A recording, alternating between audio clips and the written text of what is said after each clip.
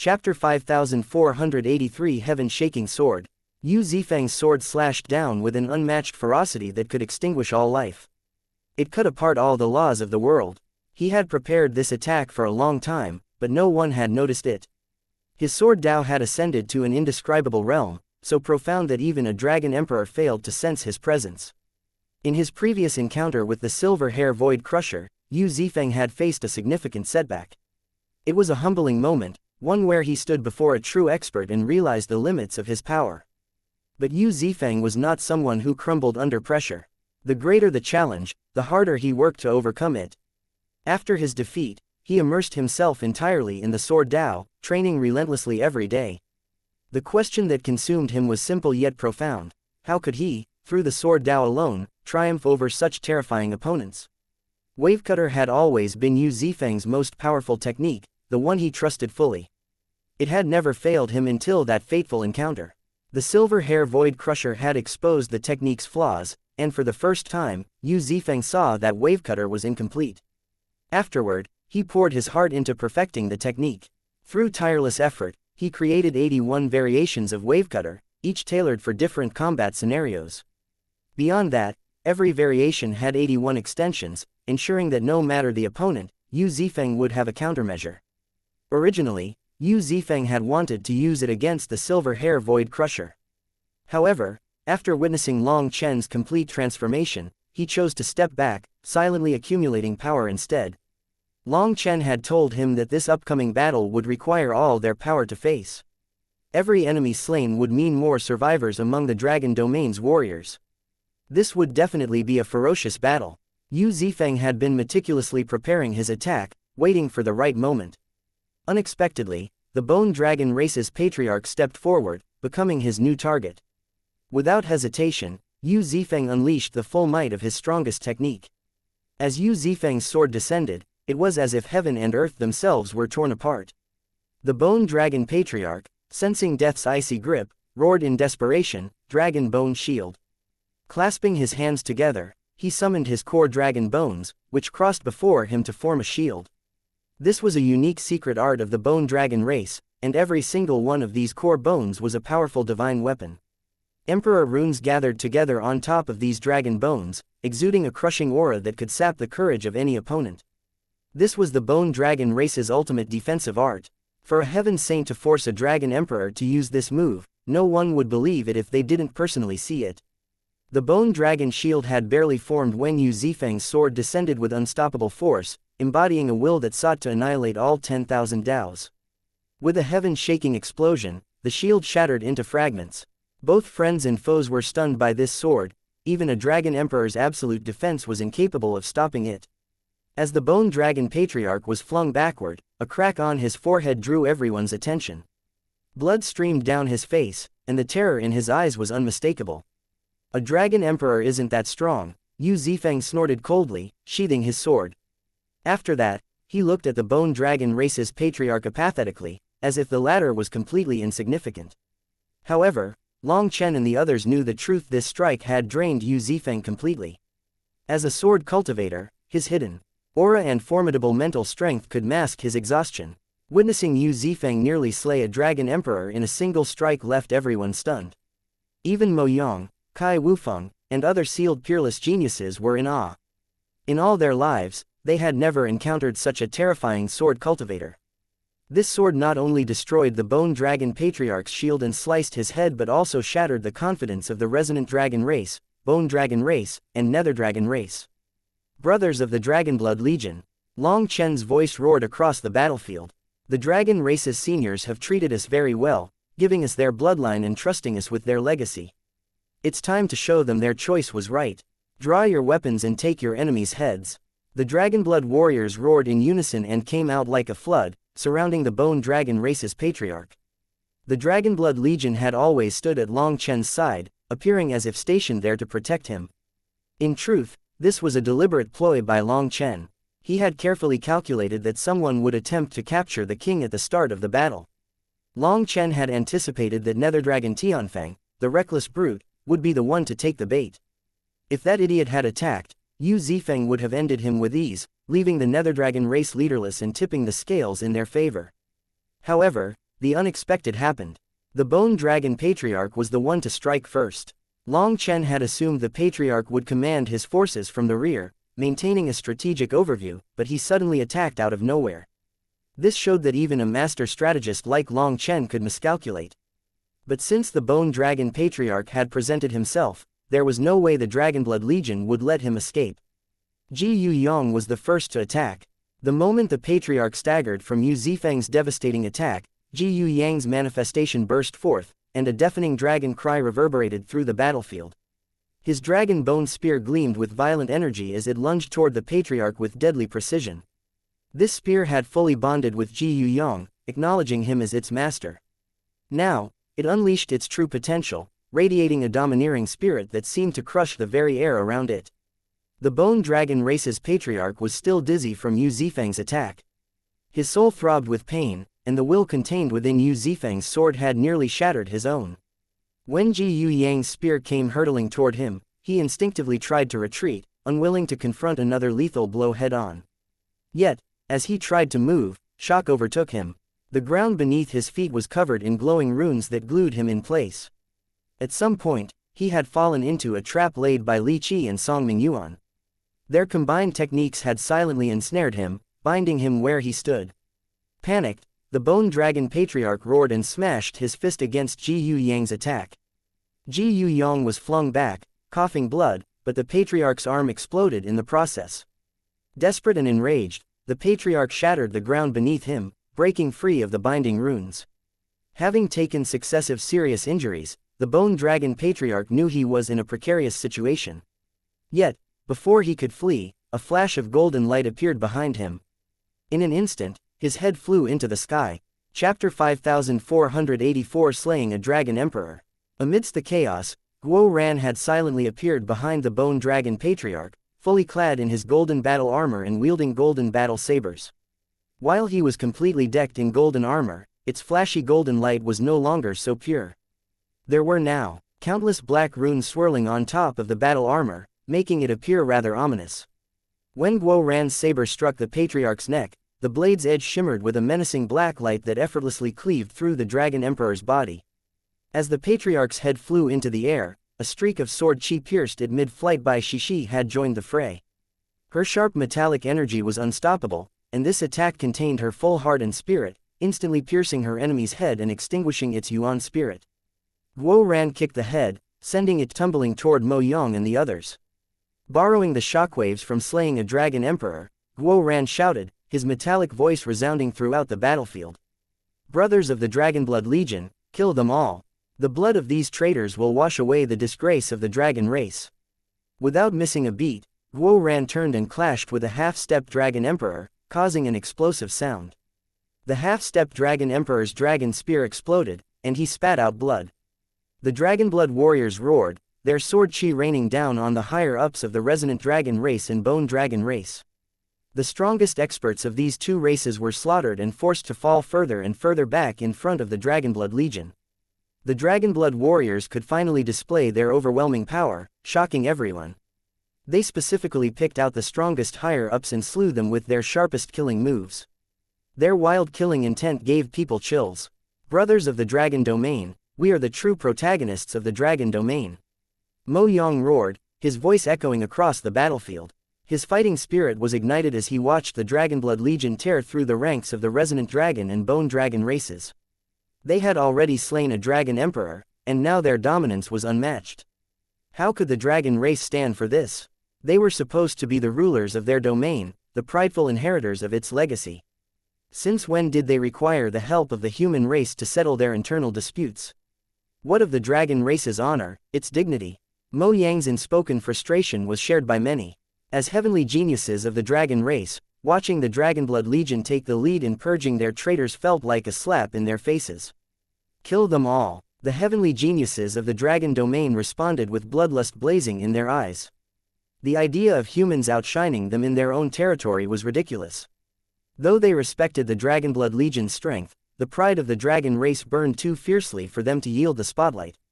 If the Dragonblood Legion claimed a total victory on dragon soil, what right would the dragon race have to call themselves peak existences? Fuck, I'll kill every last one of you.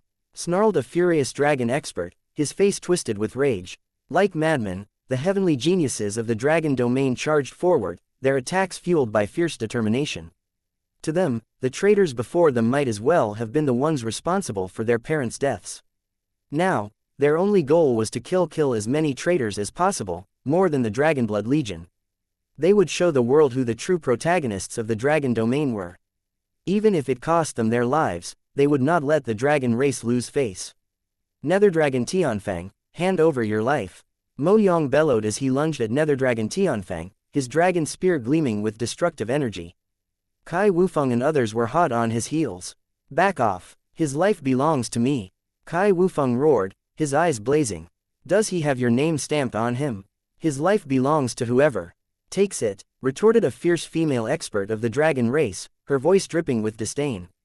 On this battlefield, the strongest enemy was Ying Bufei, but he had been tied down by the patriarchs. No one else had a chance to interfere in their battle. Next would be the patriarch of the Bone Dragon race, a true dragon emperor. However, his attempt to ambush Long Chen had ended disastrously. Yu Zifeng's blade left him grievously wounded, and the Dragonblood Legion swiftly finished him off. If the Dragon Domain's experts wanted to gain back their face, they had to eliminate Netherdragon Tianfang and the higher-ups of the Netherdragon race. Ants dare to act arrogant before me, roared Netherdragon Tianfang, his voice thunderous with fury. Yu Zifeng's attack had shocked him, and being surrounded only worsened his humiliation. Brandishing his black dragon spear, he lunged forward in a blazing counterattack. At the forefront, Mo Yang met his charge head-on, their dragon spears clashing in a burst of power. The collision ripped apart the laws of the battlefield, forcing both combatants to stagger backward. Damn you, Netherdragon Tianfang snarled, his face darkening as he failed to overpower Mo Yang. Realizing his precarious position, he roared, reopen the Netherworld gates, now. Only then did he fully comprehend the dire consequences of the closed gates. Without the Netherworld's chi to sustain them, his strength was severely diminished, and the odds were shifting against him. Your Majesty, the process has begun. It will take another incense stick's worth of time, a half-stepped dragon emperor of the Netherdragon race reported anxiously. Protect His Majesty, another elder bellowed, rallying their forces. Even with the gates sealed, the Netherdragon race still held a numerical advantage. In theory, they should have been able to crush the opposition. Yet, the Dragon Domain's warriors fought like men possessed. Their morale surged to new heights, turning the battlefield into a chaotic bloodbath. Just as Netherdragon Tianfang's anxiety started to show, Mo Yang, Kai Wufeng, and the others closed in on him, launching an unrelenting assault to kill him quickly. However, the Netherdragon race's half-step dragon emperors immediately interfered. There was no way for them to kill Netherdragon Tianfang like this. Dragon roars filled the skies, their echoes resonating with pain and fury. Blood of the proud dragon race splattered across the dragon domain, dyeing the land crimson. 10,000 dragon nests crashed into each other in a suicidal fashion, their colossal fragments raining down, carving enormous holes into the earth. The battlefield had become a living hell. Shouldn't we join the fight? Asked Mo Ying, her gaze fixed on the carnage. The slaughter was unbearable to watch as countless dragon domain warriors fell with each passing moment. In the heart of the battlefield, Long Chen, Yu Zifeng, and the 7 race leaders stood motionless. Mo Ying's impatience turned to confusion when Long Chen calmly shook his head. Not yet, Long Chen said, his voice steady despite the chaos. Wait for my orders. Don't act recklessly like those patriarchs. If my brother hadn't sealed the gate in time, the Netherdragon race would have crushed us with the Netherworld's laws backing their army. Our casualties would have been catastrophic. Hearing that, Mo Ying and the others couldn't help but feel a bit ashamed. Long Chen had told them to wait, but their disbelief had nearly cost them everything. The patriarch's impulsive charge had been a costly mistake. Now, they finally understood that Long Chen had the situation fully under control. Their only responsibility was to follow his command, no matter how dire the battlefield seemed. The carnage raged on, flesh and blood scattering like the leaves of a storm-tossed forest. In just a moment, rivers of blood flowed through the dragon domain, pooling around mountains of corpses. Yet, amid the devastation, Long Chen's expression remained strangely calm. He was aware of a sinister presence, a pair of hidden eyes that observed him from the shadows. Their owner hungered for his life just as much as he desired theirs. For now, It was a game of patience and endurance, a battle of wills. Only one could outlast the other. Chapter 5485 Powerful Netherdragon Tianfang. Thunderous war cries echoed across the battlefield as the Dragon Domain's experts witnessed the Dragonblood Legion's dominance. The once proud elites of the Resonant Dragon and Bone Dragon races fell like wheat before the scythe, reduced to lifeless corpses. With just a few thousand warriors, the Dragonblood Legion relentlessly pushed back the overwhelming forces of millions.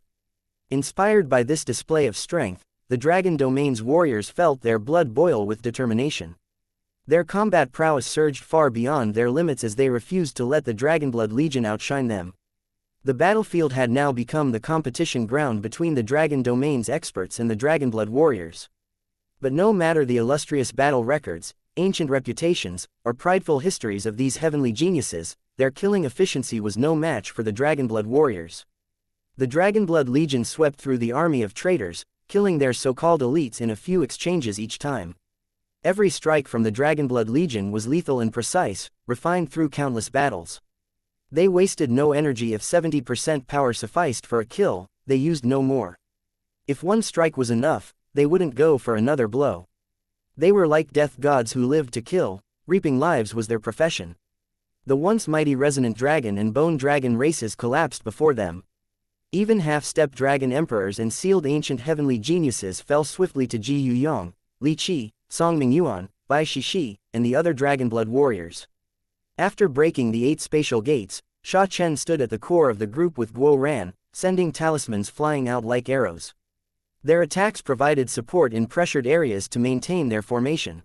Wielding the Dragonblood blades, the Dragonblood warriors sliced through their enemies.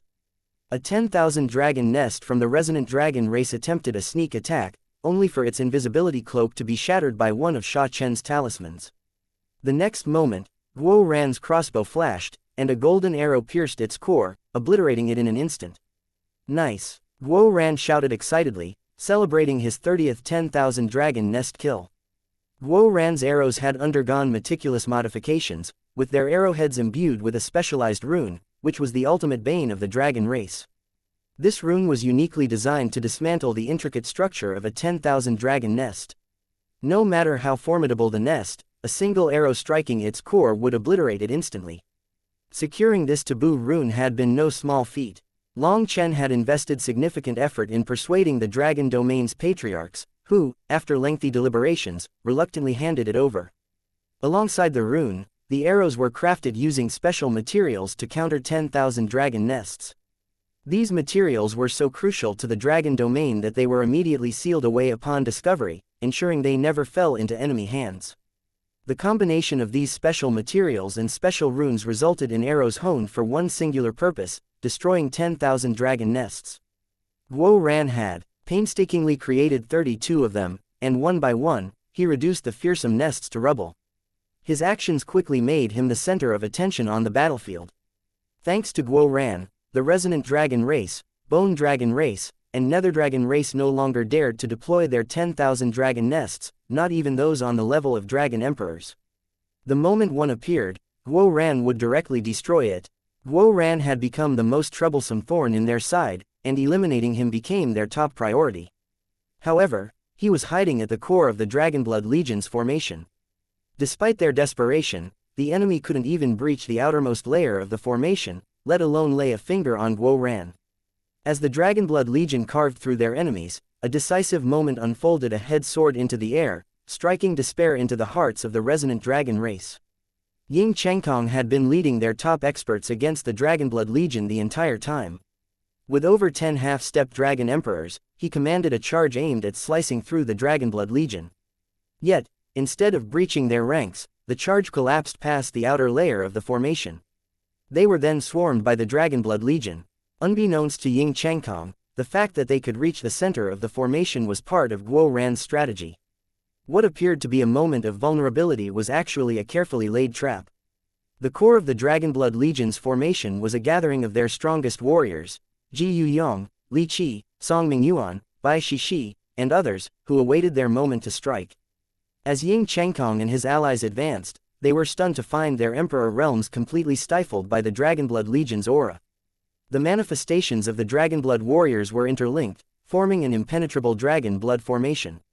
Furthermore, immemorial dragon souls housed within their bodies radiated an oppressive power, suffocating their enemies.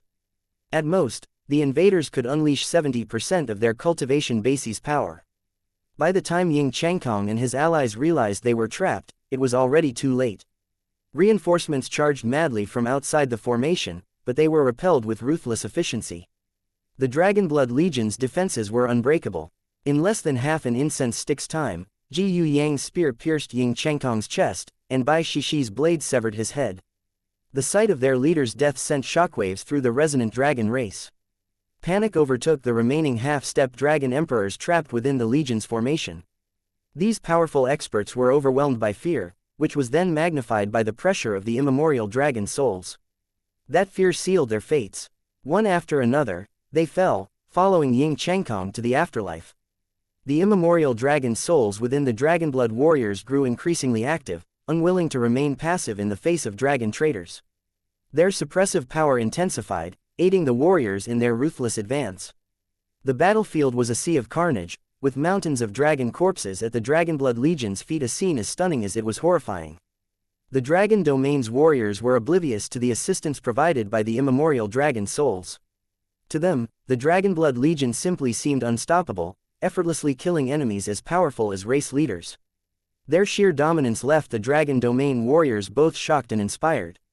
Unwilling to be outdone, the Dragon Domain warriors threw themselves even harder into the battle, working harder to kill the Netherdragon race's experts. The Netherdragon race's side had a miserable time, being attacked by a bunch of madmen. With their spatial gates destroyed, the laws of this world bore down heavily upon them, suppressing even their most elite warriors. The Netherdragon army faced catastrophic losses, 30% of their forces wiped out in just half an incense stick's time. What made their plight even worse was the alarming death rate among their higher-ups. Because the sealed heavenly geniuses from the Dragon Domain disdained bullying the ants, they only picked the powerful enemies, leaving the lower ranks leaderless. The most ferocious battle raged at the heart of the Netherdragon forces, where their mightiest warriors had gathered. Leading them was Netherdragon Tianfeng, who had 12 black wings on his back. Every wing bore a closed eye on it. Nether chi gushed out of these 12 wings, tearing the space around him. By relying on these 12 wings, Netherdragon Tianfeng resisted the suppression of the laws as he fought Mo Yong, Kai Wufeng, and the others. "This person is strong," exclaimed Mo Ying. Seeing Netherdragon Tianfeng fending off their monstrous geniuses, Mo Ying and the other race leaders were shocked. Even though Netherdragon Tianfeng was covered in blood and clearly at a disadvantage, Mo Yong and the others couldn't defeat him for now. Chapter 5486 Nether Emperor Wings. Those are the Nether Emperor Wings.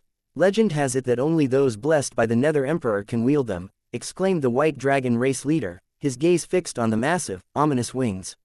He explained, the Nether Emperor wings are divided into ranks: 2 wings, 4 wings, 6 wings, 8 wings, 10 wings, and 12 wings, the pinnacle. Only the sons of the Nether Emperor are qualified to use 12 Nether Emperor wings. Yet, I've never heard of anyone from the Netherdragon race achieving such a status. The Netherworld has always kept the Netherdragon race at arm's length, despite their betrayal of the Dragon race and defection to the Netherworld. Even after countless sacrifices to prove their loyalty, the Netherworld remains wary of them. If Netherdragon Tianfeng is truly a son of the Nether Emperor, he would be the first in the history of the Netherdragon race. The revelation left Mo Ying, Xie Chenjiang, and the others stunned. They didn't know any of this. A son of the Nether Emperor. Long Chen's thoughts turned to Yu Qingxian, who had once been a daughter of the Nether Emperor. The web of karma connecting him to the Nether Emperor felt inescapable, as though their paths were destined to collide. Sooner or later, this karma would have to be settled. Long Chen's gaze gradually sharpened as he stared at Netherdragon Tianfeng. With those 12 Nether Emperor wings, Netherdragon Tianfeng could go toe-to-toe against Mo Yong and the others. His strength far exceeded Long Chen's expectations. Without the spatial gates, Netherdragon Tianfeng no longer had the support of the Netherworld's laws. As a result, his power was being suppressed in this world. Despite that, Netherdragon Tianfeng could still handle Mo Yong and the others who were going all out. Long Chen understood Mo Yang's strength well enough to know that if they clashed using only dragon blood power, the outcome would be uncertain. Yet, even with Mo Yong and the others working together, they couldn't defeat Netherdragon Tianfeng. This forced Long Chen to rethink his original plans. Long Chen, we should join the fight and take him down now. Traitors don't deserve any mercy, suggested Xie Chenjiang. That's right, added the White Dragon race leader. He's too dangerous. If we let him escape and grow stronger, the entire dragon race will face calamity. Mo Ying agreed, while the spatial gates are sealed, this is our chance. We can't afford to miss it. However, Long Chen shook his head. You won't be able to kill him. Even if all of you join forces, he'll escape. If he chooses not to fight to the death, the Nether Emperor's power will shield him. None of you can stop that. If we don't try, how can we know? Asked Kai Yu darkly. Long Chen's words were very hurtful. Had anyone else said that, Kai Yu would have turned hostile against them. Couldn't kill him nor stop him. That was an insult to them as the race leaders of the major factions. Looking at Kai Yu, Long Chen sighed. I want to kill him more than any of you. In normal circumstances, I'd never let such a powerful foe escape. But today, we can't afford it. We have an even more terrifying enemy lying in wait, so we cannot waste any of our power. Don't be deceived by our apparent advantage. One misstep, and we'll lose everything. We will stay here and keep our greatest fighting force in reserve. The survival of the dragon domain is in our hands. Don't be careless. Long Chen's tone shook Mo Ying and the other race leaders' hearts. Although they hadn't known Long Chen for long, they knew he wasn't the type to exaggerate things. For him to speak with such a tone, the situation must be even more grave than expected. Mo Ying nodded solemnly, and the others fell silent. Above, the sky was painted crimson with dragon blood, its metallic scent permeating the air and stirring a primal frenzy. The Dragonblood Legion's slaughter shattered the Resonant Dragon and Bone Dragon races' formations, leaving their forces in disarray. Scattered and isolated, the smaller groups could no longer regroup, while their strongest experts had already fallen. Without missing a beat, the Dragonblood Legion shifted their focus. They charged toward the Netherdragon race's flank, uniting with the Dragon Domain's heavenly geniuses in a coordinated assault. The result was devastating. The Netherdragon race's army suffered catastrophic losses, with flesh and blood raining down in a gruesome display. Just then, the heavens trembled as deafening explosions echoed across the battlefield. Rain of blood fell from the sky, each droplet corrosive enough to carve deep holes into the ground. This was Dragon Emperor blood, and it was too potent for the earth to bear. Up in the sky, Ying Bufei had gone crazy. The Dragonblood Legion's massacre of his people drove him to desperation. Forced into a corner, he had no choice but to go all out. Seeing Ying Bufei go crazy, the Dragonblood Legion stopped attacking the leftovers of the Resonant Dragon race and the Bone Dragon race. They didn't want to press Ying Bufei to the point of doing something extreme. The 7 patriarchs continued to hold Ying Bufei back. Even as his frenzied attacks left them battered and bleeding, they stood their ground. Even if they had to die, they would not let him return to the battlefield. The patriarchs were burning their soul essence and longevity, but they didn't care. They only focused on fulfilling the mission Long Chen had given them. Suddenly, cracks appeared in the void, and the spatial gates re-emerged. But these gates were bound tightly by innumerable chains, remnants of Sha Chen's formidable sealing art. The chains groaned under immense pressure, their metal creaking ominously. They could not endure the pressure and began falling apart. It seemed like it wouldn't be long before the gates opened. Hold on, when the spatial gates reopen, we'll slaughter these fools, roared a half-step dragon emperor of the Netherdragon race. Ji Yu Yong took advantage of the distraction. As the half-step dragon emperor roared, his spear struck with precision. The clash sent both of them flying backward. Brothers, put in some extra effort. Slaughter them before the gates open, shouted Ji Yu Yong, challenging a half-step dragon emperor on his own. What shocked people was that even after this bloody battle, Ji Yu Yang's blood qi was still soaring. He seemed untouchable, still fighting at his peak. With ferocious determination, Ji Yu Yang unleashed 7 rapid strikes. His opponent retaliated with equal intensity, matching blow for blow. By the end, both combatants spat blood, their power colliding violently. Bastard, you're cheating. You bastard, you're cheating, roared the elder of the Netherdragon race, his frustration written on his face. Ji Yu Yang's dragon soul was exerting an oppressive force the elder had never encountered in the netherworld. Unfamiliar with the pressure of a true dragon soul, he could only label it as foul play. Cheating my ass, retorted Ji Yu Yang. With the dragon soul empowering him, Ji Yu Yang fought as if possessed by a divine force. His strikes carried a resonance that seemed to tear through the heavens. This rare opportunity to face a half-step dragon emperor pushed him to charge over again. Thanks to the dragon's soul's pressure, the half-step dragon emperor was suppressed to the point that he almost spat out blood from rage. He was forced back repeatedly. Suddenly, 8 consecutive explosions echoed through the battlefield, and the chains binding the spatial gates shattered. The gates burst open, releasing an ominous wave of netherworld chi that engulfed the battlefield. A thunderous roar erupted from Netherdragon Tianfeng as he absorbed the incoming netherworld chi. His 12 wings expanded, their size and power surging dramatically. The overwhelming force of his wings blasted Mo Yang and the others away as if they were nothing. His enormous wings emitted a terrifying emperor aura, obliterating the natural laws of this world. Netherdragon Tianfeng's expression looked twisted, reflecting his malicious intent as he let loose another deafening roar. None of you will be leaving here alive today. Chapter 5487 Fighting Netherdragon Tianfeng. As the netherworld's chi poured into this world, black lightning and flames erupted around Netherdragon Tianfeng, and his 12 wings thin as a spider's web extended into the heavens, absorbing the very essence of the world. The monstrous aura radiating from him surged wildly, forcing Mo Yang and the others to retreat step by step. Mo Yang and the others were shocked and outraged.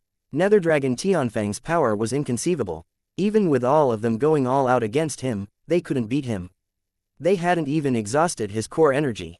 As Netherdragon Tianfeng's aura climbed, his bloodline fluctuations started to make the 10,000 Daos roar. His power was already beyond their understanding. I refuse to believe it. The female monstrous genius of the dragon race roared furiously. Her scales ignited with flames, and core runes manifested on her forehead before igniting as well. Her aura skyrocketed. Don't! Mo Yang, Kai Wufeng, and the others shouted in unison, their voices filled with desperation. She had ignited her innate soul essence in dragon core. In this state, although she was powerful, there was a fatal drawback. Once the backlash struck her, her dragon core would be damaged, possibly leaving her crippled or dead. They hadn't expected her temper to still be so explosive after being sealed for so many years. This was clearly suicidal. Mo Yang and the others wanted to stop her, but it was already too late. As she merged with her spear, she ignited the flame of her life to attack Netherdragon Tianfeng. 10,000 dragon heaven swallowing art! Exclaimed Kai Wufeng. Kai Wufeng formed hand seals, and a streak of divine light shot out of his hand at that woman. Seeing this, Mo Yang and the others immediately reacted and put a hand on Kai Wufeng's back. Netherdragon Tianfeng's 12 wings billowed around him, and his dragon spear crashed down on her. The nether chi in the air was instantly sucked into his spear, giving it a supreme heavenly might. Blood sprayed from the female dragon genius's mouth as her body was sent hurtling through the air. Her dragon spear shattered into fragments, leaving her defenseless. Fortunately, the divine light from Kai Wufeng reached her just in time, dispersing some of the force, but the backlash struck the others like a meteorite. Kai Wufeng, Mo Yang, and the rest staggered, nearly vomiting blood. You shared the impact. Netherdragon Tianfeng sneered coldly. Then block this one. Netherdragon Tianfeng stepped forward, chasing after the female monster of the dragon race, his spear slicing through the air with an ear-piercing sound. Shit! Kai Wufeng cursed. Kai Wufeng's heart sank. His secret art couldn't be used again so soon. Despair gripped them all as they realized they couldn't save her in time. Just as the fatal strike descended, a hand shimmering with starlight caught the spear's tip midair. A figure had appeared before the female expert. Relief washed over Mo Yang and the others as a familiar figure stepped onto the battlefield. Long Chen had arrived. What stunned them even more was his audacity. He had stopped Netherdragon Tianfeng's spear with his bare hand. The spear wasn't just any weapon, it was a peerless divine artifact, its sharpness and durability unparalleled. Over the course of their exchanges, Mo Yang and the others had avoided direct clashes with the spear, knowing it could shatter their weapons. This was one of the reasons they had been unable to beat Netherdragon Tianfeng despite their combined might. As Long Chen stood there, the starry sky battle robe materialized around him. Ethereal stars flowed across its surface, as if a fragment of the cosmos itself had descended to the battlefield. The flowing of the stars seemed to contain limitless profundities. At that moment, Long Chen looked like the god of the starry sky. Gripping the dragon spear, he turned his gaze toward Netherdragon Tianfeng. No wonder your weapon's so powerful. It was blessed by the Nether Emperor, Long Chen said, his tone dripping with mockery. Looks like calling him Daddy paid off. Not bad, not bad. You didn't take him as your father for nothing. The power behind Nether Dragon Tianfang's spear was truly apocalyptic. However, when Long Chen caught the speared IP, that immense power seemed to vanish within a bottomless sea, leaving Nether Dragon Tianfang completely flabbergasted. Infuriated by Long Chen's taunt, Nether Dragon Tianfang wrenched his spear back and lashed out with a kick. Long Chen met it with a kick of his own. The air reverberated with an explosive shockwave as both fighters were sent hurtling backward. Long Chen released the spear, and the two combatants stared each other down, their gazes locking in a clash of wills. What kind of power is that? Kai Wufeng couldn't help but exclaim in shock. The stars swirling around Long Chen exuded a mysterious force, one so tightly condensed that no one could discern its might. It was unlike anything they had ever encountered. I knew it, Mo Yang muttered, shaking his head with a wry smile. He wasn't using his full power back then, and this isn't dragon blood power, either. Memories of their past duel flashed through Mo Yang's mind. That day, Long Chen had defeated him with a single move. Though reluctant to accept it, Mo Yang was an honorable warrior, a loss was a loss. There was no way he would argue about the results. At the time, Mo Yang believed Long Chen wasn't using his full power just as he hadn't. This had led him to assume the gap between them wasn't that much. But now, as Mo Yang watched Long Chen wield a power entirely different from his dragon blood, his assumptions crumbled. This new power wasn't just formidable, it was unprecedented. With it, Long Chen had stopped Nether Dragon Tianfang's spear barehanded, despite the spear being backed by the oppressive laws of the Netherworld. Mo Yang finally realized Long Chen had been hiding his strength all along. Even an ant from the human race dares to act arrogant before me. Nether Dragon Tianfang sneered, his voice laced with disdain. The Netherworld gates have reopened. I am the ruler of this space. You can only prostrate beneath my feet. With a swing of his spear, the void seemed to tremble, buzzing ominously. The 12 Nether Emperor wings behind him continuously billowed, and the laws of the Netherworld flowed within them. Every wing seemed to contain its own world, giving off a suffocating pressure. Nether Dragon Tianfang's aura was still climbing as the power of the Netherworld poured into the battlefield. It was like there was no limit to his power. Yet, on the other side, Long Chen remained calm. His starry sky battle robe swayed gently in the wind. His casual and suave appearance gave his allies a sense of safety, as if even if the heavens collapsed, he would be able to hold them up. Now that you've gotten yourself a new daddy, you think you're important, Long Chen quipped, his voice dripping with mockery. Even a dog dares to bark at Boss Long San. Where did you find the guts for that? Your Majesty, quickly kill them, shouted a half-step dragon emperor of the Netherdragon race. Although the laws of the Netherworld were filling this space, the Netherdragon race's army had been reduced to a tenth of its original size. It was hard for them to hold on. Seeing Netherdragon Tianfang still exchanging words with Long Chen, the half-step dragon emperor couldn't contain his frustration. If not for Tianfang's lofty status, he might have cursed him outright. Only then did Netherdragon Tianfang realize that despite the Netherworld gates reopening, the Netherdragon race had lost their numbers advantage. He raised his spear, and his 12 Nether Emperor wings suddenly froze. An ominous change swept through the air as one of the wings' eyes opened. The instant the eye opened, black lightning and flames engulfed Netherdragon Tianfang, and his aura surged tenfold, reaching the cusp of a Dragon Emperor's level. The Dragon Domain's experts' expressions all changed. Netherdragon Tianfang now possessed an Emperor's aura. Die! Netherdragon Tianfang roared, charging at Long Chen with apocalyptic force. The nether chi around him surged like a tidal wave, and the ground beneath them quaked violently, as though the world itself might shatter under the pressure. Facing the oncoming storm, Long Chen took a deep breath. His gaze turned sharp, and he let out a thunderous roar of his own. Chapter 5488 Nether Emperor Will. Long Chen's roar reverberated across heaven and earth like the decree of a god. Behind him, the 8-colored divine ring spun majestically, revealing 8 stars within it. Behind the 8 stars was an endless starry sea, and the stars above the sky resonated with them, forming a starry domain that covered the entire dragon domain. He's a 9-star heir. Mo Yang, Kai Wufeng, and the other ancient heavenly geniuses' jaws dropped. Only now did they recognize Long Chen's status. No wait, 9-star heirs are always solitary existences. They never form groups. Yet, but that astral manifestation only the 9-star lineage can wield such power. I've read that in the Primal Chaos era, there were legendary warriors of the starry sky who could command the power of the stars. Could he be one of them? But just now, he clearly shouted 8-star battle armor. That's definitely a phrase of the 9-star line. These ancient heavenly geniuses were all baffled. In their era, 9-star heirs were rare, but their legends still endured. In contrast, the present age experts had almost forgotten them.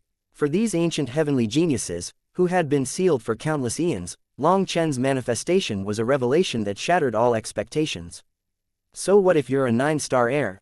I'll still kill you. Nether Dragon Tianfeng was also startled by Long Chen's manifestation, but the overflowing astral energy didn't scare him.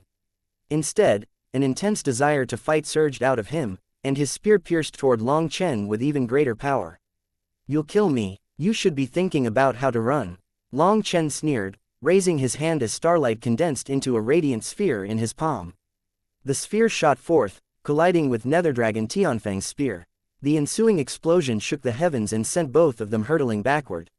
Each retreated 7 steps, and with every step, 7 black whirlpools erupted beneath their feet, tearing through the void. Their clash had reached a level where even the laws of space could no longer withstand their power, resulting in cracks that rippled and shattered reality itself. This scene shocked everyone. This kind of phenomenon was beyond the scope of their understanding.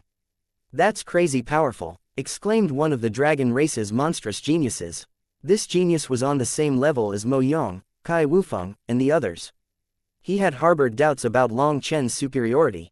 But now, after witnessing this unparalleled display of power, he found himself overwhelmed. Just as everyone was shocked, Long Chen and Nether Dragon Tianfeng charged back at each other. Nether Dragon Tianfeng swung his spear at Long Chen, and Long Chen raised his arm to block it.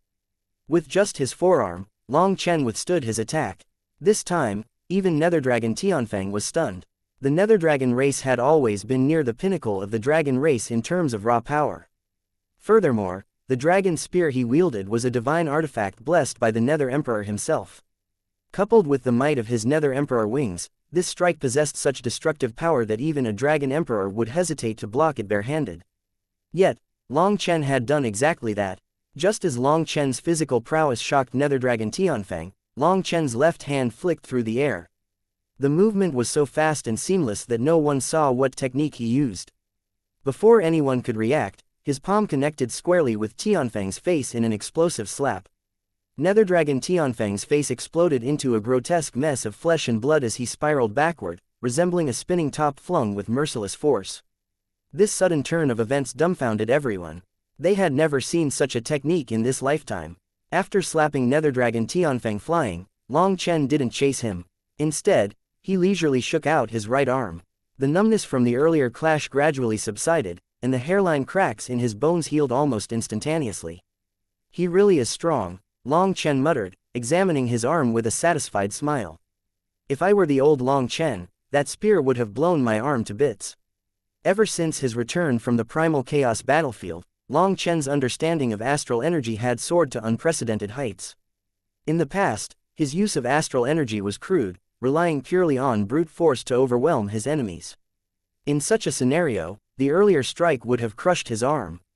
But now, Long Chen's astral energy contained a soft component in it, one that had always existed but he had somewhat neglected. When Nether Dragon Tianfeng's spear struck, it didn't impact Long Chen directly.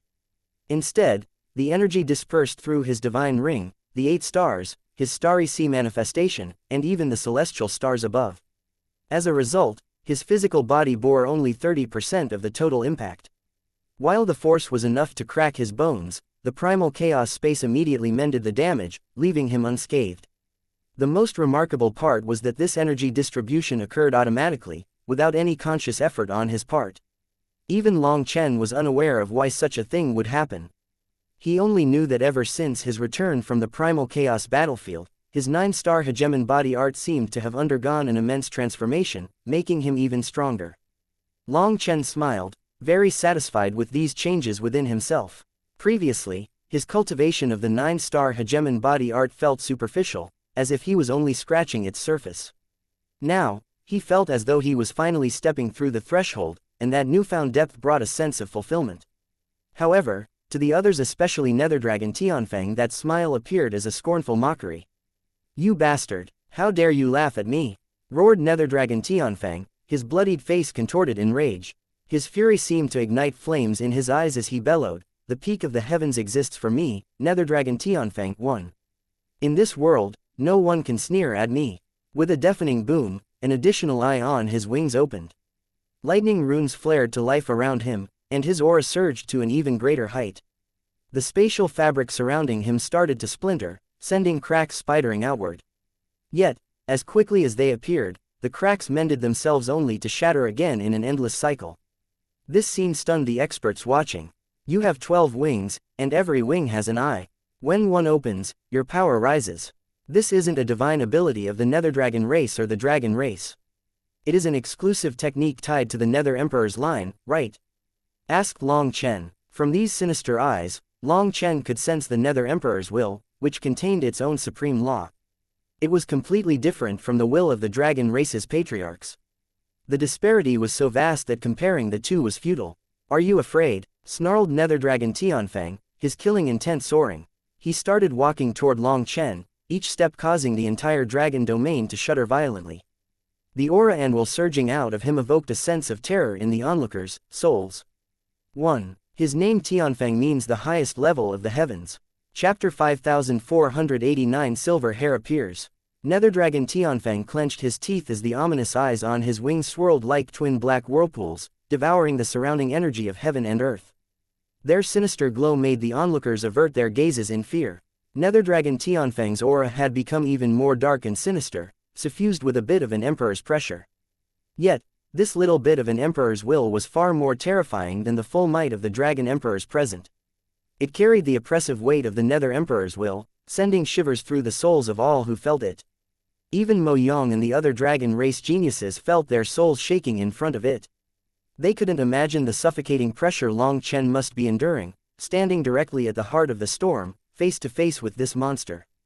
However, Long Chen seemed completely fine and just gazed at Nether Dragon Tianfeng apathetically, letting the latter's aura rage. Even as the space around twisted and collapsed, Long Chen's expression remained calm. He appeared like an unyielding starry sky, limitless and eternal.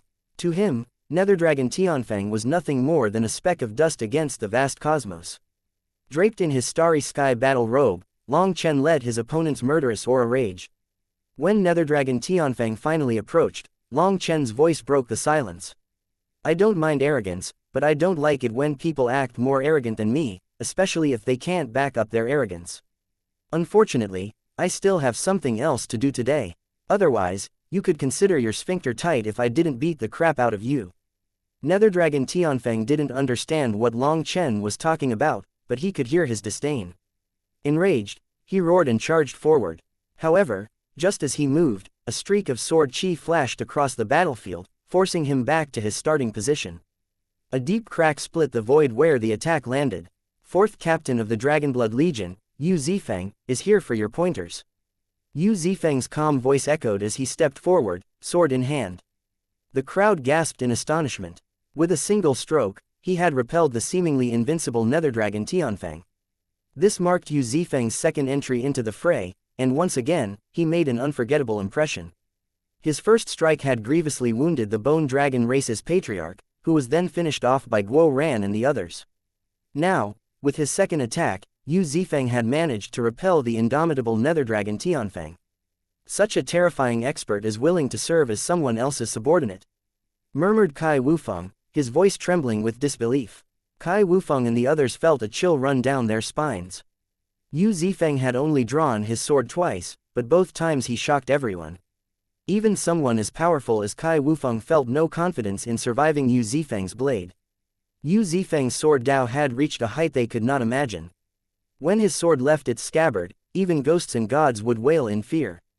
It was a blade that neither man nor fate could withstand, cutting through not just flesh but the very will of its opponent. As Yu Zifeng held Nether Dragon Tianfeng at bay, reinforcements arrived. Ji Yuyong, Li Qi, Song Mingyuan, Guo Ran, Sha Chen, Bai Shishi, and Bai Shala charged forward, encircling their foe. The air crackled with anticipation as these elites of the Dragonblood Legion prepared to fight. Boss said that we have a 90% chance of beating you, but only a 30% chance of killing you. I refuse to believe it, Guo Ran declared boldly, gripping a golden saber in his right hand and a shimmering golden shield in his left. His armor gleamed like a miniature sun, exuding immense power. Nether Dragon Tianfeng threw back his head and laughed, his deep voice echoing through the battlefield. 90% chance of beating me. Ha ha ha, what a joke, ha ha ha. Guo Ran joined in the laughter. I've always worshipped my boss and trusted his judgment, but this time, I think he underestimated us.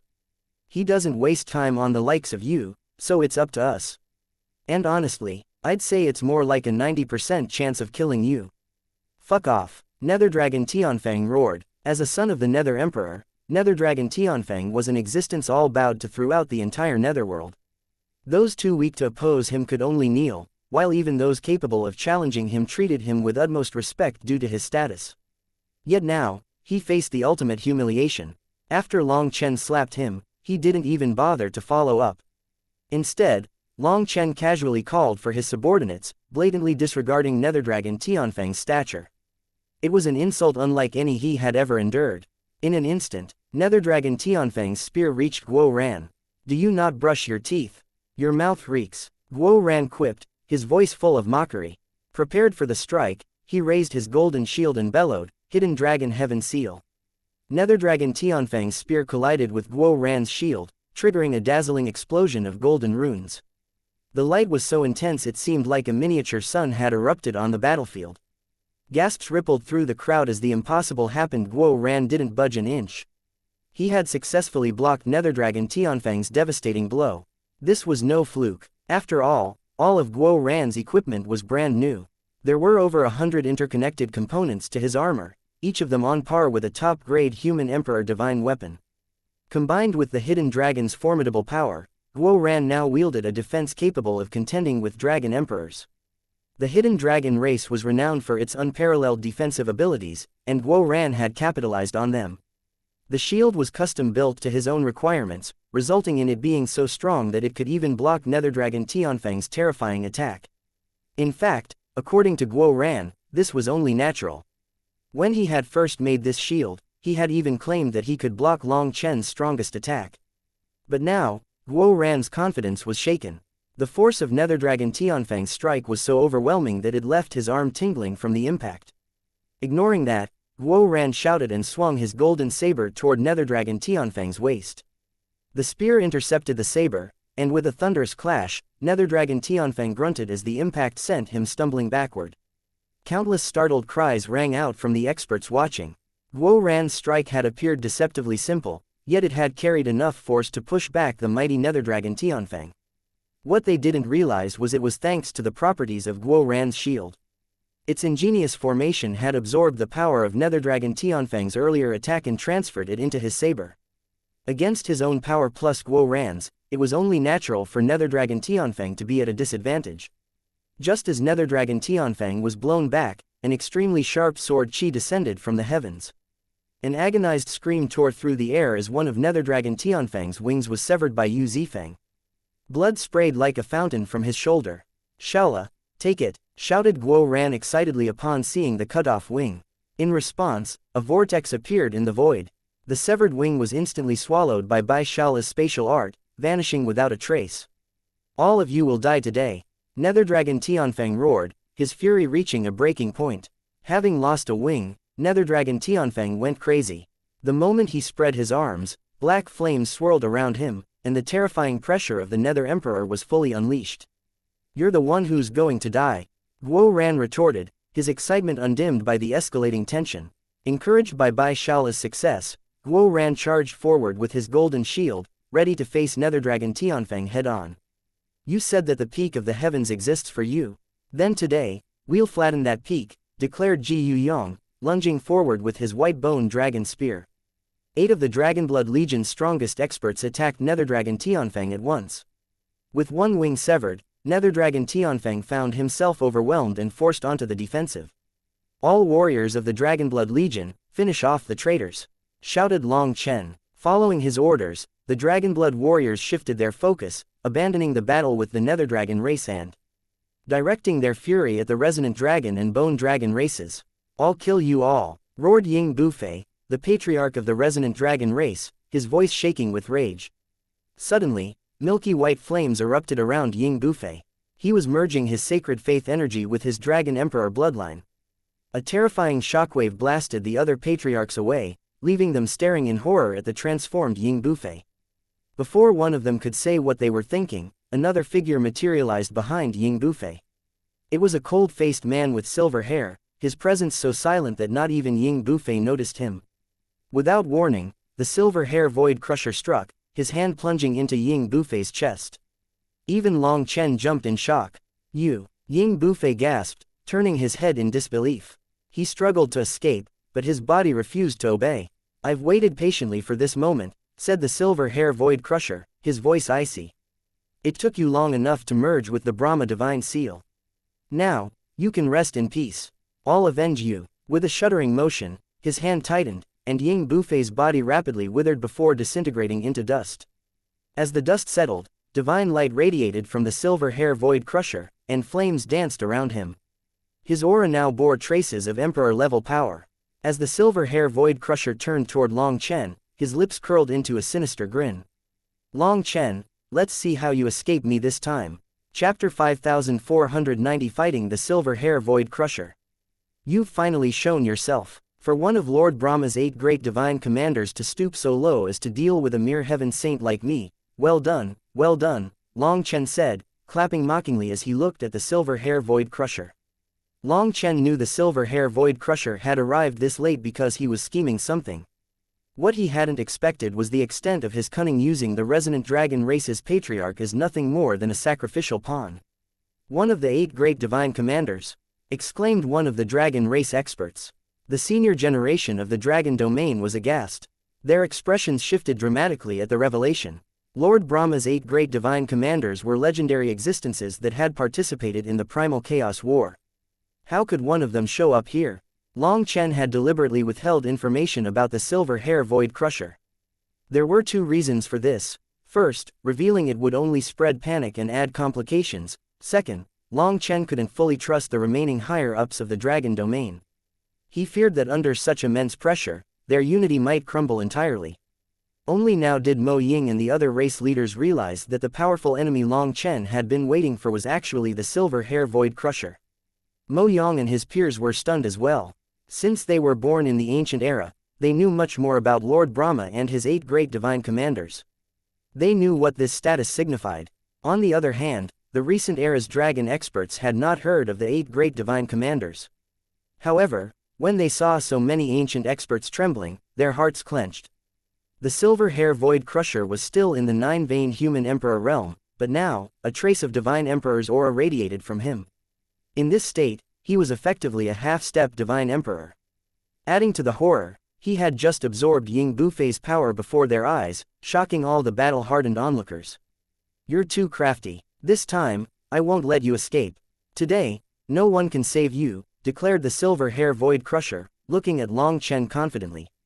This is already our 3rd encounter. The first time, you ran, all right.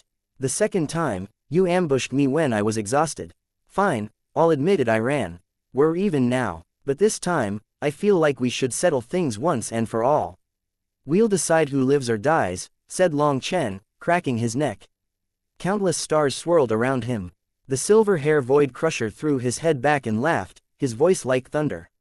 Ha ha ha, decide who lives or dies. Bold words for a stray dog clinging to life. The first time, you got lucky. The second time, if it weren't for that meddling brat from the wind god's line, you'd already be a corpse. And now, here you stand, pretending to have the upper hand. Hand over what I want, and I might just let you keep a shred of your dignity as you leave this world. You sound confident, said Long Chen, his grin sharpening. I'm confident too. You think I'm dead meat today. But I think you're not leaving the dragon domain alive. Let's see whose intuition is more reliable, shall we?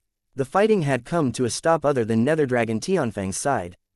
All eyes turned to Long Chen and the silver hair void crusher. The resonant dragon race and bone dragon race's experts exchanged glances, their faces pale. They didn't know if they should loathe the silver hair void crusher or fear him. He represented Brahma Pill Valley, an ally on paper, yet he had killed Ying Bufei without hesitation. For now, they had no choice but to rely on him. However, amidst their swirling emotions, one feeling stood out above the rest: fear. Now they started to regret it. Why had they betrayed the dragon domain? What had been the purpose of it all? The higher-ups of both their races had been slaughtered in the process. Did they truly believe that they, the remnants, had the capability to unite the dragon domain? And if that could be achieved, wouldn't it signify a fundamental weakness in the dragon domain? Could a fractured and weakened dragon domain even hope to withstand the invasion of devil creatures? In that case, the dragon domain would become prey to the devil creatures, devoured and forgotten, or they would be reduced to subordinates of Brahma Pill Valley, forever dependent on their so-called protection. There was no third path, no glimmer of hope. Neither of these two paths aligned with their original ambitions.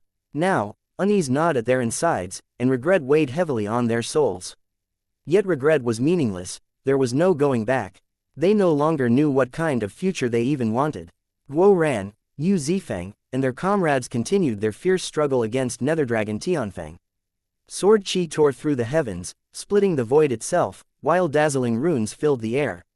The Netherworld's grand Dao runes erupted incessantly, creating a chaotic spectacle of destruction. Yet no one was paying attention to that battle. Every pair of eyes was locked onto Long Chen and the Silver Hair Void Crusher. Though most of the gathered experts had never seen the Silver Hair Void Crusher before, and many didn't even know his true identity, from the terrified expressions of the few elders who did, they could tell he was the most terrifying existence here. The 9-star lineage is nothing but a bunch of self-confident fools, sneered the Silver Hair Void Crusher, his voice dripping with scorn. If they had any sense, they wouldn't have been reduced to prey for us to hunt down. You are just another stray dog hiding behind others, yet have the audacity to act arrogant before me. Despite knowing it was a provocation, Long Chen seethed in fury when Netherdragon Tianfeng insulted the 9-star line. The stars around him started shaking violently. Today, if I let you leave the dragon domain alive, I'll write my name backward. Roared Long Chen. The starry sky above his head started to circulate, flowing faster and faster. As they did, endless astral energy poured into Long Chen's body, and his aura rose crazily. The Silver Hair Void Crusher sneered, "Fool, you still don't comprehend what it means to stand before one of the 8 great divine commanders. I have already absorbed Ying Bufei's power and touched upon the Emperor realm. With this trace of Emperor might, I will teach you the true meaning of despair."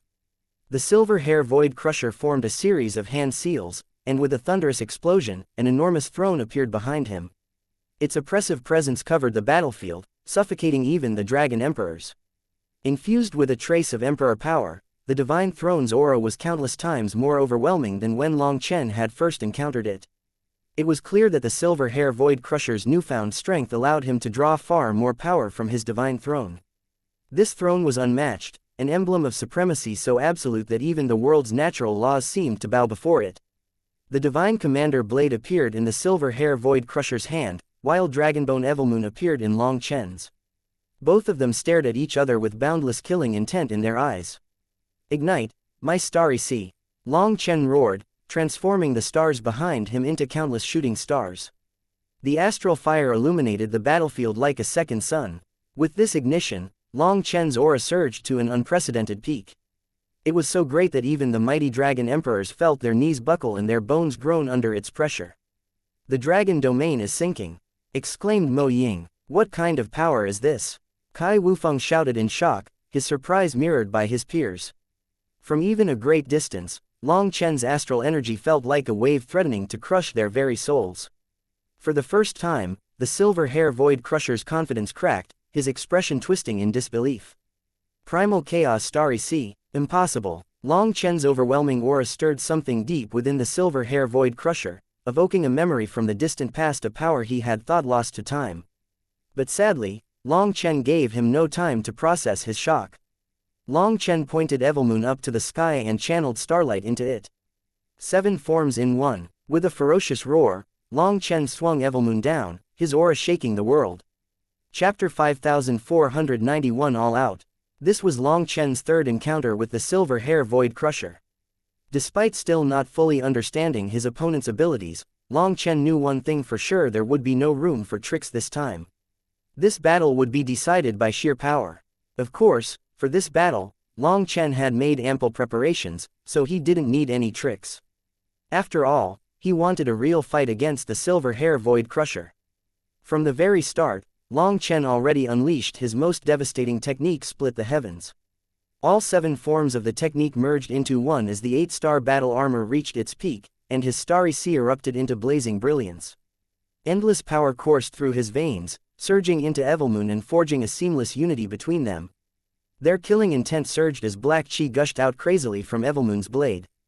It resembled the breath of a devil, while countless flickering stars along the blade's edge glared like demonic eyes. Long Chen's icy gaze locked onto the silver hair Void Crusher. The silver hair Void Crusher stiffened, his instinct screaming at him. This was no longer the Long Chen he had faced before. Long Chen had ascended to a level that shook even him. Divine Throne, grant me your power. The silver hair Void Crusher shouted, causing the Divine Throne to blaze with light. As the divine light flowed into the silver hair Void Crusher, the Divine Commander blade started to quiver violently, its immense divine pressure threatening to shatter this world. Realizing he couldn't afford the slightest mistake, the silver hair Void Crusher unleashed one of his ultimate trump cards. Brahma Divine Commander / When Evilmoon clashed with the Divine Commander blade, a huge explosion erupted. The world itself quaked, and a black ripple spread in all directions. Wherever the ripple passed, space fractured, and the laws of heaven and earth dissolved into chaos. Shattered Grand Dao runes floated visibly in the air like fragments of a broken world. Activate the 10,000 Dragon Shield, commanded the White Dragon race's patriarch, his face turning pale. He quickly formed hand seals. In an instant, tens of thousands of 10,000 dragon nests materialized, an overwhelming show of the White Dragon race's mightiest defensive technique. Spurred by his call, the other patriarchs followed suit, summoning their race's strongest 10,000 dragon nests.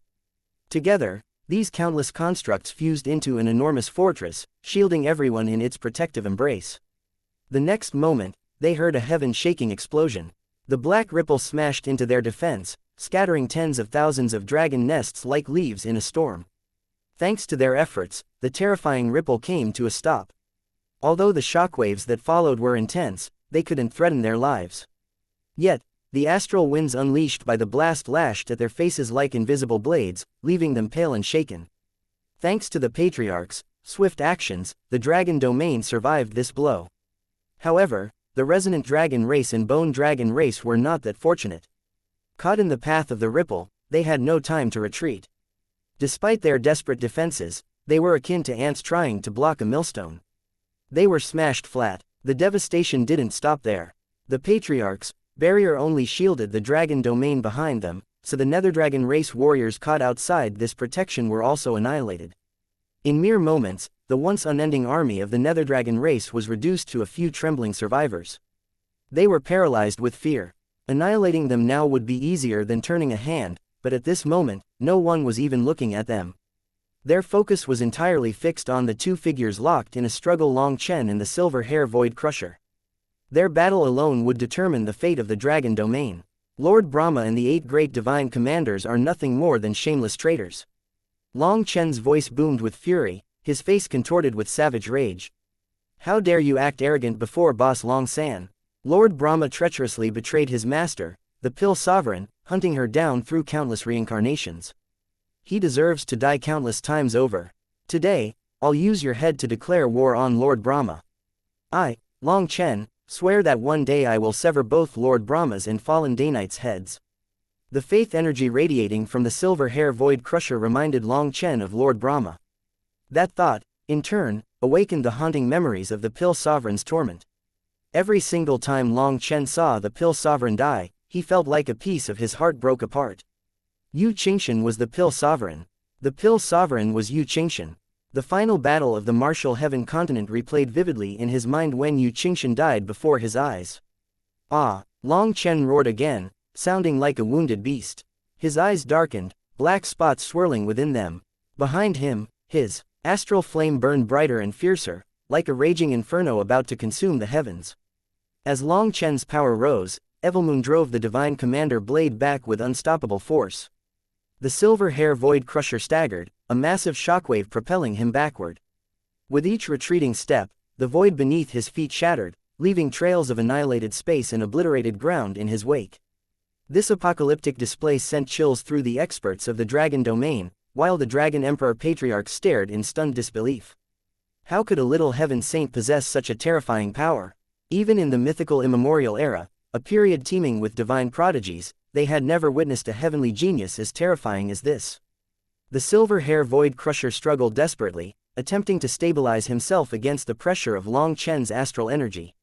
Yet, no matter his efforts, he was forced further and further back. Long Chen's appearance was savage, his teeth clenched, his expression twisted, and his pitch-black eyes radiating sinister intent.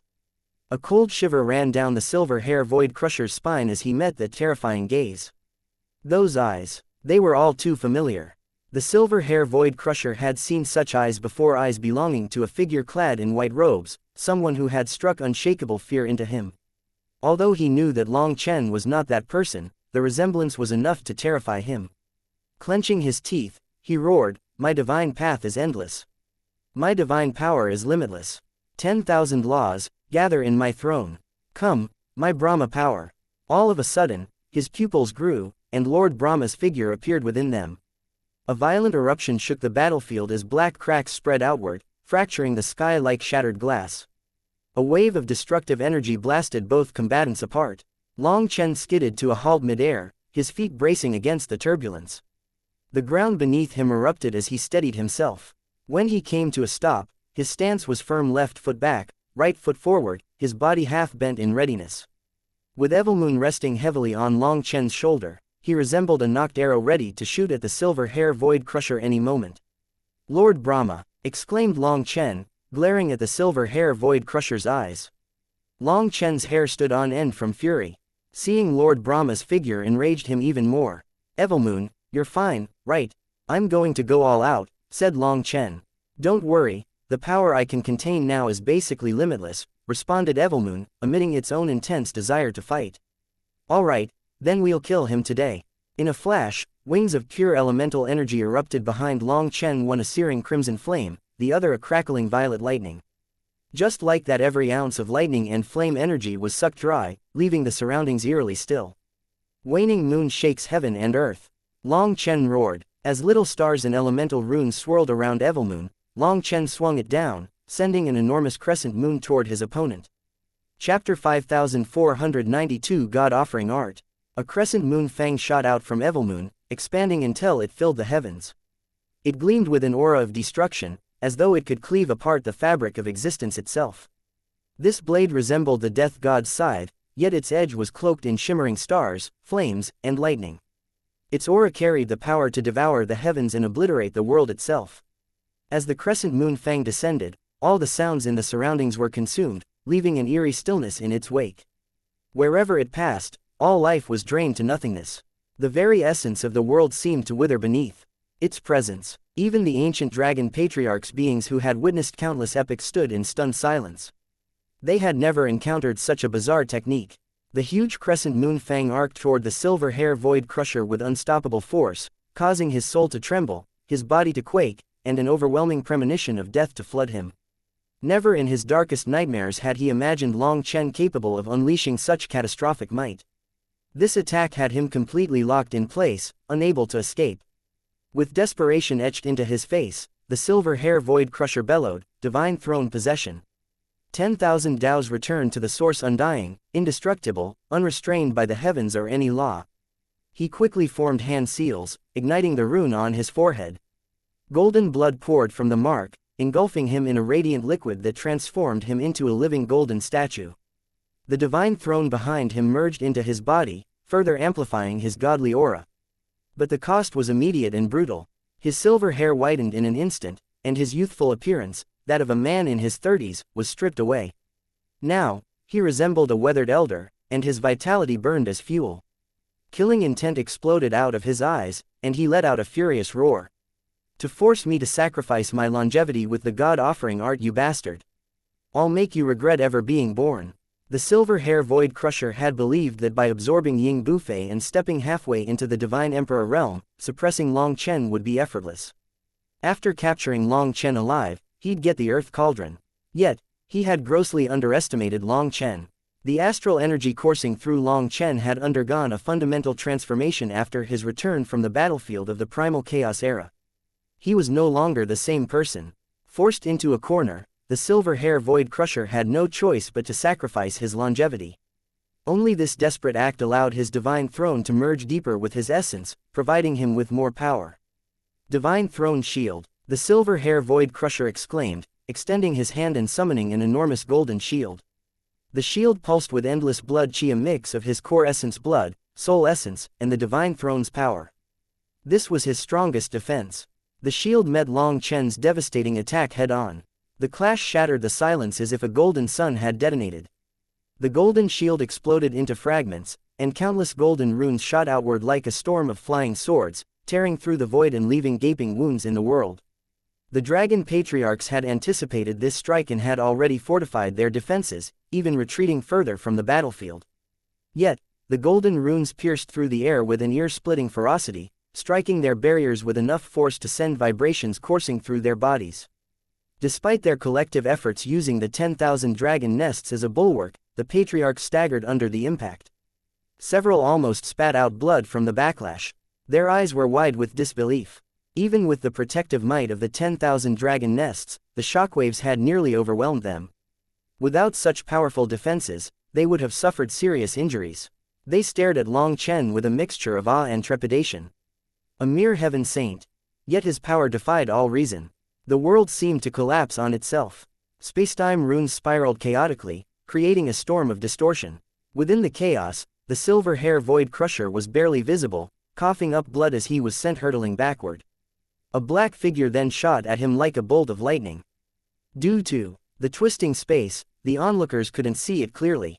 One of the blurry figures came flying out of the twisting space, hacking up blood, his sword-wielding hands soaked in blood.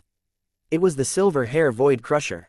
In the unseen chaos, Long Chen had exchanged another devastating blow with him, leaving the silver hair Void Crusher gravely wounded. From the highest-ranking patriarchs to the youngest disciples, all the dragon domain's experts were struck speechless. At a moment when they should have erupted in cheers to support Long Chen, they found themselves frozen, unable even to breathe. After all, Long Chen stood like a devil incarnate. His gaze was sharp, and his killing intent was so powerful that even at this distance, it shook the souls of the onlookers. This was not the Long Chen they thought they knew. This Long Chen was consumed by a singular purpose: slaughter. There was only destruction in his gaze. "World extermination, Flame Lotus," shouted Long Chen. As the silver hair Void Crusher's broken form flew through the air, a massive Flame Lotus surged after him like a meteor, its radiance blinding. Sacred chanting resonated through the void, and with it came an oppressive heat that burned the world. Countless golden crows flew on top of the Flame Lotus, sucking this world's flame energy dry. "What?" exclaimed Kai Wufeng. Amidst the crowd, Kai Wufeng's expression twisted in shock as he felt his core flame wrenched out of him, sucked toward the Flame Lotus.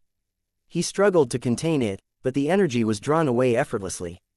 Now, Kai Wufeng finally understood Long Chen's earlier words when Long Chen had said the fight against him would have been far easier.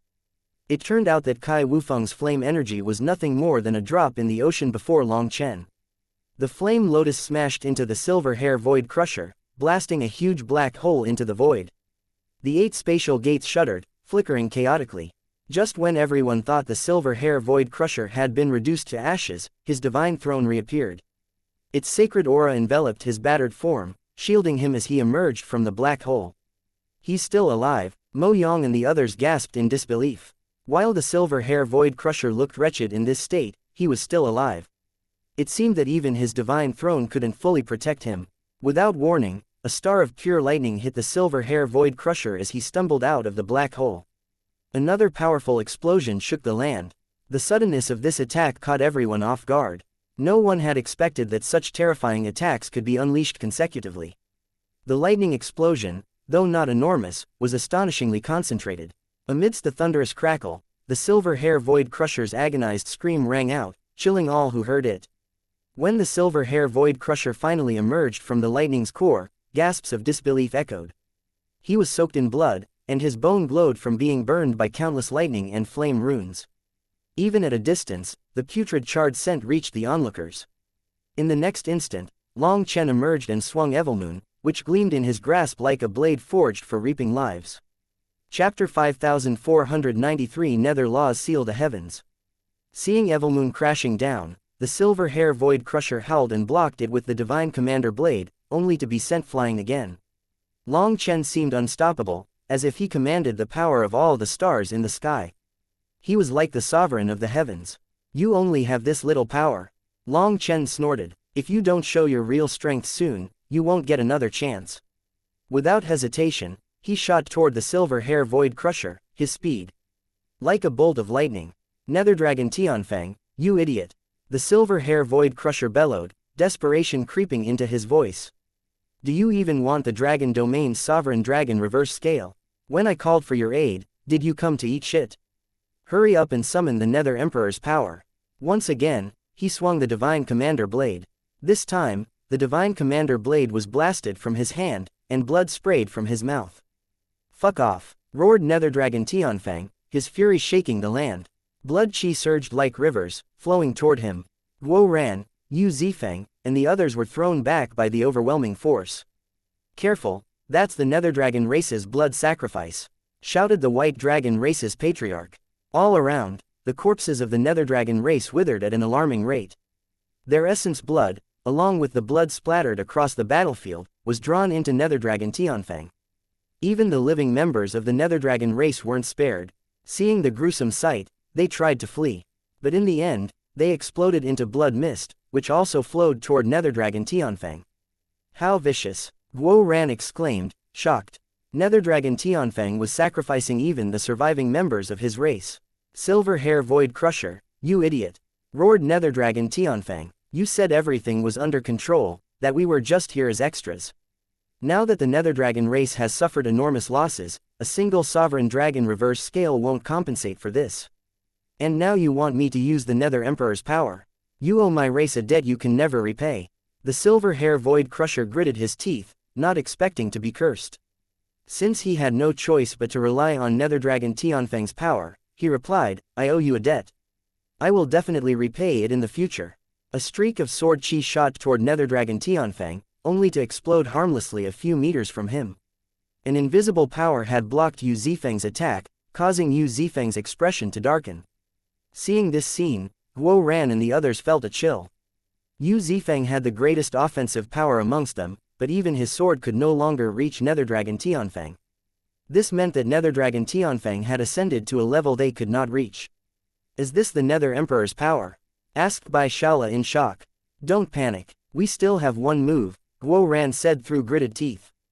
Guo Ran then waved his hand, and the Dragonblood warriors fell back, regrouping to assess the situation.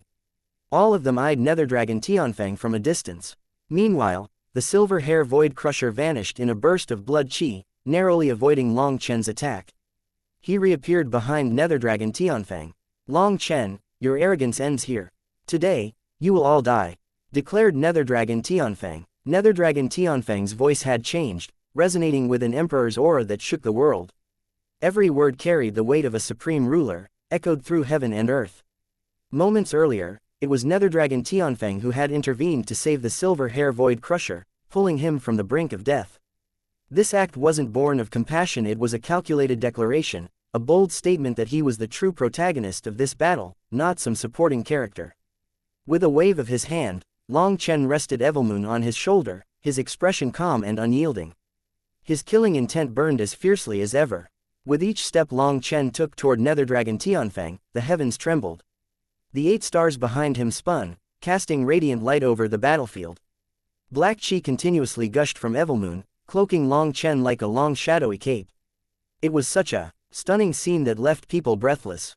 You call this arrogant? That just shows your lack of experience, Long Chen said coldly, his voice cutting through the chaos. I'll show you what real arrogance looks like. Though his steps appeared slow, each one crossed an unimaginable distance.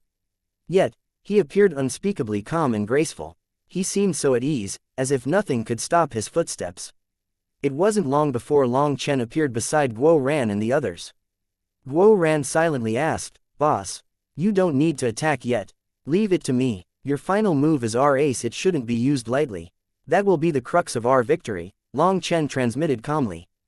This silent communication flowed through their shared dragon blood power, so it was imperceptible to anyone lacking the same lineage. Guo Ran and the others nodded. After that, they slowly retreated to the dragon race's camp. All eyes in the dragon domain were on Long Chen. Even the proud and arrogant heavenly geniuses of the dragon race warriors born from the finest lineages of countless eras, couldn't help but feel admiration and reverence toward him now. What they respected most was Long Chen's unshakable confidence and will. No matter the adversary or unexpected turn of events, his confidence was as solid as a boulder. His confidence wasn't just reassuring, it was infectious, inspiring a sense of security in all who stood by his side.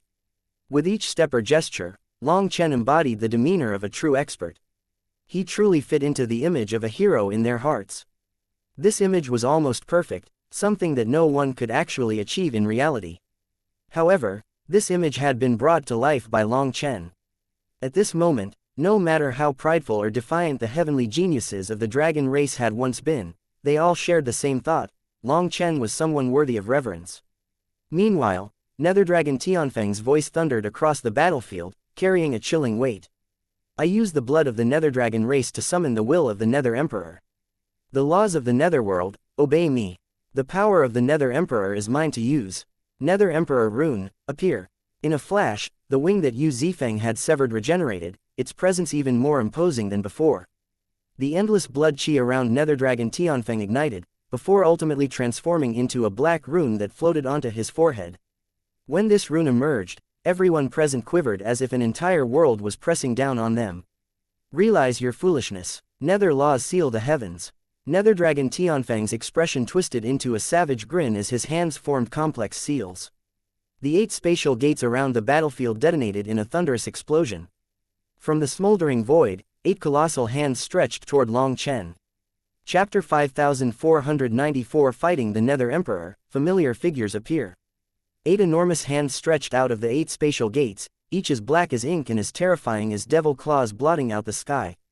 These hands radiated supreme laws and apocalyptic divine might.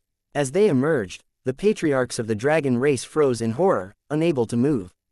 Their terror deepened when they realized these hands possessed a sealing power so overwhelming that even they were like ants in front of them.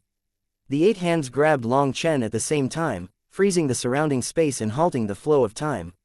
Long Chen found himself completely immobilized, unable to resist as the hands enveloped him.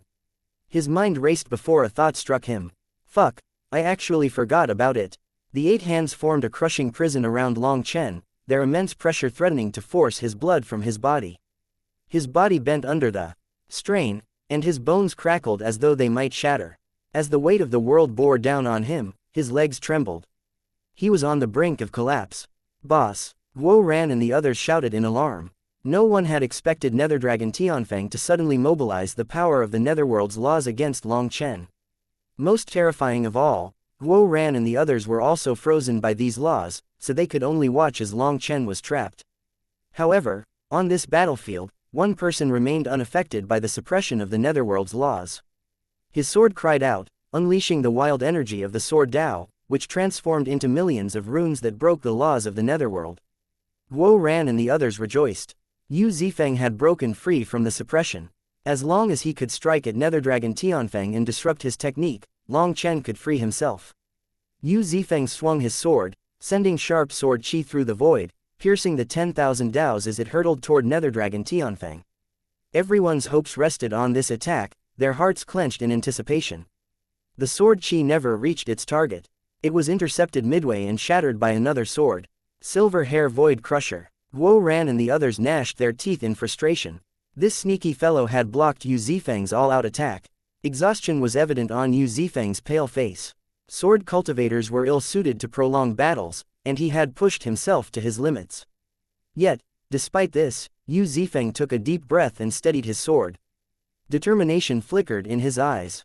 Just as Yu Zifeng was about to make his move, a deafening explosion turned everyone's attention. They saw Long Chen, his body drenched in blood, slowly straightening. The sky cracked with every inch he moved, and this sight left everyone stunned. The Nether Emperor, who the fuck do you think you are? The 9-star master reduced you to discarnate soul, yet you dare to show off in front of the 9-star line. A defeated general like you is nothing more than a stray dog. You think you can make boss Long San bend his head? Long Chen roared, his voice echoing throughout heaven and earth like a devil or a battle god's growl. Every single word was filled with a powerful spirit, one that looked down upon all within the 9 heavens. Standing tall, Long Chen rested Evilmoon on his shoulder. The space above his head was constantly collapsing, and countless chains were breaking apart. He was like a supreme being beneath the dome of the heavens. It was like there was no force in this world that could suppress him. "Ignorant fool, since you want to die so badly, I'll fulfill your wish," exclaimed Nether Dragon Tianfang. Nether Dragon Tianfang was shocked that Long Chen could resist the will of the Nether Emperor. As he formed a series of hand seals, the 8 gates exploded into 8 giant spatial whirlpools, doubling the Netherworld's power in this space. The Dragon Domain's warriors spat blood under the increased pressure. Their bodies and souls felt on the verge of collapse. Despite this, the majority of the pressure remained concentrated on Long Chen, leaving everyone else horrified.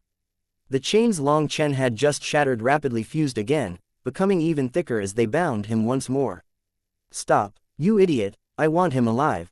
You can't kill him," the silver hair Void Crusher cursed furiously. However, Nether Dragon Tianfeng ignored him, driven by envy and fear of Long Chen's power. He would only feel secure once Long Chen was dead. "Don't fight its will. Hurry up and execute your plan," urged the Earth Cauldron anxiously. The Earth Cauldron knew Long Chen's plan, but Long Chen refused to follow it and started to challenge the Nether Emperor's will. His stubborn nature threw the plan awry. Long Chen ignored the Earth Cauldron's warnings, stubbornly pushing against the crushing pressure of the Nether Emperor's will. He seemed determined to prove whose will was stronger. The Earth Cauldron trembled with frustration, nearly cursing him outright.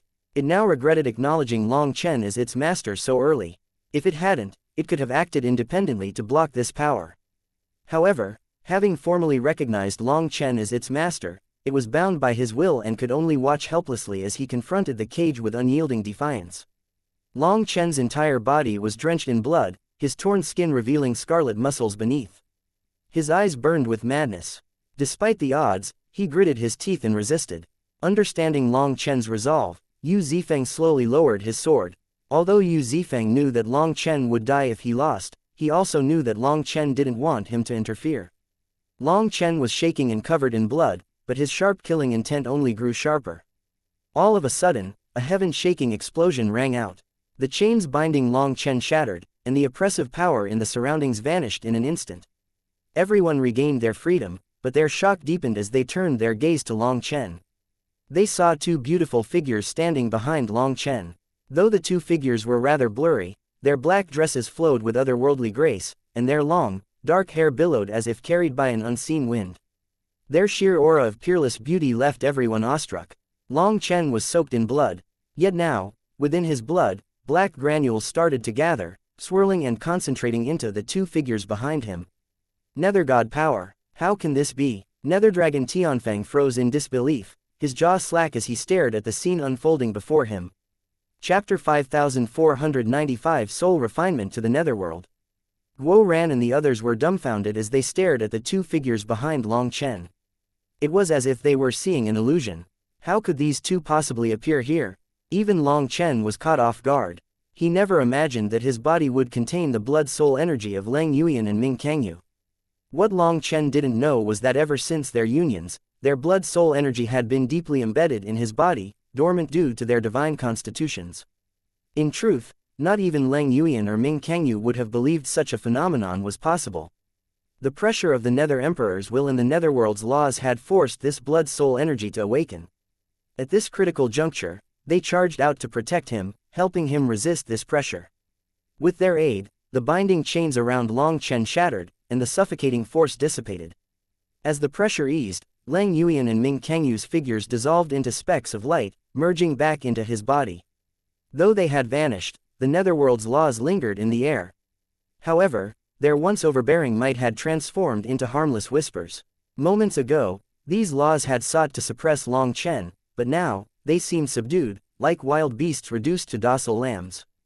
Although Long Chen had no way to actually use these laws, they couldn't harm him any longer. This scene left everyone stunned. Only Nether Dragon Tianfeng recognized the faint aura of the Netherworld's god race on Long Chen. Yet, even he couldn't fathom how a human could carry the divine blood of the Nether god race. In the end, the carefully crafted battlefield designed by Nether Dragon Tianfeng to crush Long Chen was now rendered ineffective. I didn't think that you still had something up your sleeve. But even so, you aren't a match. For me, the son of the Nether Emperor, Nether Dragon Tianfeng sneered, pointing his dragon spear at Long Chen. Your astral energy is fading, while I am bolstered by the Nether Emperor's divine radiance. My power is infinite. How will you fight me now? His words sent waves of dread through the crowd. Gazing at Long Chen, they could see the flickering astral flames that signaled his dwindling strength. Fighting the will of the Nether Emperor had exhausted too much of his astral energy. Hence, his combat power was waning. Long Chen, however, remained unfazed. He smirked coldly. Even with my energy running low, it's more than enough to take care of the two of you. Long Chen then started walking through the air toward Netherdragon Tianfeng and the Silver Hair Void Crusher. The Silver Hair Void Crusher stood silently behind Tianfeng, a strange flame enveloping him. Though no one knew what his intentions were, they reeked of malice. As for Netherdragon Tianfeng, he unconsciously took a step back when Long Chen started walking toward him. But the instant he realized it, his fury exploded. He, a son of the Nether Emperor, had shown fear before his enemy. To retreat meant that he was afraid of Long Chen, which also signified that he couldn't maintain his undefeatable will in front of Long Chen. Realizing that, Netherdragon Tianfeng couldn't accept this reality and howled, "Dragon blood ignition, soul refinement to the netherworld." An enormous netherdragon manifestation erupted behind him. Its body ignited, and flames of terrifying intensity engulfed the sky. Has he gone mad? He's burning away his core, gasped the dragon race's experts, their disbelief palpable. They could not comprehend Netherdragon Tianfeng's actions. To burn one's core was to destroy one's foundation, a desperate, self-destructive act. Was this any different from killing himself? He is a son of the Nether Emperor, so even if he burns away his flesh and blood, it's not a problem for him. As long as his dragon bones remain, he can fully recover in the netherworld. As the laws of the netherworld can no longer suppress Long Chen, Netherdragon Tianfeng has no choice but to use this method to elevate his power, explained the White Dragon race's patriarch. After betraying the dragon race long ago to reside in the netherworld, the Netherdragon race had gained mutated divine abilities that made them unpredictable. Thus, the dragon race didn't understand them too well anymore.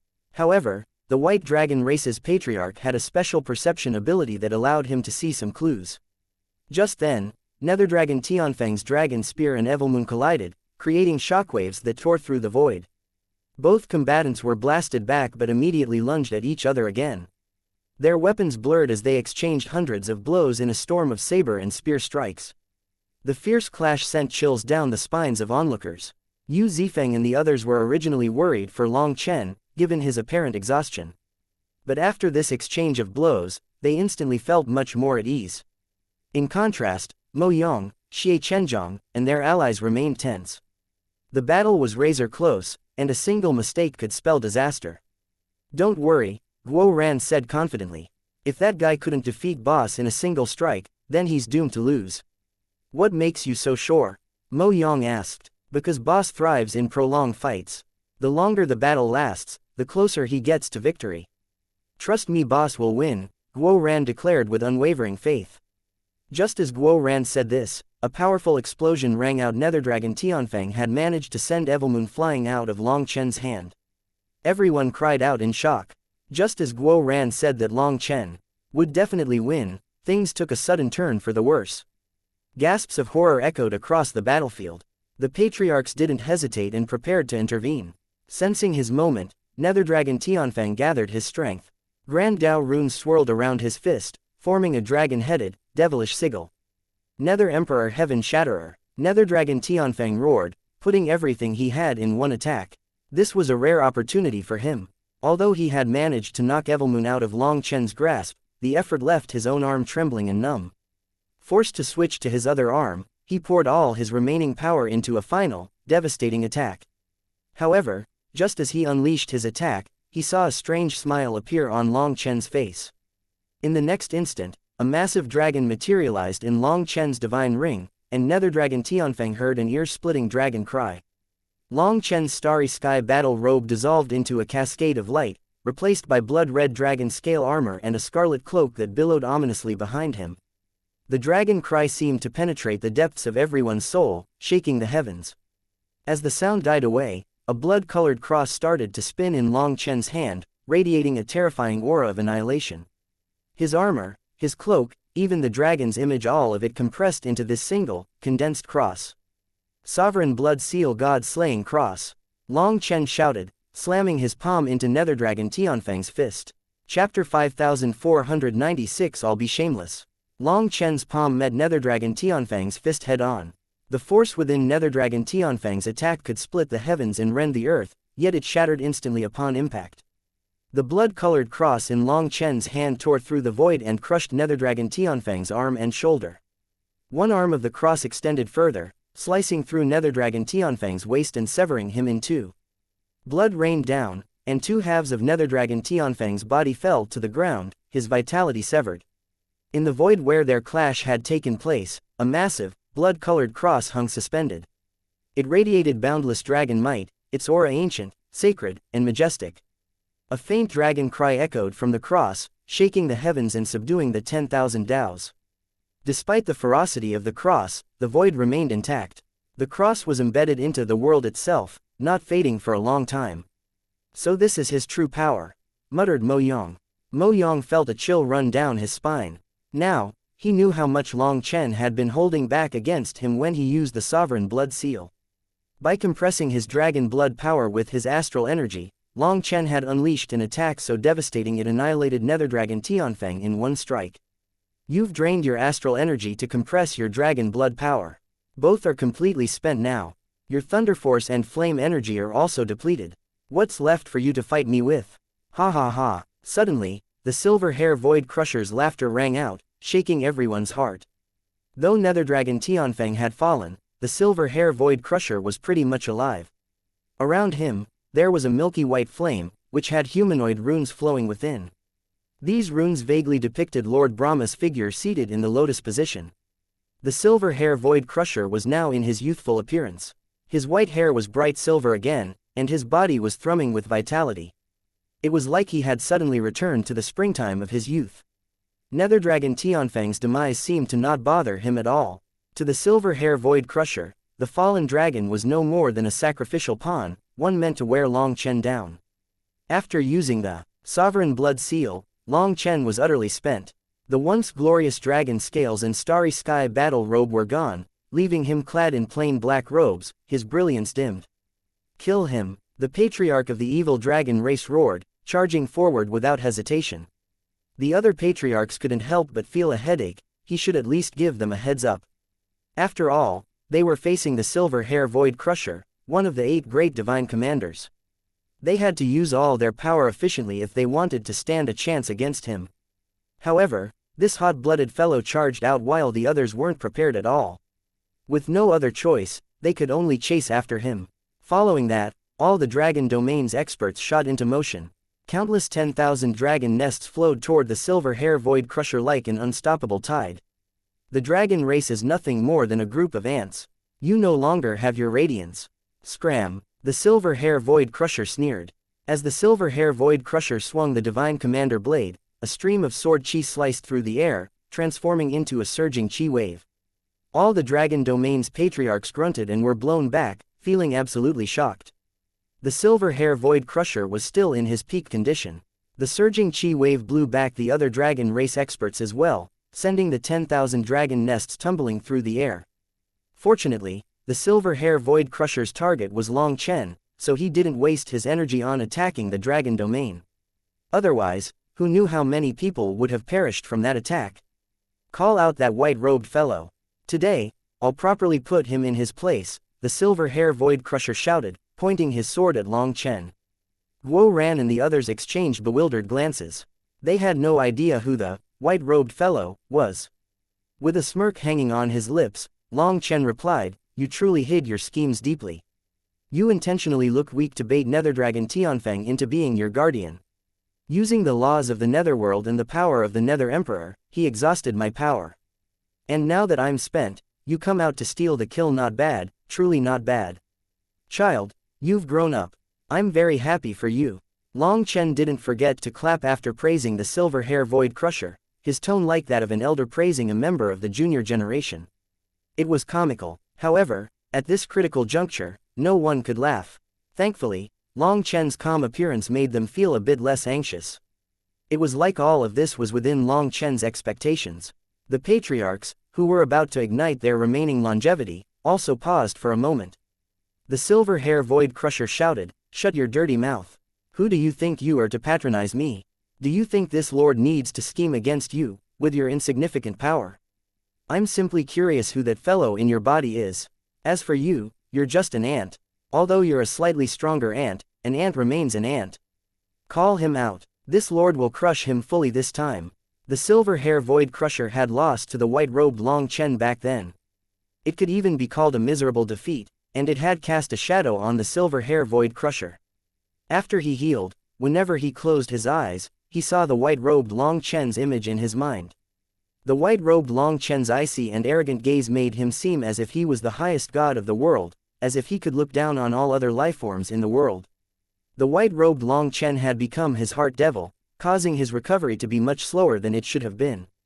After fully recovering, the silver hair void crusher knew that he had to erase this heart devil. In other words, he had to kill the white-robed Long Chen. But first, to kill the white-robed Long Chen, he had to force Long Chen into desperate straits. After layers of schemes and preparations, he had pushed Long Chen to the brink again and was now prepared to fight the white-robed Long Chen.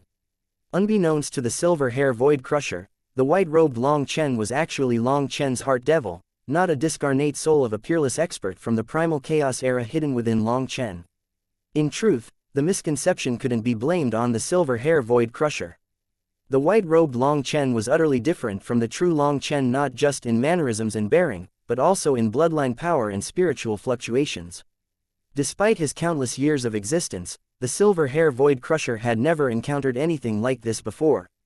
The idea that someone's heart devil could surpass their true body in every aspect was beyond his comprehension. His primary objective in this battle might have been the Earth Cauldron, but he also sought to obliterate the white-robed Long Chen. You've exhausted your core energy as well. I can no longer sense its aura, Long Chen observed calmly. In other words, you're now sustained entirely by faith energy. You're relying on Brahma power, aren't you? Correct, replied the silver hair void crusher, his tone icy. As one of the 8 divine commanders, I can ignite my soul essence and offer it to my divine throne. Through this process, I summon Brahma power. To trigger it, I must constantly provoke my fear of death through battle. That's why I let that idiot buy me time. Now, the process is complete. Lord Brahma's divine power flows through me, and I am at my strongest. Hurry up and summon that other fellow. I will erase my previous disgrace. Long Chen simply shook his head. With a hint of disdain, he said, since you're going to be shameless by using external forces against me, a mere heaven saint, I suppose I can be a bit shameless too. As Long Chen formed hand seals, the void trembled violently. In an instant, a colossal figure materialized, its golden wings stretching wide, radiating an aura of overwhelming devil might. Everyone was stunned to see this giant figure. Chapter 5497 Waning Moon Shakes the Heavens. Golden Wing Heaven Devil. The dragon race's patriarchs were dumbfounded at the sight of this lifeform. Even the silver hair void crusher froze in shock. This was a devil emperor in existence of immense power. Devil chi erupted from it, overwhelming the battlefield. Though it had been dead for countless years, the lingering devil might emanating from it was so oppressive that even the patriarchs quailed before it. They couldn't imagine how Long Chen had obtained such a trump card. It was evident the creature was long dead, its eyes inscribed with peculiar runes, marking it as a refined puppet. Yet, even as a puppet, its bloodline aura far surpassed their own. In the Wind Domain battlefield, the devil experts had erected secret formations to absorb the power of the heavens, nourishing these beings with primal chaos chi over eons, which explained the puppet's extraordinary strength. After a moment of shock, the silver hair void crushed burst into laughter. It's just a puppet. This is your trump card. Did you think a devil emperor puppet would be enough to challenge me? You're too naive. Before his mocking laughter could settle, one golden wing heaven devil appeared after another. When all 8 puppets lined up in front of him, the silver hair void crusher was completely stunned. The dragon domain's experts were equally astounded. The golden wing heaven devils were an ancient and extinct species, their very existence relegated to legends. Most people, in this generation had never seen even one, let alone 8. To be able to refine such a terrifying existence into a puppet was shocking enough, but Long Chen actually had 8. With 8 such terrifying fighters, who could possibly match Long Chen? Just how many trump cards did he have up his sleeve? They're just lifeless puppets. I'll destroy them all. Panic laced the silver hair void crusher's voice, and the flames around him intensified, condensing into the terrifying Divine Commander blade. After that, he charged forward, bypassing the puppets to strike directly at Long Chen, leaving countless afterimages in his wake. In response, the 8 golden wing heaven devils spread their wings at the same time, their golden feathers gleaming with flowing devil runes. Together, they formed an impenetrable shield around Long Chen, 16 wings acting as a barrier. The silver hair void crusher was blown back. The 8 golden wing heaven devils were pushed back a step but remained unscathed. The dragon race's experts erupted into cheers, their confidence in Long Chen swelling. But amid the celebration, Long Chen's expression turned dark. His killing intent surged as he placed Dragonbone Evilmoon on his shoulder, forming a one-handed seal. Suddenly, one of the golden wing heaven devils exploded into a rain of blood, stunning everyone. The silver hair void crusher's expression twisted in confusion. Moments ago, he had been strategizing on how to dismantle these powerful puppets one by one. But one of them simply exploded like that.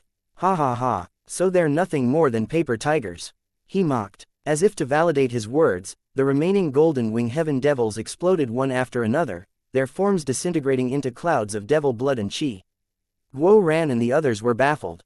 What was happening? Were these legendary puppets truly so fragile? At that moment, Dragonbone Evilmoon started to hum. Black chi swirled around its blade, exuding an ominous and oppressive aura. Like a devil murmuring from the depths of hell, Long Chen growled, "How unlucky. I just obtained such a terrifying trump card, but I'm wasting it like this." Flames of fury flickered in Long Chen's eyes. With the brief clash between the silver hair void crusher and the golden wing heaven devils, Long Chen realized the former's terrifying strength. Relying solely on the puppets would not ensure victory. Worse, even if Long Chen did win, the silver hair void crusher could still flee. After all, Long Chen lacked the power to stop him from escaping. Thus, Long Chen steeled himself and made a crazy decision, offering the 8 puppets as a blood sacrifice for Dragonbone Evilmoon. As the black blade absorbed the devil blood and chi, an eerie, suffocating energy filled the battlefield. The power of 8 devil emperors flowed into Evilmoon, turning it into a weapon of unspeakable might.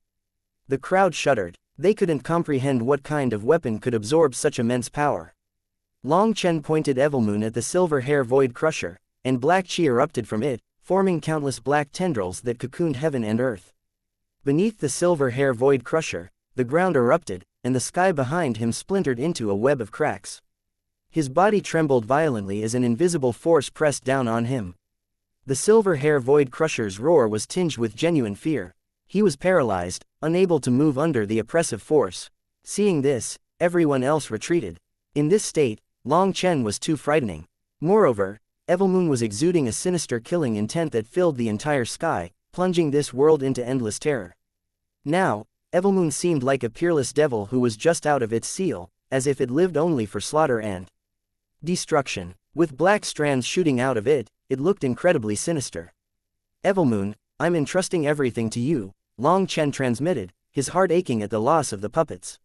He was already set on killing the silver hair void crusher, but to do so, he had to put in some capital. Having said such big words at the beginning, he'd make sure to live up to them no matter what.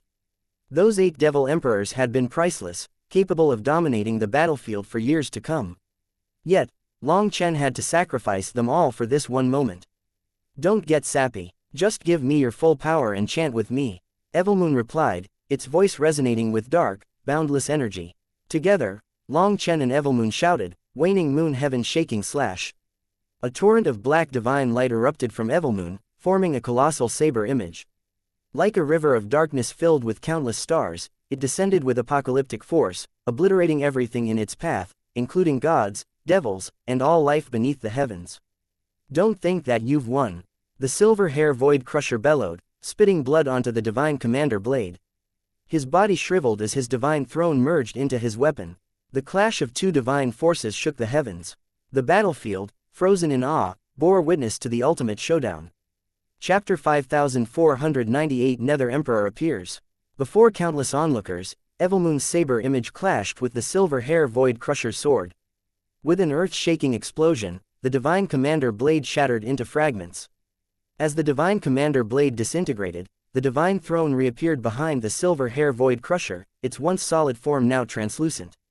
Without a break, Evilmoon's strike continued its trajectory, crashing into the silver hair void crusher himself.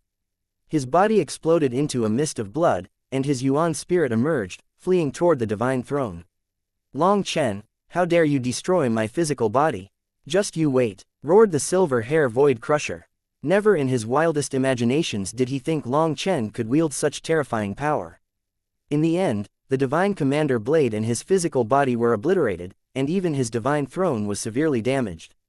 Desperately, the silver hair void crusher's yuan spirit merged with the divine throne, hoping to escape under its protection. But his retreat was cut short. Did I say that you could leave? Long Chen and Evilmoon shouted at the same time.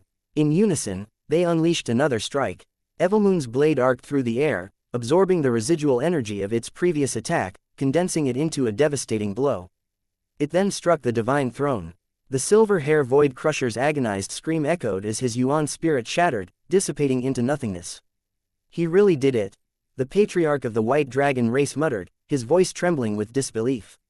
One of Lord Brahma's 8 great divine commanders, being said to be immortal, had been slain by Long Chen.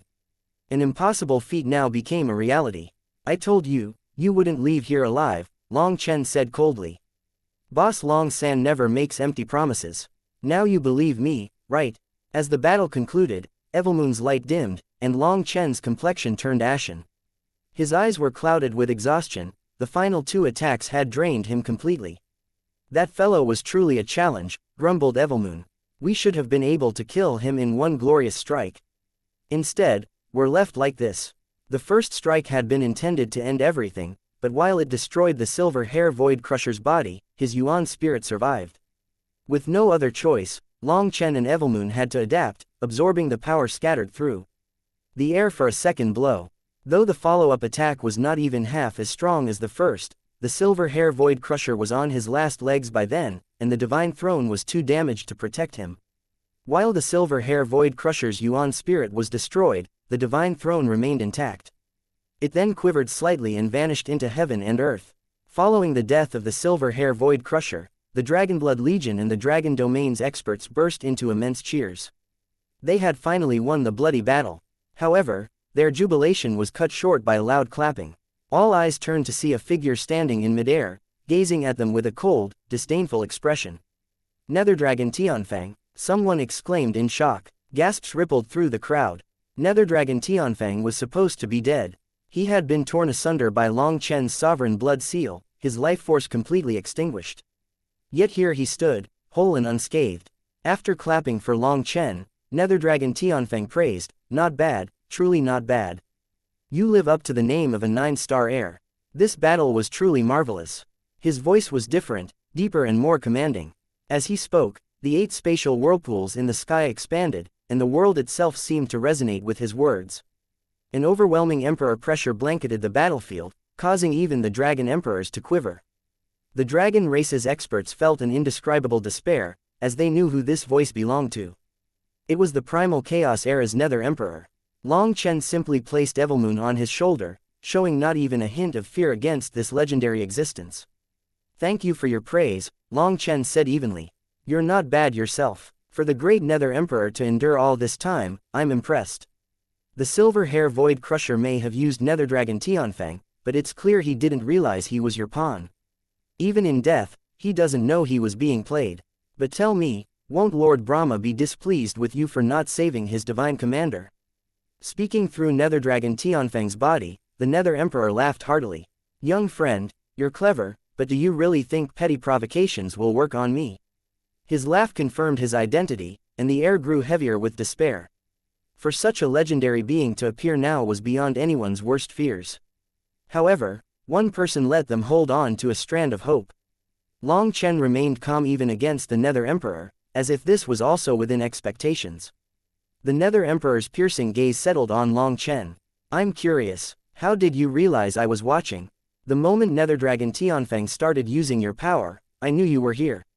"After all, your Emperor Blood Silk Net is in my hands," Long Chen replied coolly. The Nether Emperor's gaze flicked to Dragonbone Evilmoon, a glimmer of interest in his eyes. "Fascinating, just where is this saber from?" "It is absorbing my Emperor Blood Silk Net, but it's incomplete. If I take the saber, I should be able to retrieve my Emperor Blood Silk Net." Suddenly, the Nether Emperor paused. After thinking for a bit, he said, "You are an extremely bizarre 9-star heir. You have the Earth Cauldron in your hands, as well as this strange saber. There's no way I wouldn't be able to recognize such a powerful weapon, but I cannot recall it in my memories." Hehe, interesting, truly interesting. Long Chen, right, why don't we make a deal? A deal? Long Chen echoed, his brow furrowing in surprise. His allies were equally stunned. Chapter 5499 Son of Long Chen. The Nether Emperor, an overlord from the Primal Chaos era who controlled the Netherworld, was actually trying to make a deal with a little human. Everyone was stunned, unable to believe their ears. Had this world gone mad? What kind of deal? Asked Long Chen with interest. Join forces with me. I will help you become the Emperor of the Netherworld. We will then join forces against Lord Brahma, explained the Nether Emperor. Join forces against Lord Brahma. Long Chen's heart skipped a beat. What was the meaning of this? Was there some hidden enmity between the Nether Emperor and Lord Brahma? For the first time, even Long Chen hesitated to believe what he'd heard. His thoughts spun rapidly, yet he couldn't pinpoint the deeper implications. Shaking his head, Long Chen replied, "Do you take me for a fool? The sky can't have two suns, nor can the land have two kings. How could the Netherworld have two Nether Emperors at the same time?" After staring at Long Chen for a bit, the Nether Emperor said, "I can tell you a secret. The Netherworld's Emperor will soon vanish and be replaced by the Nether Sovereign." Long Chen's heart thudded. Perhaps others didn't understand what the Nether Sovereign was saying, but Long Chen did. The Nether Emperor was on the verge of entering the Sovereign realm. Even if Long Chen became the Nether Emperor, he wouldn't be able to challenge the Nether Sovereign. However, Long Chen didn't fully believe what he was saying. Before he could probe further, the Earth Cauldron's voice rang out in his mind. He was once a sovereign, even at its peak. But in the Great Battle, the 9-star master slashed his divine altar, reducing him to an emperor. After eons of recovery, he might be nearing the threshold again. Yet, don't trust him completely. I sense no trace of sovereign might from him. Long Chen's heart leapt at this revelation. Another secret about the Nether Emperor had come to light. Reflecting on the 9-star master's unparalleled strength, Long Chen was amazed. How could a solitary figure hold his own against incomprehensibly powerful beings like the Nether Emperor and the Ghost Sovereign? He was indeed the undisputed #1 expert across the 9 heavens and 10 lands. Yet, one question refused to leave Long Chen's mind: how had this peerless existence fallen in the end? Sensing Long Chen's hesitation, the Nether Emperor spoke again. "Your identity is no longer a secret. Moreover, you've slain one of Lord Brahma's 8 divine commanders. Although Lord Brahma is not in a position to personally deal with you, his other divine commanders are bound to act. You must understand, these divine commanders are not like this silver-haired fool you've just defeated. They are true titans, formidable in both power and intellect. What you need right now is a powerful backer, and I am your best option. I can swear on my soul that as long as you join forces with me and help me unify the Netherworld, I will fully support you against Lord Brahma." The Dragon Domain's experts were stunned. The Nether Emperor actually held Long Chen in such high regard that he was willing to swear on his very soul. The Nether Emperor continued, "If you join forces with me, all the resources of the Netherworld will be at your disposal. Without Lord Brahma's looming threat, your growth will accelerate. In less than a century, you could aim for the Divine Emperor realm. With the Netherworld's laws bolstering you, you would not only contend with the divine commanders, you might even have the power to kill them." The proposition shook everyone, Long Chen included. From the Nether Emperor's tone, it seemed that all the other divine commanders were in the Divine Emperor realm, and they were incredibly powerful. "I don't understand. You're clearly on the same side as Lord Brahma. Why would you suddenly turn against him?" asked Long Chen. "This is a secret. Unless you agree to join forces, I cannot tell you." "And how am I supposed to join forces with you?" asked Long Chen. "Become a son of the Nether Emperor. We will sign an equal soul contract," replied the Nether Emperor. An equal soul contract with the Nether Emperor was something most experts wouldn't dare to dream of. If Long Chen agreed, wouldn't he be sitting on the same level as the Nether Emperor? With this contract, he could control the laws of the Netherworld, becoming a god of the Netherworld. With a single thought, he could turn the Netherworld's lifeforms to dust. The entire Netherworld would lay beneath his feet. Even the Dragonblood warriors felt stirred. If their boss accepted, the Netherworld would become their domain. Who would dare to bully them then? An equal contract, huh? Not bad. Long Chen rubbed his chin with his left hand, nodding. This is your best option right now. I can't think of any reason for you to decline. It is purely beneficial to you, said the Nether Emperor calmly, as if everything was going according to plan. After thinking about it, Long Chen said, however, I don't like the title, Son of the Nether Emperor. Boss Long San isn't going to be anyone's son. How about this? You can become my son instead. We can sign the equal soul contract this way. The Nether Emperor's face twitched several times, his calm gaze instantly turning as sharp as a blade. Like a tsunami, his killing intent surged violently. As his killing intent spread, so did his powerful emperor might. The world seemed to sense his rage, and space cracked like ice crystals. You're courting death, the Nether Emperor growled. I thought you were different from those obstinate 9-star heirs. But you're just as foolish. The Nether Emperor seethed with rage, realizing that Long Chen hadn't even given his proposal a moment's consideration before rejecting it outright. Worse, Long Chen had mocked him, toying him around like a monkey. As the ruler who once commanded the entirety of the Netherworld, the Nether Emperor was unaccustomed to such blatant disrespect. His fury sent tremors through the world itself, and his killing intent permeated the air, making the Dragon Domain's experts shudder. To them, Long Chen's courage was just out of this world. Even their most revered patriarchs would not dare to speak so insolently to the Nether Emperor. Their very souls would recoil at the thought of such audacity. Yet Long Chen stood unfazed, his expression casual. Don't be so petty, Long Chen said, shrugging as if chiding a child. We're just negotiating terms, and you're already throwing a tantrum. You think it's natural for others to call you father, but the idea of being someone else's son is outrageous to you. Aren't you being a little unreasonable? Long Chen felt incredibly refreshed inside. To be able to piss off the Nether Emperor to this extent could count as an unmatched divine ability. After all, how many people in history had dared to antagonize such a figure so brazenly? Fine, since you wish to die so badly, the Nether Emperor muttered, raising his hand. After that, the 8 spatial whirlpools exploded at once, and a palm slammed toward Long Chen.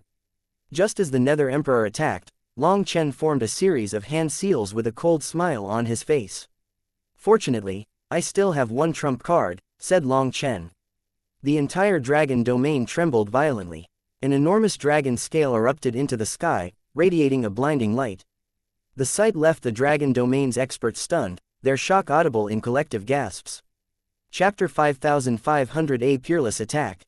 A colossal dragon scale soared into the sky, radiating an ancient aura as if an ancestral dragon were awakening from eons of slumber. Its sacred dragon might surged forth, shattering the heavens and shaking the 10,000 Daos. This overwhelming presence clashed fiercely against the oppressive power of the Nether Emperor, refusing to yield. It was as if 2 distinct worlds had collided, the sacred dragon might battling the laws of the Netherworld. The dragon scale's power stood on equal footing with the Nether Emperor's. It's the sovereign dragon reverse scale. The dragon domain's experts gasped in shock as a wave of emotions washed over them. The fabled sovereign reverse scale, which had lain dormant for countless ages, had awakened at last. Yet, they couldn't help but wonder why now. Despite their endless efforts over the years, they had been unable to awaken it.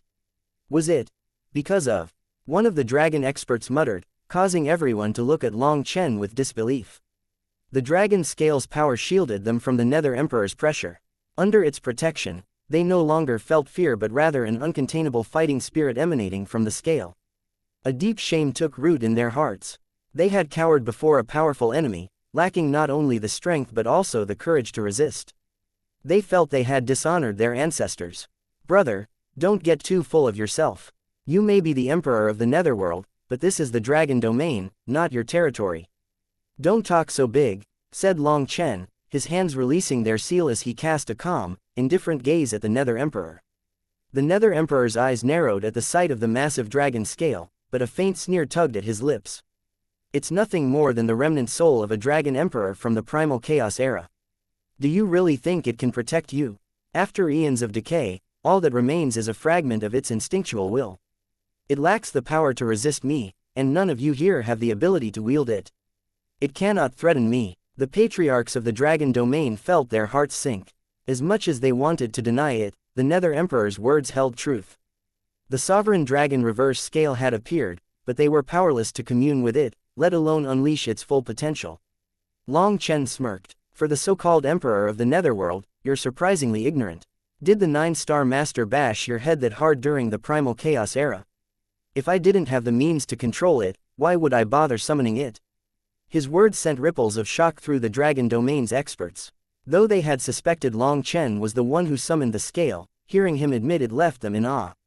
Brothers, the one before you is the Emperor of the Netherworld, a hegemon that has lived all the way from the Primal Chaos era. This fellow is blind and looks down on everyone. It's time to teach him a lesson, Long Chen declared, raising his hand. From the moment the Sovereign Dragon reverse scale appeared, the Dragonblood warriors already understood Long Chen's plan. He had meticulously prepared them, instructing them to conserve their energy and reach their peak state for this very moment. Over 7,000 Dragonblood warriors activated their heavenly fate discs in unison.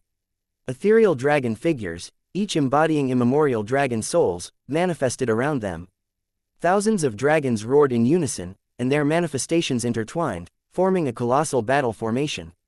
As the formation solidified, the dragon rune on each warrior's forehead ignited with dazzling brilliance.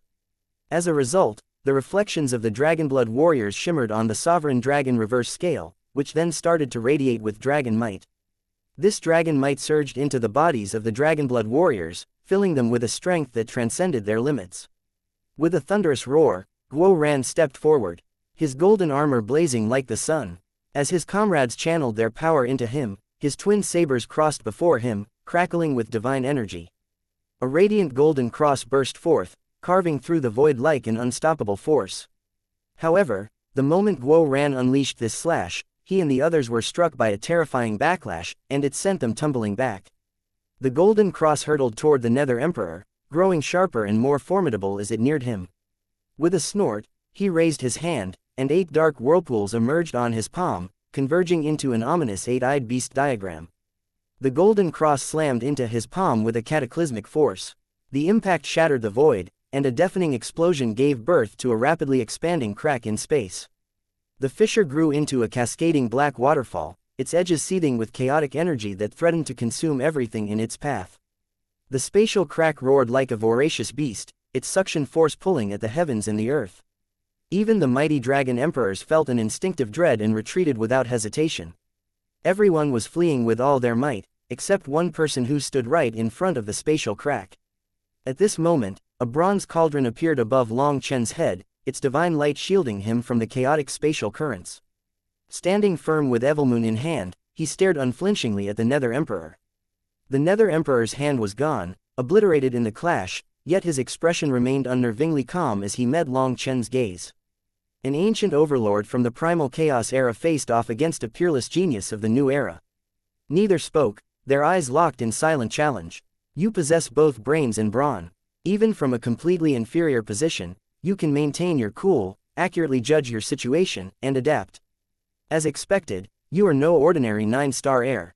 I'll ask one last time. Are you willing to join forces with me?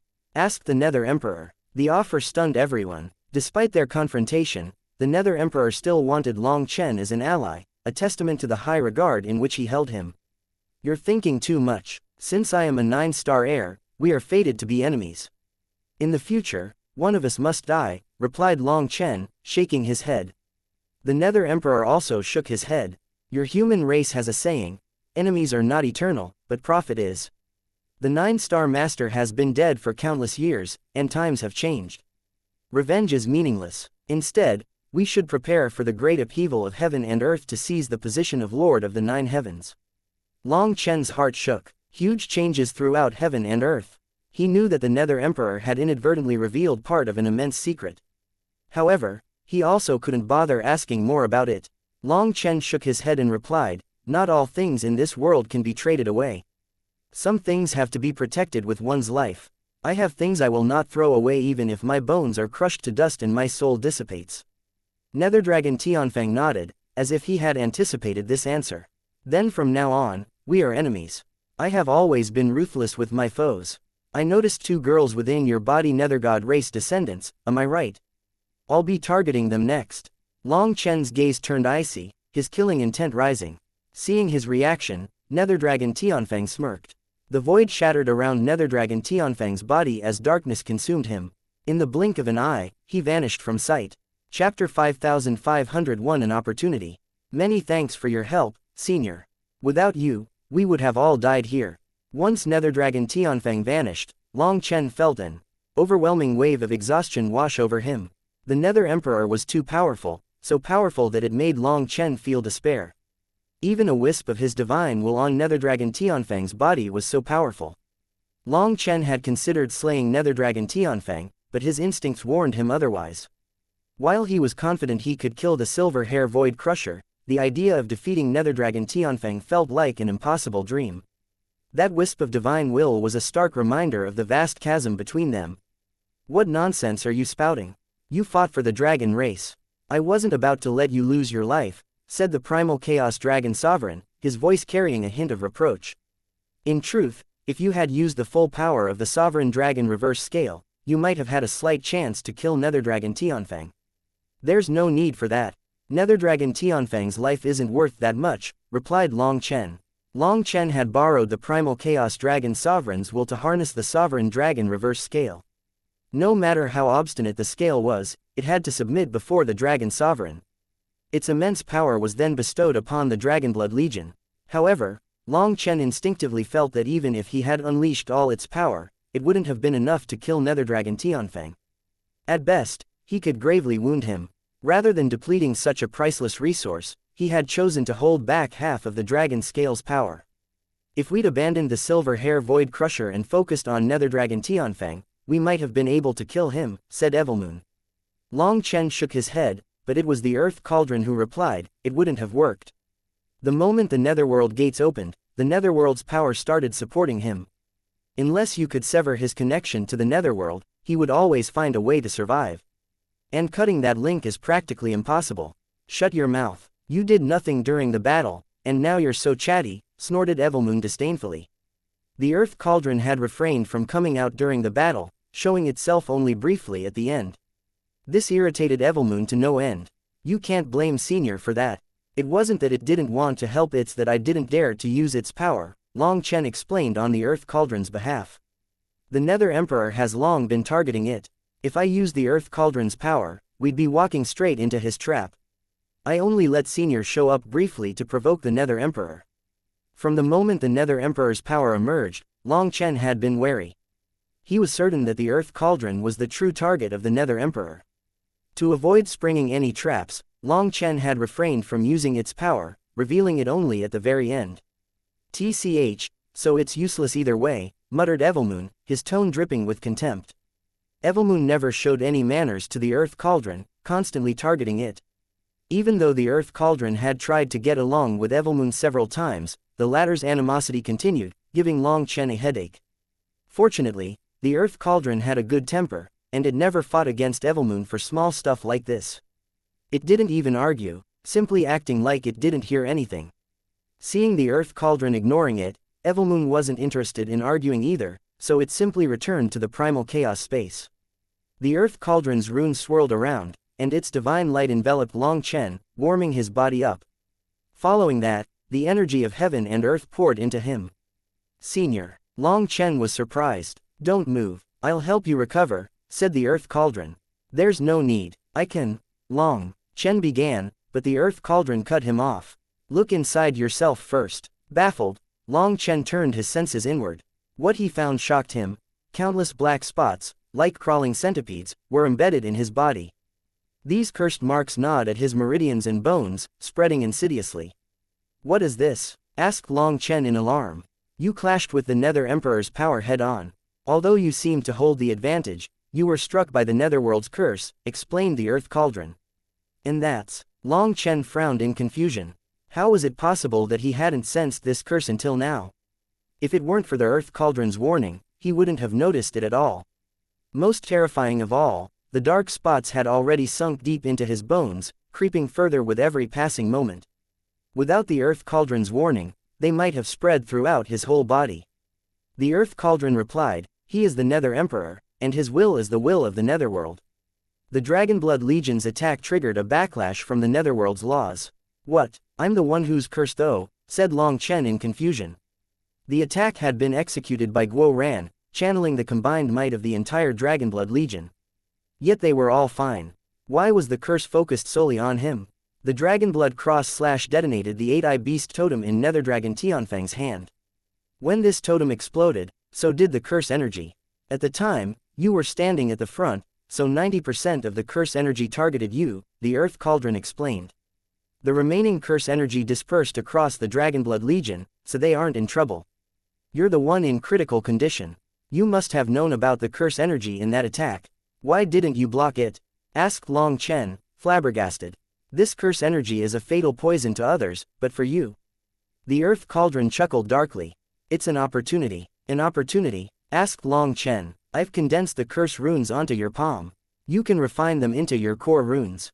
From that point on, you'll possess a nether hand, capable of controlling nether power. I'll be able to control the netherworld's power. Long Chen was taken aback, still trying to grasp the Earth Cauldron's words. Sometimes you're surprisingly slow, scoffed the Earth Cauldron. What did you use to withstand the suppression of the netherworld's laws? Long Chen froze as realization struck him. He carried the blood soul power of the nethergod race power gifted to him by Lang Yuyan and Ming Kangyu. The Earth Cauldron continued, these curse runes are the purest condensation of the netherworld's laws. They even contain a fragment of the Nether Emperor's will. If you refine them, you'll gain dominion over terrifying nether laws. At this moment, all the curse runes spreading through Long Chen's body surged toward his right palm, forcibly condensed there by the Earth Cauldron. His entire hand turned pitch black. Before Long Chen could ask how to refine the energy, a tattoo of 2 bone swords gleaming like jade manifested on his palm. These were none other than Lang Yuyan and Ming Kangyu's innate divine weapons. The bone swords crossed, absorbing the black curse runes. His right hand returned to its original color, but now there was a diagram of 2 bone swords intersecting at the center of his palm. Success! Long Chen stared at the diagram, his voice quivering with excitement. Chapter 5502 The Nether Emperor's Circumstances. There was now a diagram of 2 crossed swords on Long Chen's palm. The blades were as black as ink, flowing with the profound laws of the netherworld.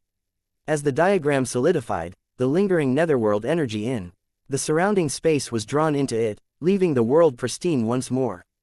Through this diagram, Long Chen could sense the intricate laws of the netherworld coursing within him. What surprised him even more was the faint presence of Lang Yuyan and Ming Kangyu's divine energy fluctuations in it. It seemed that they had long since placed their marks on him so that they could find him in the future. When Long Chen thought of the 2 of them, a deep pang struck his heart, as if a blade twisted within it.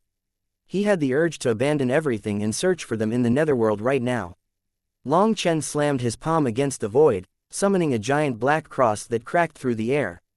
Yet, the barrier between worlds remained unbroken. Clearly, entering the netherworld using the power of this diagram was not possible. Even with my power, I cannot pierce the wall between worlds. How did Big Brother Wu Tian do it back then? Asked Long Chen, unable to conceal his shock. Back then, Wu Tian had torn apart the wall between worlds with one blow, sending Long Chen out of the netherworld. He still remembered the power of that spear. Looking at his palm, Long Chen saw the 2 swords within the diagram fade until they vanished entirely. The single attack had drained much of its energy, forcing it to retract and conserve power. There's no need to rush, said the Earth Cauldron calmly. This rune embodies the netherworld's laws and carries the will of the Nether Emperor. Now, it is under your control, and in the future, it will become one of your core runes. The netherworld's laws are steeped in death and slaughter. This rune will grow alongside you. Before long, it will possess the power to pierce the barrier between worlds, allowing you to freely enter and exit the netherworld. I'm worried about them, Long Chen admitted, his voice heavy. You've seen how sinister the Nether Emperor is. He'll target them. At this moment, the voice of the primal Chaos Dragon Sovereign rang out. Don't worry about it, his will has just awoken, so his main concern will be to recover his divine soul and rebuild his physical body. He definitely won't target them personally. During his absence all these years, the netherworld has gone through a huge transformation. He must reconsolidate his forces first.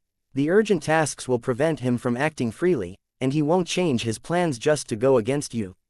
Back then, the 9-star master blew that fellow apart, leaving only a trace of his discarnate soul hanging in the netherworld. Having led the netherworld with tyranny, when he lost his power, his subordinates who lived in fear started to rebel. They wanted to destroy what remained of him as revenge and so they could claim the throne. The Nether Emperor's discarnate soul is bound to half of the Netherworld's karmic luck, and whoever could obtain that karmic luck would become the new Nether Emperor. Fortunately for him, he had a few loyal subordinates who protected his discarnate soul, sending it into the Nether Pool. This Nether Pool is said to be the origin of the Netherworld. First came the Nether Pool, then came the Netherworld. It is said that only the Emperor of the Netherworld is capable of entering it. It was only thanks to the Nether Pool that the Nether Emperor survived. The Netherworld he once knew is gone. Its karmic luck has splintered, seized by other races. Reclaiming it will not be easy. My guess is that he only made the threat to scare you and make you unable to cultivate peacefully. At the very least, you don't need to be worried about him doing anything to you immediately. Hearing that, Long Chen felt much at ease. Time was the most valuable weapon to him right now, his power was growing with every passing day. Whether it was the Nether Emperor or Lord Brahma, Long Chen vowed he would surpass them. Long Chen's feud with the Silver Hair Void Crusher was the best example. The first time they met, the difference had been like the clouds in the sky and the mud on the ground. The second encounter was closer. Despite being drained of power, Long Chen could at least hold his ground. In their third clash, Long Chen struck him down, albeit with the aid of external forces. Yet, power under his control was his power, no matter its source. "Boss, are you alright?" asked Guo Ran. At this moment, Guo Ran and the others ran over. They saw his pale complexion but also the sharpness in his gaze. After all, the existence Long Chen had just faced was the Nether Emperor. Throughout all the heavens, who could possibly go against him one-on-one? Who could do it so fearlessly, to the point of even insulting him? The Dragonblood warriors stared at their boss worshipfully. In this world, other than Long Chen, who would dare to ask the Nether Emperor to call them Daddy? "Brothers, good job. We really pulled through this time," Long Chen said, patting Guo Ran's shoulder pridefully. The joint attack at the end was so powerful that even the Nether Emperor had to be wary of it. If news of that spread, it would shake the 9 heavens and 10 lands. "We won." No one knew who shouted it first, but only then did the Dragon Domain's experts recover from their shock. They had to celebrate. The Dragon race's warriors unleashed heaven-shaking cheers, their faces red and their throats hoarse from how hard they were cheering. However, they didn't care. This immense battle was like a heavenly fire smelting them together, turning their blood and souls into one solid block. All their previous conflicts vanished like smoke in the wind. Through this battle, the Dragon race's experts realized just how foolish they had been. Now, they no longer thought about competing with each other to see who was the best. Their focus had shifted entirely to growing stronger, to defending the honor and dignity of the Dragon race. From Long Chen, they had learned the true essence of their heritage: unyielding pride and courage in the face of overwhelming odds. "I can die in a blazing glory, but I cannot live as a worthless coward." That was the attitude that the Dragon race should have. In this battle, they had come to comprehend this principle. The Dragon Domain became one solid, fearless existence. Even if Long Chen ordered them to attack Lord Brahma, despite knowing that they wouldn't survive, they would not hesitate to charge toward his domain. Seeing them shouting excitedly, Long Chen smiled. "The seeds of pride in the Dragon race's bloodline are awakening," Long Chen muttered. The primal Chaos Dragon Sovereign simply snorted. Although it didn't say anything, Long Chen could hear the gratification inside its snort. His foolish descendants had finally turned over a new leaf. "Senior, can I absorb the essence blood in the Sovereign Dragon reverse scale?" asked Long Chen. The supreme dragon might emanating from the scale stirred a fervor within Long Chen. If he could harness it, he and the Dragonblood Legion would ascend to even greater heights. Chapter 5503 Fake Dragon Scale. What you want to absorb isn't this dragon scale. Well, even your Dragonblood warriors shouldn't absorb this reverse scale, said the Dragon Sovereign. Long Chen was startled. From its tone, it was as if this dragon scale was simply too inferior for them, which was rather shocking. "The will of this reverse scale has dissipated long ago. It cannot be absorbed," sighed the Dragon Sovereign. "Dissipated?" Long Chen asked. The reverse scale's power had been astounding. It had even matched the will of the Nether Emperor. What could be wrong with it? The primal Chaos Dragon Sovereign was silent for a moment before saying, because the dragon race it was protecting for all these years couldn't fulfill its requirements, the dragon soul gradually lost confidence and patience. After producing a deviant soul, it absorbed a portion of the dragon scale's power and left the dragon domain in search of someone who could inherit its will. What remains is this soulless dragon scale. That's why the Nether Emperor didn't treat it as a threat. If the Dragonblood Legion hadn't been able to endure and channel its dragon blood power, it would have been nothing more than a decoration. Hearing this, Long Chen couldn't help but feel shocked. The dragon race was truly prideful. Even a reverse scale possessed its own will and pride. Because the dragon domain's heavenly geniuses couldn't obtain its approval, it ended up abandoning them rather than lowering its requirements. It left without caring about the dragon domain's survival. Truly merciless.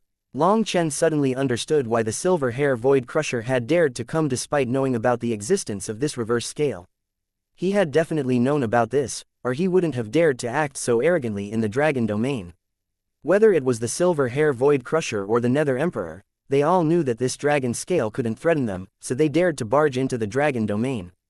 Sadly, the Nether Emperor had never expected the interference of the primal Chaos Dragon Sovereign. Through Long Chen's hands, the Dragon Sovereign mobilized the reverse scale's power and injured the Nether Emperor. You kept a portion of its power. That's also good. Well, change of plan. I'll teach you a secret art of the dragon race. You can use it to open a new minor world. But doing so will require all your power, so you should rest first, said the Dragon Sovereign. The patriarchs, race leaders, and higher-ups of the dragon domain had gathered, all staring at Long Chen reverently. Even though he was just a heaven saint, they no longer showed the slightest haughtiness around him. Long Chen's heaven-shaking power and immense intelligence had completely won them over. This was the charisma of a peerless commander. Most importantly, even the sovereign dragon reverse scale, which none of them had been able to activate over countless years, had been mobilized by Long Chen. Those who had scoffed at the rumors about the sovereign dragon reverse scale now finally believed them. Even the patriarchs treated Long Chen respectfully now, waiting for his orders. Patriarchs, it's been hard on you. Gather all the warriors who participated in this battle, and quickly recover your energy. In a bit, I'll have a bit of good news for you all. As for those children who didn't participate, they can clean up the battlefield. Don't throw away or destroy the corpses of the traitors. Gather them for me, said Long Chen, directly giving orders. At the start of the battle, the majority of the dragon domain's experts had been prepared to die. However, some were too weak and had to hide within the 10,000 dragon nests. Now, it just so happened that they could be of some use. Long Chen was practically a god to them, so they immediately got to work without complaint. The sovereign dragon reverse scale continued to hang in the sky, its light covering the battlefield. Just as the dragon sovereign said, it was essentially a dead object now. After being summoned by Long Chen, it showed no will of its own. As long as Long Chen ignored it, it simply continued to float in the sky. The battle had just ended, and the dragon domain was badly damaged. Only this dragon scale could protect them. With it there, no one dared to try anything funny. The dragon domain's children worked hard, but due to their lack of experience, they weren't very organized and thus weren't doing too well. In the end, the higher-ups couldn't bear watching them struggle and started to direct them. Long Chen stayed with the Dragonblood warriors. They were all exceptionally excited and unable to calm down. They had actually exchanged blows with the Nether Emperor. Just being able to say that they had once exchanged blows with him would be enough to scare countless people to death. Every person had their own vanity, and the Dragonblood warriors were no exception. Of course, they weren't like Guo Ran and Bai Shaola, who were so excited that they sang and danced. Bai Shaola directly knelt and shouted, "Dad, Mom, your child is now capable of fighting the Nether Emperor." On the other hand, Guo Ran tried to act more low-key, but he couldn't even sit still. He kept wanting to show off, which was truly comical. However, no one laughed at them. After all, this was the Nether Emperor, one of the world's strongest fighters. Even dying to him would have been enough to leave their names in history. On the other hand, Long Chen didn't care about the Nether Emperor. After all, he had received the legacy of the 9-star Master, who had destroyed the Nether Emperor and Ghost Sovereign back then. This little skirmish was nothing. Long Chen sat in the air, entering his meditative state to recover. Seeing this, the others felt embarrassed and started to recuperate as well. Watching Long Chen instantly enter a meditative state despite the excitement around him, the Dragon Domain's experts were amazed. What was a peerless expert? Long Chen was the prime example. Even against the terrifying Nether Emperor, Long Chen had shown no fear and wasn't the slightest bit enticed by the Nether Emperor's offer. After driving him off, Long Chen didn't immerse himself in self-satisfaction. Seeing this, the Dragon Domain's experts realized that Long Chen's greatness was not just in his martial power but in all aspects. Mo Yang, Kai Wufeng, and the other once arrogant sealed monsters had sworn to challenge Long Chen, but they now acknowledged their inferiority. Yet, rather than despair, they felt a surge of exhilaration. To walk alongside such a peerless figure was a privilege. They no longer needed to overthink their path, simply following in his footsteps would lead them to the pinnacle of this world. Seeing Long Chen and the others focus on their recovery, the Dragon Domain's experts also calmed down and started recuperating. 3 days later, the battlefield was cleaned up, and everyone had fully recovered, looking lively. After experiencing this immense battle, the Dragon Domain's experts had completely transformed, their auras sharper and more focused, like freshly forged blades tempered by the fires of battle. In contrast, the patriarchs had visibly weakened. Their vitality was greatly diminished, and they looked way older than before. The grueling battle had drained their longevity, leaving them frailer than ever. Yet, their eyes shone with satisfaction. The revival of the Dragon Domain filled them with hope. The children of the dragon race had already awoken, and under Long Chen's guidance, they were walking toward the right path. It wouldn't be long before these children surpassed them, becoming the future pillars of the dragon race. The patriarchs no longer needed to cling to life out of duty, they could now let go with peace, knowing the future was secure. At this moment, the voice of the primal chaos dragon sovereign resonated in Long Chen's mind. You can start now. Chapter 5504 Sovereign Dragon Valley. All the experts of the Dragon Domain gathered beneath the Sovereign Dragon reverse scale, their bodies enveloped in its divine radiance. Under this sacred light, they felt their bloodlines stir, their purest essence blood rapidly being extracted. Normally, they would definitely resist. After all, this was their purest essence blood. Once lost, it would take a long time to recover. But now, none of them hesitated. There was neither fear nor doubt as they believed in Long Chen. They could entrust their lives to him, so who cared about a little bit of blood? As Long Chen's hand seals were constantly changing, countless runes swirled on top of the dragon scale. Suddenly, the dragon scale rose and started to spin. Its mirrored sides reflected the world around it, and a dazzling beam of light shot forth, scanning the heavens and earth like an all-seeing eye. The dragon blood warriors stood calmly amidst the gathering, allowing their dragon blood power to be extracted. Their gazes were fixed on the dragon scale as it continued its search, its light sweeping across the realm in endless revolutions. Finally, the dragon's scale came to a halt, its light locking onto a distant point in the void. Without warning, it started to blaze with intense energy. The dragon's scale exploded just like that. Cries of shock and confusion filled the air because of the sudden explosion. Yet, instead of dissipating into fragments, the energy of the scale condensed into a swirling vortex. Through this vortex, a glimpse of another world emerged, a realm filled with the ancient aura of the immemorial dragon race. The crowd stared in stupefied silence, overwhelmed by the majesty and mystery of what lay before them. Go! Long Chen shouted. The Dragonblood Legion was the first to move, directly diving into the vortex and vanishing. Seeing that, the Dragon Domain's experts didn't ask any questions and also charged inside, following the Dragonblood Legion. Even the colossal 10,000 dragon nests were drawn into the vortex, their immense forms swallowed effortlessly. Once everyone had gone in, Long Chen also entered. After that, the void quaked as the spatial gate collapsed, sealing the path behind them. This place is. Before them stretched a vast and untamed world, a land of towering mountains, boundless plains, and primordial forests.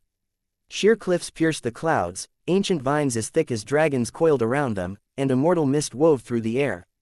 A potent dragon might permeated everything, a force so overwhelming that it seemed to resonate with their very souls. The scent of their ancestors lingered here, a testament to a bygone era. This is the dragon domain of the primal chaos era, Long Chen explained, his voice carrying the weight of history. It is called Sovereign Dragon Valley. Sovereign Dragon Valley, one of the patriarchs gasped. This place was once ruled by the Sovereign Dragon race. Long Chen nodded solemnly. Indeed, this place belonged to a minor tribe of the Sovereign Dragon race. Though small, it represented the pinnacle of dragon race authority during its time. The Sovereign Dragons were the kings of the dragon race, but they were divided into 7 great tribes, each led by a commander. These commanders, in turn, fostered countless sons and daughters, and only the most exceptional among them could inherit their legacy. To prove their worth, they would leave their tribes and carve their own path, their deeds contributing to the glory of the dragon race. This valley had once been home to one such tribe. Does that mean there are descendants of the sovereign dragon race here? Someone blurted out, but the realization quickly silenced them. This place was a minor world, and they couldn't sense any other bloodline fluctuations here, which meant that this world was empty. Long Chen's gaze swept across the valley, a trace of sorrow in his eyes. No one remains. The warriors of Sovereign Dragon Valley perished in the Primal Chaos War. From the calm state of this world, it's clear that they departed in full force, leaving no one behind. Not a single soul survived to return. Long Chen couldn't help but sigh. Although the Dragon Sovereign hadn't explained all the details, he could guess. Within this sealed minor world, no survivors of the dragon race could be found. This meant that every soul in Sovereign Dragon Valley, no matter their strength, had marched into the Primal Chaos War, leaving none to return. The battle must have been unimaginably desperate. In the past, Long Chen might have struggled to comprehend the scale of such desperation. However, his journey through time had granted him a glimpse of that era, a fleeting yet harrowing fragment of the conflict. Back then, the flames of war burned throughout every corner of the 9 heavens and 10 lands. In order to survive, they had unleashed every last bit of their power. Hearing this, everyone felt a wave of grief. They couldn't help looking at the children in their own ranks. These children had also not had a chance to grow up. Do not despair. Mo Yang's shout rang out, breaking the silence. Our ancestors sacrificed everything, but the dragon race endures. Their bloodline flows in us, so their will lives on. We will raise the banner of the dragon race and announce to the world that the dragon race is going to stand at the peak of the 9 heavens and 10 lands again. That's right, we have to get stronger. We're not going to disappoint our seniors by fighting amongst ourselves, said another peak heavenly genius of the dragon race. Hearing that, all of them felt a wave of shame. Their race's decline was something every single one of them shared some blame for. If Long Chen hadn't come and brought a change to the dragon domain, then the infighting would have continued until they were destroyed. Thinking about it now, they felt a cold chill. It felt like a nightmare. They practically couldn't believe they had been so foolish.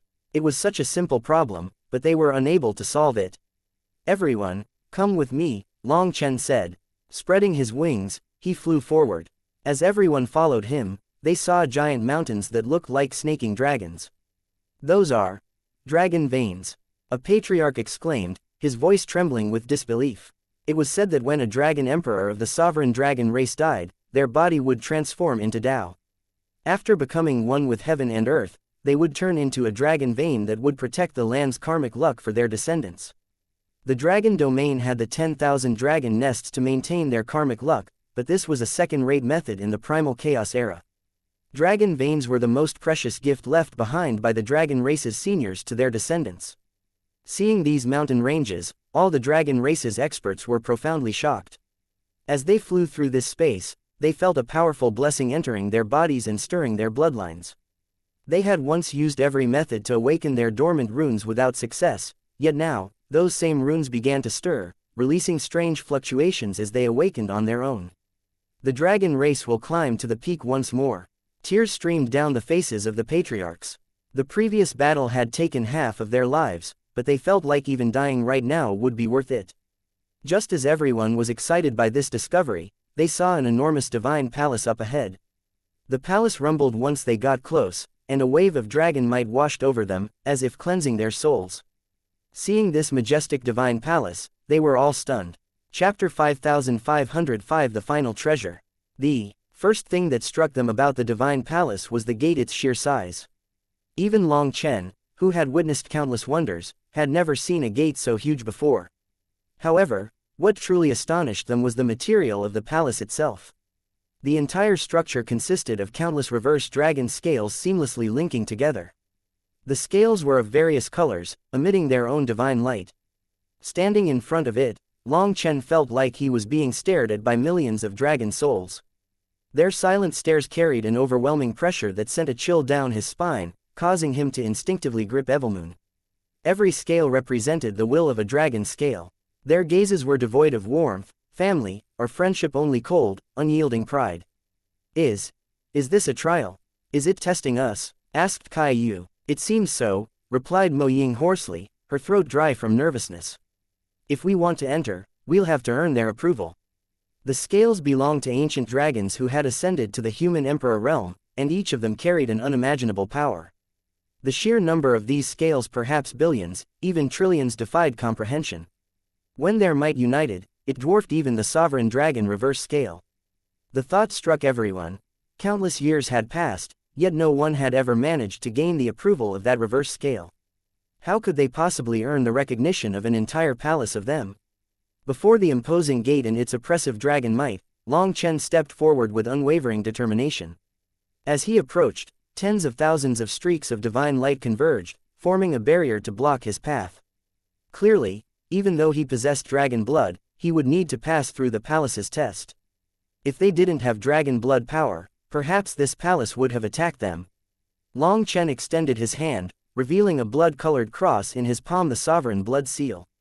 Slowly, he pressed it against the barrier. Under countless anxious gazes, the moment his hand made contact, the barrier quivered and vanished. They no longer sensed the aura of hostility from the palace. A deep rumbling followed as the enormous gates began to open, revealing an enormous passageway beyond. When this passageway opened, dragon might washed over them like a flood. It was so potent that those below the Heaven Saint realm were sent flying by its force.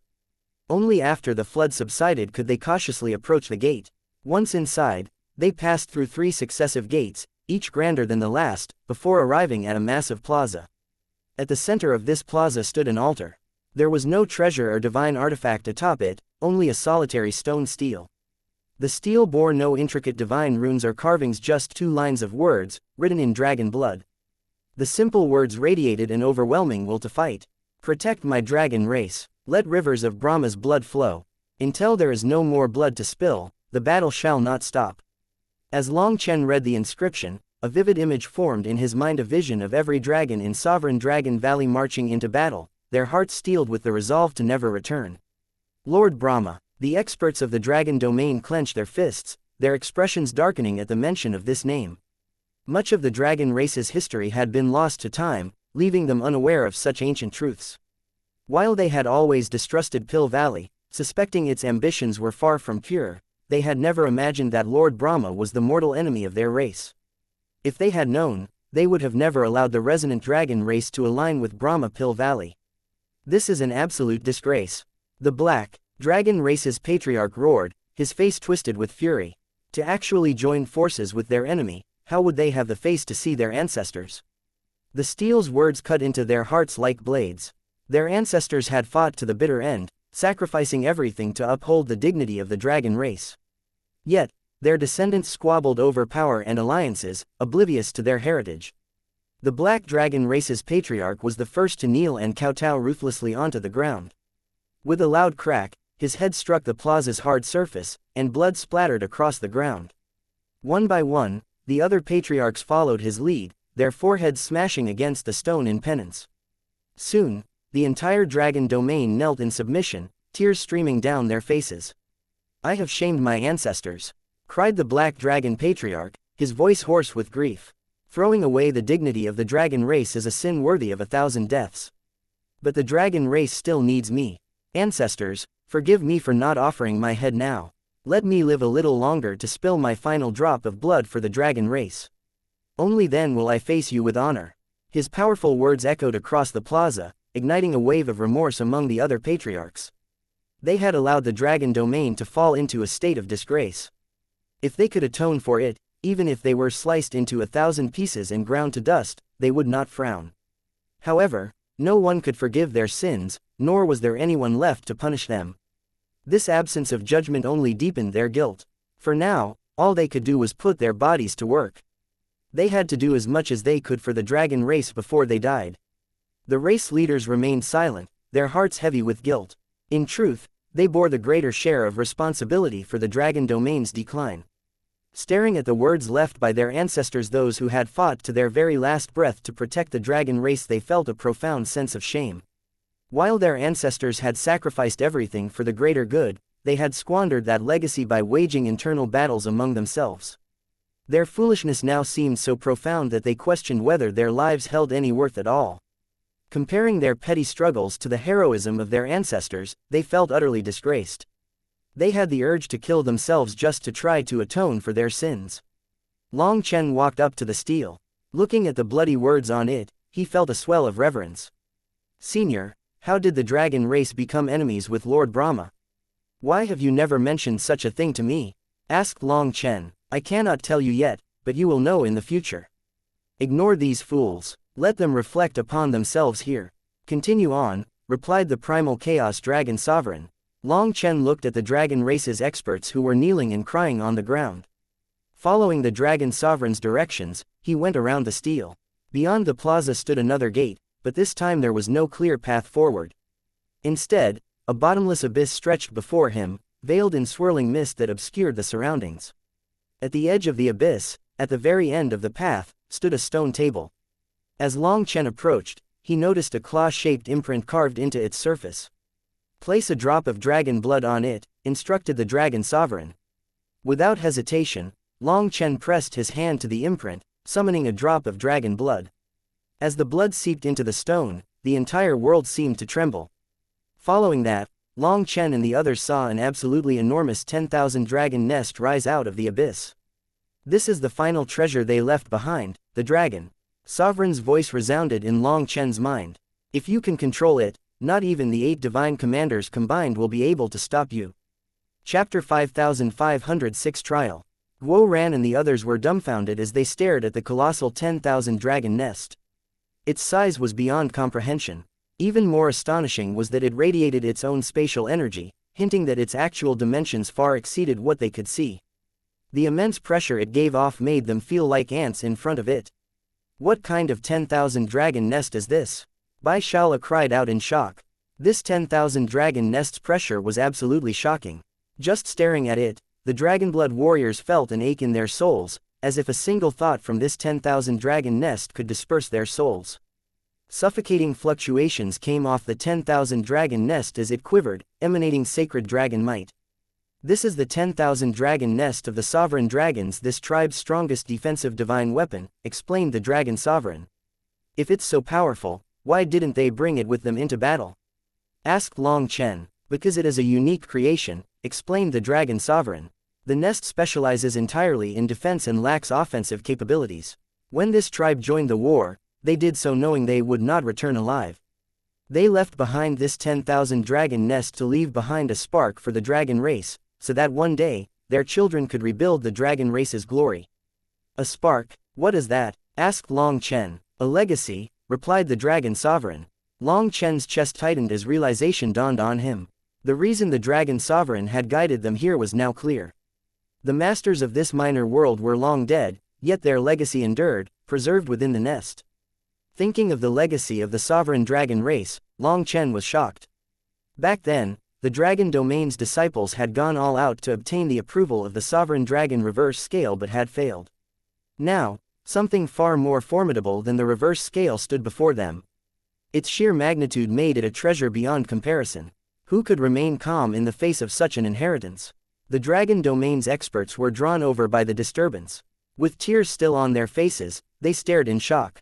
The entire world shuddered as the 10,000 dragon nest finally became still. After that, a bridge appeared, connecting them to the 10,000 dragon nest. Even once the 10,000 dragon nest's gate opened, there was a barrier around it, hindering them from seeing what was inside. It was clear that crossing the bridge was the only way to enter, but the bridge itself was no ordinary path.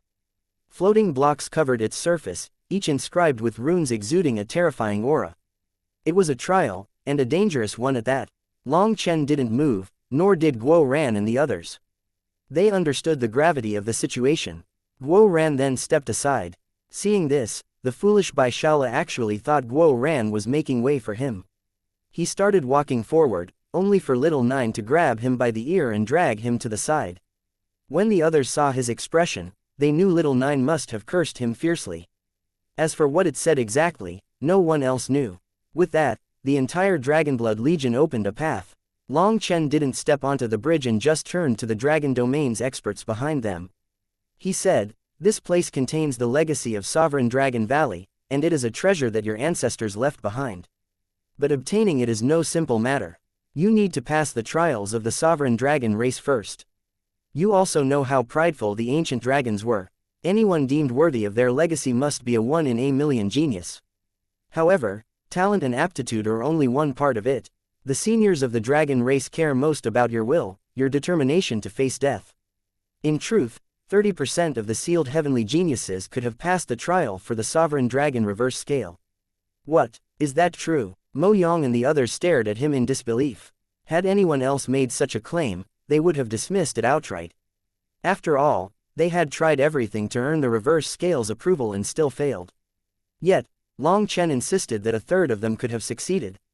How could they accept that? The reason you all failed is simple, Long Chen said solemnly. You're still alive. His words only deepened their confusion. Was he spouting nonsense? But Mo Yang suddenly gasped, his expression filled with regret. I understand now. That final life and death trial. If I had chosen the path of death, I would have passed. Long Chen nodded. The primal chaos dragon sovereign had shared some insight into the reverse scales trial, and now everything made sense. Big brother Mo Yang, what are you talking about? Asked another monstrous heavenly genius, still in the dark. Only a small portion of them seemed to understand and were lost in thought. Mo Yang hesitated, his face flushed with shame. When we sought the sovereign dragon reverse scale's approval, we all harbored selfish intentions. We wanted its power to unify the dragon domain, yes, but we also wanted to survive. That desire to live outweighed everything else. And because of it, we failed. I still don't get it. Can you explain it more clearly? Asked that genius. Mo Yang continued, if we had cast aside our selfishness, if we had been willing to sacrifice our lives solely for the dragon race, we would have succeeded. But Mo Yang couldn't speak any longer, but now everyone understood. The once proud heavenly geniuses who had reached the final level now wore expressions of shame and regret. They had finally realized what they lacked. It wasn't power, talent, or aptitude that had failed them, it was selfishness. It was this selfishness that had held them back. Even someone like Mo Yang, a peerless genius who might not appear again in tens of thousands of years, had been unable to gain the sovereign dragon reverse scale's approval. Long Chen said, I don't say this to rub salt in your wounds but to remind you of what must change. To revive the dragon race, selfishness cannot exist in our hearts. Only when we are selfless can we face death without fear. Only then can we raise the proud banner of the dragon race and continue onward no matter how difficult the challenge is. Even if we fall into the muddy path, our brothers can walk over our bodies to their victory. His words ignited a fiery determination within the dragon domain's warriors. Long Chen's hand then swept through the air, his voice ringing like a war drum. Warriors of the dragon race, show your courage to the heroic spirits of sovereign Dragon Valley. Like madmen, the dragon domain's warriors surged forward, each one hurling themselves onto the bridge suspended over the abyss without hesitation. Seeing them charge over like this, Long Chen couldn't help but cover his eyes. Chapter 5507. This is not a trial. When the dragon domain's experts stepped onto the bridge, its runes flared to life. Sharp swords materialized in the air, their chilling whistle like the murmur of death itself. In an instant, thousands of dragon domain warriors were pierced by these swords. Some were severed at the waist, while others were struck through the head, perishing on the spot. The scene was one of chaos and carnage. Long Chen was alarmed. Could this so-called trial truly be this lethal? Those with weaker cultivation bases, fall back. Let us take the vanguard. Hold the formation, shouted Mo Yang over the chaos. He charged to the very front with his dragon spear, blocking the swords. However, these swords were too powerful. One pierced through Mo Yang's shoulder, sending a spray of blood into the air. Seeing this, Kai Wufeng and other leaders rushed forward to join forces with Mo Yang and block the relentless assault. After a moment of chaos, the dragon domain's experts regrouped into a formation. Having weathered countless battles, they adapted swiftly. Yet, as they pressed on, the bridge's runes glowed even brighter, unleashing more attacks. The bridge soon ran red with blood, and the dragon race warriors fell one after another. The dragon blood warriors were stunned to see this. Was this really a trial of the dragon race? Why was it so bloody? Charge, shouted one of the patriarchs. Seeing their disciples sacrificing themselves like this, the patriarchs couldn't bear it any longer and were about to step onto the bridge. Don't, Long Chen shouted, immediately raising his hand to stop them. This is their trial. These old bones of ours have no potential left. Let us open the way for them, begged the Black Dragon race's patriarch as he stared at Long Chen. The elites of the dragon race, the very future of their kind, were dying before their eyes. When the patriarchs saw this, their hearts ached unbearably. They would gladly sacrifice themselves in place of their young. Long Chen shook his head. You might be able to protect them now, but not for a lifetime. They've already grown up. If they want to become pillars of the dragon race, they must be able to face death head-on. The Scarlet Dragon race's patriarch cried out, but this is just a trial. Who told you this is a mere trial? Long Chen's voice thundered, his expression severe. In this world, what isn't a trial? For cultivators, every battle is a life and death struggle. You must have the courage to face death. Which true expert wasn't forged through mountains of bodies and seas of blood? Which true expert grew up protected by the wings of their seniors? The dragon race has already declined to the point where any random force dares to bully you. You were on the verge of annihilation. Do you think this is just any other trial? If you cannot claim the 10,000 dragon nest, if you cannot inherit the legacy of your ancestors, how will you survive the next battle for the dragon domain's future? Will you let the dragon race be destroyed or enslaved, reduced to mere tools for the Brahma Pill Valley? Maybe even nothing more than the medicinal ingredients they raise. This 10,000 dragon nest is your only hope to rise again. It is the cornerstone of your revival, your chance to defy the heavens and change your fate. Is it not something they should risk their lives for? Long Chen's words reverberated like a thunderclap, shaking everyone to their core. For the first time, they saw him truly angry. Long Chen added, "Let me tell you, if you cannot cross this bridge within 6 hours, the 10,000 dragon nest will sink into this minor world. Reactivating it will be a task for those 1,000,000 years from now. If you wish to cower and leave this burden to your descendants, then by all means, wait." Hearing that they only had 6 hours, everyone started to panic. 6 hours, half an incense stick's time had passed, but they weren't even 1% across the bridge. The dragon race faces adversity head-on. Who would leave our problems to our descendants? Then what would be the point of us living? Charge, shouted one of the dragon race experts. Everyone on the bridge heard Long Chen's words, and with a furious roar, they charged forward. Their morale rose. At this moment, it was vaguely possible to see their dragon blood connecting, their power resonating. With every individual's power supporting each other, they were like a solid block. At last, the formation's true might began to shine as they pushed forward fearlessly.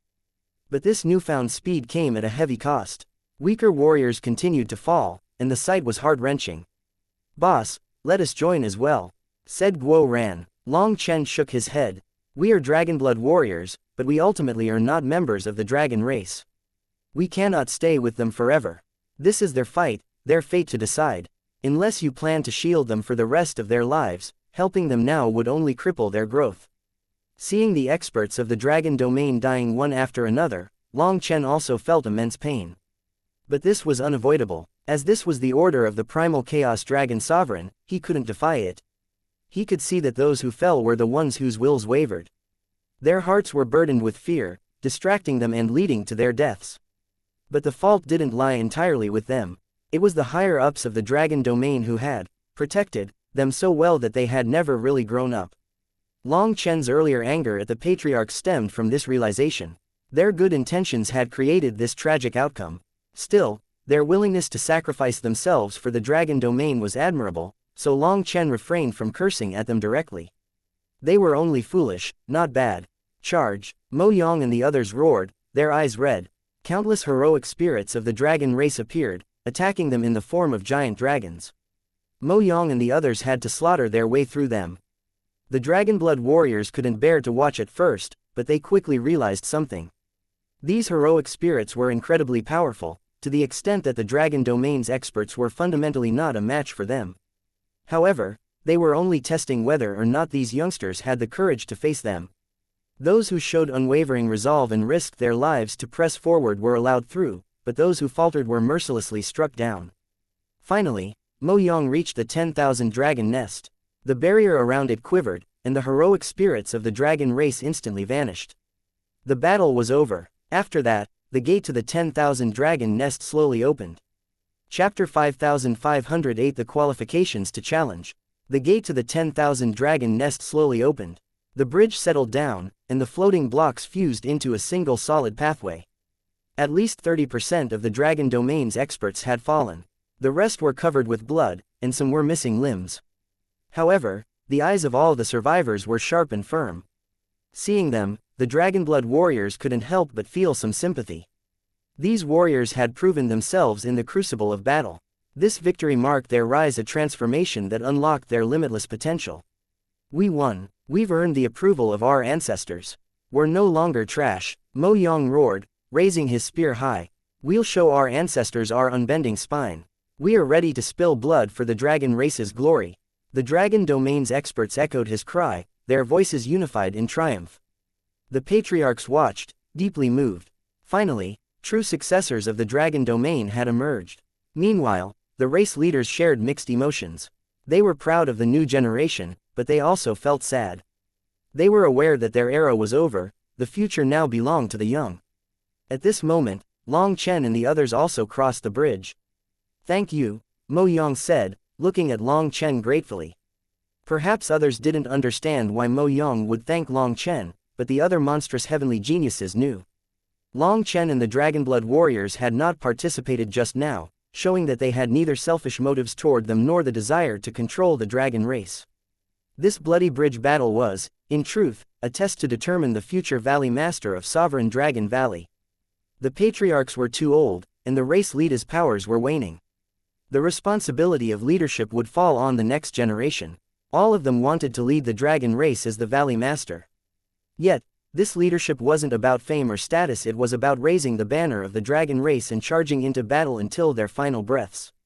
They would become the dragon race's eternal glory.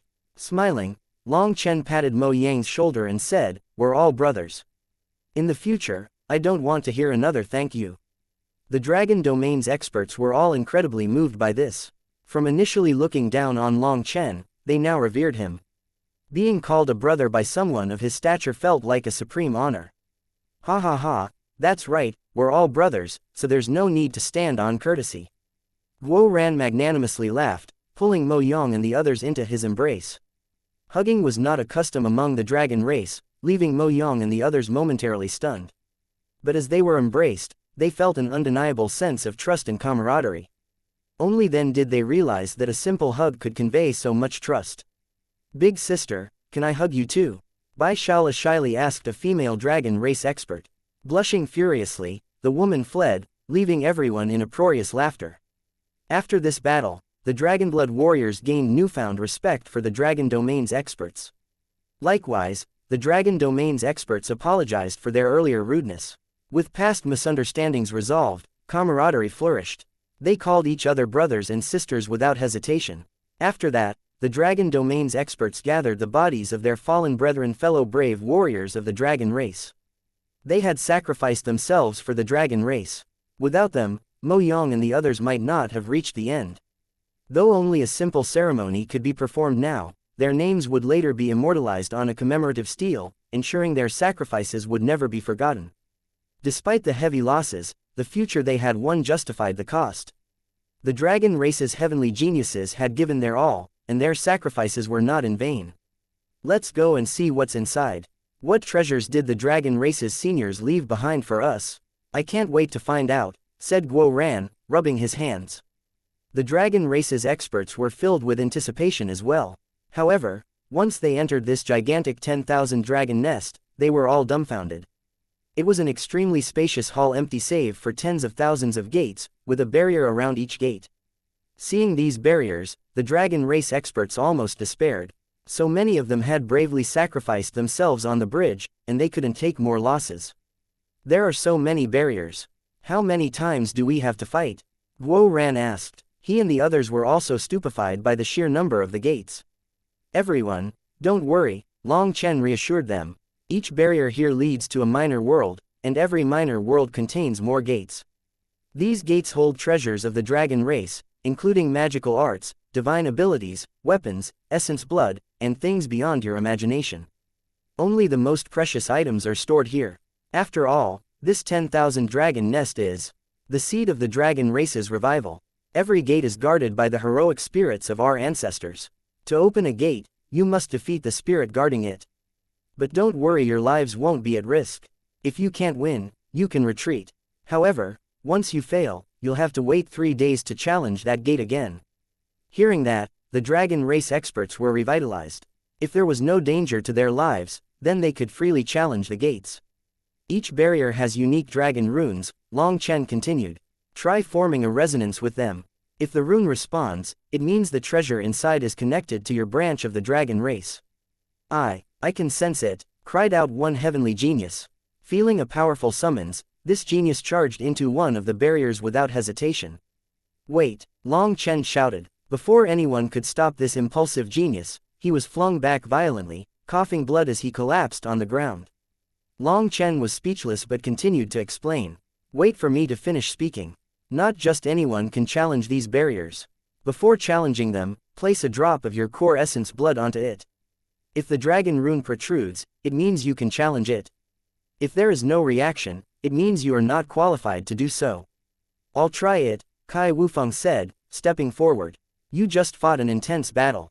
It's fine, I have a special constitution and have already recovered to 80%. I'll scout things for everyone. Kai Wufeng approached a barrier, flames flickering within it. Even from the outside, it was clear this barrier housed something related to fire. Carefully, he placed a drop of his essence blood on it. To everyone's shock, the essence blood was rejected. Gasps of disbelief rippled through the crowd.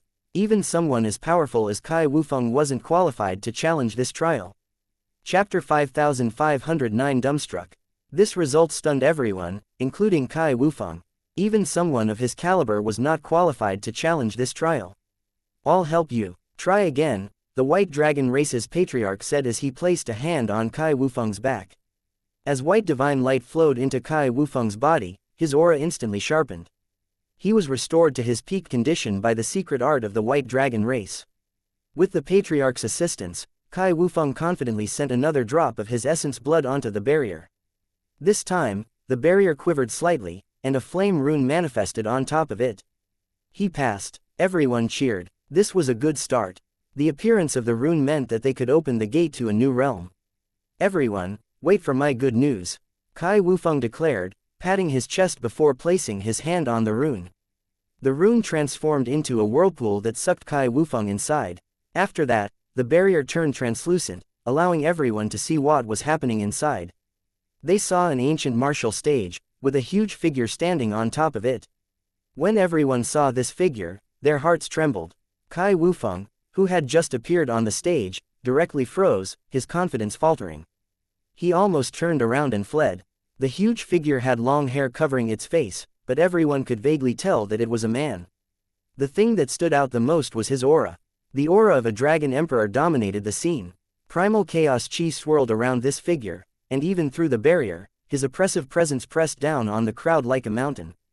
Kai Wufeng quivered involuntarily. It wasn't fear, but an instinctual reaction rooted in his soul and bloodline. Everyone was stupefied. To pit a heaven saint against a dragon emperor and one from the primal chaos era, no less was there any hope of winning. Probably a single thought from this dragon emperor could obliterate Kai Wufeng's soul. Once Kai Wufeng appeared on the martial stage, the huge figure quivered slightly. His clothes and hair rose without the presence of wind. He was a sharp-faced middle-aged man. When his eyes opened, even those outside the barrier felt their souls shudder. What overwhelming pressure, whispered a dragonblood warrior, his voice trembling. They all sucked in a cold gasp of air. Against such a terrifying dragon emperor, let alone fighting, just being able to stand up against him would be impressive. When the dragon emperor saw Kai Wufeng, the runes on his body started to blaze, and dragon might flooded the martial stage, crushing Kai Wufeng like a mountain. Kai Wufeng's bones felt like they might collapse under the invisible weight. Outrage and despair warred within Kai Wufeng. Was this trial a cruel joke? Who could possibly overcome such an opponent? Yet, in his despair, Long Chen's image surfaced in his mind. Somehow, he felt that only Long Chen could match such an existence. The dragon race's experts shared his despair. After countless sacrifices to open the 10,000 dragon nest, they now faced an insurmountable challenge. This gave them a massive headache. But then, the dragon emperor's runes started to dim, extinguishing one by one. His aura receded, and the 9 heaven vein dragon chi around him faded. When Kai Wufeng saw this, his hope rekindled. So that's how it works. The trial matches the challenger's power. Good, said a dragon domain expert in realization. The realization brought relief and a resurgence of fighting spirit. Their blood boiled with determination. Once the dragon emperor's aura matched the heaven saint realm, he beckoned to Kai Wufeng, his electric gaze still locked onto him. The challenge began. Kai Wufeng respectfully cupped his fists toward the Dragon Emperor. Then, with a shout, he summoned his heavenly fate disc. An illusory scarlet dragon appeared behind him as flames surged skyward, engulfing the martial stage. Good, Kai Wufeng has his scarlet dragon flames. Since this technique wasn't interrupted, he can definitely pass, shouted an expert of the Scarlet Dragon race excitedly. They knew Kai Wufeng's technique was immensely powerful but required time to cast. Normally, he relied on his allies to buy him some time. But the Dragon Emperor didn't seem to be in a rush to attack. He was waiting for Kai Wufeng to enter his strongest state, causing the confidence of the Scarlet Dragon race's experts to rise. The rules were clear now. Regardless of power, the Dragon Emperor would match the challenger's level for the fight. The fairness of the trial reinvigorated the crowd's spirits. Once Kai Wufeng was in his strongest state, flames filled the world around him, and he pointed his dragon spear at the Dragon Emperor. The Dragon Emperor simply stood there like an immovable mountain.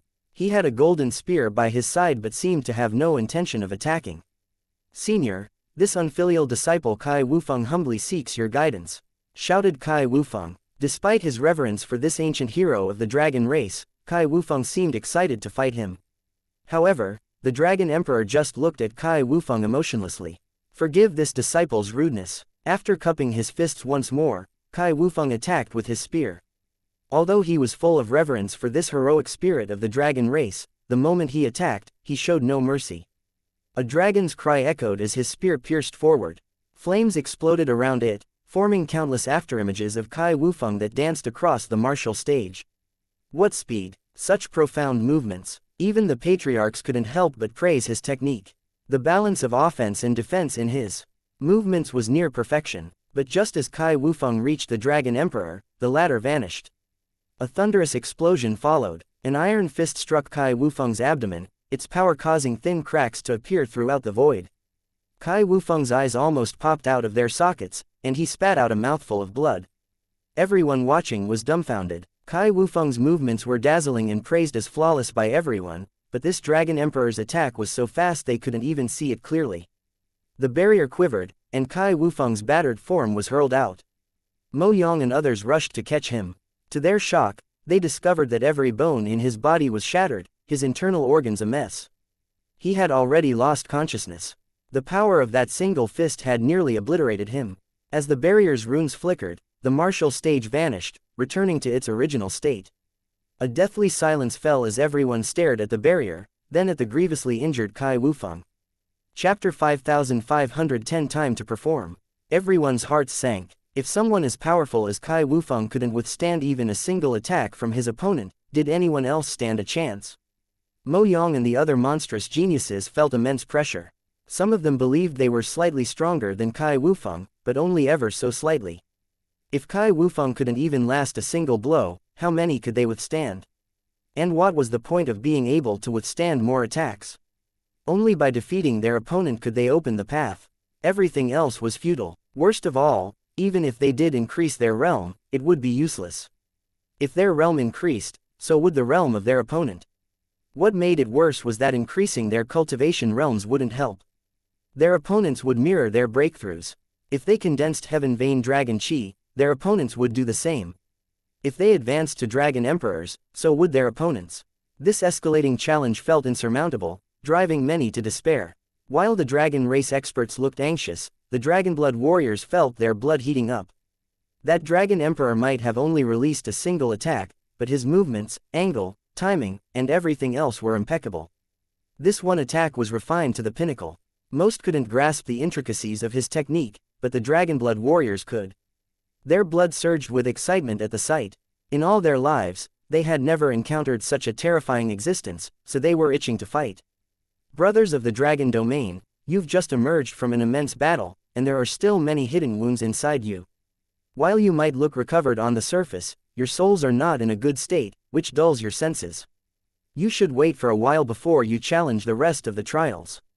To challenge them in your current state would not only risk further injury but also disrespect these seniors.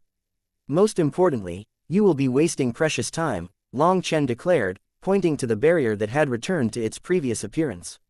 When a challenge failed, the barrier required 3 days to reset before another attempt could be made. However, at the moment, the dragon race experts were staring at the thousands of barriers in despair. It wasn't just the younger generation, even the senior experts felt powerless. The previous dragon emperor standing on the martial stage seemed like an insurmountable peak, blocking all paths forward. Why the long faces? Long Chen smiled, his voice steady and encouraging. Isn't this a good thing? Back then, you were all peerless heavenly geniuses, unmatched in your time. That's why you were sealed. Now, you finally have worthy opponents. This is an opportunity to exchange blows with true experts, a rare chance to learn and grow. Win or lose, the experience alone will be invaluable. Isn't this far better than sealing yourselves away, claiming no one can challenge you? These words did make their eyes brighten slightly. Mo Yang and the others exchanged looks before bursting into laughter. You're right, we can only learn and progress by exchanging blows with such experts. We should be happy. That's right, even if we cannot beat these seniors, we'll profit immensely. Why be greedy? Well said, the dragon domain wasn't built in a day, and neither are true experts. Ha ha ha, Big Brother Long Chen always sees the bigger picture. We've got plenty of time, what's the rush? Long Chen's words undid the knot in their hearts, dispersing the tense atmosphere. Instead of bashing their heads into a brick wall and despairing, they felt hopeful once again. Thinking of how they could challenge such powerful experts, they grew excited. Boss, we want to give it a shot too, exclaimed Ji Yu Yong. Previously, Long Chen had forbidden the Dragonblood warriors to help the dragon race experts charge over the bridge. But now, they couldn't hold back any longer. Go ahead, Long Chen said with a nod. There are plenty of barriers, enough for everyone to train for a long time. Once all the trials are cleared, we'll reach the core of the 10,000 dragon nest. Only then can we truly control this divine weapon of Sovereign Dragon Valley. This is also a chance to exchange pointers and learn from each other. The Dragonblood warriors erupted in cheers. Without hesitation, each one approached a barrier and offered a drop of essence blood. To the shock of the dragon domain's experts, every Dragonblood warrior received the barrier's approval. Not a single one was rejected. Over 7,000 martial stages lit up at once, each occupied by a Dragonblood warrior. Isn't this too wasteful? We should go one at a time so we can observe every battle, complained one of the dragon domain's experts. With so many martial stages activating simultaneously, they found themselves overwhelmed. Even with their eyes darting back and forth, they could only follow 2 battles at most. They would definitely miss what was happening on the other martial stages. However, complaining was useless. One stage after another activated, and a myriad of powerful figures appeared on them. Men and women, young and old, but they were all dragon emperors. As they suppressed their cultivation to match the Dragonblood warriors, the battles began. The warriors roared with excitement, unleashing ferocious attacks with their Dragonblood blades. Unlike Kai Wufeng's method, which balanced offense and defense, the Dragonblood warriors focused solely on offense. They poured everything into sharp, decisive killing blows, aiming to end the fight in just a few moves. For the Dragonblood warriors, this was a rare opportunity to fight such powerful opponents in solo combat. Far from being intimidated, they were exhilarated, overflowing with the desire to fight. As true experts who had gone through mountains of corpses and seas of blood, each of their movements was honed through brutal, real combat. Every technique they used was paid for with their own blood, perfected on the battlefield. Their razor-sharp killing blows, terrifying reaction speeds, and elusive movement arts were all marvelous, leaving the dragon domain's experts in awe. Until now, they had only seen the Dragonblood warriors in formation, and their combined might was powerful enough to challenge even the Nether Emperor. However, they were unmatched even on their own. A fierce explosion rang out, and one Dragonblood warrior was sent flying out of the barrier, landing heavily on the ground. While blood trickled from the corner of his mouth, his sharp gaze never wavered. Everyone could see a bloody hole marring his shoulder he had lost. Yet, the dragon domain's experts were stunned. To exchange over 20 blows with such a fearsome dragon emperor was nothing short of astonishing. The Dragonblood warriors came flying out one after another. In just a few breaths, the majority were defeated. At this moment, the rankings of the Dragonblood Legion showed themselves. Ordinary warriors were the first to be knocked out, followed by the squad leaders. The strongest among them managed to exchange hundreds of blows, drawing gasps of disbelief from the spectators. Their resilience and skill left the Dragon Domain's experts marveling at their power. Half an incense stick's time later, fewer than 20 Dragonblood warriors remained standing. Despite their ferocity, they too fell one after another. In the end, not a single one triumphed. "Incredible," shouted one of the Dragonblood warriors. Despite being covered in blood, they looked excited. After all, only by fighting powerful experts could they get stronger. For them, defeat wasn't a loss, it was an opportunity to grow. Facing such powerful opponents only made them hunger for greater challenges. Their undaunted spirits stirred something in the hearts of the Dragon Domain's experts. For the first time, they felt as though they understood the essence of true experts. The infectious energy of the Dragonblood warriors ignited their own fighting spirits, heating their blood. "Brothers, rest for a while. It's time for me, Guo Ran, to show off," exclaimed Guo Ran, arrogantly stepping forward. Chapter 5511 Guo Ran's True Power. The instant Guo Ran stepped forward, all eyes turned to him.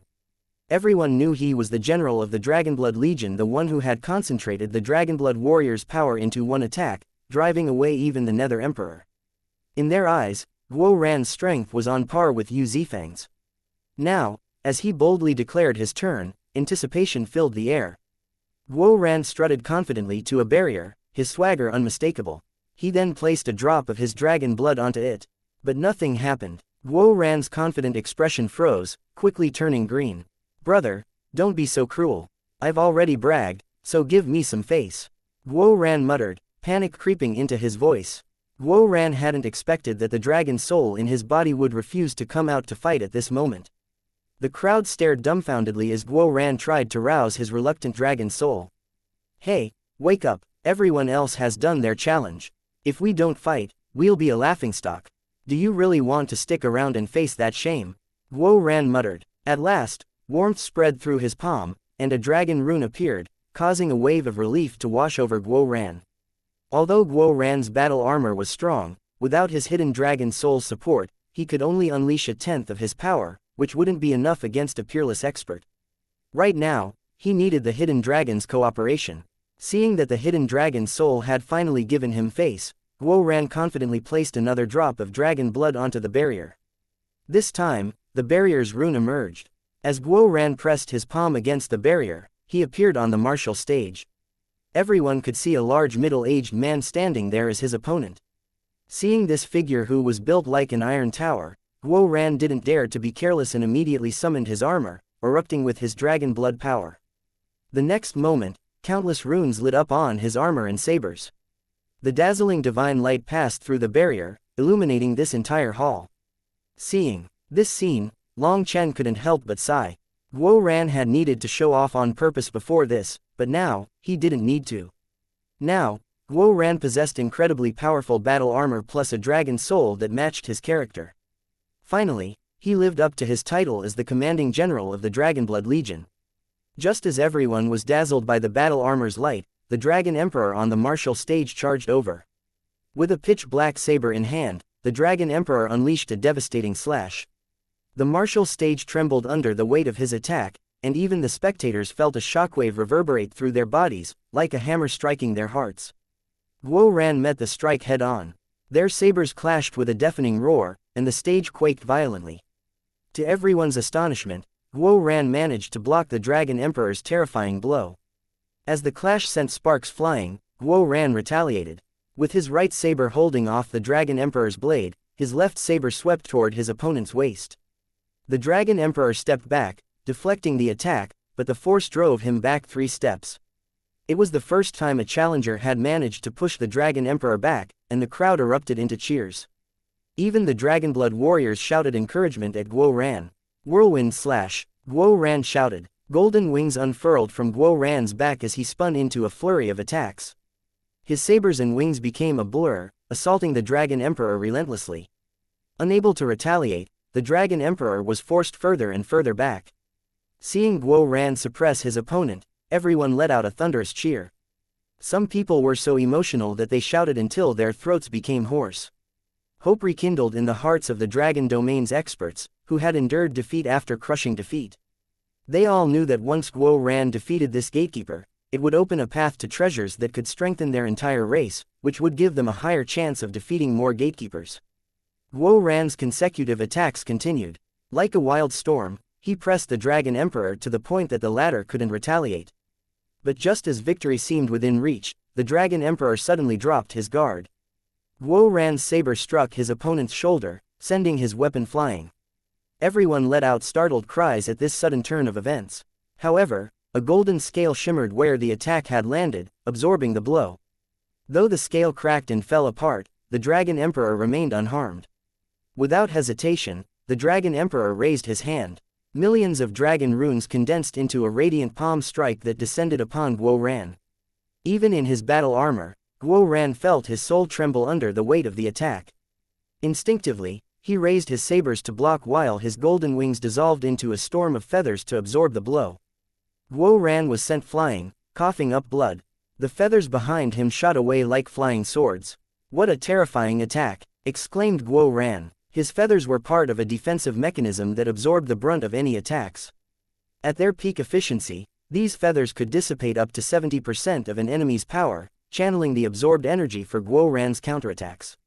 On the battlefield, this ability was a game changer, often catching opponents off guard and turning dire situations into victories. Yet, even with this mechanism, the Dragon Emperor's strike left Guo Ran coughing up blood. The force had been too overwhelming. Thankfully, his armor concealed his face, so no one saw his wretched state. At this moment, the feathers flew back to Guo Ran's back, returning to their golden wing state. His saber, which had been knocked away, also returned to his hand with a sharp gleam of light. Without hesitation, Guo Ran stamped the ground, launching himself at the Dragon Emperor once more. His bravery caused the Dragon Domain's experts to once more burst into cheers. Gritting his teeth, Guo Ran activated every rune on his battle armor. He was going all out. Sensing the gravity of the battle, the dragon soul roared to life, fully unleashing his dragon blood power. Dragon blood cross/. Guo Ran roared. His opponent was simply too powerful. Having tried out countless methods to no avail, Guo Ran could only bring out his final trump card. With a heaven-shaking explosive sound, Guo Ran's attack blasted the Dragon Emperor back, sending him smashing into a stone pillar on the martial stage. The crowd held their breath, their eyes fixed on the stage. But as the dust settled, the Dragon Emperor emerged unscathed. His imposing figure walked back toward Guo Ran with calm, measured steps. "Damn, what a slap in the face," Guo Ran muttered under his breath, his voice heavy with resignation. There was no defeating this gatekeeper. Yet, to his astonishment, the Dragon Emperor simply returned to his original position and stood still. After that, a whirlpool appeared, and he vanished. The barrier sealing the martial stage dissipated along with him. For a moment, Guo Ran stood frozen, unsure of what had just happened. When the realization dawned on him, his lips curled into a delighted grin. At the same time, the Dragon Domain's experts roared with jubilation, their voices filled with renewed morale. He did it. Chapter 5512 Opening Sovereign Dragon Valley. The barrier and martial stage vanished, replaced by an open gate leading to a resplendent, ancient palace hall. The interior was empty except for a single dragon bone resting at the very center. The dragon bone sparkled like jade, with an intricate dragon-shaped rune etched onto its surface. "Heavenly Dragon Rainmaker, what is this?" Guo Ran read the characters carved into the stone beside the dragon bone and felt a pang of disappointment. According to the inscription, this was a divine ability of the dragon race, yet its name lacked the majesty he had hoped for. It seemed unimpressive. Long Chen and the others entered the hall. Examining the rune on the dragon bone, Long Chen remarked, "This should be the palm attack that Senior unleashed just now." Guo Ran shuddered at the memory of the Dragon Emperor's overwhelming strike. That attack had nearly crushed him despite his best defenses. "It should be," Long Chen confirmed. When he unleashed that move, you could see raindrops faintly shimmering within his manifestation. Long Chen's observation was sharp. He had scrutinized every detail of the battle. Despite the terrifying attack, Guo Ran had endured and blocked it. However, Long Chen guessed that Guo Ran had paid quite a price to do so. It seemed that throughout the entire Dragonblood Legion, only he and Guo Ran could withstand an attack of that caliber head-on. Long Chen clapped him on the shoulder. "Your performance today was remarkable." Guo Ran broke into a laugh. "Haha, no need to praise me, boss. Compared to you, I'm just scratching the surface. Still, I'm ever so slightly amazing, ha ha ha." Even though Guo Ran tried to act humble, he couldn't change his expression, leaving everyone speechless. However, his power was the real deal. No matter how he messed around or acted arrogant, that was alright as long as he had the power to back it up. The White Dragon Race's patriarch stepped forward, his expression serious as he examined the rune. Suddenly, his eyes lit up. This technique. It's a race skill. That means all of us can cultivate it. A race skill meant that the skill wasn't restricted by bloodline, and any dragon-blooded individual could learn it. Hearing this, all the dragon domain's experts were overjoyed. They could all improve thanks to this. Guo Ran had not only proven his mettle but also paved the way for the dragon race to advance, letting them see hope. Then it was Ji Yuyong, Li Qi, Songming Yuan, Bai Shishi, and Bai Shala's turn to start their challenges. Li Qi, Songming Yuan, and Bai Shishi held their own for a full hour before being defeated. As for Ji Yuyong, thanks to his ferocious will, he could exhaust his opponent's energy after fighting for 4 hours. In the end, he won. It was Bai Shala who shocked everyone. Entering alongside the violet pupil nine-tail fox, he found that the formation didn't restrict his companion from joining the fight. So, they overwhelmed their opponent with explosive pupil arts, defeating the gatekeeper in mere moments. In truth, the gatekeeper who had just faced Bai Shala and Guo Ran was unlucky. They lacked experience dealing with opponents as unconventional as these two. As dead heroic spirits, their techniques and combat patterns were set, leaving them vulnerable to unorthodox strategies. This inflexibility gave Bai Shala and Guo Ran the edge they needed to claim victory.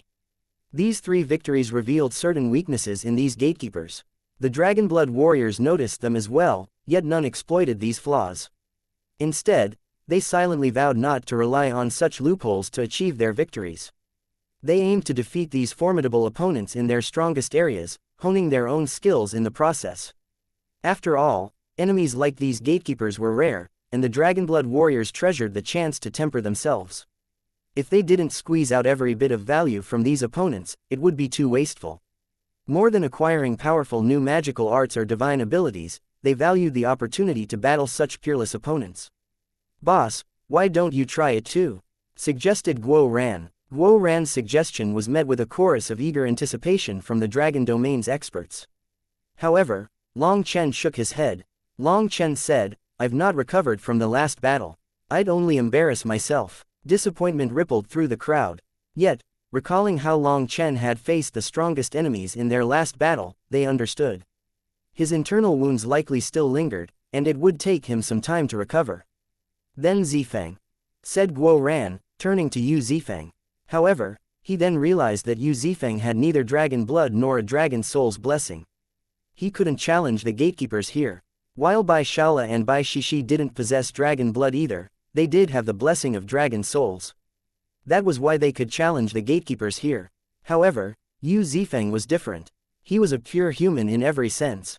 Although he had borrowed the power of dragon blood to cultivate, his body did not contain any of it anymore. Sovereign Dragon Valley is vast, Long Chen interjected. It holds the sovereign dragon race's resting grounds, mining areas, cultivation regions, and more. Use the resources you have here to cultivate hard. Don't waste your precious time. We have an irreconcilable enmity with Lord Brahma, and now even the Nether Emperor. Since our opponents are frighteningly strong, we cannot waste any time. Boss, do you plan to leave Sovereign Dragon Valley? Are we leaving soon? Asked Guo Ran. Guo Ran and the others were familiar with Long Chen, so they weren't alarmed by his tone. However, the Dragon Domain's experts jumped in shock when they heard that. They stared at Long Chen in disbelief. "No, we are not all leaving," Long Chen clarified. "It will just be me and Zifeng. You can raise your power by challenging the gatekeepers here. But for Zifeng, it would be a waste of time. He lacks the dragon blood or dragon soul support necessary to make progress in this place. As for myself, I have more pressing matters to attend to. I'm leaving this area in your hands," Long Chen explained calmly. "Long Chen, you can't leave. You're our leader. If you leave, we'll become a group of headless dragons once again," said the White Dragon Race's patriarch. "That's right," echoed the other patriarchs. "You're the only one who can unify the Dragon Domain. Without you, chaos could easily erupt. The last time the Dragon Domain fell into turmoil, we barely managed to hold on. We can't afford to go through that again." After enduring the previous upheaval, the patriarchs were terrified of a repeat. They had barely managed to survive the last time. Moreover, no one else in the dragon domain could win everyone over like Long Chen. Long Chen smiled. There's no need to worry. The current dragon domain has been forged in the fires of battle. Everyone here understands the importance of unity, and no one harbors selfish intentions anymore. Besides, the activation of the 10,000 dragon nest will demand all of your focus. There won't be any room for chaos. Turning to the patriarchs, Long Chen added, Patriarchs, the sovereign Dragon Valley's resources hold incredible restorative power. They can replenish your lost longevity and blood-soul energy. The day you return to your peak condition isn't far off. Really, the patriarchs were stunned, their disbelief plain on their faces. The last battle had made them feel like old relics, and they couldn't help but feel a bit worthless. Many had even entertained thoughts of fighting one last battle to make a final contribution to the dragon domain. However, hearing that they could recover to their peak, they couldn't believe it. They were overjoyed. Yes, Long Chen affirmed with a nod. Sovereign Dragon Valley is vast and filled with opportunities. However, I won't be accompanying you as you explore it. That's something you must do yourselves. Long Chen turned to Bai Shishi after addressing everyone. Her expression was calm, but her reddened eyes betrayed her emotions. They had only just reunited, yet now they had to part ways again. There hadn't been time to exchange more than a few heartfelt words, leaving her filled with reluctance and sorrow. Seeing her expression, Long Chen felt a surge of emotions well up in his heart. However, he knew he couldn't waver.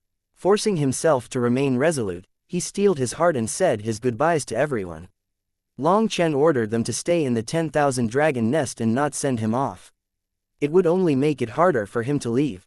After leaving the enormous 10,000 dragon nest with Yu Zifeng, Long Chen went to the plaza. Once there, Long Chen walked to the center and placed his palm on the ground.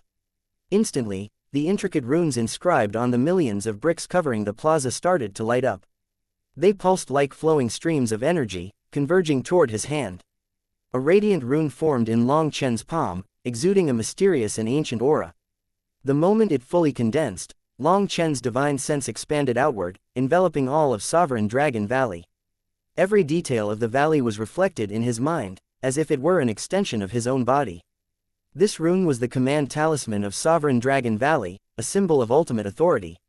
With it, Long Chen could control every aspect of the valley. Long Chen slammed his palm at the void, revealing a spatial portal. Without hesitation, he and Yu Zifeng stepped into the portal, disappearing from sight. Chapter 5513 Big Words. When Long Chen and Yu Zifeng reappeared, they found themselves back in the dragon domain, only to sense something strange. Time here flowed differently. It then dawned on them that the time flow in Sovereign Dragon Valley was far slower than that of the Heaven Essence world. What had felt like 3 days in Sovereign Dragon Valley had been an entire month outside. The dragon domain was in ruins. The air was thick with the metallic tang of blood, and the remnants of its once majestic structure spoke of the horrors it had endured. Above it all, a massive, jagged crack scarred the sky, splitting the dragon domain in two. It was a wound the world itself couldn't mend. Long Chen and Yu Zifeng's sudden arrival caused a commotion. Countless experts from various races, who had been investigating the aftermath of the dragon domain's destruction, froze in shock. This calamity had sent shockwaves through the entire Heaven Essence world, prompting the races and factions to dispatch their best to uncover the truth. As a result, there was a large number of people in the vicinity. They all jumped when Long Chen and Yu Zifeng tore through the void and appeared amongst them. A cry of recognition broke the silence, followed by a surge of movement. Experts from many factions rushed to encircle the two of them, their eyes gleaming with suspicion and hostility. Long Chen's gaze landed on the one who had shouted. It was a white-haired elder clad in the robes of the Brahma Pill Valley. Faith energy swirled around him, exuding an oppressive aura. His status as a half-step divine emperor was unmistakable. Speak, what happened here? Did you see a man with silver hair? If you dare to lie, I'll make you wish you were never born. The elder roared, his voice brimming with hostility. The Brahma Pill Valley had been the first to catch wind of Long Chen's presence in the dragon domain, and they had immediately reported it to the Silver Hair Void Crusher. After receiving this report, the Silver Hair Void Crusher ordered them not to make any rash moves and immediately vanished. Given his exalted status, no one dared question his actions or whereabouts. But soon after, the shocking news of the dragon domain's annihilation spread, shaking the heaven essence world to its core. With its far-reaching network of informants, the Brahma Pill Valley immediately sent people over after receiving the word. Upon arrival, they were greeted by a chilling scene. The air still carried remnants of faith energy, a fiery, unsettling trace that permeated the battlefield. Based on the fluctuations, this trace belonged to the Silver Hair Void Crusher. This discovery terrified the investigator, and he immediately sent back word. As a result, this elder one of the 4 Vice Valley Masters of the Brahma Pill Valley was sent to investigate further. He was shocked to find that the information was accurate. The burning faith energy was a sign that the Silver Hair Void Crusher had perished here. However, even with the evidence right in front of him, this elder refused to believe it. He stubbornly ordered his followers to scour the battlefield for further clues, convinced there had to be some mistake. Yet, after nearly a month of exhaustive investigation, every fragment of evidence pointed to the same conclusion: the Silver Hair Void Crusher was dead. Not a single anomaly left room for doubt. The Vice Valley Master was completely stunned, wondering how one of the 8 great divine commanders could die here. With the support of their divine thrones, they were basically undying existences. Who could possibly kill the Silver Hair Void Crusher? When Long Chen appeared, the Vice Valley Master wasted no time. He barked an order, and Long Chen was immediately surrounded. The Silver Hair Void Crusher had come for Long Chen, so the latter was bound to know the truth behind what had happened here. The elder's thunderous roar quickly drew the attention of the other experts in the vicinity, causing a stampede of figures to rush to the scene. Those unaffiliated with the Brahma Pill Valley hung back, forming an outer ring of spectators, while factions with ties to them closed in, joining the inner circle alongside the elder's followers. As the encirclement tightened and the Vice Valley Master's expression twisted with rage, Long Chen and Yu Zifeng exchanged amused glances. It was clear to both of them that this elder was nothing more than an administrator, a half-step divine emperor whose authority stemmed from his status in the faith energy surrounding him rather than his actual combat prowess. While his aura might intimidate weaker experts, it held no weight against Long Chen or Yu Zifeng. Although the question was a bit meaningless, Long Chen knew that the other side would understand his intentions. "This is the Brahma Pill Valley's Vice Valley Master. He asked you a question, so you'd best answer truthfully. Your lives depend entirely on his mood," barked another elder standing beside the Vice Valley Master, his voice brimming with arrogance. Ha ha ha! Long Chen and Yu Zifeng burst into laughter, which then echoed across the tense battlefield. "What are you laughing at?" shouted one of the Brahma Pill Valley's experts. They immediately raised their weapons, looking like they would tear Long Chen and Yu Zifeng to pieces at a single command. Long Chen's control over his aura was impeccable, bordering on perfection. Even the Vice Valley Master, a half-step divine emperor, was unable to gauge his strength. To the human emperors present, Long Chen's blood qi seemed utterly calm, devoid of any discernible threat. While they had heard tales of his fearsome power, they believed them to only be rumors. As for Yu Zifeng, he was even less conspicuous. His aura was so weak that he seemed like an ordinary man with no blood qi or spiritual strength to speak of. It was as if they could blow him apart with a sneeze. As a result, these idiots didn't view the two as a threat. They only refrained from attacking outright because they wanted some information. Otherwise, they would have unleashed their wrath. Yu Zifeng finally broke the silence, shaking his head with a faint smile. "Even someone as powerful as the Nether Emperor wouldn't dare utter such arrogant words in front of my boss. I truly admire your courage." The Nether Emperor. Gasps rippled through the crowd at the mention of such a name. However, they instantly felt like this little fellow didn't know how high the heavens were. How dare he casually bring up the Nether Emperor's name? After all, the Nether Emperor was a legendary existence. According to them, using his name as a bluff only revealed Yu Zifeng's ignorance. "Enough. If you don't appreciate our patience, then you'll learn the hard way," snarled one of the human emperors. Infuriated by Long Chen and Yu Zifeng's laughter, he lunged forward, intent on teaching them a lesson. The Vice Valley Master made no move to stop his follower. Clearly, he was planning on using this person to test out their power. However, before the human emperor could even complete his first step, Yu Zifeng extended a single finger.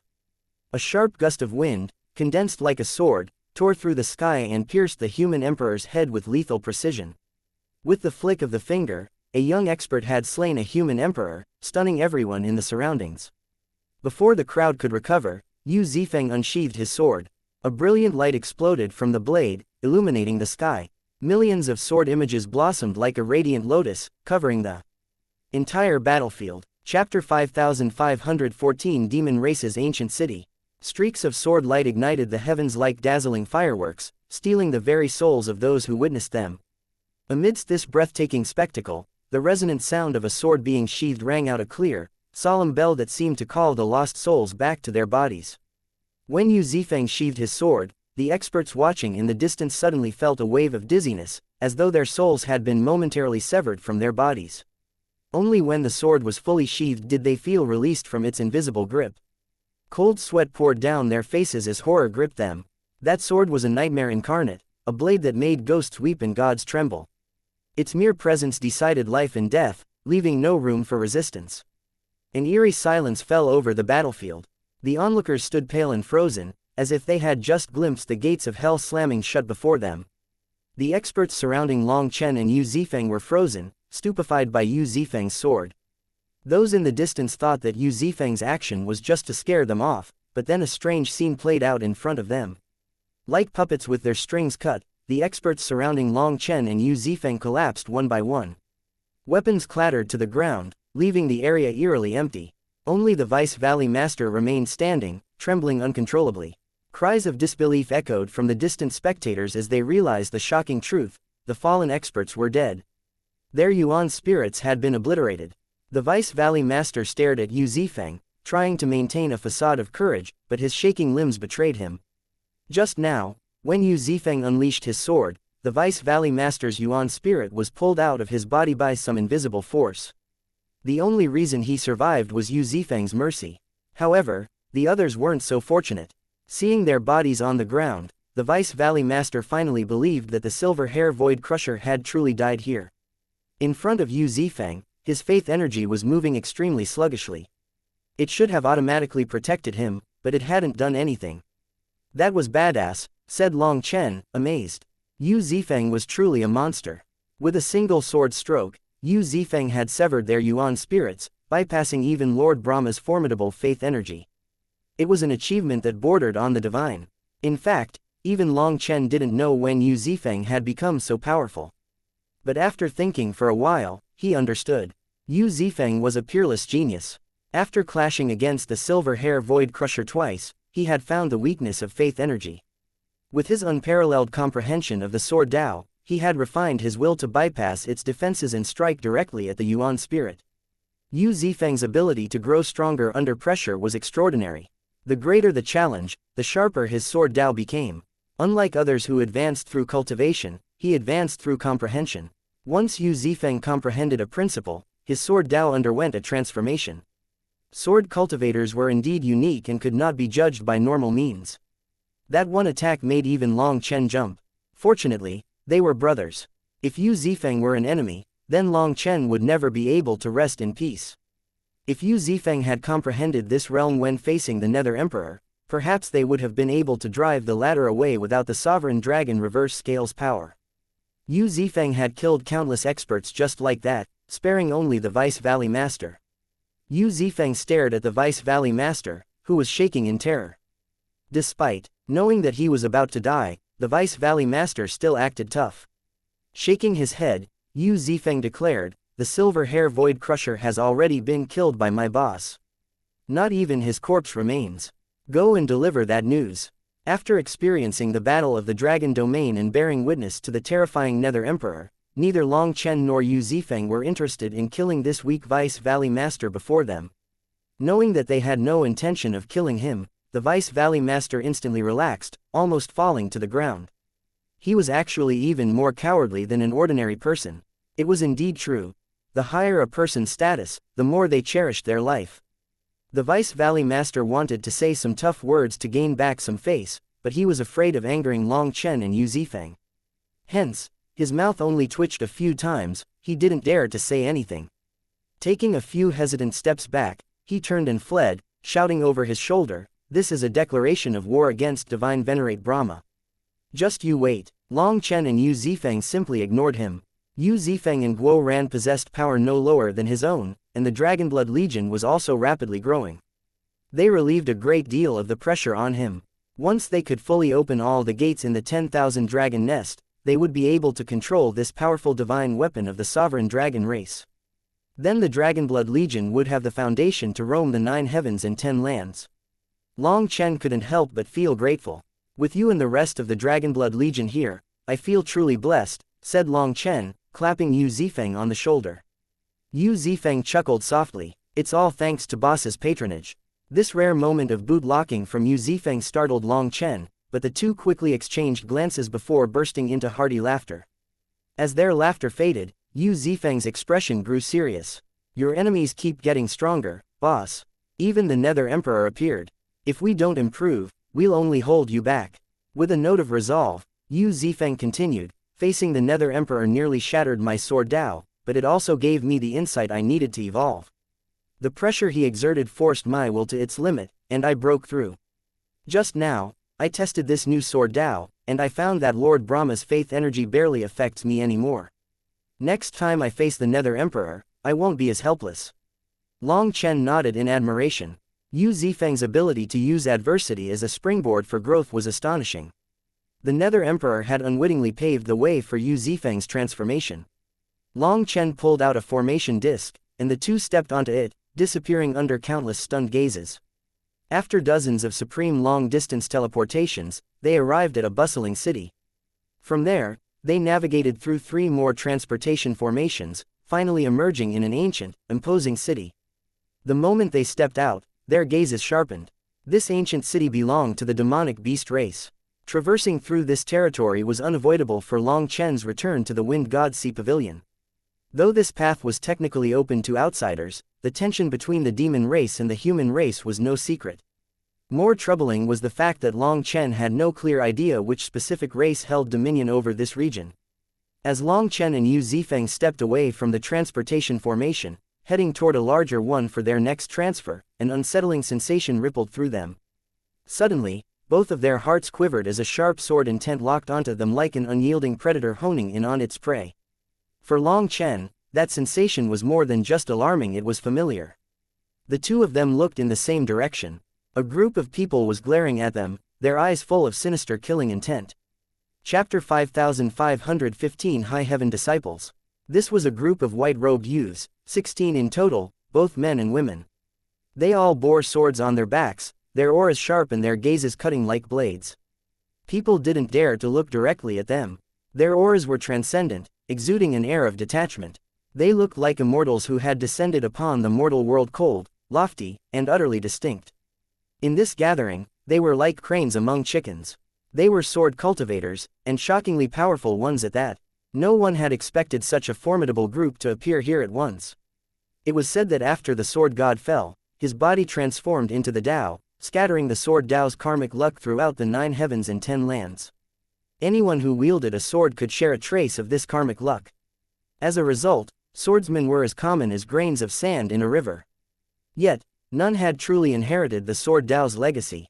That was because true sword cultivators elevated the sword to the status of a master. To seek the sword god's karmic luck, one couldn't serve another sect. The path of the sword was solitary, relying entirely on personal enlightenment. No one could assist them. As a result, truly powerful sword cultivators were rare. However, today, so many terrifying sword cultivators were gathered together. It instantly drew attention, as their presence was highly unusual. Suddenly, these sword cultivators stopped, their sharp gazes locking onto a figure in the distance. Following their line of sight, people saw Long Chen and Yu Zifeng. Long Chen was visibly surprised to see them. Yu Zifeng's sword quivered slightly, emitting a faint cry. The High Heaven Line, Long Chen said. Back on the battlefield of the Primal Chaos era, Long Chen had encountered a terrifying sword cultivator named Luo Zixu, who claimed to be a disciple of the High Heaven Sword God. Luo Zixu wore azure robes, different from the white robes of these newcomers.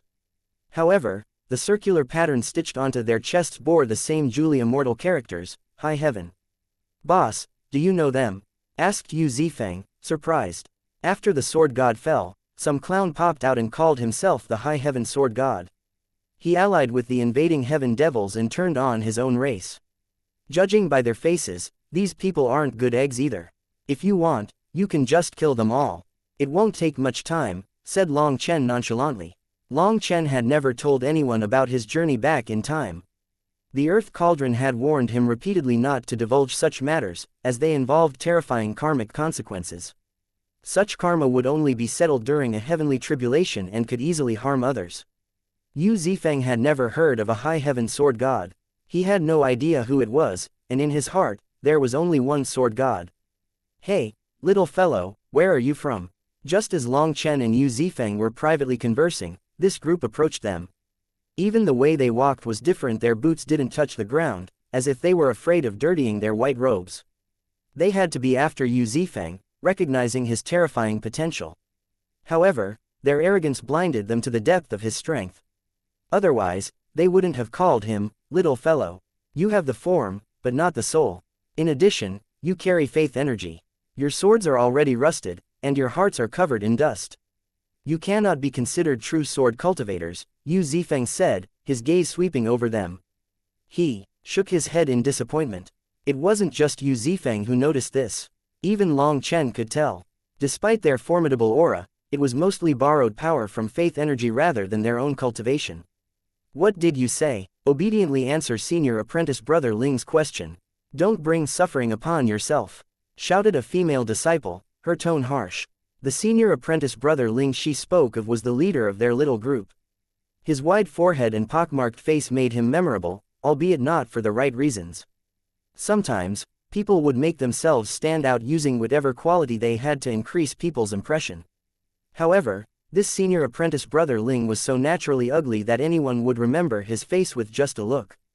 It was very peculiar. Moreover, all of them were exceptionally arrogant. They acted as though speaking to Yu Zifeng was an act of charity, their demeanor condescending. The woman's words left Long Chen and Yu Zifeng speechless. Yu Zifeng's response had been quite straightforward.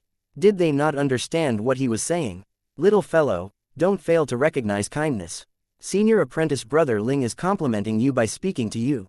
He thinks you're talented and might even accept you into the High Heaven Sword God sect," another disciple chimed in.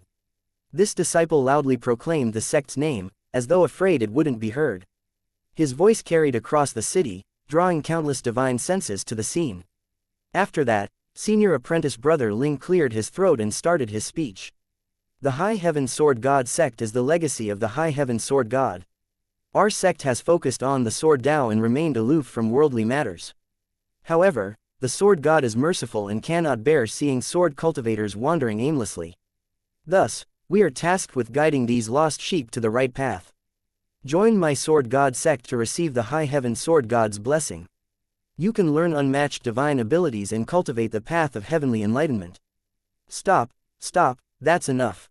Long Chen interrupted, unable to bear the droning speech any longer. He immediately saw through their act. They were looking around to recruit disciples for the High Heaven Sword God sect. As for being aloof from the rest of the world, Long Chen didn't believe their bullshit. Their sect had to be badly wounded after the War of the Primal Chaos era and had no choice but to hide themselves to recuperate. Now that they had recovered enough, they finally had the guts to show up again. After investigating the world and finding that it was safe, they started acting arrogant. "Stop bragging. I'm embarrassed just listening to a triangular sesame seed face talking. I'm worried those sesame seeds will get on me. Look, I've even got goosebumps on my arm," Long Chen mocked, rolling up his sleeve to show them. Long Chen's words struck like a lightning bolt. The description of Senior Apprentice Brother Ling's wide forehead and narrow jaw as a triangular sesame seed face was both accurate and hilarious, causing laughter to erupt from the crowd. "You are courting death." Senior Apprentice Brother Ling was enraged. He and the other disciples drew their swords, and a sharp killing intent filled the air. "Anyone who dares to fight in my Heaven Demon City should give up any thoughts of leaving alive." A disdainful snort suddenly rang out, freezing the atmosphere. Chapter 5516 Heavenly Demon Divine Phoenix. After the cold snort rang out, a new group of figures emerged from the transportation formation behind Long Chen and Yu Zifeng. They wore rainbow-colored robes, with bows slung across their backs. What stood out most were the headbands on their foreheads, adorned with two seven-colored feathers. These feathers exuded a potent blood qi and divine light, unmistakably marking them as original true feathers. At their forefront stood a tall, striking woman with long, graceful limbs and deep-set eyes. Unfortunately, her beautiful face was clouded in arrogance and contempt, as if all existences were only fit to kneel beneath her feet. To Long Chen's surprise, the feathers on her head were the original true feathers of a divine emperor. They were essentially divine emperor-level divine weapons. Most intriguingly, countless runes swirled across their surface, suggesting that activating them would unleash unimaginable power. Her audacity in casually wearing such treasures as mere ornaments was a testament to her extraordinary status. Were it not for that, someone would have tried to steal them. Of course, it was also possible that she was just so powerful that no one dared to try it. When she appeared, startled cries rang throughout the city. The experts around clearly recognized her. The senior apprentice brother Ling was not entirely blind. It was evident that her status was extraordinary, and she held sway over this place. Provoking her would be a grave mistake. However, Long Chen had insulted him, and his wounded pride demanded retribution. In the end, he refused to let go of his sword, and his words came through his gritted teeth. This fellow has gone too far. Once I kill him, I will apologize to you. This statement could be construed as a compromise. However, the woman's gaze turned to Long Chen and Yu Zifeng, and she smiled contemptuously. First of all, no one can act wildly in my heaven demon city, especially not humans. If you dare to attack, I promise you won't leave heaven demon city alive. Secondly, you aren't a match for the two of them. Even if all of you attack at once, they would just kill you with a flick of the finger. Senior apprentice brother Ling was outraged by her response. She was clearly looking down on them. Your petty squabbles are of no concern to me, the woman said icily. I simply refuse to let the blood of humans stain my city. She clearly disliked humans. Of course, that included Long Chen and Yu Zifeng. Senior apprentice brother Ling gritted his teeth even harder. While he couldn't see how strong Long Chen and Yu Zifeng were, he knew he couldn't provoke this woman. After all, the latter possessed two divine emperor-level original true feathers. You two, if you have the guts, come with me outside the city and we'll see who's stronger. Shouted senior apprentice brother Ling. Not interested. Why would I bother competing with a sesame seed cracker? Replied Long Chen, shaking his head. You, senior apprentice brother Ling almost spat out blood. Long Chen ignored him and the woman, continuing toward the transportation formation. Hold it, shouted the woman suddenly. Without saying a word, Long Chen and Yu Zifeng turned around and looked at her. What are your names? She asked coldly. Does it have anything to do with you? Long Chen replied flatly. The woman instantly frowned. With her status, everyone had always treated her with reverence, so Long Chen's defiance annoyed her. Her interest in Long Chen and Yu Zifeng was an acknowledgement of their strength, but Long Chen's indifference felt like a slap to the face. One of the people beside that woman pointed at Long Chen and shouted, "Idiot, do you know who she is? She is the princess of the heavenly demon divine foe." Long Chen's slap sent the man flying before he could finish. He hit the ground unconscious, blood trickling from his mouth. You're the idiot. Who cares about a princess? What does it have to do with me? Sneered Long Chen. Courting death, snarled the woman, her fury palpable. Long Chen's slap shocked everyone, as no one had expected him to dare to attack them. Do you believe me if I say I won't let you leave Heaven Demon City alive? Shouted the woman furiously. Do you believe me if I say I will erase the Heaven Demon City from the 9 heavens and 10 lands? Responded Long Chen icily. His expression was calm, but the flames of fury had ignited within him. He could ignore these clowns from the High Heaven Sword God sect, but this woman of the demon race irritated him. He could have gone around this city, but that would have wasted a whole day of travel. Furthermore, going around it would mean he didn't dare to face it. That wasn't his style, right? To save time, he had chosen to ignore the irritating looks and provocations of the demon race. However, this woman seemed intent on causing trouble for him. Her subordinate had even pointed at his face. If she threw out a firm threat, he'd reply in kind. If she wanted to play, he'd play. Big words, to say such things on the territory of my Heaven Demon Alliance. Let's see if you can back them up. Just then, an ancient voice rang out, shaking the world with emperor might. It's a divine emperor, shouted someone. This level of might was practically above the heavens and transcended the natural laws of the world. Only a divine emperor could do this. Long Chen's words had drawn the attention of some terrifying expert within the city. Then I'll try it, Long Chen sneered, raising his hand. When Evilmoon materialized in Long Chen's grasp, a surge of black chi erupted, saturating the city with the aura of death. This dark, sinister, and bloodthirsty energy reverberated deep within the souls of everyone present. Having absorbed the malevolent essence of the dragon domain battle, Evilmoon had become unimaginably horrifying. The moment it appeared, the heavens dimmed, and the earth trembled as if the very world recoiled from its presence. A sharp pain pierced the souls of all who bore witness, regardless of their cultivation base. It felt as though an invisible blade was pressing against their necks, threatening to sever their lives with the slightest motion. At this moment, the arrogant woman and the disciples of the High Heaven Sword God sect quivered in fear. They finally realized how terrifying of an existence they had provoked. Evilmoon stabbed into the ground, and countless evil runes lit up on its blade, erupting with apocalyptic might. "Wait, stop," the ancient voice rang out again, this time tinged with panic. As the void quivered, an elder materialized in the sky, his presence rippling with urgency. Chapter 5517 Slaying City Lord, Destroying City. As Evilmoon plunged into the ground, its blade flared with countless sinister runes, and the entire city quaked violently. All the experts within the city were aghast, unable to believe that a youngster of the human race could possess such a terrifying divine weapon. What made matters worse was the vulnerability of the city's defenses, which had been designed to repel external threats. Against Long Chen's attack from within, they were powerless. If they let Long Chen release Evilmoon's power, then the city would really be destroyed. The void quivered, revealing a large furious elder. He was the city lord, a divine emperor in title, yet his blood chi was in permanent decline. Compared to the patriarchs of the dragon domain, his might was pitiful.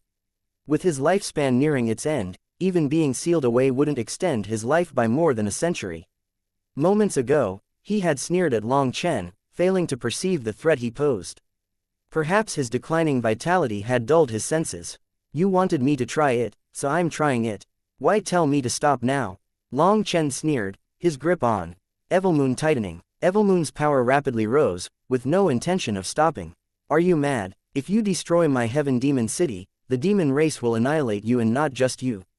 Your sect, your family, everyone connected to you will be wiped out by the Heaven Demon Alliance," bellowed the elder. "Your heaven demon city? Ha, what a joke." Long Chen's laughter echoed coldly. "This city was built brick by humans. After you stole it, you dare claim it as your own. And now you threaten me. Do you not know that Boss Long San doesn't take threats lightly?" A fiery killing intent surged in Long Chen's eyes. He loathed being threatened, especially when the threats extended to his loved ones. At first, Long Chen had intended only to intimidate them. After all, he still needed to use the city's transportation formation.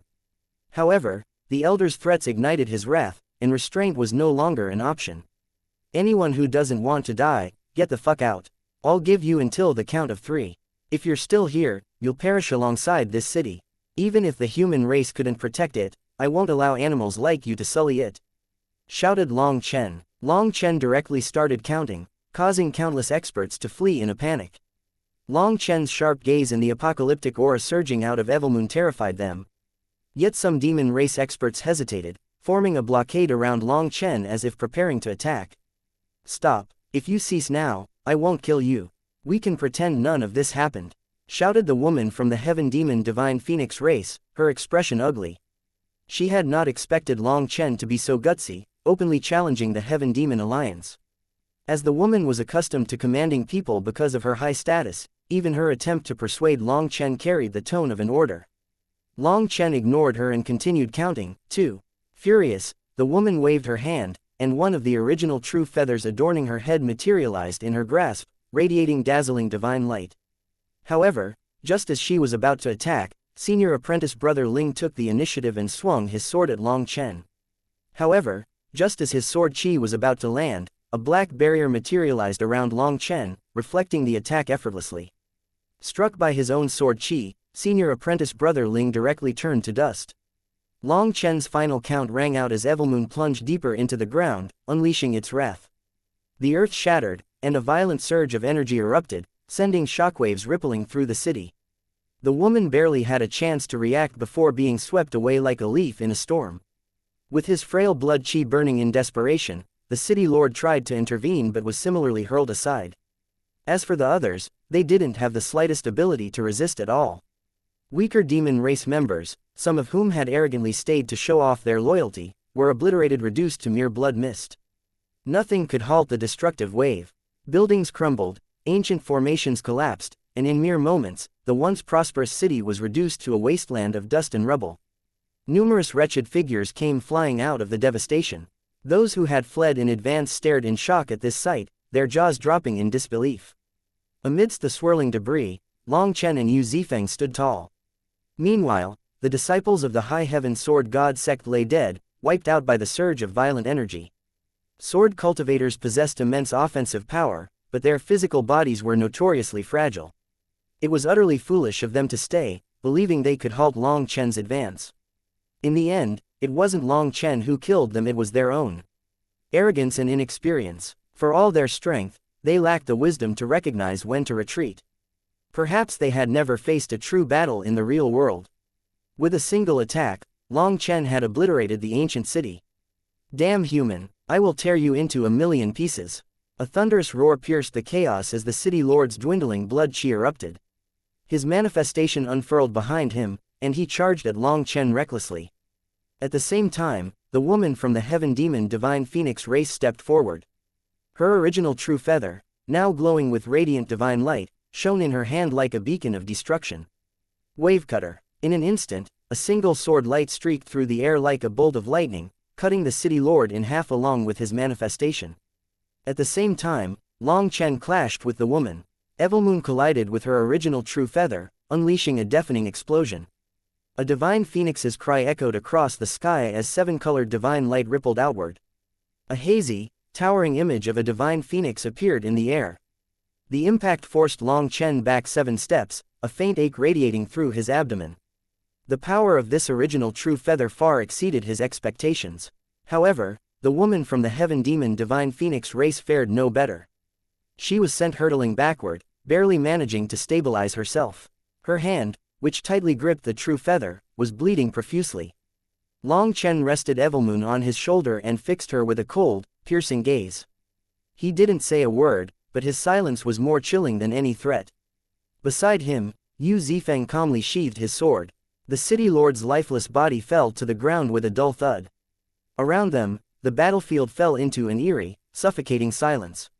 Chapter 5518 Reflections of the Tao. After occupying our land, you dare to threaten us. Who gave you those guts? The only reason no one has dealt with you before is that you've never encountered Boss Long San. I was just planning to pass through, but your arrogance was too revolting to ignore. So, are you satisfied now? Long Chen said coldly. Standing in the air with Dragonbone Evilmoon resting on his shoulder, Long Chen looked extremely arrogant.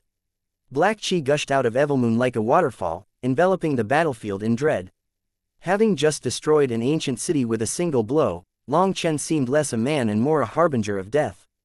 Beside him, Yu Zifeng stood serenely, his calm demeanor contrasting sharply with the destruction around them. His unshakable composure made the observers tremble.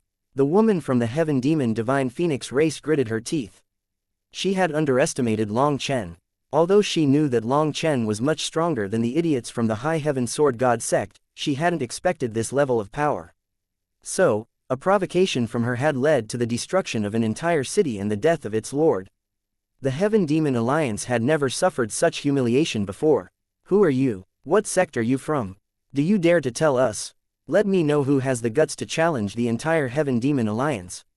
She shouted. I am Long Chen, but people usually call me Boss Long San. I am from the High Firmament Academy. I have no positive feelings or negative feelings toward the demon race as a whole. That's because within the demon race, I have mortal enemies I will kill one day, and I also have close friends I would die for. As for whether you wish to be friends or enemies, it's up to you, replied Long Chen indifferently. Long Chen, I've never heard of the High Firmament Academy. Are you too cowardly to reveal your true origins? She retorted, disbelief coloring her tone. She truly had never heard of him or the High Firmament Academy. Hence, she thought he was trying to trick her. Long Chen, the one on the Brahma Pill Valley's arrest warrant, exclaimed someone from the crowd. Long Chen glanced at the speaker before continuing. If you've never heard of the High Firmament Academy, it's either because you're ignorant or your ancestors were. I won't waste more words on you. Don't bother stalling for reinforcements, I've already disabled the transportation formations. The two of us are busy, and we'll be leaving shortly. You have two choices. Let us leave peacefully or force us to kill you all before we go. His tone was calm, yet the weight of his words pressed down on them like a mountain. The woman trembled with rage. Her hand tightened around her original true feathers, and her blood chi surged. But in the end, she held back. Although neither side had been going at full power, the previous exchange had revealed the truth: she couldn't beat Long Chen.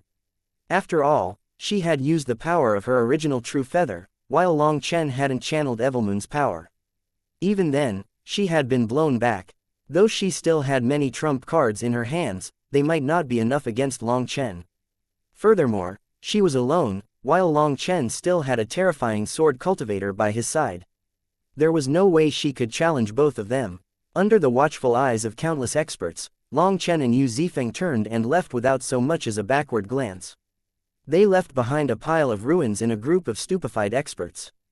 As they walked away, Yu Zifeng finally spoke. That woman was powerful. It's a shame she didn't attack.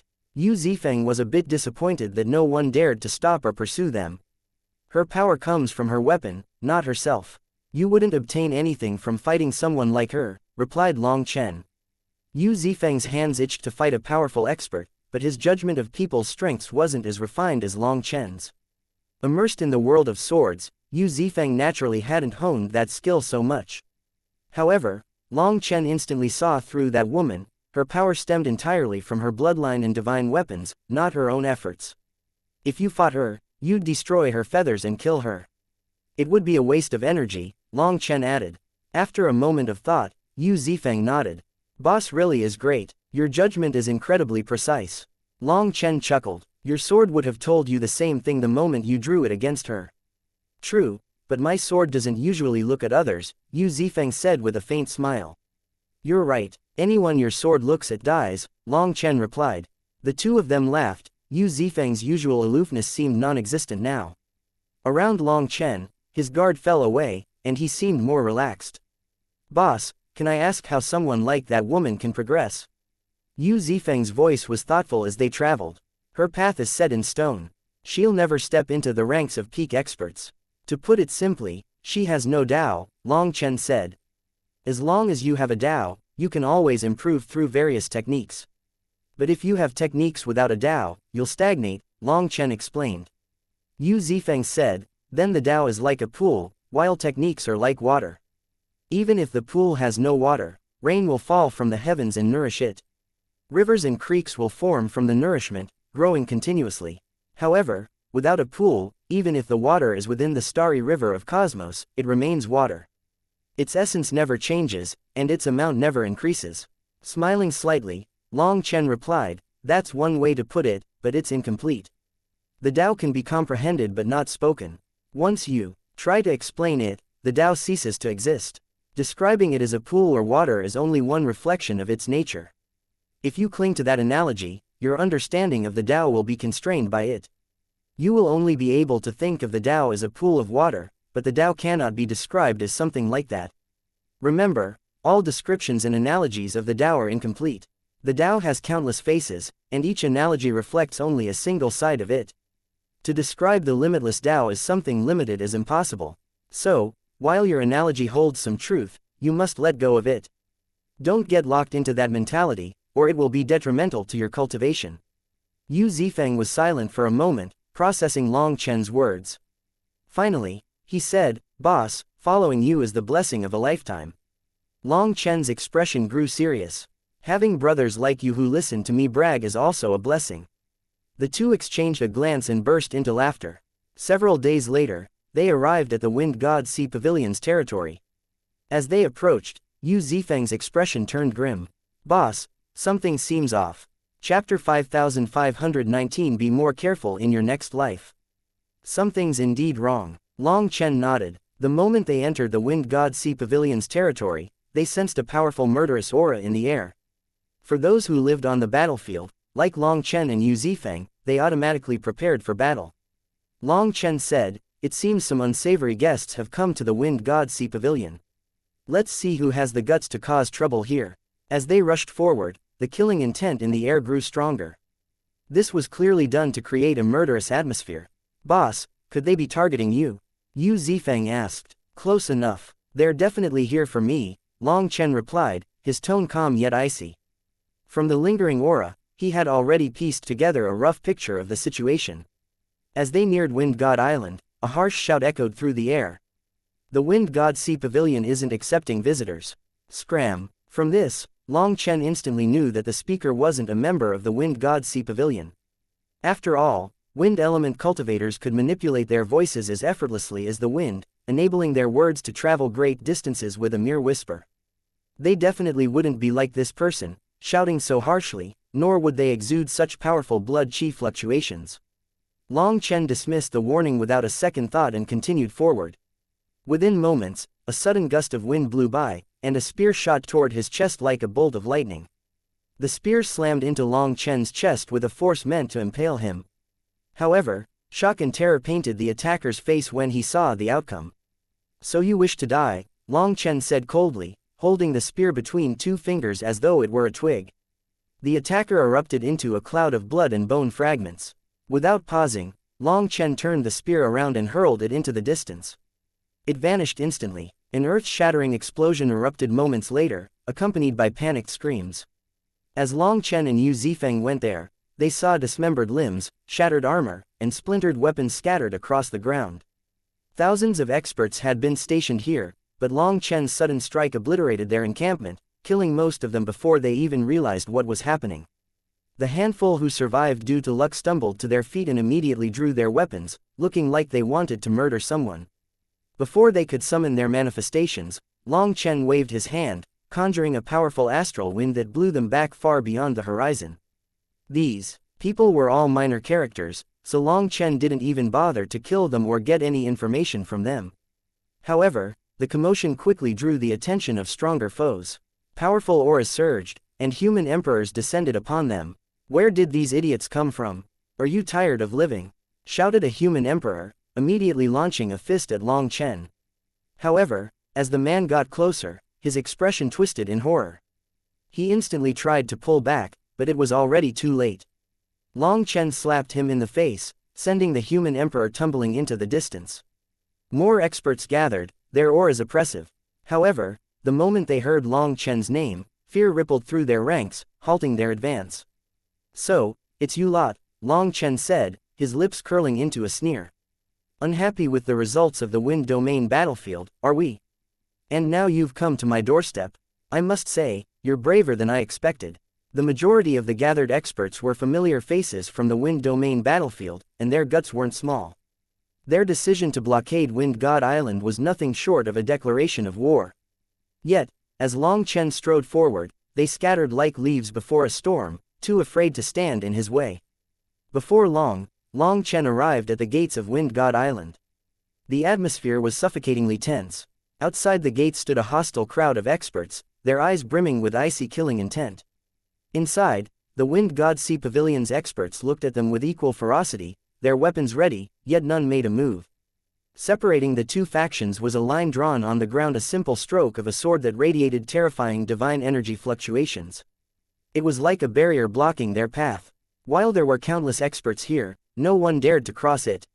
Long Chen looked at the Wind God Sea Pavilion's side, where the Wind God's left emissary, Yi Lingkong, stood at the forefront.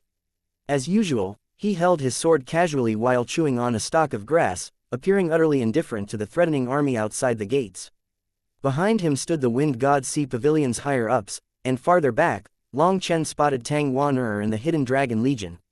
The sight of them filled Long Chen with warmth. Yi Lingkong's bored expression brightened the moment he saw Long Chen. Meanwhile, Tang Wan'er and the Hidden Dragon warriors erupted in cheers.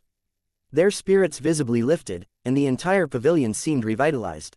"Move aside, don't you see Boss Long San has arrived?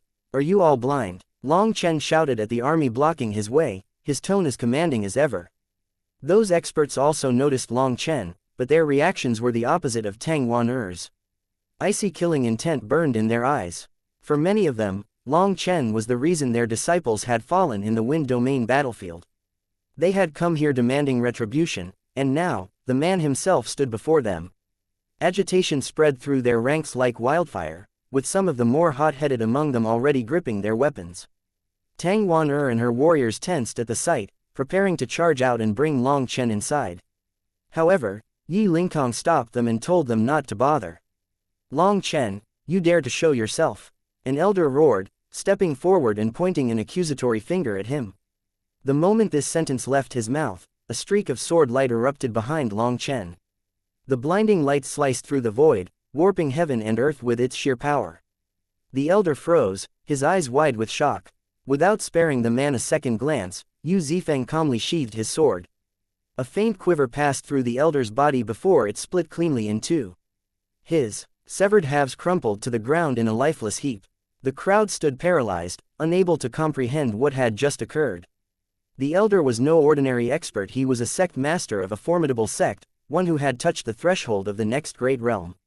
While not yet a half-step divine emperor, his reputation as a peak expert was well known. And yet, this man had been slain by a single strike.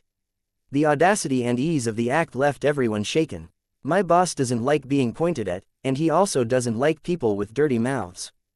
Be more careful in your next life, said Yu Zifeng, his gaze cold as he looked down at the elder's corpse. Both ally and foe felt a chill crawl down their spines. Chapter 5520 Heaven Vein Mystic Realm. Yu Zifeng killed that elder with one stroke of his sword, shocking everyone. Their eyes darted toward the unassuming young man, who carried no visible aura and resembled nothing more than a frail scholar. Yet, this same man had just revealed himself as a peerless sword cultivator. Amongst the gathered experts, there were 3 divine emperors, 16 half-step divine emperors, and over 40 individuals like the elder Yu Zifeng had just slain those who had reached the bottleneck before the divine emperor realm. However, the 3 divine emperors were nearing the end of their longevity. Their imposing auras served more as a deterrent than an actual threat. The real strength of this group lay in the 16 half-step divine emperors and the 40 experts. And yet, one of these so-called pillars had fallen with just a single strike for saying too much. The most terrifying aspect of Yu Zifeng's attack wasn't its speed or precision but its ethereal nature. The sword's energy seemed completely intangible, bypassing all defenses. Even if they were prepared, none of the experts present had the confidence to block such an attack. It was unlike anything they had encountered, even in their countless years of cultivation. As the crowd stood frozen in fear, Long Chen walked forward. Not a single person dared to obstruct him now. They parted instinctively, leaving a clear path for Long Chen and Yu Zifeng as they approached the gates. Left Emissary Yi, it's been a while. You haven't changed at all, Long Chen said with a relaxed smile, amazed by Yi Lingkong's laziness. Yi Lingkong's expression turned awkward. Scratching his head, he muttered, Elder Xianxia already drew the line. They don't dare to cross it. There's no need for us to waste energy on them. Only then did Long Chen realize that the line etched into the ground had been drawn by Feng Xianxia herself. The hostile factions had been enraged by Long Chen's actions in the Wind Domain battlefield, where he had mercilessly slaughtered their disciples. As a result, they united in an attempt to suppress the Wind God Sea Pavilion.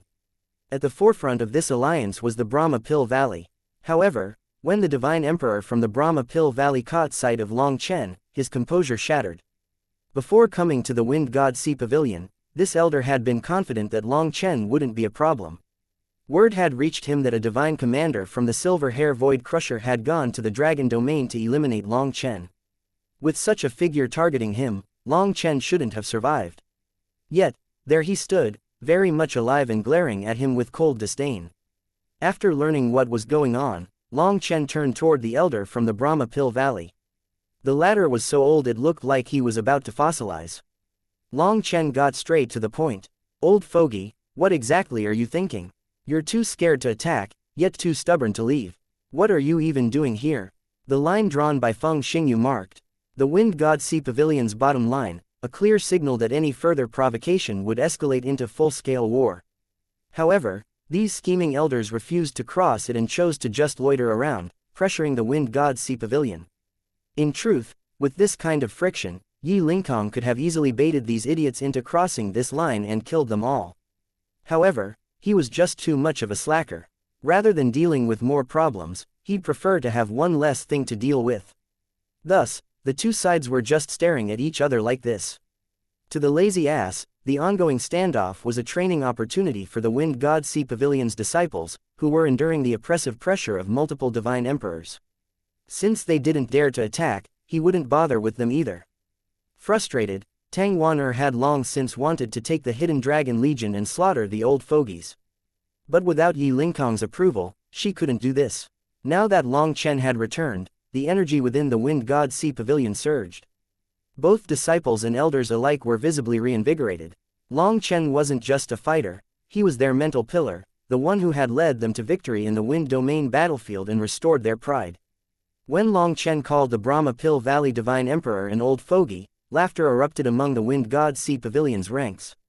This same elder had spent the past days spewing infuriating bullshit, but his arrogance directly crumbled under Long Chen's sharp words. With his face twisting in fury, the old fogey said, "Long Chen, you call yourself a respected dean. Shouldn't you show some respect to your elders?" "Respect? Don't flatter yourself," Long Chen sneered. "Respect is earned, not given to a decrepit fossil who lacks both strength and character. What's next? Should I start respecting turtles just because they live longer?" The elder quivered furiously, his hand shaking. Seeing this, his comrades were worried he might just die from rage.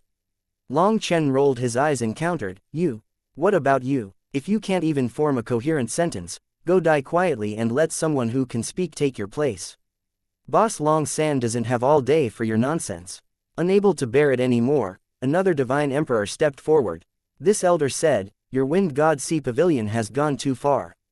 You've slaughtered countless of our disciples yet refused to apologize. We are here to demand compensation. Is that so unreasonable?" Long Chen turned to him, his gaze scrutinizing. This elder was from the demonic beast race, though his blood chi was so depleted that Long Chen couldn't even determine his specific lineage. Seeing this elder wasn't that rude, Long Chen asked, "What kind of compensation?" The elder replied, "Your human race has a saying, the dead cannot be revived, and their enmities vanish with them. There is no need to quibble over old grudges. Get to the point," Long Chen intercepted, waving his hand impatiently. Just as Long Chen thought this elder wasn't that bad, he started talking nonsense. After calming down for a bit, the elder solemnly said, "All we ask is that the Wind God Sea Pavilion grant our disciples access to the Heaven Vein Mystic Realm through your passageway." The Heaven Vein Mysteric Realm? Long Chen frowned. He had never heard of it before. Before he could ask further, a sharp voice rang out, cutting through the air like a blade. Scram! It was Feng Xinyue. Her icy tone left no room for negotiation. Hearing this, the elder who had just spoken clenched his teeth and growled, "If you refuse, then don't blame us for fighting to the death with your Wind God Sea Pavilion." Chapter 5521 Sinister Intentions. The elder's words drew a chuckle from Long Chen. "Your longevity is already at its end. Basically, you've got one foot in the grave. What do you mean by fight to the death?" However, Long Chen's amusement quickly turned to vigilance as he noticed something peculiar. A faint, indistinct black chi had appeared on the foreheads of the three divine emperors. The black chi was death chi, a clear sign that their lives were about to end. In the mortal world, those skilled in face reading could use this chi to tell when a person was about to kick the bucket. While Long Chen might not be a face reader, he could tell something was amiss. After all, when experts of this caliber died, they would always choose to undergo a Dao transformation in their ancestral land. So, even if their physical bodies died, their souls would linger to protect their ancestral land, boosting its karmic luck. Yet here they stood, far from their ancestral lands, with death chi ominously spreading from their foreheads. The anomaly immediately heightened Long Chen's alarm. The three divine emperors suddenly began to laugh, their expressions twisting into something malevolent. "Then we'll destroy your Wind God Sea Pavilion's dragon veins so that you can't enter the Heaven Vein Mystic Realm either," one of them declared with glee. The three of them formed a series of hand seals, and the black chi on their foreheads exploded outward, spreading rapidly. A curse art? Long Chen was baffled. Something didn't add up. The three of them were near death. How much power could they possibly muster with a curse art? The death chi swirled and expanded. Suddenly, agonized screams echoed through the battlefield. To everyone's shock, the black chi engulfed all the experts who had come with the three divine emperors. Their bodies decayed in moments, and their yuan spirits ignited, which turned them into living torches of agony. Long Chen and the others were baffled. Did they lose control of the curse art? Why were they cursing their own people? Bastards! Yi Lingkong roared, hastily forming hand seals to counteract the curse. "It's too late," sneered the divine emperor from the demonic beast race, his rotten face grotesquely grinning. "We have sacrificed all our lives to curse your dragon veins. For the next 100 years, your Wind God Sea Pavilion will be unable to use them, and your disciples will be plagued with endless misfortune. Unless you hide in your pavilion forever, calamity will haunt you. Ha ha ha, and that's not all, added the Brahma Pill Valley elder, his tone dripping with malice. You'll bear the blame for the deaths of the millions of experts from our 87 factions. The world will see you as filthy murderers. Everyone will be your enemy. This revelation shocked Tang Wan and her sisters. So, their true purpose in sending these decrepit elders wasn't to scare them but to activate this insidious curse. Moreover, other than these 3 divine emperors, the rest of their experts hadn't known about this. They screamed and tried to run away, but they quickly turned into black smoke. How hateful, Tang Wan exclaimed, gritting her teeth furiously.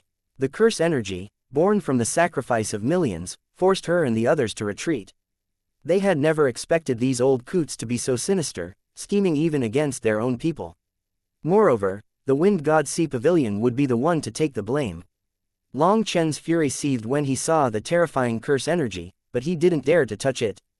Once all enemies turned into black chi and it looked like it was going to merge into the earth, Long Chen gritted his teeth, readying himself to call upon Lei Linger. Though he had no guarantee Lei Linger's power could disperse this cursed energy, it was their only option. However, he hesitated. After all, this curse was fueled by divine energy, and if Lei Linger were contaminated by it, the consequences could be dire. Just as Long Chen prepared to act, a faint quiver from the primal chaos space drew his attention. The mysterious vine within stirred, emanating a powerful summons that resonated deep within him. The next moment, Long Chen's palm trembled, and a black mark identical to the mysterious vine appeared on it. It conjured a tiny whirlpool with an incredible suction force.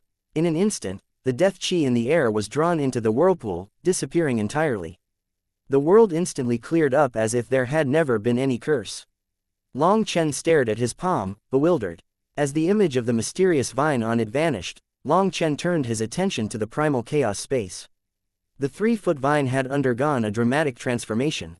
Its leaves shimmered like emerald jade, and the dense black lightning coursing through it crackled with newfound vigor. What astounded him most was its rapid growth. In mere moments, it had stretched another foot taller, exuding wild vitality. When Long Chen probed it with his divine sense, the vine waved its leaves, as though attempting to communicate. Regrettably, Long Chen couldn't understand what it was implying. That curse energy was nourishment for you. Long Chen muttered, his shock mingled with awe. Just what kind of existence are you? The vine's black lightning continued to swirl as it absorbed the remnants of the curse energy. Since the heavenly Dao tree and the 7 treasure-colored glass tree within the primal chaos space were unaffected, Long Chen sighed with relief. Satisfied, he withdrew his focus. Back in the real world, the battlefield felt eerily empty. The colossal army that had just stood opposite them had vanished, leaving only the chilling memory of what had happened.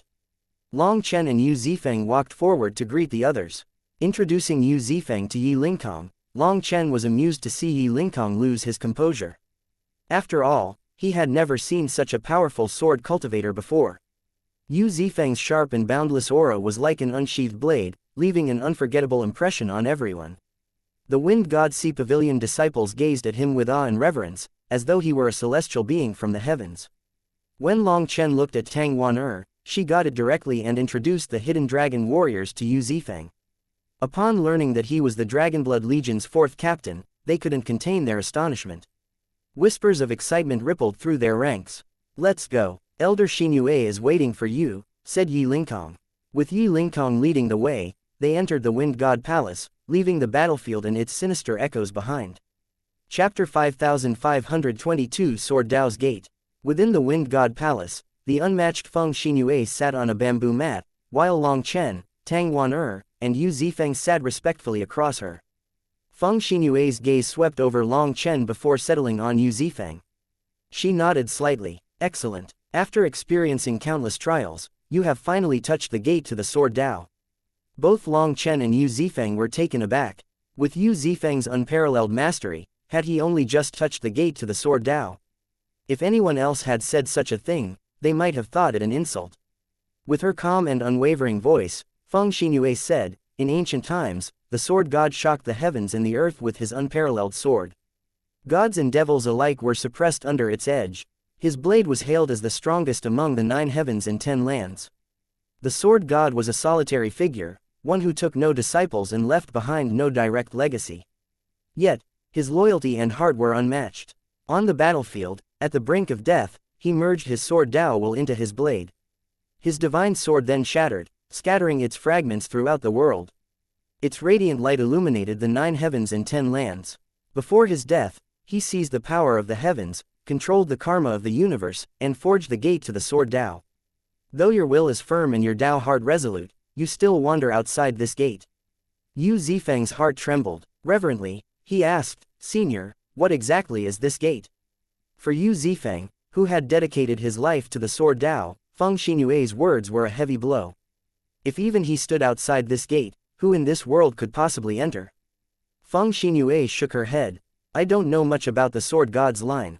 You are making it hard on me if you want me to explain what this gate is. However, based on what I know, from ancient times until now, only one person has ever entered the gate to the sword Dao. The sword god himself, Yu Zifeng murmured, his expression filled with awe. Yu Zifeng had always had confidence in himself, so there were only 2 figures he revered deeply. One was Long Chen, a leader he would follow to the ends of the earth. The other was the sword god, a supreme existence he regarded as his master. Hearing that only the sword god had ever entered this gate, Yu Zifeng couldn't help but feel humbled. Is this why he became a god? Asked Long Chen. Feng Xinyue nodded. However, he only became a god after his death. What? The trio Long Chen, Tang Wan and Yu Zifeng exchanged bewildered looks. Feng Xinyue chuckled softly. The sword god's aloofness is beyond your imagination. In his era, he swept through the 9 heavens and 10 lands, unchallenged.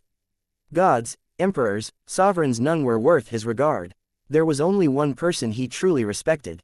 Because of this, he never intended to leave behind a legacy. No one of his time was worthy of inheriting it. Yet, at the moment of his death, perhaps he foresaw a distant future.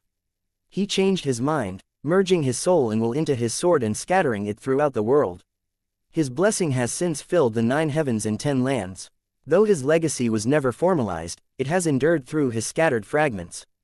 And you, Yu Zifeng, are one of those blessed. Yu Zifeng was stunned. This was the first time he had heard the full extent of the sword god's legend. Before he could ask further questions, Feng Xinyue raised her hand. Some matters are not to be asked. Although she spoke calmly, her tone carried an undeniable resolve. Hence, Yu Zifeng swallowed his questions. Long Chen and Tang Wan however, could guess his thoughts. He wanted to know how such a peerless figure had met his end and who the one person he respected was. Feng Xinyue's silence hinted that she might know the answers, but even she couldn't speak of them. Long Chen broke the tension. Senior, what about the High Heaven Sword God sect we encountered? They claim their ancestor was the High Heaven Sword God. Do you know of him? Feng Xinyue's expression darkened slightly, and she explained, yes. When the sword god's divine sword shattered, its fragments scattered across the world. One of these fell into the hands of an opportunist, and he thought he had received the full legacy of the sword god. This man was from the same era as the sword god, and he sought to become the sword god's disciple countless times. However, the sword god dismissed him for his lack of aptitude and flawed character. Holding a grudge because of this, he slandered the sword god behind his back but never dared to confront him openly. After the sword god's death, I don't know where he got this dogshit luck from, but he found a fragment of the divine sword. Sensing the sword god's will from it, he had a sudden breakthrough. His sword Dao advanced rapidly, propelling him into the ranks of peak experts. Feeling emboldened, he proclaimed himself the High Heaven Sword God and founded the High Heaven Sword God sect. However, because he called himself the new sword god right after the sword god's death, it was like he was trying to replace the sword god, which drew the ire of countless worshippers of the sword god. Due to his slander toward the sword god, his High Heaven Sword God sect was targeted. While the High Heaven Fellow was powerful, many worshippers of the sword god while unable to inherit the sword god's legacy were formidable in their own right. They slaughtered the High Heaven Sword God sect, forcing them to flee into a minor world and hide. For you to encounter them now suggests that this High Heaven Fellow is getting ambitious again. A single fragment made him enter the ranks of peak experts. Yu Zifeng muttered, feeling doubtful. Yu Zifeng then exchanged a look with Long Chen, who extended his hand and clenched it. His meaning was very clear: they would snatch the fragment away. Seeing that, Feng Xinyue was speechless. She said, The two of you are crazy. This high heaven fellow is extremely cautious and crafty, and his power is undeniable. Anyone capable of surviving that era must be incredibly powerful to resist the erosion of time. Otherwise, they would have long since turned into a pile of bones. With your power, you want to take his treasure. Facing him recklessly would be suicidal. Patting Yu Zifeng's shoulder, Long Chen said, "No rush. That fragment will be ours sooner or later. We should find a chance to join forces with Mo Nian. That guy always has tricks up his sleeve. I refuse to believe we can't get it." Every fragment of the divine sword represented the sword god's legacy, and Yu Zifeng definitely could use it. But charging in now would be unwise. Feng Xinyue's lips curved into a mysterious smile, and she said, "There's no need to act rashly. The fragment in his possession is indeed difficult to obtain, but I happen to know the whereabouts of another piece." Yu Zifeng's heart pounded wildly at her words, his excitement barely contained. Chapter 5523 Heaven Vein Mystic Realm. Feng Xinyue explained, "That fragment isn't a secret. It is located in the Heaven Vein Mystic Realm, which lies in the central zone of the Heaven Essence world. With every major revolution of the Heaven Essence world, the dragon vein chi of the land gathers, splitting the 9 heavens apart, causing the Heaven Vein Mystic Realm to emerge. When it appears, the veins of the earth are affected, and the flow of the heavens changes. This transformation makes it the optimal time to condense Heaven Vein Dragon Chi. Furthermore, condensing Heaven Vein Dragon Chi in that realm is much easier and faster. The name, Heaven Vein Mystic Realm, is something people came up with randomly. No one knows its true name or origins. It's simply known as a holy land that hid itself in the void during the Primal Chaos War. There have been 8 recorded appearances of the Heaven Vein Mystic Realm throughout history. Its timing is unpredictable. Sometimes it appears after 1,000,000 years, other times only after 1,000,000,000. However, each appearance marks a major turning point for that era. It is at this time that the slumbering factions of the world will awaken and fight for karmic luck." With a sneer, Feng Xinyue added, "Those clowns wanted to use death chi to curse our dragon veins, unaware that the Wind God Sea Pavilion's dragon veins had long since moved. Even if they polluted the ground's veins, they couldn't touch our dragon veins, let alone curse our disciples. Although these people were very sinister, they weren't that smart. The information they had was no longer relevant. Even if they had polluted that land, the Wind God Sea Pavilion would have just moved somewhere else and abandoned that area for a century, waiting for the curse's energy to dissipate on its own. There had been no reason for Feng Xinyue to act earlier. In any case, she had wanted to test their adaptability. However, Long Chen ended up absorbing the curse energy, which was outside her expectations. Feng Xinyue said, "The dragon veins from all directions will converge at the Heaven Vein Mystic Realm. Factions with dragon veins can tap into this energy early to enter the Heaven Vein Mystic Realm before the general public. Moreover, it doesn't just absorb dragon veins from the Heaven Essence world, it also draws from other worlds. In other words, you'll encounter experts from these worlds inside, including legendary races. The opening of the Heaven Vein Mystic Realm signals a fierce battle for Heaven Vein energy. It will be a true storm of blood, and only the strongest will survive. These people thought they could threaten us because everyone fears being cursed by misfortune. After all, inside the Heaven Vein Mystic Realm, luck plays a major role in survival. Fortunately, I don't rely on luck," Long Chen said, curling his lips. Luck had always been a sore subject for him, but he had to admit that for most people, it often determined life or death. Feng Xinyue continued, "The Heaven Vein Mystic Realm is too mysterious. There are countless secrets hidden within. Even now, no one knows how a masterless land could hide on its own from the calamity of the Primal Chaos War, nor do they know why it appears. However, we do know that there are countless treasures hidden within. One of them is a fragment of the Sword God's divine sword. No one has obtained it after all these years," asked Yu Zifeng. Feng Xinyue replied, "The sword Dao contained within the fragment is too powerful, and no one dares to touch it. Getting too close to it will cause soul-shattering injuries. Hence, most sword cultivators only gather in the vicinity to comprehend its sword intent. Almost no one dares to get close, let alone take it. Thus, it has been resting there all this time. But with your power, Yu Zifeng, you can get close to it. Let's see whether or not you can obtain its approval."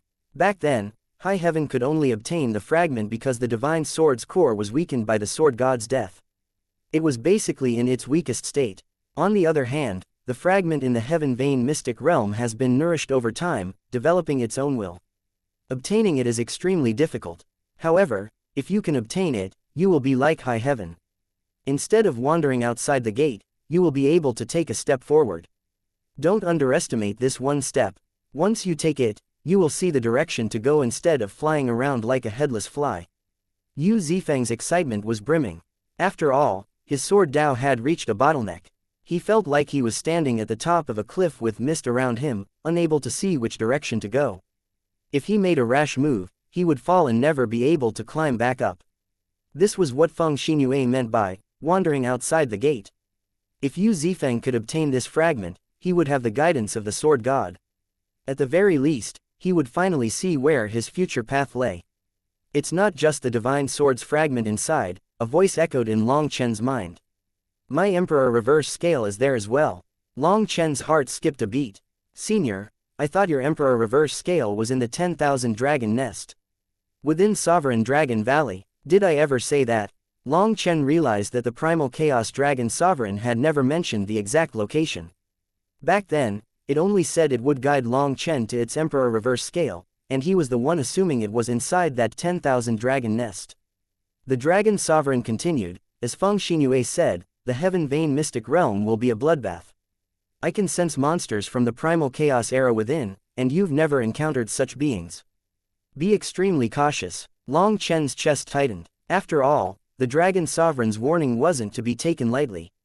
Some will seek my reverse scale, others will chase different treasures. The storm within the heaven vein mystic realm will be unparalleled. Do not go alone, or you will surely die. You must rely on the Dragonblood Legion's strength, advised the dragon sovereign. Long Chen nodded. From the way the dragon sovereign spoke of it, this trial might be the most perilous of his life.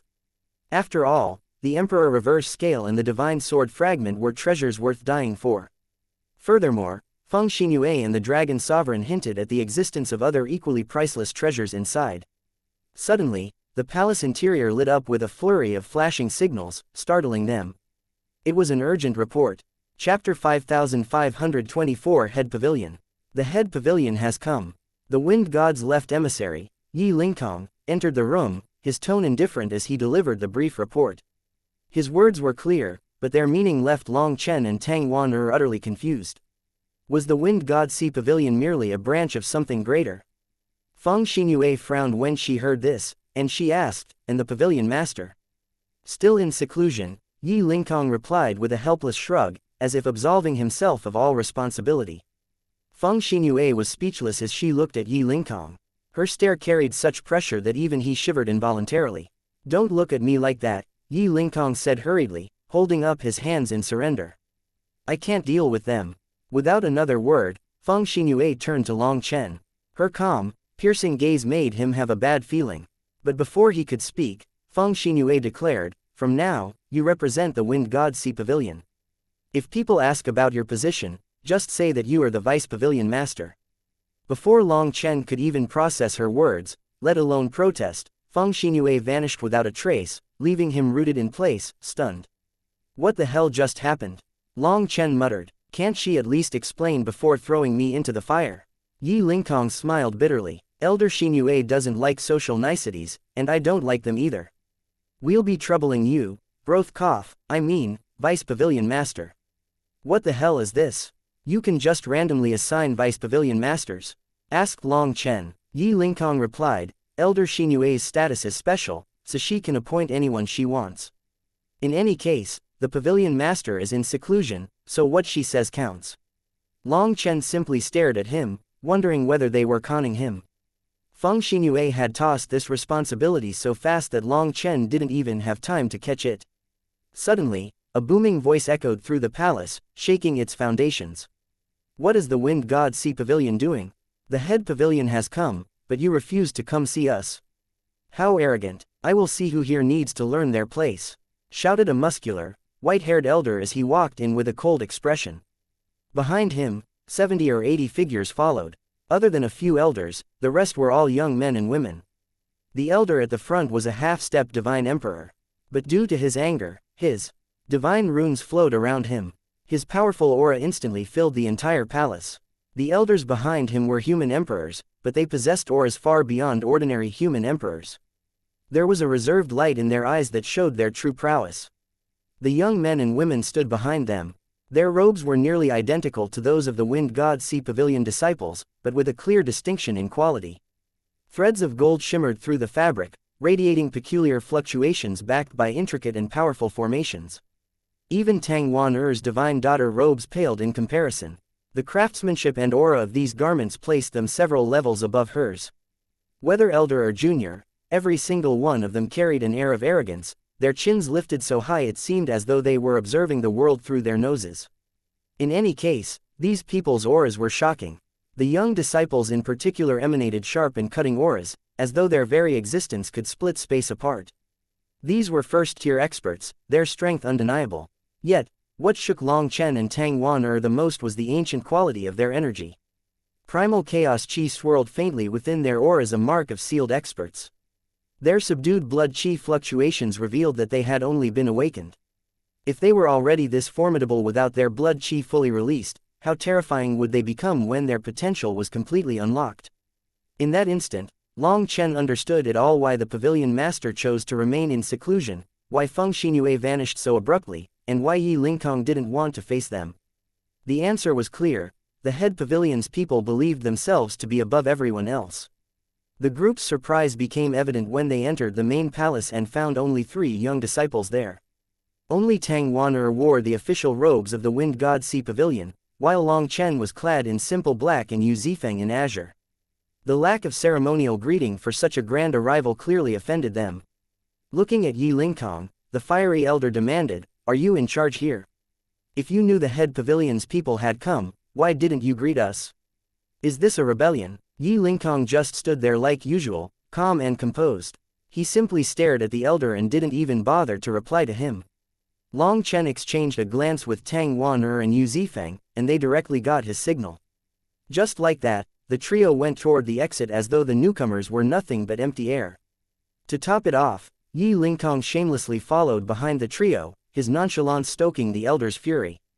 The elder's face darkened as rage burned in his eyes. When had he ever experienced such blatant disrespect? "Hold it, are you deaf or mute? Don't you know how to talk?" A disciple immediately raised his arm, blocking Long Chen's path. "Why are you cursing people?" Long Chen asked. "Cursing? I merely stated the obvious," sneered the disciple. "If you refuse to answer when spoken to, it's only natural to wonder whether you're deaf or mute." Long Chen's lips curled into a faint, mocking smile. "By that logic, your mouths were so stinky, so I assumed you must have just eaten shit." Naturally, I didn't want to respond. "How's that sound?" The disciple's face contorted with fury.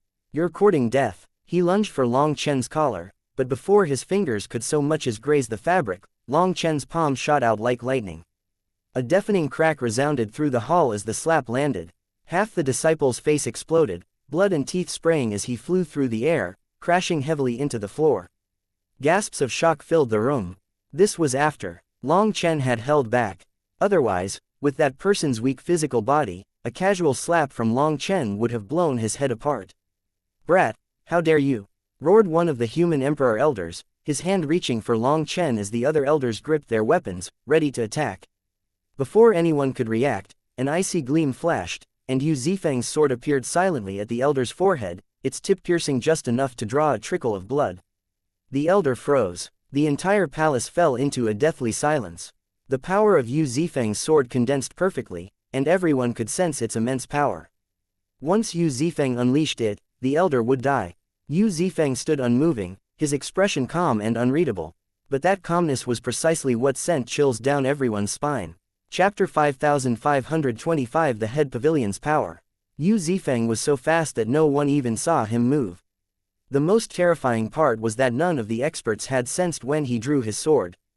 In other words, anyone targeted by this sword would be dead before they even realized they were in danger. The sheer thought of such an unstoppable strike sent chills through everyone present. Their expressions completely changed. At first, all their attention had been focused on Yi Lingkong, then on Long Chen, and some had even watched Tang Wan-er. But Yu Zifeng, they had completely overlooked him, viewing him as someone with nearly zero combat power. Yet in this instant, Yu Zifeng's silent sword proved how deeply their instincts had betrayed them. Caught in Yu Zifeng's grasp, the elder was shocked and enraged, but he didn't dare to move. He understood all too well that his life now depended entirely on Yu Zifeng's whims. Not even a half-step divine emperor could save him. Long Chen casually approached the elder and, to everyone's shock, patted his wrinkled face gently. "Youngster, don't be so impulsive. Remember, impulsivity is the devil, it'll drag you straight into the abyss of death," Long Chen said. The elder twitched in anger, but he didn't dare to resist. He could only stand there as Long Chen patted his face like he was an unruly child. Tang Wan nearly lost control, choking back laughter. "Youngster." Long Chen was clearly mocking the elder for acting so immaturely despite his age. After a final pat, Long Chen turned away, and at that moment, Yu Zifeng's sword vanished. None of them even noticed when he had withdrawn it. Yu Zifeng simply stood there, as if everything had just been an illusion. Only now did the newcomers realize that these people were not to be trifled with. The arrogance in their eyes vanished without a trace. Suppressing his anger, the half-step divine emperor asked Yi Lingkong, "Who are you? Are you the pavilion master?" Seeing that Yi Lingkong was also a half-step divine emperor, the fiery elder naturally assumed him to be the one in charge. If not the pavilion master, then at least the vice pavilion master. Yi Lingkong vigorously shook his head like a rattle. "Me, I'm just a little left emissary of the wind god. I have no authority. Don't look at me, I don't know anything." The wind god's left emissary. The group's expressions shifted dramatically. The wind god's left emissary was a position of extraordinary prestige. In some ways, it outranked even a pavilion master. They had misjudged him, yet Yi Lingkong, with his lazy, carefree demeanor, hardly looked like someone of such status. Seeing their reactions, Yi Lingkong quickly pointed a finger at Long Chen. "I don't run things here. I just listen to Vice Pavilion Master Long's orders." With that, he threw all the trouble onto Long Chen. Meanwhile, Long Chen was already walking toward the palace doors, hoping to slip out unnoticed. But the moment Yi Lingkong spoke, everyone's attention shifted to him. Long Chen sighed inwardly. Why couldn't he stall them with a bit more nonsense? If Long Chen could have gotten outside, he could have found an excuse and been done with this. But now, slipping away would seem improper. Vice Pavilion Master Long, the crowd was stunned. This young man was the Vice Pavilion Master. Realizing he couldn't leave, Long Chen turned back and spread his arms magnanimously. "I am the Vice Pavilion Master of the Wind God Sea Pavilion. What do you need?" Still visibly shaken, the elder composed himself and said, "This old man is the Wind God Head Pavilion's Imperial Wind Commander." Long Chen cut him off, a sly glint in his eye. "The Vice Commander, right?" Based on Long Chen's experience, if this man were the true head commander, he would have declared it outright. Those with lesser titles often tried to inflate their importance implicitly. The elder's face turned slightly red, and he nodded awkwardly. "Yes. This old man is the Wind God Head Pavilion's Vice Imperial Wind Commander, Jin Ke." "Greetings, Vice Pavilion Master Long." With his rank now exposed, Jin Ke dropped his arrogant demeanor. It was clear this youngster wasn't ordinary, and humility was the wiser choice. Bowing politely, he cupped his fists toward Long Chen. Long Chen returned the gesture.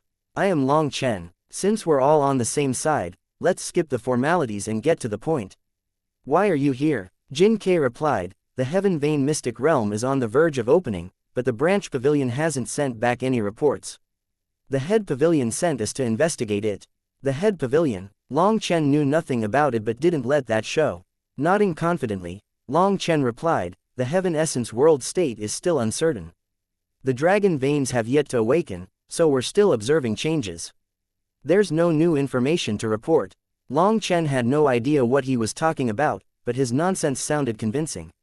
Unsure himself, Jin Ke simply nodded. Before Jin Ke could probe further, Long Chen quickly changed the subject. "Does the head pavilion have any instructions? Is there something specific you need from us?"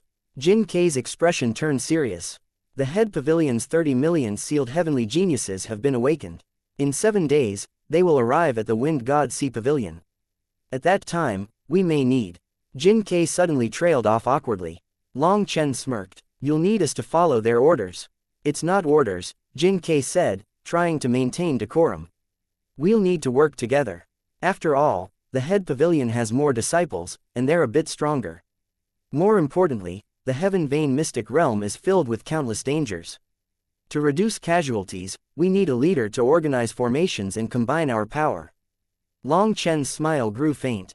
It just meant that the branch pavilion had to listen to the main pavilion. While it was only natural, these people were just too arrogant. When the heavenly geniuses arrived, they'd undoubtedly view the branch pavilion's disciples as nothing more than dogs. "We'll prepare to receive them," Long Chen said calmly. "We'll make space for them to rest. But as for taking orders or accepting a leader, I have my reservations." "Reservations?" a sharp female voice interrupted. A female disciple stepped forward, sneering. "Don't tell me your branch pavilion's pitiful disciples plan to march straight to their deaths in the Heaven Vein mystic realm." With extreme disdain, her words sent ripples through the group, and their expressions darkened instantly. Chapter 5526 Endless Heavenly Geniuses. Seeing this woman recover her arrogance so quickly after being shaken, Tang Wan'er asked frostily, "What exactly do you mean by that?" The arrogant woman sneered, "What do I mean? If the head pavilion doesn't arrive, do you really think your pitiful branch pavilion's power is enough? Against the experts of the various races within the Heaven Vein mystic realm, you'd just be marching to your deaths. You might not like hearing this, but it's a fact. Even the head pavilion master said so. We have 30 million sealed heavenly geniuses, so once we add this era's geniuses, we number in the trillions. Yet, even with that many people, if half of us return alive from the Heaven Vein mystic realm, it would be thanks to the blessing of the Wind God. So, if your disciples enter alone, the only possible outcome is complete annihilation. Your only chance of survival lies in joining forces with the head pavilion. I know the truth hurts, but it's reality." Tang Wan'er was originally angry with her words, but her expression quickly turned to shock. Even with so many powerful experts, if half returning alive was considered a blessing, then the danger level of the Heaven Vein mystic realm was beyond imagination.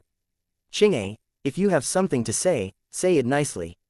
Don't bring emotions into it," shouted Jin Kei. Turning back to Long Chen, Jin Kei said, "Qing'e was sealed early, so she hasn't experienced the world and still struggles to control her emotions. However, her intentions are good. I hope you won't take offense. After all, the head pavilion and branch pavilions are one family, don't you think?" Jin Kei was very polite to Long Chen now. The more he observed, the more he realized how little he could see of Long Chen's true depths. What unsettled him even more were Long Chen's and Yu Zifeng's gazes, flat, calm, and terrifyingly indifferent. It felt as though they could peer through everything. Jin Kei felt like something was off. His cautious nature was one of the main reasons he had survived for so long, and it urged him to tread carefully. That's why he remained so polite, trying to diffuse any potential trouble. With a few well-chosen words, he praised Qing'e's intentions while also making it so Long Chen and the others couldn't quibble with her without sounding immature. Qing'e continued, "Don't think we're the cream of the 30 million heavenly geniuses. To tell the truth, we're the lowest tier. We were the easiest to awaken because we're the weakest, and we just happened to come out for a stroll with the commander." Several of the other disciples' expressions stiffened. Being labeled as the bottom tier stung their pride, but they couldn't deny the truth in her words. "Thank you for your warning and your good intentions. But as I said, I cannot agree to any of this yet," said Long Chen calmly. "You," Qing'e fumed, frustrated by his refusal. She felt like all her talking had been for nothing. Long Chen waved his hand. "Lady Qing'e, I understand where you are coming from, but I have my own principles. If the head pavilion is truly powerful and we of the branch pavilion are weaker, then following its leadership is natural. However, the branch pavilion's disciples place their trust in me. I have a responsibility to them.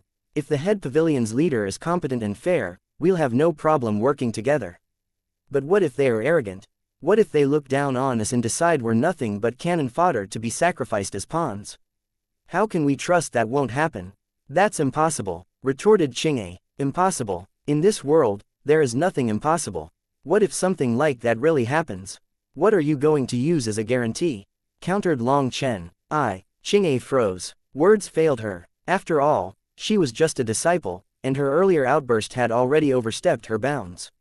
She realized she'd spoken too much. Without thinking it through. In truth, Jin Kei started, attempting to mediate, but Long Chen cut him off sharply. "I've already said my piece. I'll make my decision once the head pavilion's forces arrive. Until then, I won't commit to anything." "That's final. I'm sure you've had a long and tiring journey," So please, take some time to rest. The branch pavilion may look like a wasteland to you, but the scenery isn't half bad, Long Chen declared.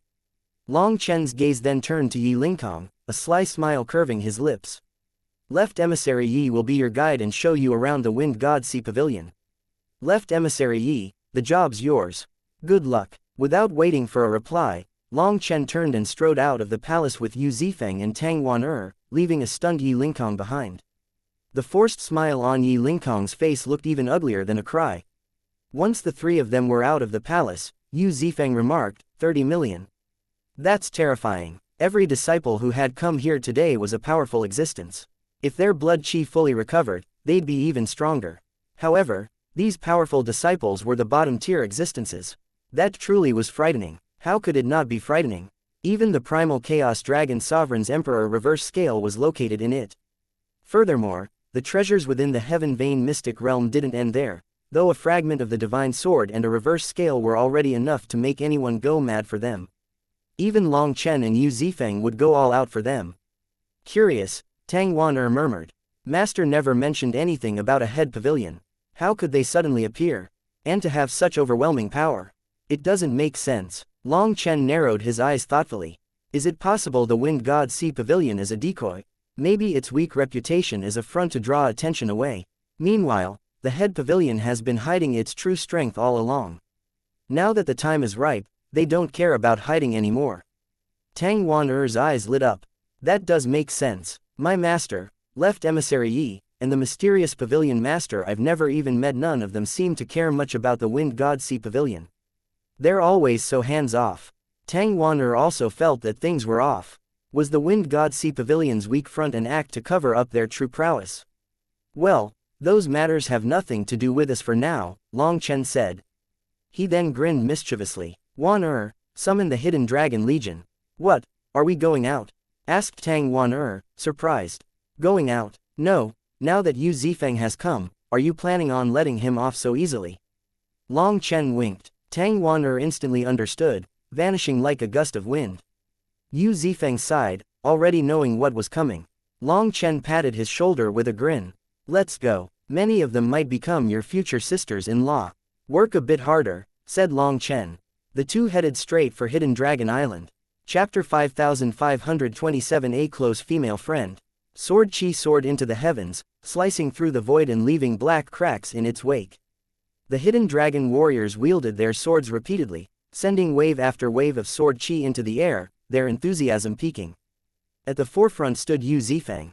Unlike the Hidden Dragon warriors, whose faces brimmed with excitement, Yu Zifeng's expression was cold and aloof. The Hidden Dragon warriors were training under his strict guidance, practicing the release of sword chi. Normally, unleashing sword chi was second nature to them, but under Yu Zifeng's scrutiny, their efforts seemed laughable. You call that sword chi? It's nothing more than a gust of wind, Yu Zifeng said coolly. The Hidden Dragon warriors flinched. All these women had risen to the ranks of true experts under Long Chen's leadership. They had trained, bled, and forged their strength through the fires of countless battles in the Seven Treasure Space. The name Hidden Dragon Legion had been earned with blood and pride. Hence, they had long since admired the Dragonblood Legion and had heard tales of their legendary exploits. Yu Zifeng's stunning display outside the Wind God Sea Pavilion's gate had only deepened their reverence. To see a single sword strike unleash such devastating power had been awe-inspiring. However, Yu Zifeng's words cut deeper than any blade. Despite the sting, none of them dared argue. Instead, they listened in respectful silence. And then, Yu Zifeng demonstrated. The moment he showed them his method of unleashing sword chi, they were utterly stunned. It was a technique they had never imagined. Compared to the method Long Chen had taught them, this one was far more advanced. Their old sword chi now seemed basic, childish, even. Afterward, with a simple stroke of their swords, the void itself split open, groaning as if cotton were being torn apart. On a nearby mountain peak, Tang Wan and Long Chen watched the scene unfold while sipping refreshments. This fellow Yu Zifeng is really something. Look at that expression, so cold and distant. He's not giving me any face, Tang Wan muttered, pouting slightly. Long Chen chuckled. You should be glad he's teaching them at all. If it weren't for the bond of brotherhood, he wouldn't lift a finger to help anyone, no matter how much you begged him or threatened him. Yu Zifeng was a peerless genius of the sword Dao. From the mortal world to the immortal world, Long Chen had never met anyone who could match Yu Zifeng's mastery of the sword. True geniuses like him had little patience for mediocrity. For the first time, Long Chen understood why the sword god, despite his unrivaled power, had never left behind a true legacy or established a sect. Tang Wan'er suddenly leaned closer, her eyes twinkling mischievously. Say, do you think any of my sisters here could tempt him? Long Chen didn't even pause to consider. He shook his head firmly. No chance. Why are you so sure? Tang Wan'er asked, surprised. Then a sly smile crept across her face. Don't tell me. You think he doesn't like women, huh? Long Chen nearly choked on his drink. What nonsense are you talking about? If he doesn't like women, are you saying he likes men? Wait. You. Seeing Long Chen's scandalized expression, Tang Wan'er burst out laughing. I'm joking, you're too easy to tease. Didn't you say he had a close connection with Mu Qingyan? Any hope for them? Tang Wan'er's eyes were shining. Clearly, women were far more curious about these matters than men. Hearing Mu Qingyan's name, Long Chen sighed. I did play matchmaker for them back then. Mu Qingyan is a sword Dao genius too, and I thought they might complement each other perfectly. At first, it seemed like there was something there. Mu Qingyan was clearly infatuated with him. But now, with a bitter smile, Long Chen shook his head and continued, now, it's like they're just master and disciple. Whatever infatuation Mu Qingyan had at the start was devoured by the sword Dao. The only thing either of them cares about anymore is their swords. Long Chen smiled bitterly when he thought about the two of them. Sword cultivators were all fanatics. The deeper their comprehension of the sword Dao, the less they cared about romance. Tang Wan'er sighed in disappointment. What a shame. It was hard to say whether those words were for Yu Zifeng, Mu Qingyan, or both. Suddenly, Tang Wan'er's playful mood resurfaced, and she probed, hee, speaking of close connections, did you talk to Bai Shishi this time? Her tone was casual, but the way she watched Long Chen betrayed her true curiosity. The more casual she tried to act, the less casual she seemed. Long Chen's face fell slightly. I didn't even have time. I had to leave before I could say anything. Thinking of the look Bai Shishi had given him when he told her he had to leave again, Long Chen felt a wave of guilt. When it came to romance, he was also helpless. Don't misunderstand, Tang Wan'er said as she lowered her head, her voice softening. I'm not jealous. I just want to know more about this big sister. I want to get along with her. For Tang Wan'er to be able to say such words was already a huge concession for her, so Long Chen's heart warmed at her words. Reaching over, he took her hand gently. You're all good people. I'm the only bad one here. Long Chen then thought back to Meng Qi, to the advice she had given Tang Wan'er back then. What must she have been feeling at that time? Long Chen couldn't help but feel like an evil scoundrel. Yet, in the chaos of his life, what choice did he have? Their quiet moment was interrupted by a thunderous explosion. On the battlefield below, Yu Zifeng unleashed a devastating sword strike that split a distant mountain in half. The upper portion of the mountain slid smoothly off before collapsing with a tremendous crash. Tang Wan'er covered her mouth and giggled. Does this count as a single man's frustration? Long Chen was speechless. When did this girl learn to talk like this? But seeing her light-hearted mood reassured him.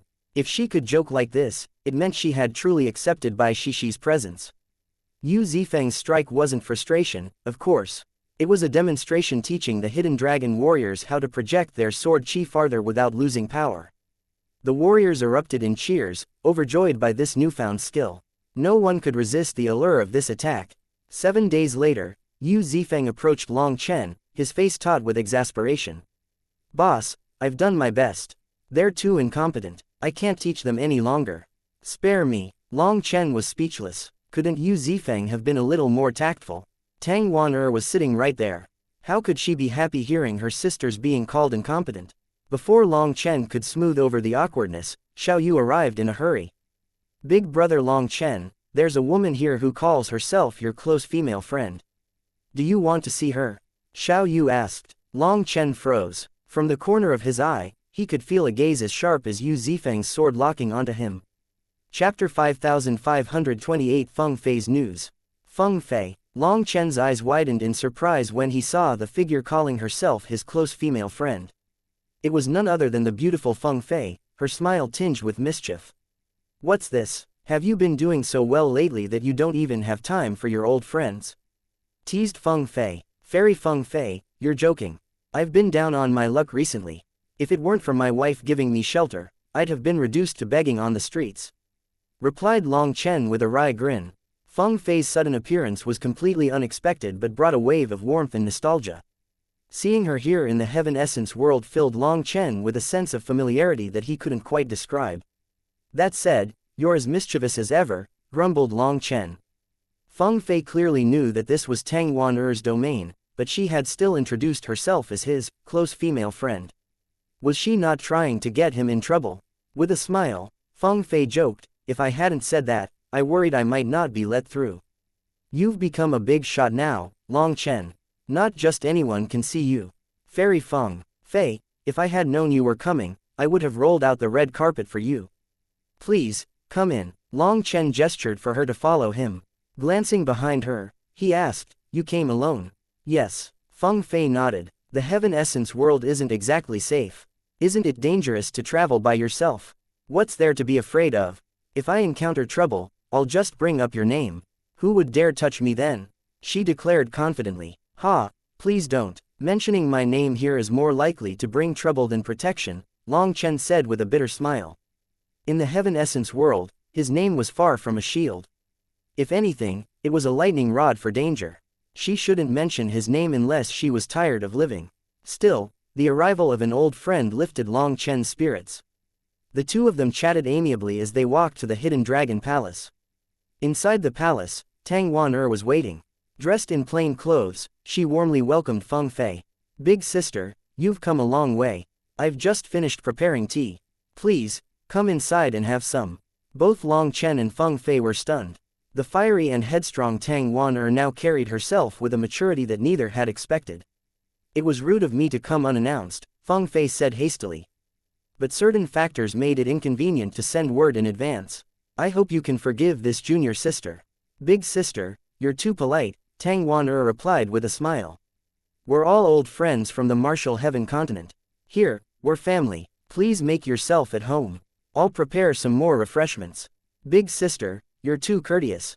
It's only proper." Tang Wan-er bowed slightly and left gracefully, leaving Feng Fei blinking in disbelief. "What magic did you use to turn Tang Wan-er into that?" Feng Fei asked as soon as Tang Wan-er was out of earshot. Long Chen scratched his head. He was just as bewildered. When had Tang Wan-er become so composed and accommodating? Still, Long Chen puffed up his chest proudly and said, "What can I say? Any woman who marries me must naturally rise to the occasion, whether they're a dragon or a tiger. They'll learn to coil around me. TCH, keep bragging." Feng Fei rolled her eyes, though a small smile tugging her lips. Tang Wan-er seemed to have grown up a great deal, intentionally inviting Feng Fei to the palace upon hearing of her arrival. Now, she understood the deeper meaning behind such a gesture. Usually, a single visitor wouldn't warrant such a grand reception. Yet, by offering this courtesy, Tang Wan-er conveyed her respect, signaling that their meeting was about serious matters rather than personal affairs. Her choice of plain attire and humble demeanor in receiving Feng Fei was another subtle message, directed toward Long Chen. It reflected her acknowledgement of the situation and her role in it. At that moment, Long Chen realized that she had truly grown. She was no longer the Tang Wan-er who would succumb to petty jealousy. As they settled down, Long Chen poured tea for Feng Fei. Watching him curiously, she eventually got to the point. "Long Chen, you haven't been to the Long clan yet, have you?" "The Heaven Essence world's Long clan?" asked Long Chen in surprise. Feng Fei's appearance confirmed that the Zhang clan was present here. If the Zhang clan was here, then the other divine clans were as well. His thoughts drifted back to the Wind Domain battlefield, where he had slain a so-called heavenly genius from the Yi clan. Now, with Feng Fei here, it seemed the Long clan might not be far away. Feng Fei's expression gave him his answer. She nodded. "So you haven't seen them yet? Then let me warn you, stay away from the Long clan for now. Because a few months ago, your father infiltrated the Long clan. He broke into the Devil Prison Tower and released the Jewel Blood Devil. Using some unknown method, he made it recognize him as its master. Together, they destroyed the Devil Prison Tower, slaughtered their way out of the Long clan, and vanished." "What?" Long Chen was baffled. What on earth was his father doing? "The Long clan is furious," Feng Fei continued. "They're searching for him everywhere. If they find out you're here, they'll definitely target you. Long Chen sneered, target me. Use me to threaten my father. Let them try. If they think I'm so easy to bully, I'll make them regret it. Although Long Chen didn't know what his father was doing, he had complete faith in him. Whatever his father was planning, Long Chen would stand by him unconditionally. If the Long clan dared to provoke his father, Long Chen would gladly teach them a lesson. After all, every interaction he'd had with the Long clan, whether in the mortal world or the immortal world, had left a bitter taste in his mouth. Feng Fei's expression turned serious as she warned, even so, you should be careful. I've received the Patriarch's favor after joining the Heaven Essence World's Zhang clan, and I've entered the upper ranks. Because of that, I knew some secrets about the 4 divine clans. They've begun awakening their sealed heavenly geniuses, and these figures, they're monstrous, Long Chen. Some of them are so powerful that even I feel despair when I see them. A shadow passed over her face as she spoke, her voice trembling slightly. You've always seemed like the most extraordinary figure in this world, but after seeing those monsters, I can't lie to myself anymore. I came here to warn you, she admitted. Long Chen's eyes narrowed. Who exactly are you warning me about? There's one you must especially be wary of. Long Zai. Her voice faltered slightly as she said the name, and Long Chen could see the fear in her eyes. Chapter 5529 Julie Divine Steel. Another Long Zai, 1. Long Chen sneered at the mention of the name.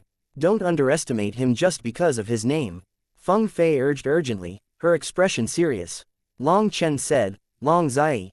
The name seems to originate from the phrase, battle dragons in the wild, too. The battle dragons are a branch of the sovereign dragons, and they are the fiercest warriors and most loyal protectors. There seem to be quite a few people with this name in the Long clan. At least, I know a few. Feng Fei sternly said, this time, you're mistaken. The Long clan favors that name because of the Long Zai I mentioned.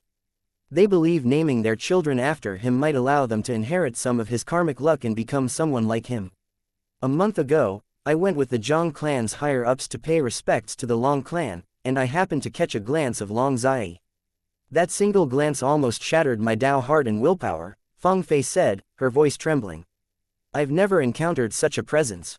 Just looking at him filled me with despair, as if my martial path crumbled beneath his shadow. He is like an immovable mountain blocking the sun, a suffocating force that crushes your very soul. Her hands quivered as she continued, that was just through a spatial barrier, and his eyes weren't even open. Even so, that fleeting glimpse nearly destroyed my future. Seeing the fear in her eyes, Long Chen was shocked. Feng Fei was no novice. For someone of her caliber to be this terrified spoke volumes about Long Zai's power. Taking a sip of tea to steady herself, Feng Fei continued, Long Zai is a legendary figure in the Long clan's history. During the Primal Chaos era, it's said he single-handedly killed 17 nine-star heirs. The teacup in Long Chen's hand shattered, and his gaze turned icy. Ignoring his reaction, Feng Fei continued. At that time, 9-star heirs were revered as invincible within the same realms. The fact that he hunted them down one after another shook the entire world. It was during the era when the 9-star master had already fallen, and 9-star heirs were being hunted mercilessly. Even then, killing a 9-star heir was a monumental feat that usually required an army. Yet, Long Zai could hunt them alone. However, due to the Primal Chaos War, the heavens were badly damaged, and the laws of the world became incomplete. With no path to further advancement, Long Zai sealed himself to await a better era.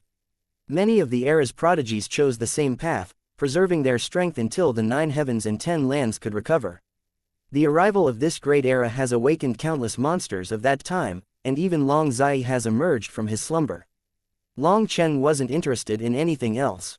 However, hearing that Long Zai had hunted down 9-star heirs made his killing intent soar.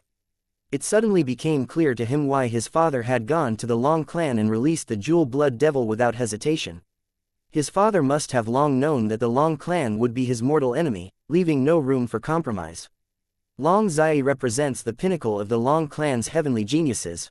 While many in the clan bear his name, none can compare to him. Do not confuse them, Feng Fei warned. Long Chen nodded solemnly. Anyone capable of solo hunting 9-star heirs from the Primal Chaos era was undoubtedly a terrifying foe. Yet, that same act made him an irredeemable enemy for Long Chen.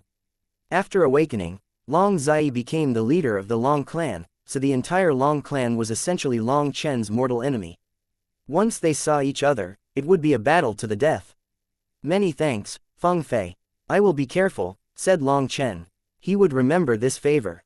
Feng Fei hesitated for a moment before continuing. The other reason I came is to tell you about a treasure within the Heaven Vein mystic realm, something the 4 divine clans consider a must-have. It is the Julie Divine Steel. The Julie Divine Steel, I've never heard of it, replied Long Chen. The Julie Divine Steel is inscribed with original Julie Divine runes, and it's said to be an artifact from beyond the 9 heavens. Some said it has been used by the 9-star master to create the 9-star line. During the Primal Chaos War, the steel shattered, but a fragment remained within the Heaven Vein mystic realm. Rumor has it that the secrets of the 9 heavens were carved into it. If someone could decipher it, they would have a chance to become a second 9-star master. A second 9-star master? Long Chen gasped when he heard that. Just a rumor, Feng Fei clarified. The 9-star master supposedly had the complete divine steel, and even if the fragments were reassembled, they would no longer hold the same power. Still, the fragment within the Heaven Vein mystic realm bears the original Julie immortal characters. Said to originate from beyond the heavens, these characters contain the mysteries of the heavenly Tao's in every stroke. After taking a deep breath, Feng Fei continued, unfortunately, they cannot be recorded with paper or transmitted from mouth to mouth. It's said that merely comprehending a single stroke has propelled some geniuses of the 4 divine clans to unimaginable heights. This is why the 4 divine clans are mobilizing all their power to claim the Julie Divine Steel from the Heaven Vein mystic realm. Do you need my help? Asked Long Chen. Looking at Long Chen, Feng Fei replied, I'm here to tell you that the target of the 4 divine clans is the Julie Divine Steel. Do your best to avoid them. Seeing her concerned look, Long Chen was shaken. It seemed that Long Zai had terrified her deeply. Feng Fei didn't see Long Chen as a match for Long Zai and didn't want to see him die. Long Chen was moved. This time, Feng Fei had come without ulterior motives. She just wanted him to live and was not thinking about obtaining anything from him. In the past, most of their interactions had been driven by personal ambitions. Feng Fei had always viewed Long Chen's potential as an investment worth nurturing. But this time was different. After witnessing the might of Long Zai, she no longer held the same confidence in Long Chen's ability. Yet, despite her fears, she couldn't bring herself to watch him march toward certain death like a sacrificial pawn. She had risked her own life to come bring him this information. Fairy Feng Fei, I will remember this favor, promised Long Chen sincerely. Feng Fei smiled. I'm not doing this for a favor. I just hope you survive. Well, I have to get back now. Take care of yourself, alright? No matter how Long Chen tried to persuade her to stay, Feng Fei insisted on leaving immediately. Hence, Tang Wan'er and Long Chen personally escorted her out. As Long Chen watched her depart, his expression hardened. Long Zai, is it? Just you wait. 1. The former 4th heavenly saint of the Long clan. Our cool daddy Long kicked his sorry ass and severed his arm, replacing him as the 4th heavenly saint. 2. Long Zai equals dragon in the wild. Chapter 5530 Demon Moon Cauldron. After sending off Feng Fei, Long Chen found himself caught in a swirl of emotions. A faint sense of disappointment lingered within him. Ever since their time in the mortal world, when their relationship had shifted from enemies to allies, Feng Fei had always admired him, almost to the point of worship. But now, her unwavering faith in him was gone. Worse, it had been replaced with pity, a sentiment that grated on Long Chen more than he cared to admit. This time, Feng Fei had only shared information about the Julie Divine Steel and Long Zai. She hadn't mentioned anything about the Zhang, Yi, or Zhao clans, peak experts. To her, it was unnecessary. In her eyes, a single Long Zai was enough to seal Long Chen's fate. Why trouble him with more? Though Long Chen understood her intentions were good, this feeling gnawed at him. Yet, instead of sinking into frustration, it lit a fire in his heart. Hee, it seems there's finally going to be a real slaughter, Evilmoon said, its voice brimming with dark excitement. Since the Dragon Domain's bloody battle, Evilmoon had absorbed an immense amount of blood-soul energy, which amplified its sinister aura. Its runes shimmered with a newfound intensity, brimming with deadly power. Just then, Yao Ling-er's cheerful voice echoed in Long Chen's mind. Big brother Long Chen, Ling-er can help too. I've finally mastered this body. Now the master of the Demon Moon Cauldron, Yao Ling-er spoke with excitement. Though a counterfeit of the legendary Heaven-Earth Cauldron, the cauldron had undergone a transformation. With guidance from the Earth Cauldron and Yao Ling Er's persistent efforts, the Demon Moon Cauldron now exuded a menacing and powerful aura, vastly different from before. The Earth Cauldron's energy radiated a sacred and majestic presence, while the Demon Moon Cauldron was its opposite, a demonic force imbued with sharp killing intent. Big Brother Long Chen, I'm in control of 39 attack runes of the Demon Moon Cauldron. I can fight alongside you now, declared Yao Ling Er. Long Chen observed the cauldron's flashing runes. Each one pulsed with sharp, murderous energy, causing his heart to tremble.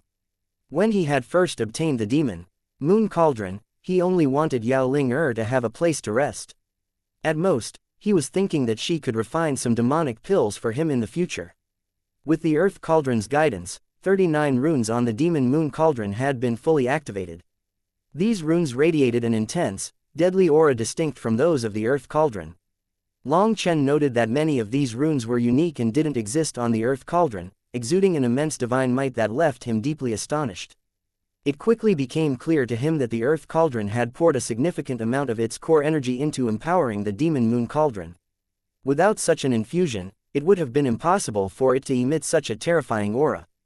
The Earth Cauldron often couldn't help Long Chen in combat. Feeling guilty over this, it had stealthily carried out this plan.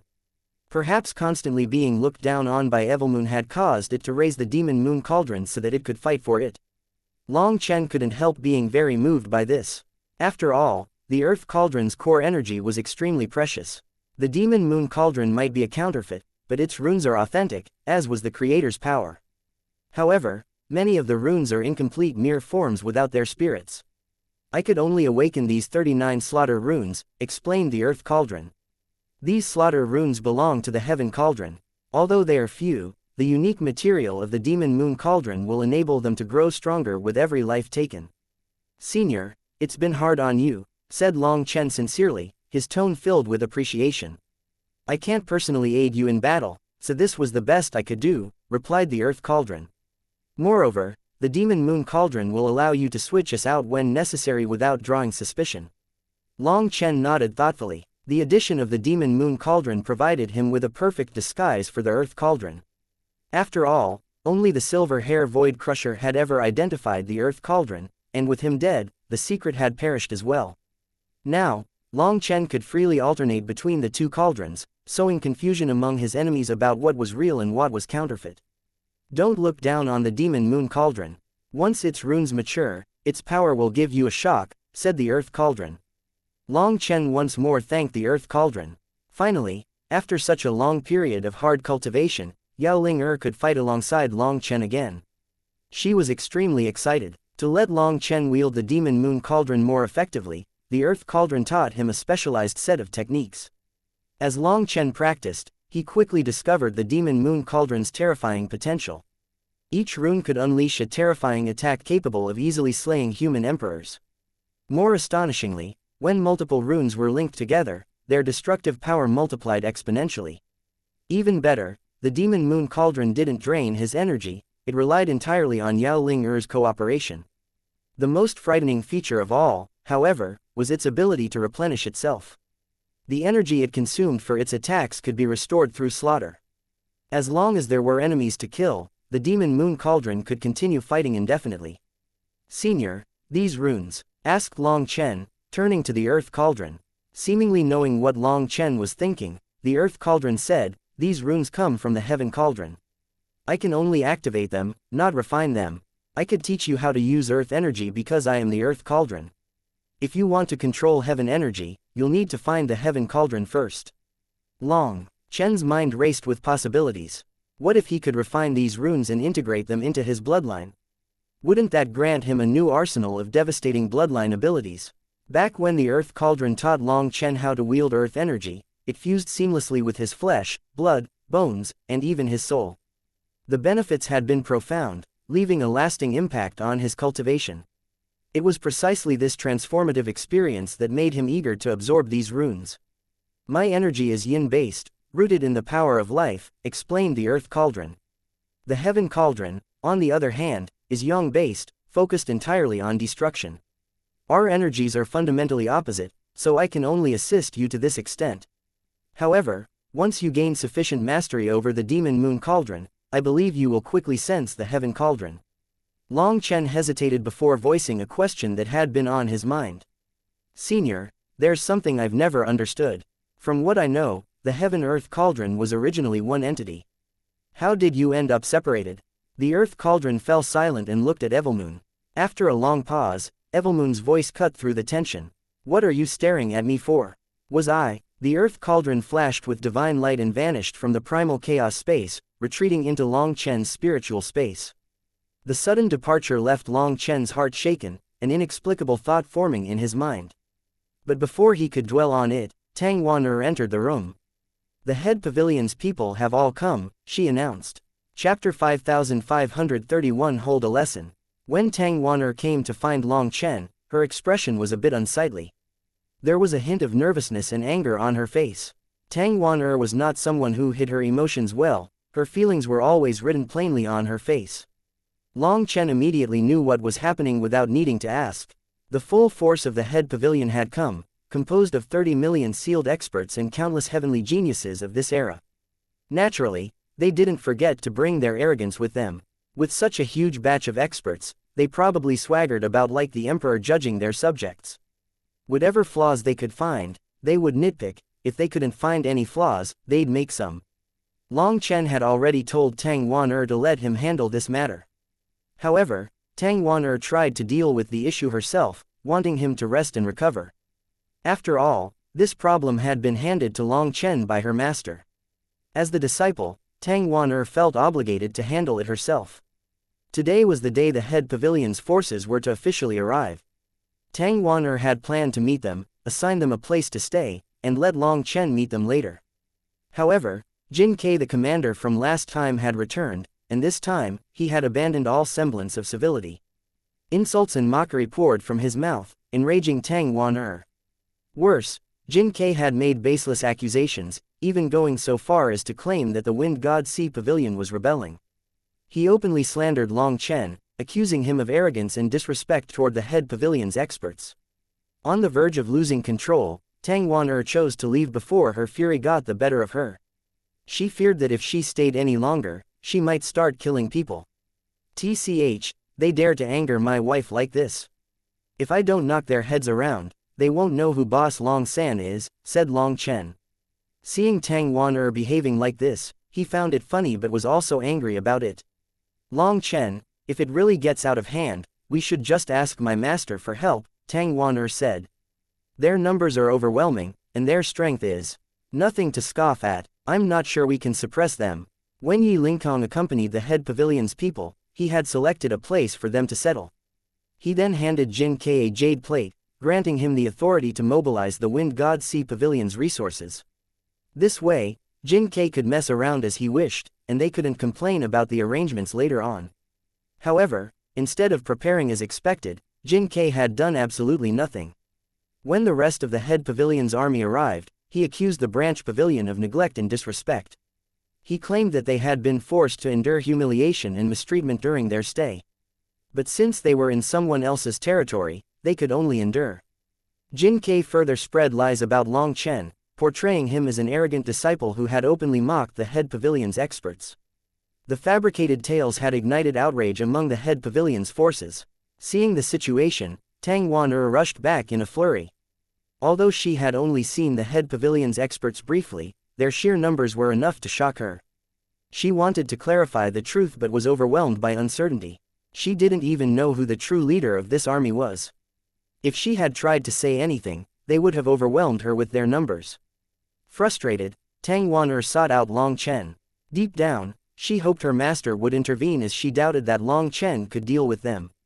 At the same time, she was a bit angry with her master. How could she just toss something like this to Long Chen? This was practically bullying. After thinking for a bit, Long Chen replied, "There's no need for your master to show herself for such a minor matter.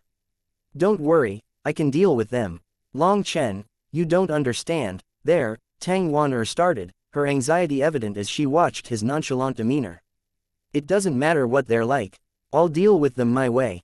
You still don't fully grasp your master's intentions. Do you remember the lesson she gave you when you first arrived at the Wind God Sea Pavilion? Long Chen asked. cutting her off. But, Tang Wan was startled. You still don't realize how powerful your master is, do you? The fact that she entrusted this issue to me shows she's confident in cleaning up any mess we make. Even if we completely ruin things, she'll be there to fix it, Long Chen reassured her with a grin. Really? Tang Wan-er's eyes widened.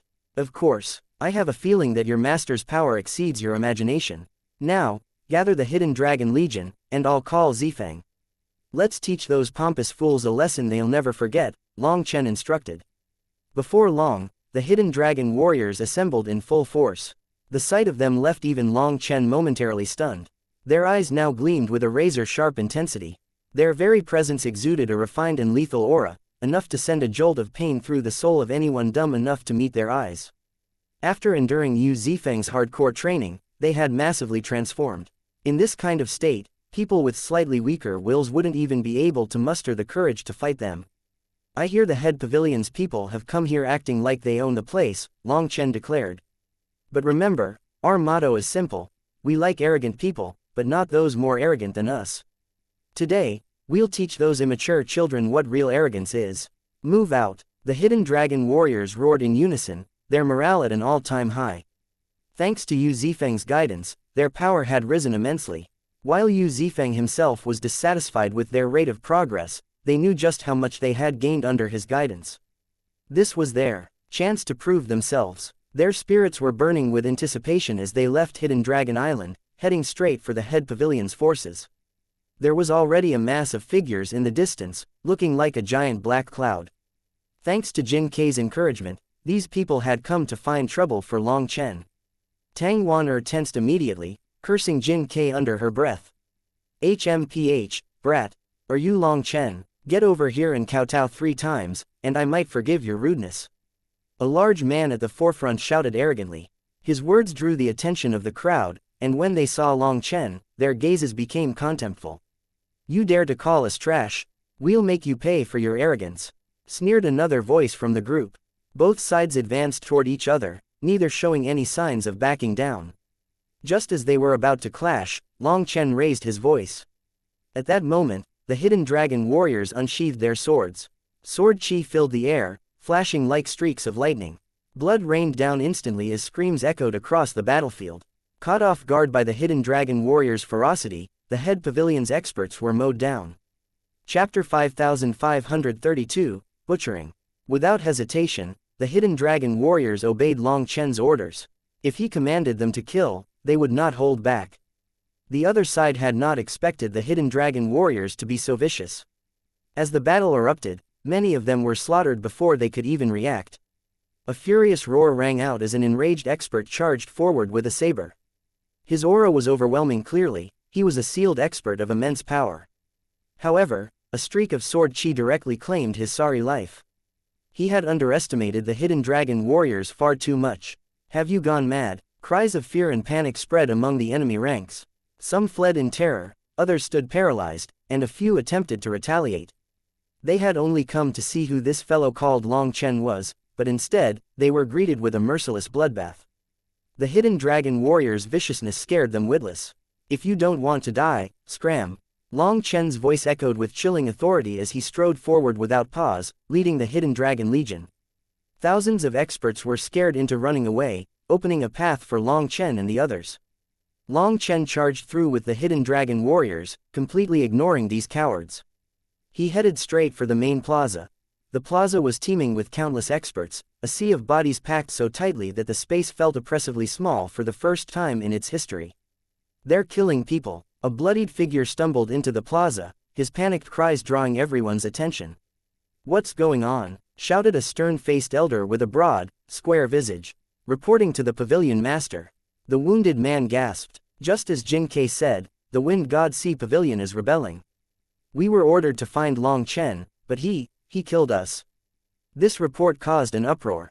While Jin Kei had said so many bad things about Long Chen, especially about how arrogant he was, these people hadn't really believed it. After all, this was merely a branch pavilion. What could justify such arrogance? But now, with bloodshed confirming Jin Kei's accusations, their doubts quickly turned to anger. This Long Chen is truly courting death. Since he wants to die so badly, we'll kill him right now. shouted an expert of the ancient era. How dare a branch pavilion act so arrogant in front of the head pavilion? If this isn't a rebellion, what is it? Surround the wind god's sea pavilion. Any traitors must be eradicated. Furious cries rang out as their anger reached a boiling point. At that moment, a cold, disdainful voice echoed through the plaza. If you want to kill me, Long Chen, then come. A black-robed man boldly walked into the plaza, and the hidden dragon legion trailed behind him. Jin Kei's face twisted with malice when he saw Long Chen. Pointing at him, Jin Kei bellowed, "That's him. He's Long Chen, Pavilion Master, look at his arrogance. Everything is his fault. You can die for those lies." Before Jin Kei could say another word, Yu Zifeng stepped forward, his sword already drawn. A streak of divine light flashed toward Jin Kei.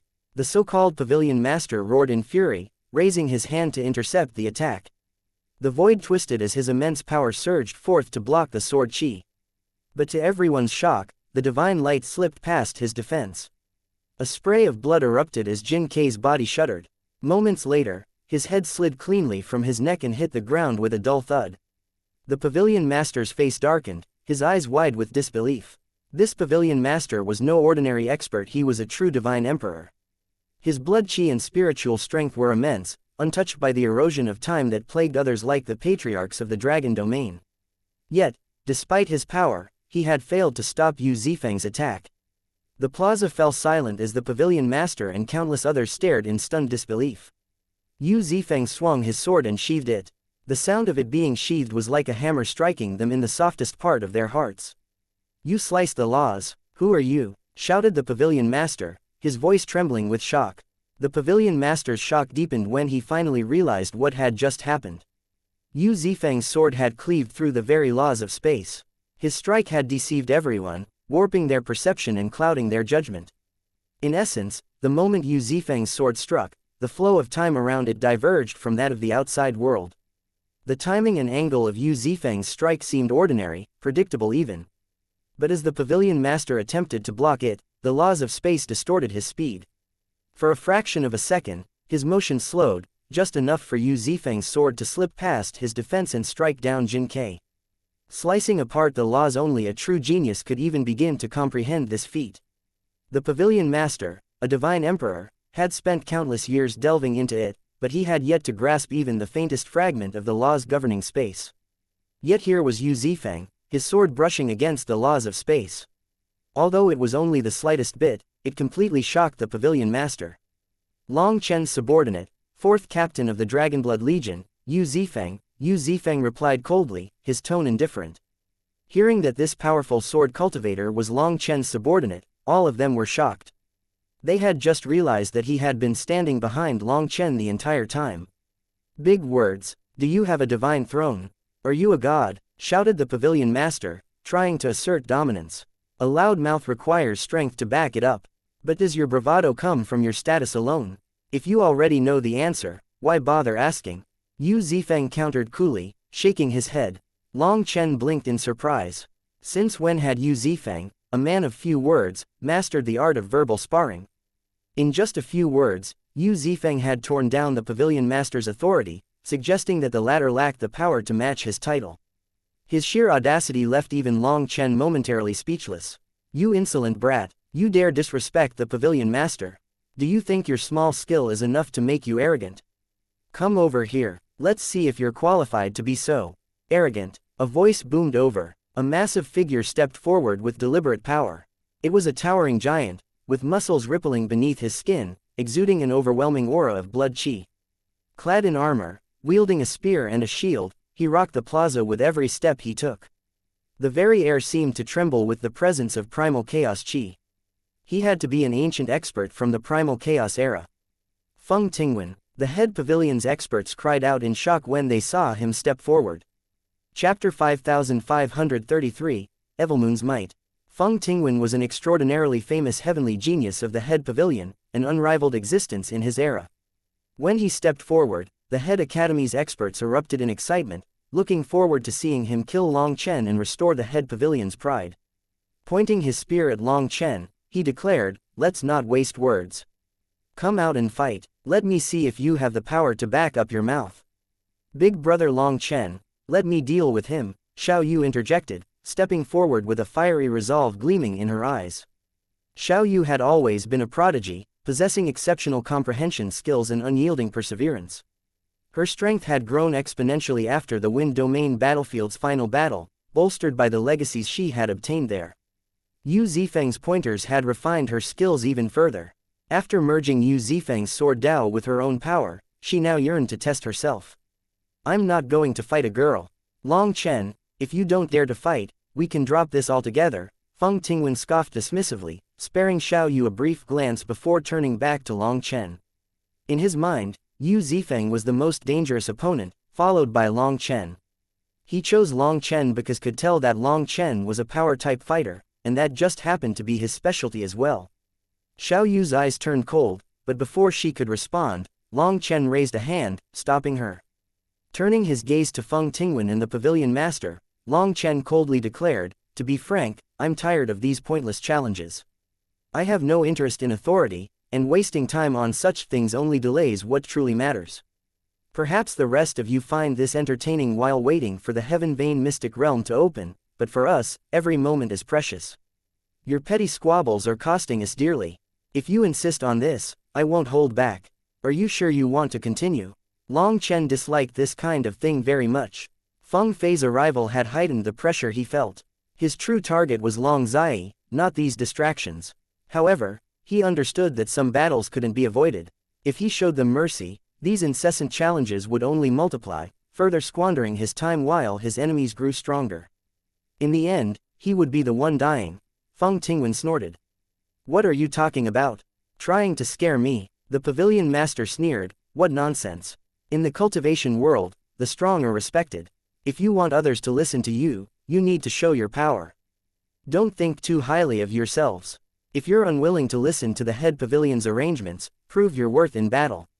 Long Chen's expression darkened. How could someone as pig-headed as this man have become the pavilion master?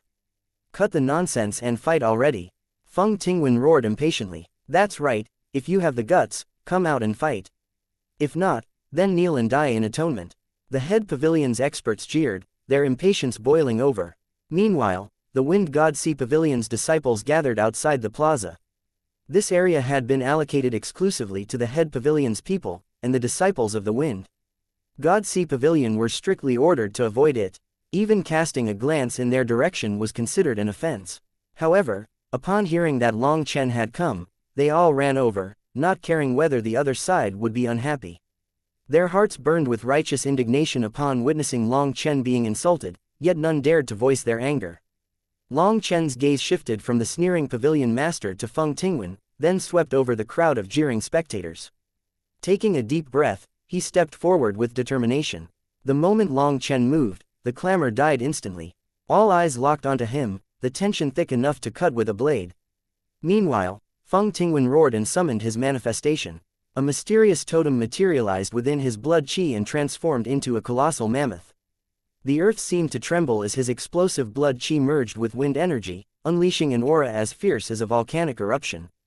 A crimson ripple radiated outward, forcing everyone in the plaza to retreat.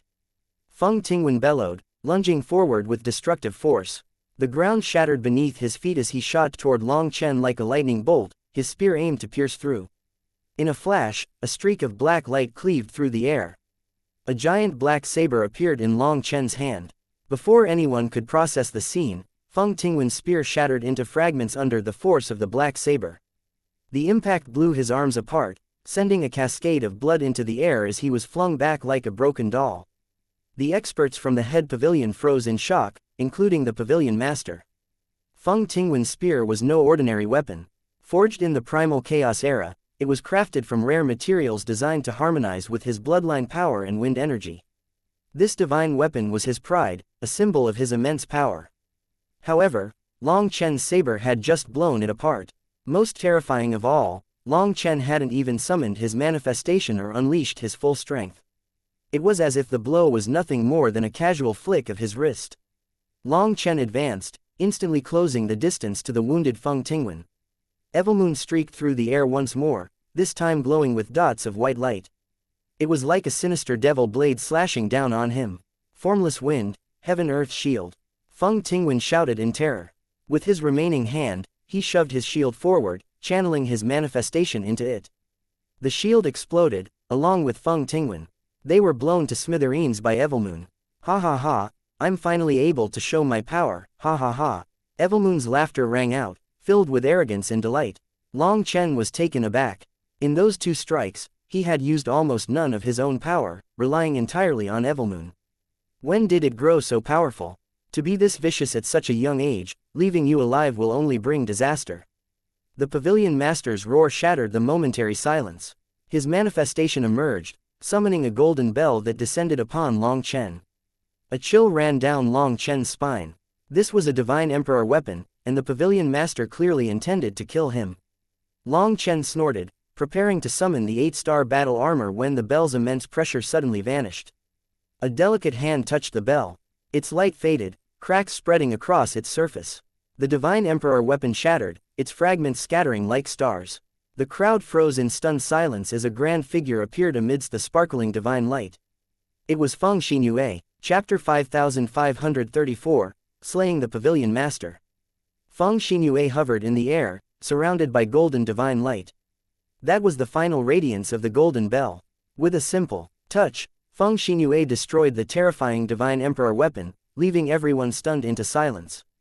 Even Long Chen's pupils contracted at the sight. Although Long Chen had guessed that Feng Xinyue's power exceeded his understanding, he had not expected her to be capable of crushing a terrifying Divine Emperor weapon with a light tap. Blood dripped out of the Pavilion Master's mouth. His face was pale, and his eyes were full of terror. That was his divine weapon, and having it shattered dealt a serious wound to his soul and yuan spirit. On the other hand, Feng Xinyue seemed like a god descending from the heavens. Her beauty and grand air made it so no one dared to look at her. It was like looking at her was a sin. The Pavilion Master stuttered, divine. His mouth quivered, but he couldn't say a word. As a divine emperor, you allowed greed to blind you. You sought Long Chen's weapon and intended to kill him for it. Do you comprehend your sin? Asked Feng Xinyue, looking down on that Pavilion Master. The Pavilion Master's whole body shook in terror as he stammered, I was just scaring him because he was so vicious. Fuck off, your eyes almost popped out of your head when you looked at me. You definitely wanted me, sneered Evilmoon, sounding very pleased with itself. For this fellow to become so greedy to obtain it, at the very least, he had a good judgment. Ignoring the Pavilion Master's effort to explain himself, Long Chen turned his focus to Feng Xinyue. The Pavilion Master had tried to call her a divine something, but what? The experts of the head pavilion stood frozen, unable to process the scene before them. Who was this woman, and how could she reduce their proud Pavilion Master to such a pathetic state? Feng Xinyue's voice cut through their confusion.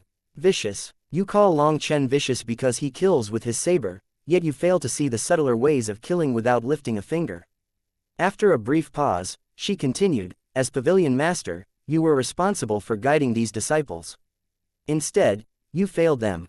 If they enter the Heaven Vein mystic realm in this state, 99% of them will die. All the prideful heavenly geniuses were shocked, but they couldn't question the words coming from Feng Xinyue's mouth.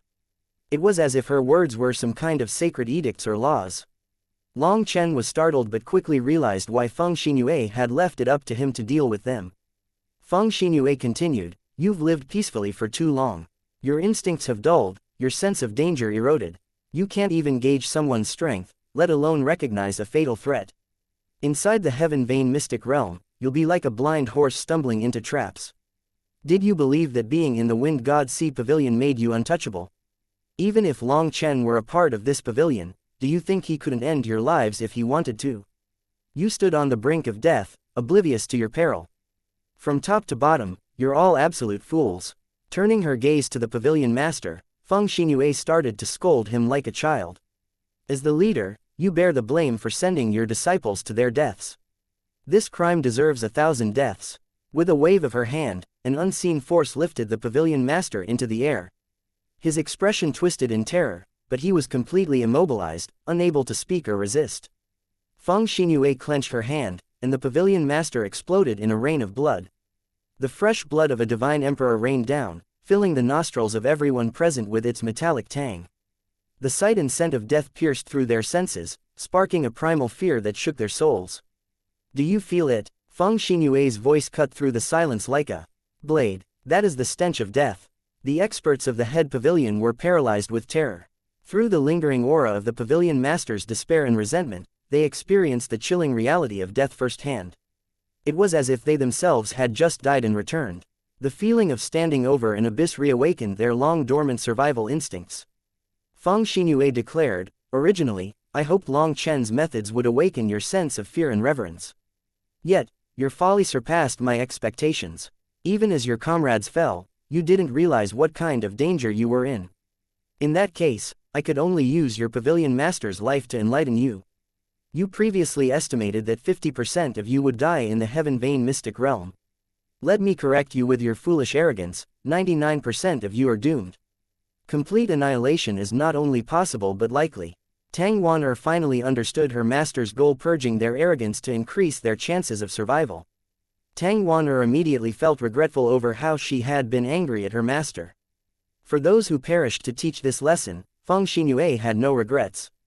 Their deaths here served a purpose, otherwise, they would have met pointless ends in the heaven vein mystic realm. The terror in the eyes of the head pavilion's experts confirmed that Feng Xinyue's goal was achieved. Only by rekindling their instincts and fear of death could they survive the perils awaiting them. If you want to survive in the heaven vein mystic realm, unity and mutual reliance are your only paths forward. I had to kill your pavilion master because he was too stupid. Even at this time, he hasn't picked out a leader amongst you. If you enter the heaven vein mystic realm like this, you'll be like a plate of sand against the waves of the ocean. Let alone those powerful ancient factions, even some smaller factions will be able to devour you. His foolishness almost killed all of you." Feng Xinyue's voice softened slightly as she concluded, "I know many of you think highly of yourselves. Very well, I'll give you a chance to prove it. Anyone who believes they have the strength and wisdom to lead the Wind God Sea Pavilion, step forward." After that, Feng Xinyue simply vanished, leaving everyone baffled. They just looked at each other in confusion. Long Chen blinked in disbelief. Is that it? He had expected Feng Xinyue to take charge, but once again, she had left them to their own devices. "Long Chen, what should we do?" asked Tang Wan'er hesitantly. "Run," he said decisively, motioning for his group to follow. "Let them sort themselves out. We have no time for this mess." However, as they turned to leave, a group of people emerged, blocking their path. Chapter 5535, Dowry. Countless disciples from the head pavilion surrounded Long Chen and his companions. The hidden dragon warriors instantly raised their weapons, prepared to fight. "Wait, don't misunderstand, we mean no harm," one of the disciples shouted hastily, raising his hands in surrender. Another disciple, a young woman, stepped forward. "We're just confused. I don't understand what Senior Feng Xinyue was trying to teach us. Senior apprentice brother Long Chen, can you help us understand?" Let alone them, even Tang Wan'er, Feng Xinyun's personal disciple, was perplexed by her master's intentions. With a begging tone, the female disciple continued, "Senior apprentice brother Long Chen, please be magnanimous and guide us. We beg of you." The blood of a divine emperor was truly effective in awakening their fear of death. For her to speak in such a way, it seemed she was badly shaken. Otherwise, with her status, she definitely wouldn't lower herself to begging. The people surrounding Long Chen all had similar expressions. Long Chen hesitated for a moment before letting out a sigh. "Fine, since you've asked, I'll explain. Senior Feng's message is this: anyone confident in their strength can lead a group into the heaven vein mystic realm. Of course, many people feel highly about themselves, so many factions will appear within our ranks. When the time comes, the one who leads their group out alive and victorious might very well become the future king of the Wind God Sea Pavilion. Of course, this is just my guess. Discuss among yourselves, and don't hold me accountable if I'm wrong." Someone asked, "But if we split into so many factions, won't our overall strength be weakened? Won't we just be picked off one by one?" Exactly. 5 fingers working separately can be snapped easily, but when they're clenched into a fist, they're strong, another added. "You are entirely correct, but who will control this fist?" asked Long Chen in return. Those disciples couldn't say a word. "This is stupid. We should have chosen a leader long ago. We're about to enter a life or death struggle, and we're still debating who to follow."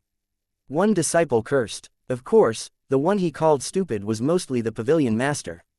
He just didn't say it explicitly. With so many heavenly geniuses here, how can we possibly gamble our lives on picking a leader? Another exclaimed, his voice tinged with panic. That's your own problem. A true expert isn't just talented or hardworking, they need aptitude, vision, and sometimes sheer luck.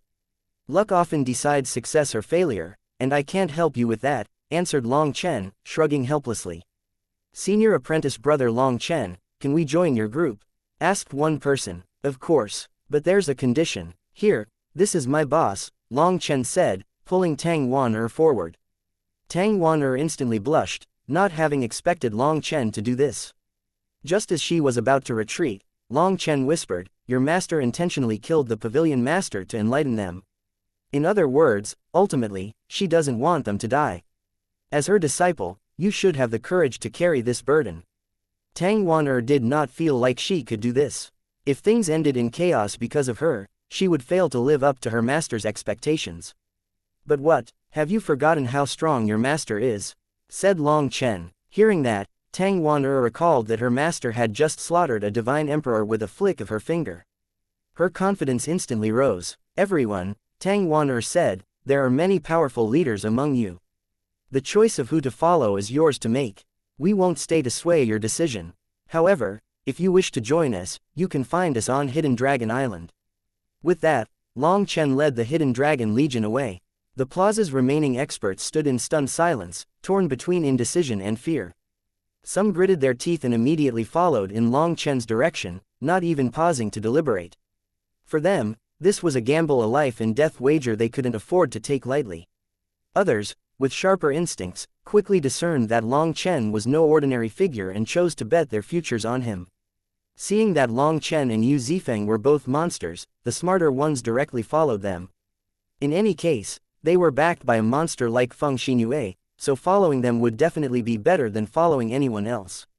As a result, the majority of the experts began trailing after Long Chen, leaving the remaining few in stunned disbelief. Those left behind felt their resolve waver. If most of the experts joined Long Chen, what were they supposed to do? Form dozens of scattered, weaker groups and face certain death. That thought alone was enough to shatter their confidence. Eventually, even the most powerful heavenly geniuses, those who prided themselves on their immense strength, reluctantly gritted their teeth and followed. While their pride told them they could face any danger, none of them were reckless enough to enter the heaven vein mystic realm alone. Long Chen was taken aback when he realized that everyone had chosen to follow him. However, it didn't take long for him to understand the situation. These people weren't entirely foolish, they recognized the safest path when they saw it. Furthermore, the sudden death of their pavilion master had thrown them into chaos, leaving them leaderless and desperate for guidance. Seeing others flock to Long Chen, they simply followed the crowd. When Long Chen noticed how willing they were to follow Tang Wan, he felt a headache. He didn't feel like looking after all these people. At this moment, Feng Xinyue's calm voice echoed in Long Chen's ear. Take them in. While they may seem foolish, many of them possess exceptional talent. More importantly, they are fiercely loyal to the Wind God. In the future, Wan will be leading the Wind God line, and she will need their support. Furthermore, you each have your own missions in the Heaven Vein mystic realm. There's no way you can stay together the entire time. Raising their power also increases the number of Wan trump cards. Long Chen's heart shook. Control the entire Wind God line. What exactly does that mean? Could it be? It's better not to overthink, Feng Xinyue continued. For Wan sake, you must accept them. The Wind God's line is her family, and by extension, your responsibility as well. Put in some effort. Junior understands. Long Chen responded. Feng Xinyue's words filled him with gratitude. She was subtly assuring him that no matter what happened, she, Tang Wan and the Wind God line would always stand by his side. If the High Firmament Academy was Long Chen's first home, then the Wind God Sea Pavilion could be considered his second. Thinking of that, Long Chen was reinvigorated. He immediately gathered all the experts. I have my Dragonblood Legion and now the support of the Wind God's line. All the treasures in the Heaven Vein mystic realm have the name Long Chen written on them now. Long Chen felt a grand aspiration rise within his heart, his blood heating up. Chapter 5536, Nether Emperor appears in the Seven Treasure Space. A blood-curdling shriek echoed through the plaza, drawing everyone's attention. An expert from the Wind God Head Pavilion sat trembling, his eyes wide with terror. This was no ordinary expert. He was a peer of Feng Tingwen and a renowned genius of his era, equally gifted and just as arrogant. Yet, now there was no trace of arrogance in his eyes, only fear. The plaza was packed with people, all bathed in the seven-colored radiance of the seven-treasure-colored glass tree. Its enormous canopy spread over them, enveloping the area in its divine glow. Suddenly, another genius spat out blood and roared, "I refuse to believe it." His hands formed seals, attempting to summon the tree's power. However, the moment he closed his eyes, he clutched his throat and screamed in agony. His throat bore no visible wound, but he acted as though it had been slit. His face twisted in a mix of resentment and disbelief. This time, he no longer dared to act rashly and just focused on circulating his aura to recover. Screams and roars rang out as one genius after another met their end in the seven-treasure space. No matter how strong they were, they couldn't survive for long. Few lasted even a minute before being killed. Some refused to accept this. Convinced they'd been caught off guard, they charged back in only to meet the same swift demise. The seven-treasure-colored glass tree's power had increased ever since the battle in the dragon domain. Under its light, anyone could access the seven-treasure space, with no restrictions on time or frequency.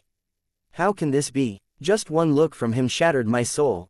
Who is he? Roared a red-haired man, his voice trembling with fury and fear. This man was among the head pavilion's top experts. If Feng Tingwen ranked within the top 100 of the 30 million sealed experts, this man was easily within the top 10. Initially, these experts had been wary of Long Chen and the Wind God Sea Pavilion, so they had chosen to observe rather than act. They only decided to follow Long Chen because they recognized his connection with Feng Xinyue and understood her intentions. Yet, as seasoned warriors, they wouldn't submit easily. They came here to figure out Long Chen's true power and see if he was worth their assistance. If they had a chance, they would definitely challenge him. After all, the only way to stand above everyone else was to show them your immense power. Otherwise, there was no way to convince everyone. Long Chen saw through their intentions directly.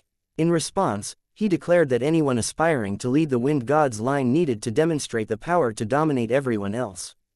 But before vying for leadership, they would first need to pass his test, the seven-treasure space. He announced that the enemies within the space were ones he had personally killed. Anyone who could survive 2 hours inside without dying would pass. From there, the strongest among them would duke it out. However, reality struck harshly. Almost none of the heavenly geniuses lasted longer than a few breaths, and most didn't even survive a single breath. Then, there was the case of this red-haired man. How unlucky. He actually encountered the Nether Emperor, said Yu Zifeng sympathetically. Yu Zifeng's face was pale. He had just exited the seven-treasure space himself after a fierce battle with the silver-hair Void Crusher. Unfortunately, he had been ambushed by other experts and forced out. But before Yu Zifeng got out, he had seen a shadowy figure standing before the red-haired man. The presence was so overwhelming that Yu Zifeng instantly knew who it was. What kind of joke was that? The Nether Emperor was a supreme existence. Just a look from him was courting death. Fortunately, this fellow's will was strong enough, or he might have died. The Nether Emperor is inside. Long Chen's eyes widened in disbelief. Yu Zifeng nodded. That's right, although it's blurry, it is his aura. Long Chen was stunned. He hadn't killed the Nether Emperor himself, so how could the seven-treasure space replicate him? Curious, Long Chen closed his eyes and entered the seven-treasure space. The battlefield was chaos incarnate, with millions of experts struggling for survival. Amid the carnage, Long Chen spotted a pudgy figure wielding a dagger, beheading his opponents with terrifying precision. It was none other than Enpuda. Enpuda noticed Long Chen almost immediately and disappeared into the shadows. But Long Chen was faster. With a thunderous strike, he shattered the void, obliterating Enpuda. These copies were limited by the techniques they had shown in life. Once Long Chen identified their patterns, defeating them was a matter of precision and experience. However, the seven-treasure space possessed one terrifying ability: the duplicated enemies grew stronger as the challengers' cultivation increased. Even divine emperors Long Chen had slain reappeared within this space. Suddenly, the heavens quivered, and a blinding sword light tore toward Long Chen. The sheer power of the sword chi sent a shiver down his soul. The high heaven line, Long Chen muttered, blocking with his fist. The impact left his upper body numb. Squinting through the chaos, he saw his attacker. Luo Zixu. It was none other than Luo Zixu, whom Long Chen had encountered on the primal chaos battlefield. How is he here? Were they hidden all along, or is this because the 7 treasure-colored glass tree has grown stronger? Long Chen wondered. Luo Zixu attacked relentlessly, his sword light flashing like a storm. But after several exchanges, Long Chen landed a devastating punch, blowing him apart. What a waste. I shouldn't have killed him so quickly back then, Long Chen muttered regretfully. The duplicated Luo Zixu only had a limited arsenal of techniques. Though sharp, they were predictable once Long Chen knew the patterns. Long Chen strolled through the 7 treasure space, observing the chaotic battlefield. Streaks of light flashed constantly, signaling the deaths of the challengers. Long Chen looked all around, but he couldn't find the Nether Emperor or the Silver Hair Void Crusher. Perhaps the latter had been killed by someone else after being weakened by Yu Zifeng.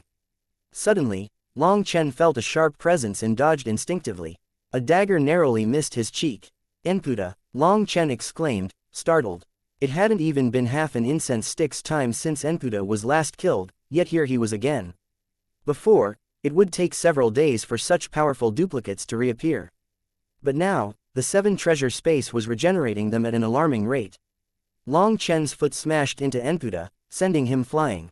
He decided to leave this duplicate alive for now, intending to use him as a lesson for the arrogant fellows. Exiting the 7 treasure space, Long Chen gazed up at the 7 treasure-colored glass tree, excitement blazing in his eyes. He had started to unravel its mysteries. At that moment, Tang Wan'er came running over. The sight of her left both Long Chen and Yu Zifeng stunned, their disbelief evident in their eyes. Chapter 5537, Wind God Incantation. Wan'er, where did you just come from? Long Chen asked. In a single day, Tang Wan'er seemed transformed. There were powerful divine energy fluctuations radiating from her, sacred and noble, much like Feng Xinyue's aura. Master just transmitted a secret art to me. I just came back from her place. What is it? Tang Wan'er replied, confused. She glanced at Long Chen and Yu Zifeng's startled expressions and instinctively touched her face, as if trying to discern what had changed. A secret art. Long Chen's voice held a trace of surprise as a thought flickered through his mind. What is it? Asked Tang Wan'er. Nothing. You're just particularly beautiful today. Your holy light almost blinded us, Long Chen teased with a grin. Stop spouting nonsense. What were you really looking at just now? Tang Wan'er demanded, narrowing her eyes. Cough. You two chat. I'll exchange blows with the Silver Hair Void Crusher, said Yu Zifeng, directly taking his leave. Speak. What did you notice? Tang Wan'er's tone turned serious, as she sensed that Long Chen was holding something back. What kind of secret art did your master teach you? Asked Long Chen, evading her question. It's called the Wind God Incantation. But she only taught me the technique, not how to use it. I've managed to condense a divine rune, but I have no idea how to activate it. She made me leave before explaining anything further, Tang Wan'er said with a hint of irritation. Her master had been more mysterious than usual lately, often withholding explanations. This change left Tang Wan'er feeling unsettled and inadequate. If she didn't tell you, it's because she couldn't, Long Chen said. Some things can only be comprehended through personal insight, not taught. But I don't understand anything, Tang Wan'er cried out, feeling herself to be too stupid. She could tell that Long Chen knew something, but just like Feng Xinyue, he was acting mysterious. Long Chen smiled warmly. Wan'er, the Dragonblood Legion has 7,000 warriors. Every one of them is a powerhouse in their own right. But have you ever seen me personally teach them things? Tang Wan'er hesitated. I don't think so. At most, I give them warnings or guidance, maybe some opportunities. But for the rest, they figure it out for themselves. Why don't I teach them? Because once I do, I'll limit their future paths. Their potential will be capped. Each person in the Dragonblood Legion is on a unique journey. Even Li Qi and Song Mingyuan, our two powerful earth element cultivators, have different paths. The healers are all wood element cultivators, and their styles are completely different. Why do I never interfere with their cultivation? Not because I don't want to, but because I can't. If I show them one way, that's all they'll learn. But if they discover it themselves, through it, they will be able to infer 1 to 10. They will have limitless room to imagine and grow. Your master follows the same principle. She's not neglecting you, she's giving you room to grow, Long Chen comforted. But I feel so stupid. What am I supposed to do? Asked Tang Wan'er, feeling like she might cry. She didn't think she could live up to her master and Long Chen's expectations. Long Chen rubbed her head affectionately. Silly girl, comprehension isn't just about effort. It's about timing, insight, and opportunity. Even if you rack your brain, some things just won't make sense until the right moment. When the time comes, you'll naturally understand. Are you sure? You're not just saying this to comfort me, right? Asked Tang Wan suspiciously. Long Chen chuckled. All right, let's speak frankly. Even if you were as dumb as a pig, do you think your master wouldn't know? Do you think she'd set you up to fail?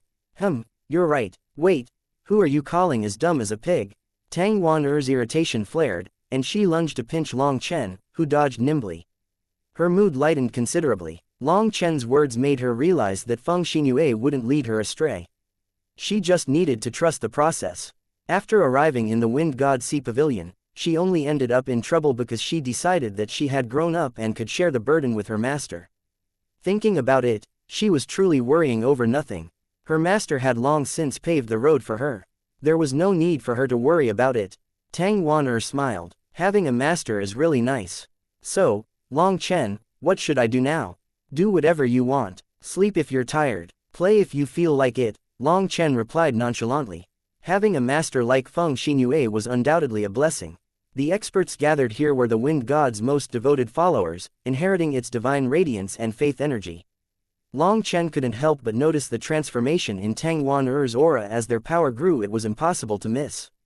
Clearly, that secret art that Feng Xinyue had just taught Tang Wan allowed her to channel a portion of the Wind God's faith energy, empowering her in ways that seemed almost unfair. This was precisely why Feng Xinyue had instructed Long Chen to help these experts grow stronger. Raising them also amplified Tang Wan's strength. Long Chen couldn't help but compare Tang Wan's effortless advancement to Wild's. He had always been envious of Wild's simple path, just eating to grow stronger. But Tang Wan's situation was even more enviable. She didn't even need to lift a finger, others could cultivate for her. If she were a man, he might die of envy. No wonder god cultivators look down on immortal cultivators. They really have a natural advantage. Most of the hatred immortal cultivators feel toward god cultivators probably boils down to envy, Long Chen thought. Faith energy was a cheat-like resource. Whoever it concentrated on could ascend to godhood, even if they were a pig. A legacy built on trillions of years of devotion created a reservoir of power that immortal cultivators couldn't hope to match. Unlike god cultivators, immortal cultivators had to rely on themselves, with even the most profound inheritances serving only as stepping stones. Their progress depended solely on their hard work and comprehension. As Long Chen observed Tang Wan's relaxed expression, a wry smile crossed his face. His journey had been a grueling climb, step by painstaking step. Yet now, it seemed she might surpass him effortlessly. Fuck, I'll kill them. A furious roar suddenly shattered his thoughts. One of the heavenly geniuses had entered the seven treasure space repeatedly, only to be slaughtered each time without seeing his opponent. Fueled by rage, he charged back in again. I refuse to believe this. Another heavenly genius followed suit, unable to accept his defeat. Through constant combat, these sealed heavenly geniuses were evolving, though they remained oblivious to their rapid transformation. Feng Xinyue's earlier words echoed in Long Chen's mind. These individuals were extraordinary, and under the relentless pressure of the seven treasure space, they were being forged into unparalleled warriors. Are all these people destined to serve Wan? Long Chen's heart trembled as the thought struck him. If that were true, it meant that this plan had been set in motion countless eons ago.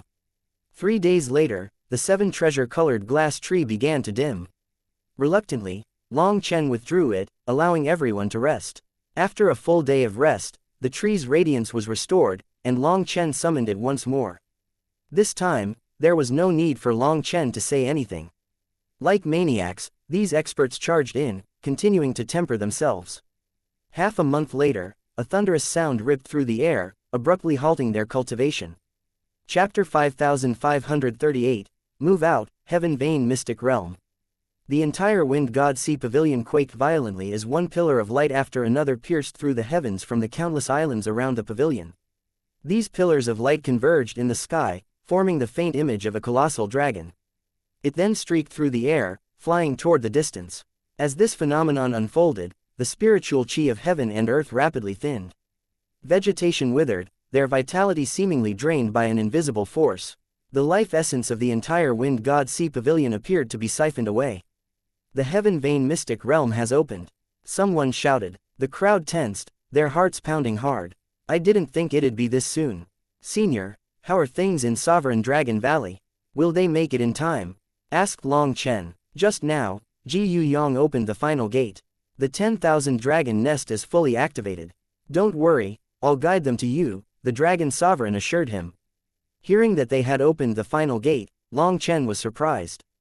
Wasn't that too fast? However, if the Dragon Sovereign had said so, there was no need for him to ask any further. He immediately gathered all the experts of the Wind God Sea Pavilion. Through their trials in the Seven Treasure Space, these individuals' arrogance had been significantly tempered. The most self-confident ones had encountered the Nether Emperor and were obliterated with a single glance. They viewed Long Chen as a god now. Long Chen divided these 30 million experts into 6 legions, each led by one of the top experts. These legions were further subdivided into smaller squads to foster some semblance of teamwork. For them to achieve cohesion and discipline of the Hidden Dragon Legion within such a short time was impossible. While they might outwardly resemble a formidable army, their true strength as a collective force could only emerge through accumulated experience. Based on Long Chen's estimation, the experience would inevitably come at a cost, the lives of some of the weaker or less intelligent individuals. He did not shy away from this harsh reality. In fact, he was brutally honest with them, saying that their survival on the battlefield would depend entirely on their comrades. When trouble came, they had to do everything in their power to save their comrades.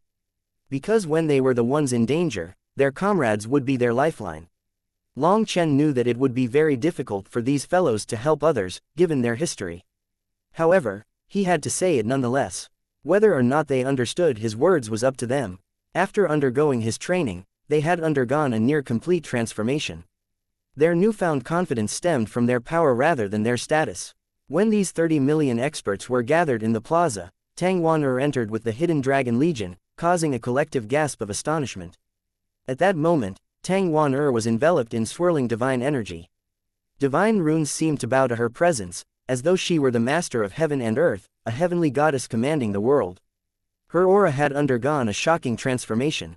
Every movement of hers was synchronized with the laws of the world, and it felt as if a single thought from her could overturn the heavens. The gathered experts instinctively felt a profound sense of reverence toward her. Long Chen had personally witnessed Tang Wan'er's growth, and even he felt immense pressure from her.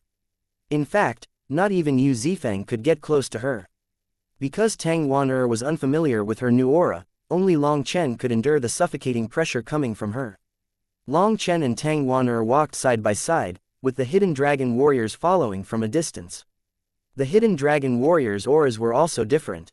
Their sharpness was now sheathed, signifying an elevated realm of mastery.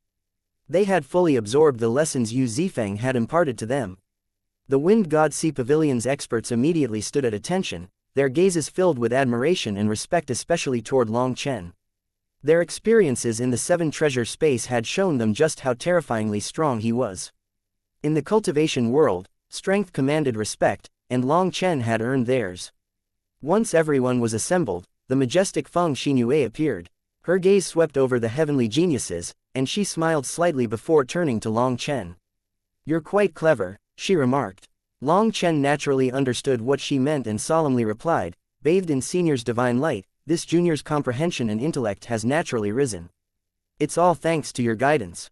Feng Xinyue chuckled, "It seems my beloved disciple has fallen prey to your silver tongue." After smiling for a bit, she turned serious and declared, "All right, the dragon veins have already drawn away. Let's head to the Heaven Vein Mystic Realm." "Master, you're coming too?" asked Tang Wan'er excitedly. "Of course. Without old fellows like me supporting you, others might consume you before you even enter," Feng Xinyue replied. Hearing that, Long Chen was surprised. Did this mean they would encounter beings on the same level as Feng Xinyue before even entering the Heaven Vein Mystic Realm? Yay! Tang Wan'er was happy to hear that her master would be accompanying them. She held her master's hand, disregarding the serious atmosphere. Feng Xinyue initially considered chiding her for her casual behavior, but her expression softened when she saw her disciple's happiness. Long Chen broke the moment with a loud proclamation, "Brothers and sisters of the Wind God Pavilion, do you see? We have the full support of a peerless expert. You know what that means, right?" The experts exchanged puzzled glances. Big Brother Long Chen, what are we supposed to do? One of them asked. This individual was a straightforward and powerful genius from the head pavilion. Long Chen was actually quite fond of him and had even given him a few pointers. He could be said to be the closest to Long Chen amongst the head pavilion's experts, so he was the one to ask. Long Chen rolled his eyes. You really are dumb. What happened to that arrogance when you first came to this branch pavilion? At that time, you didn't have power or the support of anyone with actual power, yet you were still so fearless. Now you have someone supporting you, so you have to act even more arrogant and domineering than you did back then. This time, if you see anyone you don't like on the way, you had better curse them. If anyone dares to argue, beat them. If anyone dares to intentionally provoke us, then beat them up until you can't even recognize them. If you fail to even do this, then don't ever tell people that you know me. The crowd erupted in laughter. Long Chen's words ignited their spirits, and his acknowledgement of them as brothers and sisters set their blood ablaze. To call a peerless expert like Long Chen, brother, just how glorious was that? With just a few words, Long Chen galvanized their spirits and forged an unprecedented sense of unity. Feng Xinyue sighed inside. This fellow was a natural leader. Move out, Feng Xinyue shouted. In response, the Wind God Sea Pavilion's heavenly geniuses cheered, and their squads charged forward. No one knew what kind of storm of bloodshed would follow as they marched under Long Chen's lead. Chapter 5539, Warning. 30 million heavenly geniuses marched grandly out of the Wind God Sea Pavilion, with Feng Xinyue as the only senior figure accompanying them. After walking out of the Wind God Sea Pavilion, Long Chen sensed that the laws of heaven and earth had changed. The natural qi was chaotic and not suitable for cultivation. Curious, Long Chen asked Feng Xinyue about it. Feng Xinyue explained, the heaven vein mystic realm is drawing away all the qi flow of the heaven essence world, including the dragon veins of the major factions. As a result, space itself has become unstable. She added, all transportation formations are now non-functional. No matter how strong you are, travel is possible only on foot. As they reached the boundary of the Wind God Sea Pavilion, they were greeted by an unsettling sight, countless devil creatures surging toward them with blood-red eyes, their movements wild and frenzied. The opening of the heaven vein mystic realm has disrupted the laws of the world, Feng Xinyue said. These creatures have been provoked and become crazy. With a casual wave of her hand, Feng Xinyue unleashed her power. In an instant, the leader of the devil creatures, an emperor-level being, was decapitated from an immense distance. Its head then soared through the air and landed in her grasp. The severed head belonged to a devil creature with goat-like horns. Blood-colored runes shimmered faintly in its eyes, fading as life left the creature. Feng Xinyue murmured, 9 blood runes. Master, what does that mean? Asked Tang Wan'er. Feng Xinyue explained, these devil creatures are not native to the 9 heavens and 10 lands, but they are the most sensitive beings to our world's changes. During big upheavals, their eyes have displayed at most 6 blood runes. You're saying 9 blood runes have never appeared before? Long Chen asked. Feng Xinyue shook her head solemnly. They did appear once in an era so distant that it predates recorded history. That's, Long Chen's heart shook. Yes, the primal chaos era, Feng Xinyue confirmed. During that apocalyptic battle, the devil creatures bore 9 blood runes. And now, these runes have returned. When they converge into the Apocalypse Devil rune, it will signify the dawn of another apocalyptic battle. Her words sent chills through the group. Master, does this mean the world is heading towards such a battle again? Tang Wan'er asked, her voice quivering slightly. Feng Xinyue was silent for a moment before speaking gravely. You can say that, currently, the 9 blood runes are separate. Once they merge, they will form the Apocalypse Devil rune. That would signify that an apocalyptic battle is about to descend. Apocalypse Devil rune. Everyone was shocked. None of them had ever heard of such a thing. Senior, I've encountered devil creatures from the primal chaos era before. They didn't have runes like these in their eyes, Long Chen transmitted privately to Feng Xinyue. In the primal chaos era's battlefield, Long Chen had slain countless devil creatures, yet he hadn't seen anything like this. However, this was not something he could openly share with others. Feng Xinyue responded, these runes are a signal, much like a battle horn ringing across the battlefield. Once the conflict begins, they fade. Feng Xinyue didn't communicate secretly with Long Chen but spoke aloud for everyone to hear. Hearing this, many of them shook with fear. One of them said, during the primal chaos era, the apocalyptic battle occurred at the height of the human race's glory. Even then, the casualties were catastrophic, nearly wiping out humanity. Our power hasn't recovered yet. If a similar battle were to erupt, livid, Long Chen shouted, what happened to the courage you showed in the Seven Treasure Space? Are you all going to cower now? What heroes are born in times of peace? If you're this afraid, turn around and go back to the Wind God Sea Pavilion. The battlefield has no room for cowards. Long Chen's fiery rebuke turned the cowards red. They wanted to retort but didn't dare to. Long Chen sneered, when the apocalyptic battle descends, we'll fight to win. Even if we can't, we'll fight anyway. Fleeing in terror will only rob us of countless opportunities. Do you think our ancestors, who spilled their last drop of blood on the battlefields of the primal chaos era, fought so we could cower now? They knew they were marching toward death, yet they charged forward. Do you see them as fools for doing so? Had they not sacrificed themselves, would we even exist today? Our ancestors used their lives to buy us time for this moment, for us to rise and fulfill their dreams of restoring the human race to the peak of the 10,000 races. And here you stand, trembling before the battle has even begun. Countless heroic spirits of the human race are looking at us now. Do you not feel ashamed? Toward the end, Long Chen's fury seethed uncontrollably. These idiots had gone through the trials of the Seven Treasure Space, but their will was still freaking weak. Was it all a waste of time? One of the disciples bowed his head hastily and pleaded, Senior Apprentice Brother Long Chen, we were wrong. Please forgive us. After taking a deep breath to calm himself down, Long Chen said, I know that since you've been sealed, your families have long since passed away, leaving you alone in this world. But that does not absolve you of responsibility. Did you not know how many resources you consumed while you were sealed?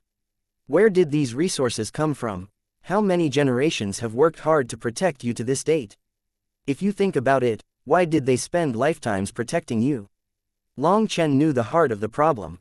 The families of the sealed experts had long since vanished, so they had no sense of belonging toward the Wind God Sea Pavilion. Since they felt all alone, it was only natural that they became selfish, caring only about themselves. However, Long Chen refused to let them ignore the sacrifices their clansmen had made for them. Long Chen's voice was strong, imbued with his indomitable will and spiritual strength. He had to make his words pierce their hearts and minds. As a result, these sealed heavenly geniuses turned silent, a wave of shame washed over them. They were sealed because they carried the dreams of their parents and families. How could they think only of their own safety? Long Chen's words struck like a bell of enlightenment, rousing them from their selfish stupor. Seeing this, Feng Xinyue was impressed. Long Chen's sharp insight and ability to inspire were gratifying to witness. Standing beside Long Chen, Tang Wan'er looked at him with love and admiration. He is truly a peerless hero of the world. What more could I ask for in a husband? Meanwhile, the sealed experts cursed themselves. They hated themselves for being too selfish, too stupid, and too ignorant. When they saw the devil creatures charging at them, their flames of fury exploded. With a roar of unrestrained fury, they charged into battle, ready to prove their worth and honor the sacrifices of the past. Chapter 5540, Slumbering Golden Crows. The Wind God Sea Pavilion's experts charged forward as if these devil creatures had personally killed their parents. They cast all their fury on these creatures. In an instant, the small tribe of devil creatures was annihilated. Apart from a few human emperor-level devil creatures, the rest fell swiftly. Watching their fervor, Feng Xinyue sighed as she turned to Long Chen. She said, the heavens granted them immense talent and endless resources but not enough time to mature. Their strength is impressive, yet their immaturity is off the chart. You, on the other hand, have been denied both resources and time, yet you never complain. Your belief that opportunity lies within danger is the mindset an expert needs to grow stronger. The Heaven Vein Mystic Realm will be fraught with peril. To be honest, if you hadn't come, I wouldn't feel comfortable letting Wan'er enter. Master, Tang Wan'er exclaimed in shock. Senior, Long Chen suddenly had a bad feeling. There was a weight in her words that spoke of personal sadness and helplessness. Feng Xinyue continued, Wan'er, as soon as you enter the Heaven Vein Mystic Realm, condense your heaven veins immediately. Once you form the first one, you'll sense a call. Follow it and bring everyone to that location. An opportunity awaits you there. The Wind God incantation I taught you is only the foundation. To master its soul, you'll need to fight for it. Furthermore, although your aura is powerful, you lack control over it. Once you truly grasp the Wind God incantation, your strength will rival Long Chen's. Master, isn't that a good thing? Why do you look so worried? Asked Tang Wan. Feng Xingyue smiled slightly at her. You always act like a fiery gust of wind, refusing to use your brain. How could I not worry? While I was by your side, I felt assured. But once you're in the heaven vein mystic realm, I won't be able to help you. Take care of yourself. As for Long Chen, I'm not worried about him. A sly and cunning person like him will never be at a disadvantage. Cough. Thank you for your praise, senior. Your insight is impeccable. Long Chen laughed awkwardly. Tang Wan giggled, oblivious to the flash of pain in Feng Xinyue's eyes. Long Chen noticed the shift in Feng Xinyue's emotions but assumed she was hiding her concern to avoid worrying Tang Wan. He didn't dwell on it. Instead, the thought of Tang Wan's strength one day equaling his own filled him with excitement. With such a powerful helper, the pressure on him would greatly lessen. After they had annihilated the small tribe of devil creatures, Long Chen gathered all the corpses and tossed them to the black soil. To Long Chen's surprise, they released an astonishing amount of life energy several times greater than before. Furthermore, the mysterious vine became exceptionally active. It seemed that the nutrients carried by these devil creatures were exceptionally beneficial to it. In a single day, they encountered and destroyed 3 more armies of devil creatures. These were small tribes, with their strongest only at the human emperor level. The Wind God Sea Pavilion's experts handled them with ease. Whether it was due to Long Chen's reprimand or their own realization, a hardened resolve started to reflect in their eyes.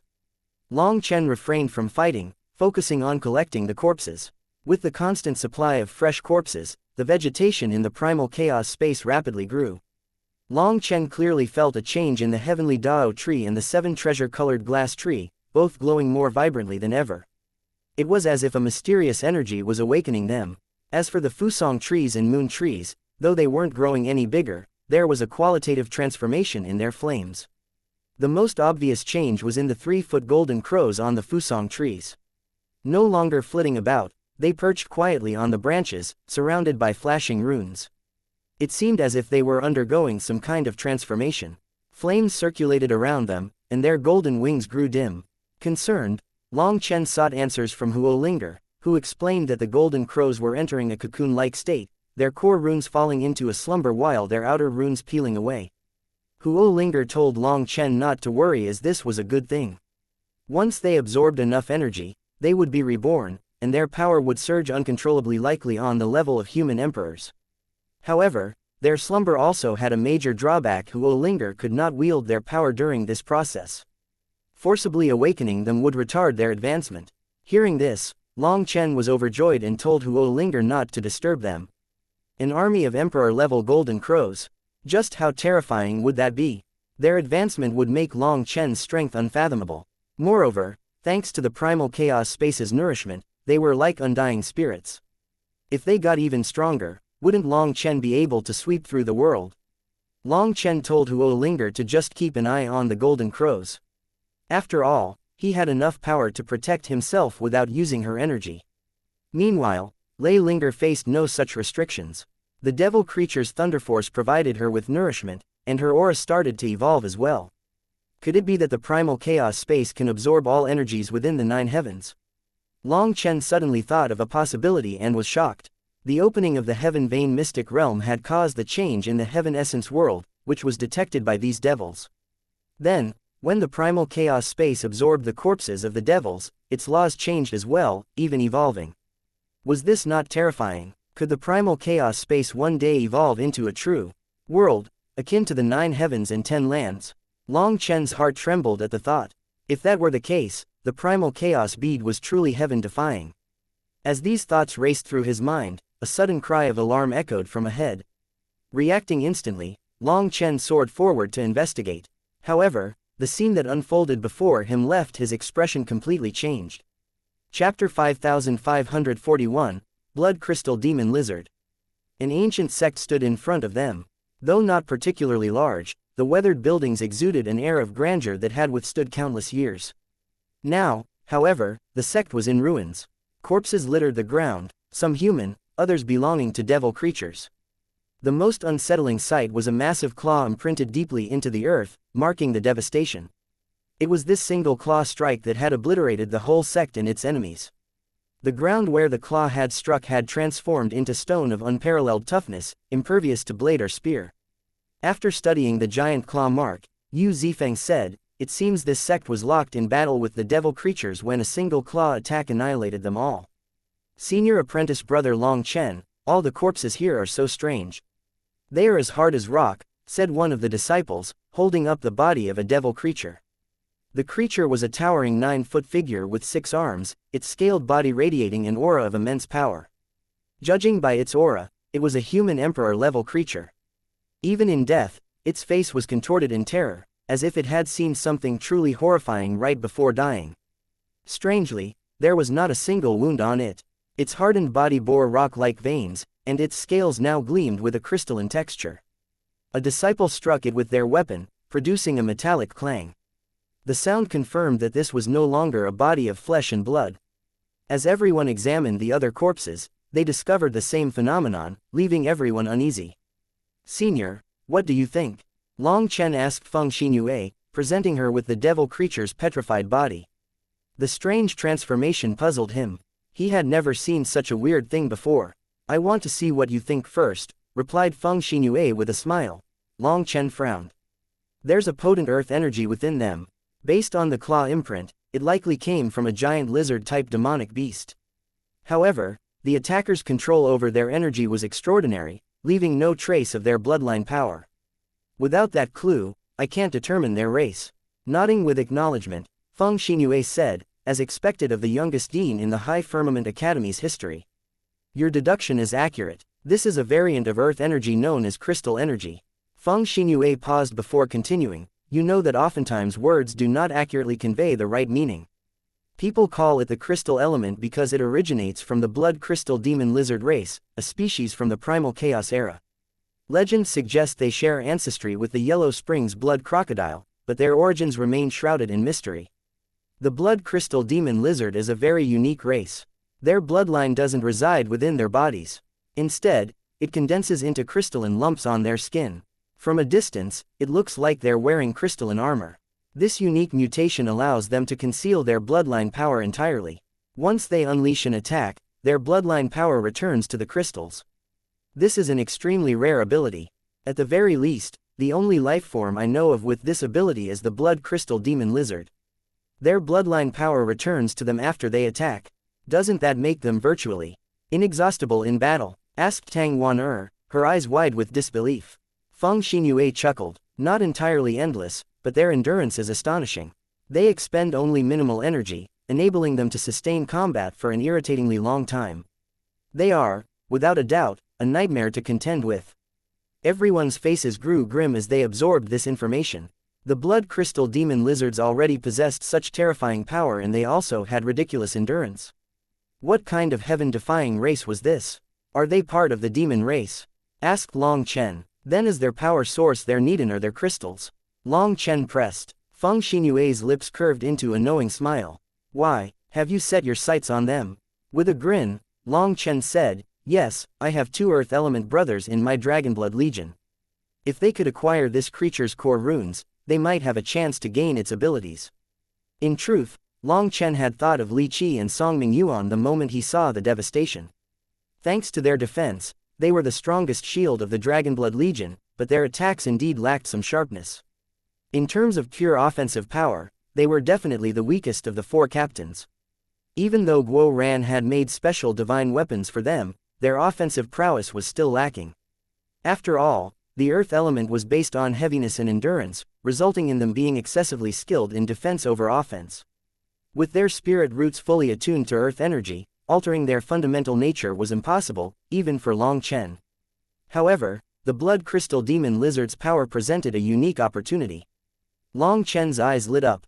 If either of them could inherit this ability, their combined defense and offense would form a near-perfect synergy, strengthening the Dragonblood Legion even more. Hearing that Long Chen had set his sights on the blood crystal demon lizards, the Wind God Sea Pavilion's disciples felt a chill. That look in his eyes was particularly chilling. Feng Xinyue's expression turned serious. The blood crystal demon lizard's core runes are contained within their blood crystals. However, once removed from the body, these core runes enter a dormant state and disintegrate after some time. It would be hard to extract them. How long will it take for the core runes to disintegrate?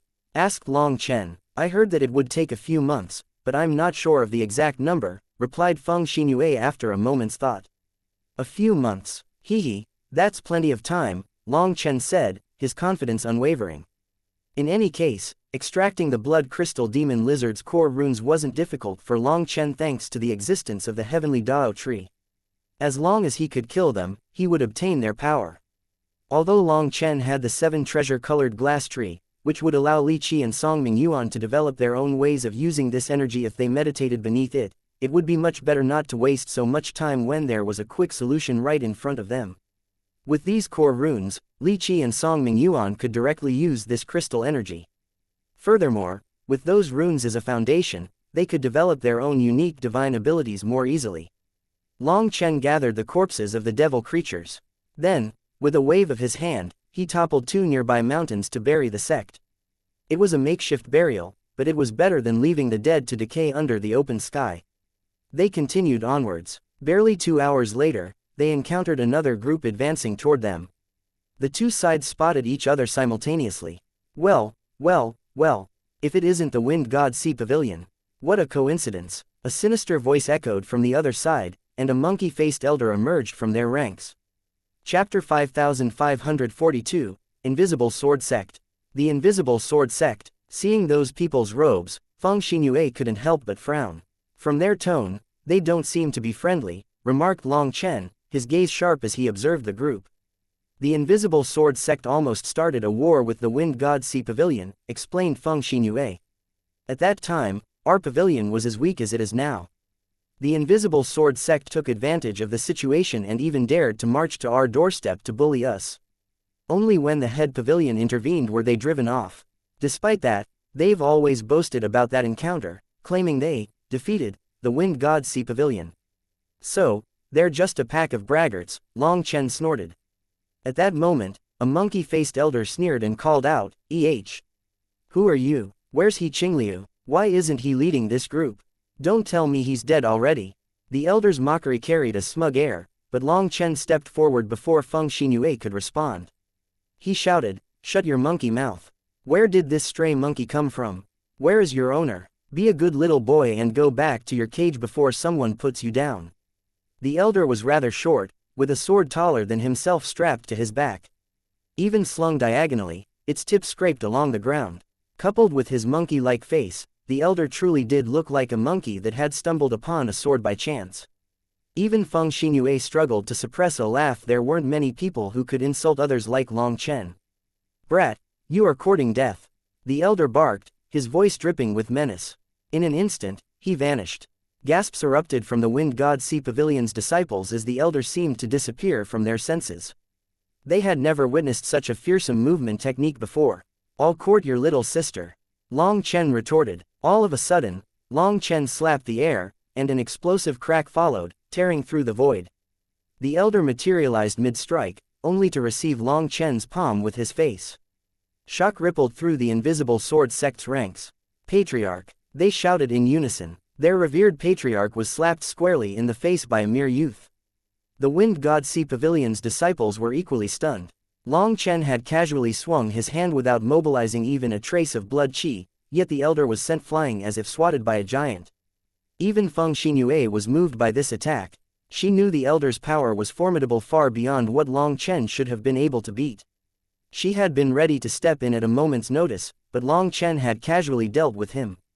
That was fast. Long Chen stared at his hand in astonishment. Just now, he had instinctively swung his hand, and his power couldn't even keep up with his reflex. The elder was so fast that if Long Chen hadn't acted instinctively, he might not have been able to block the attack in time. For everyone else, it looked as if Long Chen had cursed the elder's sister first and then swung his hand. But in truth, it was the opposite. Long Chen had actually attacked first and then added his insult. The elder's attack had the ability to disturb spacetime. In response, the elder's eyes turned bloodshot, resembling a rabid beast. His hand instantly gripped the hilt of his sword, and a sharp, oppressive killing intent locked onto Long Chen. But before he could act, another sharp killing intent locked onto him. The icy killing intent made his soul shudder. Shifting his gaze from Long Chen, the elder's eyes fell on Yu Zifeng. The latter stood poised like a leopard ready to pounce, his hand resting lightly on the hilt of his sword. Old fogey, if you dare to draw your sword, I, Long Chen, swear that none of you will leave here alive. Do you believe me? Long Chen's cold, unwavering voice broke the tense silence. Long Chen, the elder's pupils shrank in shock. You're the Long Chen who killed the silver hair void crusher. Long Chen's expression didn't change, but inwardly, he was startled. The death of the silver hair void crusher was supposed to be a tightly guarded secret within the Brahma Pill Valley, known only to a select few. How did this fellow know about it? Suppressing his curiosity, Long Chen simply clasped his hands behind his back, saying nothing. The oppressive silence stretched on as both sides gripped their weapons, ready to strike at any moment. The atmosphere was tense. After what felt like an eternity, the elder slowly released his grip on his sword. Yu Zifeng did the same, though his face was noticeably pale. While the elder's appearance was laughable, his true strength was overwhelming. Maintaining a lock on him with sword intent had drained Yu Zifeng's mental energy to its limit. However, Long Chen could see that the elder also had a hard time under Yu Zifeng's lock. His forehead was shiny, drenched by sweat droplets. Even without Feng Xinyue's presence, the elder wouldn't have dared to make the first move. Striking Long Chen meant leaving himself vulnerable to Yu Zifeng's devastating counterattack. Conversely, targeting Yu Zifeng would allow Long Chen to launch an assault. Had he not known Long Chen's identity, perhaps he would have attacked Yu Zifeng. However, he hesitated now. Long Chen, are you hiding behind the Wind God's Sea Pavilion? Let me tell you, it's useless. The Brahma Pill Valley has issued a death warrant on you. The sons of Brahma have been awakened. The moment you step into the Heaven Vein mystic realm, it will become your burial ground, said the elder coldly. Go home and pull your millstone. Don't bother worrying about me, Long Chen retorted disdainfully. Monkeys don't pull millstones. It's donkeys, Yu Zifeng corrected, his expression serious. The elder was apoplectic with rage, and smoke practically came from his nose. He had never been so distressed in his life. Long Chen waved dismissively. Hey, a monkey shouldn't talk so much. If you don't want to die, scram. Who the hell do you think you are? Shouted someone from the Invisible Sword Sect. The heavenly geniuses of the Invisible Sword Sect bristled at his arrogance and were about to step forward when the elder raised a hand to stop them. He turned to Feng Xinyue with a sinister smile. I don't know what drugs the Wind God Sea Pavilion is on, but let me tell you this, the Invisible Sword Sect has formed an alliance with the High Heaven Sword God Sect. We can settle our enmities in the Heaven Vein mystic realm. Ha ha ha. Before he could finish laughing, Long Chen appeared in front of him like a phantom and slapped him again, this time with even greater force. Chapter 5543, Endure. The elder's laugh was carefree, brimming with arrogance and disdain. He had no guard up against Long Chen, as if the latter wasn't even worth his notice. But how could Long Chen let such an opportunity slip by? The moment violet chi shimmered on his palm, a flash of starlight streaked through the air. Before anyone could track his movement, the elder's head snapped sideways with a thunderous crack. What followed was an explosive sound and the splatter of blood through the air. The elder's jaw was shattered, and with a guttural scream, he was sent flying like a broken kite. This slap was nothing like before. As all eyes were fixed on the elder, this time, everyone saw it happen. When his jaw exploded, all of them shivered. Just how powerful did this slap have to be to cause such a thing? Long Chen said, remember not to laugh so arrogantly in front of Boss Long San in the future, understood? After that, Long Chen simply clasped his hands behind his back. While he looked calm from the outside, he was shocked inside. After all, he couldn't see through this elder's cultivation base. The pressure he gave off exceeded all the other divine emperors Long Chen had encountered. Long Chen hadn't held back with this slap, hoping to end the elder outright. But the result fell short of his expectations. A strike meant for the elder's temple had missed, landing instead on the jaw. Even though the blow had obliterated the elder's jaw, Long Chen felt a stinging pain in his palm. It was as if he had just slapped a steel anvil. The sensation spread up his arm like countless needles piercing his flesh, forcing him to channel the power of the primal chaos space to suppress it. Long Chen now understood the elder's terrifying strength. For a sword cultivator, whose physical body was typically a weak point, to endure such a strike was nothing short of extraordinary. How dare you die? The invisible sword sect's disciples erupted in rage, and over 10 of them charged at Long Chen with their swords drawn. When Long Chen saw this, his lips curled into a faint smile, and Yu Zifeng's hand instinctively moved to his sword. However, before they could reach Long Chen, a furious roar shook the heavens. A streak of sword chi tore through the air, causing Long Chen's soul to shudder. An oppressive aura of death engulfed him. A delicate yet indomitable hand materialized, effortlessly crushing the sword chi in an instant. As the sword chi dissipated, the heads of the charging disciples flew into the air. The scene was both bizarre and horrifying. The sword chi had first cut their necks before it could even reach Long Chen and the others. Yet, the disciples remained unharmed until the sword chi was destroyed. Only then did their heads detach from their bodies, as if the Death Reaper's sickle had belatedly completed its sweep. After the sword chi was crushed, the Wind God Sea Pavilion's experts relaxed, but the fear in their hearts didn't fade for a long time. Fortunately, Feng Xinyue had interfered and stopped it for them. They quickly realized that at the very front, Long Chen and Yu Zifeng stood completely composed.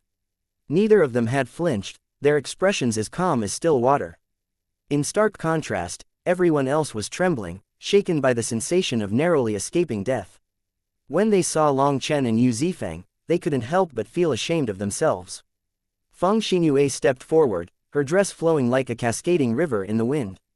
Her star-like eyes were locked onto the empty space ahead.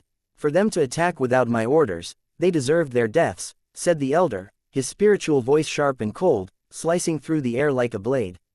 While sheathing his sword, he looked eerily calm despite his gruesome state. His jaw remained a shattered, bloody mess, so he could only transmit his words spiritually. Long Chen sneered, "What an act! You were just testing the waters, seeing if anyone here could match you." After being slapped, the elder hadn't held back with his attack. Even though he had to kill his disciples in the process, it was worth it because he could test Feng Xinyue. Though Long Chen had a disdainful expression, he couldn't help but raise his guard. A man who could restrain himself after being humiliated twice was definitely dangerous. Blood dripped from the elder's ruined jaw, but his glare resembled that of a caged beast, both furious and calculating. Seeing the elder's expression, Long Chen indifferently said, "If you have anything to say, spit it out. If not, scram." The elder coldly replied, "I'll remember these 2 slaps." As expected of the one to kill the silver hair void crusher. "I want to see if you can still be so arrogant once you get into the heaven vein mystic realm." With a curt wave of his hand, the elder signaled for his disciples to leave, and they departed in utter silence. Once the invisible sword sect was gone, Feng Xinyue and Long Chen spoke in unison. "This person is a major character."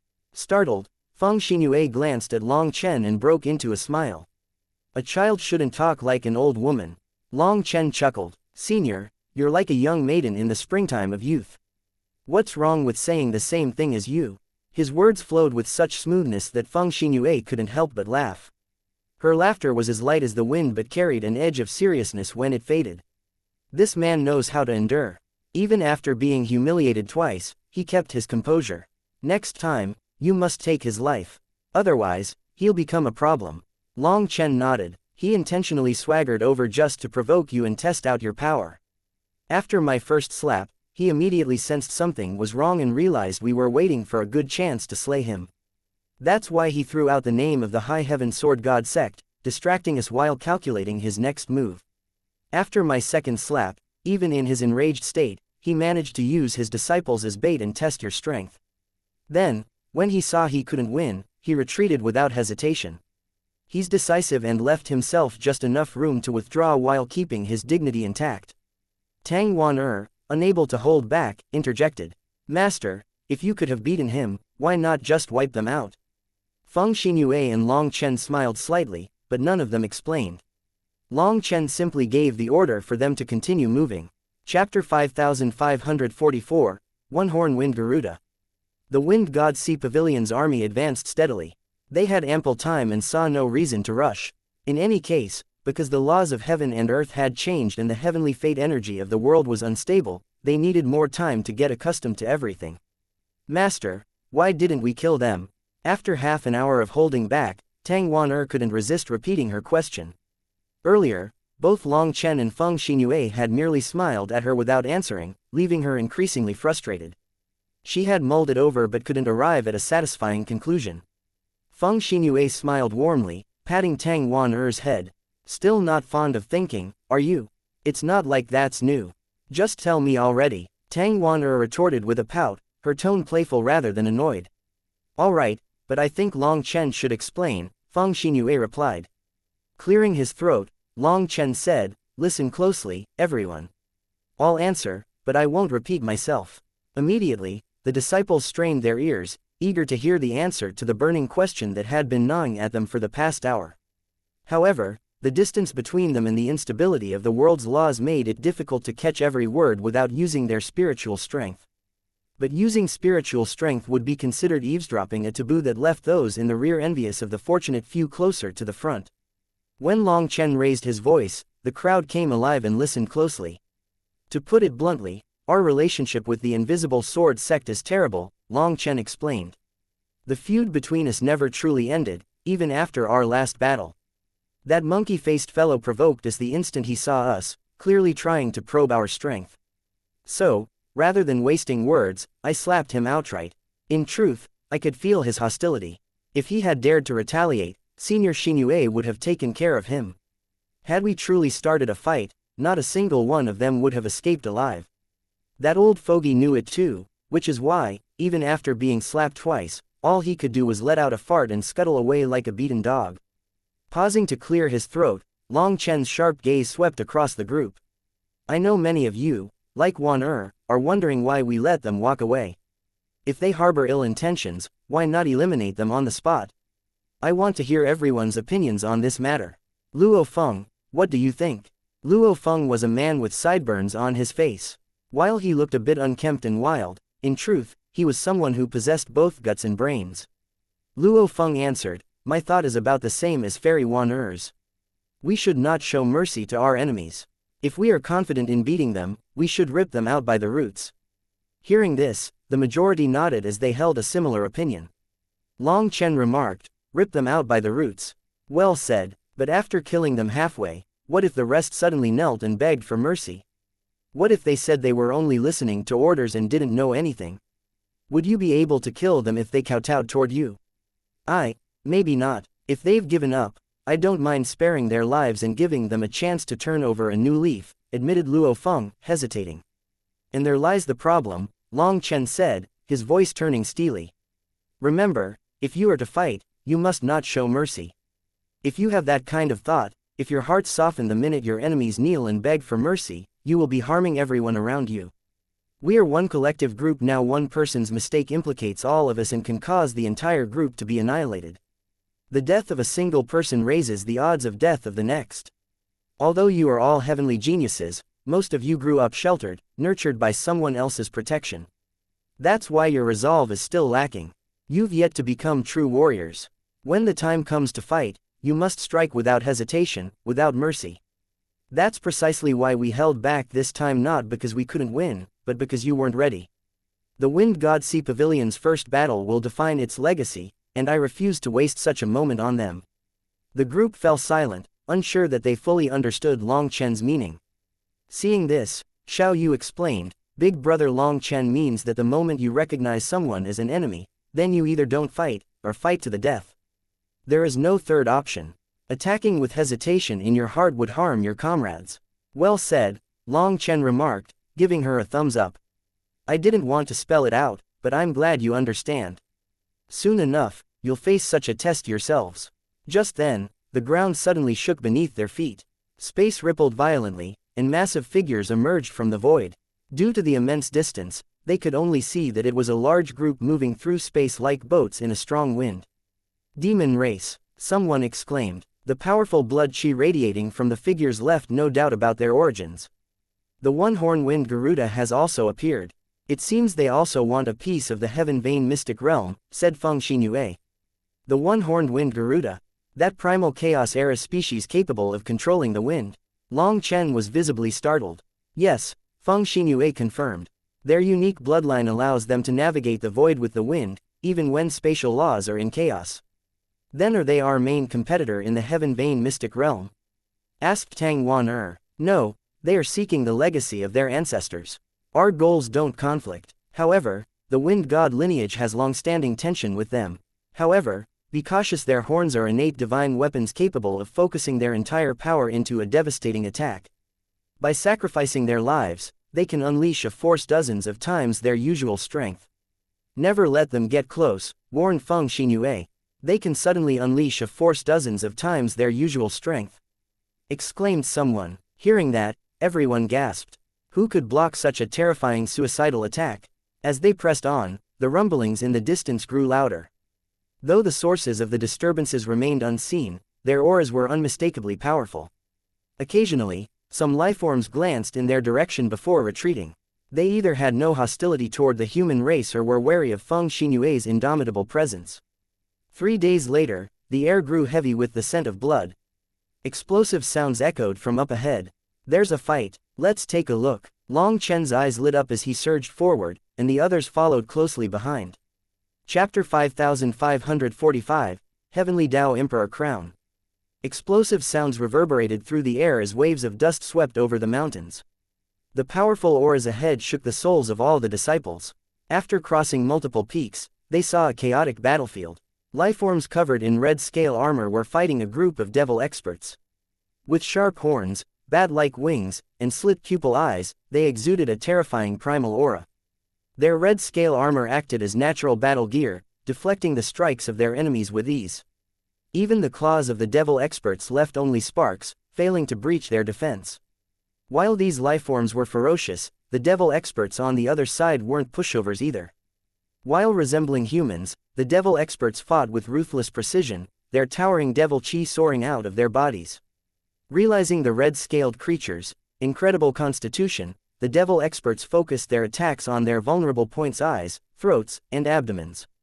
When Long Chen and his group arrived, the land was already ravaged, corpses strewn everywhere. While both factions numbered fewer than the Wind God Sea Pavilion, they were ruthless, fighting to the last man. Seeing the flesh and blood flying about, the Wind God Sea Pavilion's disciples shuddered. They had never seen such a fierce sight before. On the other hand, Long Chen, Yu Zifeng, and Tang Wan didn't even bat an eye. They had long since grown accustomed to such a scene.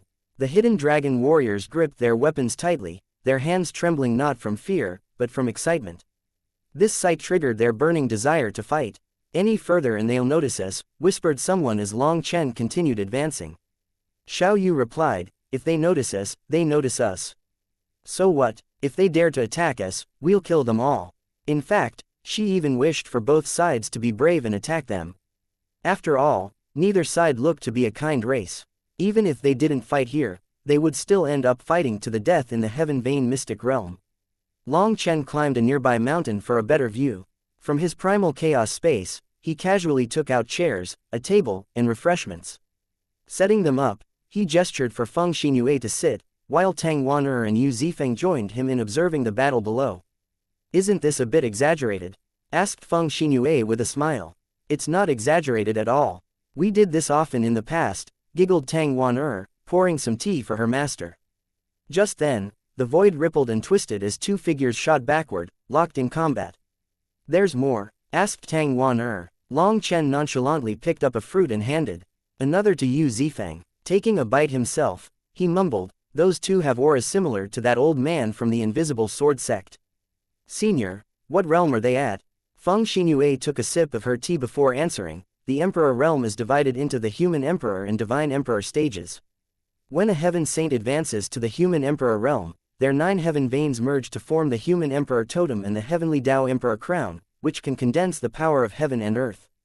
Human emperors have a Heavenly Dao Emperor Crown? Asked Long Chen. He had never seen such a thing. Not anymore, Feng Xinyue explained. In this era, the spiritual chi is sparse, and the laws are incomplete. The Heavenly Dao Emperor Crown can only manifest internally now, not externally. To advance to the Divine Emperor stage is the opposite of advancing to the Human Emperor stage. A human emperor must separate their merged heaven veins, spreading them throughout the body. After that, they will draw upon the power of heaven and earth to awaken the heaven vein dragon runes. Awakening these runes one by one signifies progression through the ranks of a divine emperor. The divine emperors you've seen before either failed to awaken these runes or had them fall dormant over time. Those two below, along with that old fellow from the Invisible Sword sect, are all rank 1 divine emperors. But this knowledge is more historical than practical for you. You don't need to take it to heart. Why is that? Asked Tang Wan. Because the times have changed. Your cultivation style is no longer bound to those conservative methods. The chi flow of the primal chaos era is returning, and your heaven veins will manifest externally. The difference between internal and external manifestation is as vast as heaven and earth. So, understand it, but don't mimic it, Feng Xinyue replied. Does that mean we've been born in the right era? Long Chen asked. It's the best era but also the worst. Perhaps the final era, Feng Xinyue replied, her gaze piercing into Long Chen's soul. His heart skipped a beat. The implication was clear: failure to endure this era would lead to the annihilation of the 9 heavens and 10 lands. Another violent clash jolted him from his thoughts. On the battlefield, the two peak experts exchanged devastating blows, blood spraying as they hurled themselves at each other with reckless abandon. Yet, even in their fury, they avoided the main battlefield, ensuring their comrades weren't caught in the crossfire. The space around them continuously twisted to keep the shockwaves inside. Below them, the battle remained evenly matched, neither side gaining an advantage. Both the red-scaled creatures and the devil race warriors fought with unyielding ferocity, and even Long Chen couldn't tell which side would ultimately win. It was clear that they had come for the Heaven Vein Mystic Realm. However, even before the Heaven Vein Mystic Realm opened, the blood of countless experts was already spilled on the ground. The peak experts on both sides were incredibly powerful, so the Wind God Sea Pavilion's disciples watched intently. This was a rare chance to witness such an intense battle, and none wanted to miss the opportunity to learn. As time passed, the ground became a grim tapestry of corpses. Long Chen couldn't hold back any longer and leapt into the fray. Let me make this clear: I'm only here to observe. I'm not helping either side. These are warriors who've sacrificed everything for their race. Trampling their corpses is unacceptable. I'll gather them for you so that you don't accidentally dishonor them. Don't hit me, declared Long Chen shamelessly. Lightning chains spread across the ground as Long Chen moved. Wherever Long Chen's lightning went, the corpses vanished. Both factions froze momentarily, glaring at Long Chen the corpse stealer. But seeing that he wasn't interfering with the fight, they returned to slaughtering each other. Once these corpses fell into the primal chaos space, Long Chen couldn't help being amazed. Damn, what pure life energy. Chapter 5546, Strike while the iron's hot. It seems these ancient sealed experts carry the laws of their era within their bodies. Long Chen was delighted by this discovery. When these lifeforms were devoured by the black soil, the life energy they released was incomparably pure, infused with the essence of their unique laws. Long Chen even spotted faint runes of these laws manifesting in the air. However, the corpses of the dragon race's sealed experts did not produce this kind of energy. Is this because the world is changing? Long Chen mused. Long Chen immediately retreated after taking their corpses, acting as if he was doing a good deed for them. After that, he focused on the changes in the primal chaos space. There, the appearance of the runes seemed to sanctify the divine light of the Fusong trees, making it even more radiant. Golden liquid faintly shimmered within their glow. Meanwhile, the hibernating golden crows were enveloped in swirling runes. These corpses were clearly the right nourishment for them. Feeling excited, Long Chen turned to look at Yu Zifeng. Yu Zifeng caught Long Chen's gaze and nodded to show he understood. What are you two plotting now? Tang Wan'er asked curiously. With a solemn expression, Long Chen started, the heavens bless the virtuous. Watching them slaughter one another like this, it fills me with sorrow for the world's state. Get to the point, Tang Wan'er interjected, rolling her eyes. I'm going to mediate things, of course. Mediate. Before Tang Wan'er could comprehend his meaning, the void quaked with another deafening explosion. Two bloody rank 1 divine emperors collided once more. At this sight, Long Chen and Yu Zifeng moved simultaneously, vanishing into the battlefield. When Long Chen reappeared, he was on the battlefield of the two rank 1 divine emperors. A terrifying pressure instantly crashed upon him, and the tearing force made him feel as though his very bones would splinter. These rank 1 divine emperors, even after taking such a beating, their force fields are still this strong. Long Chen marveled, gripping Evilmoon tightly. The stars within him blazed as he swung the blade with all his might. Evilmoon slashed down with unmatched astral energy, targeting the devil expert right at his vital point. Long Chen had been waiting for this moment.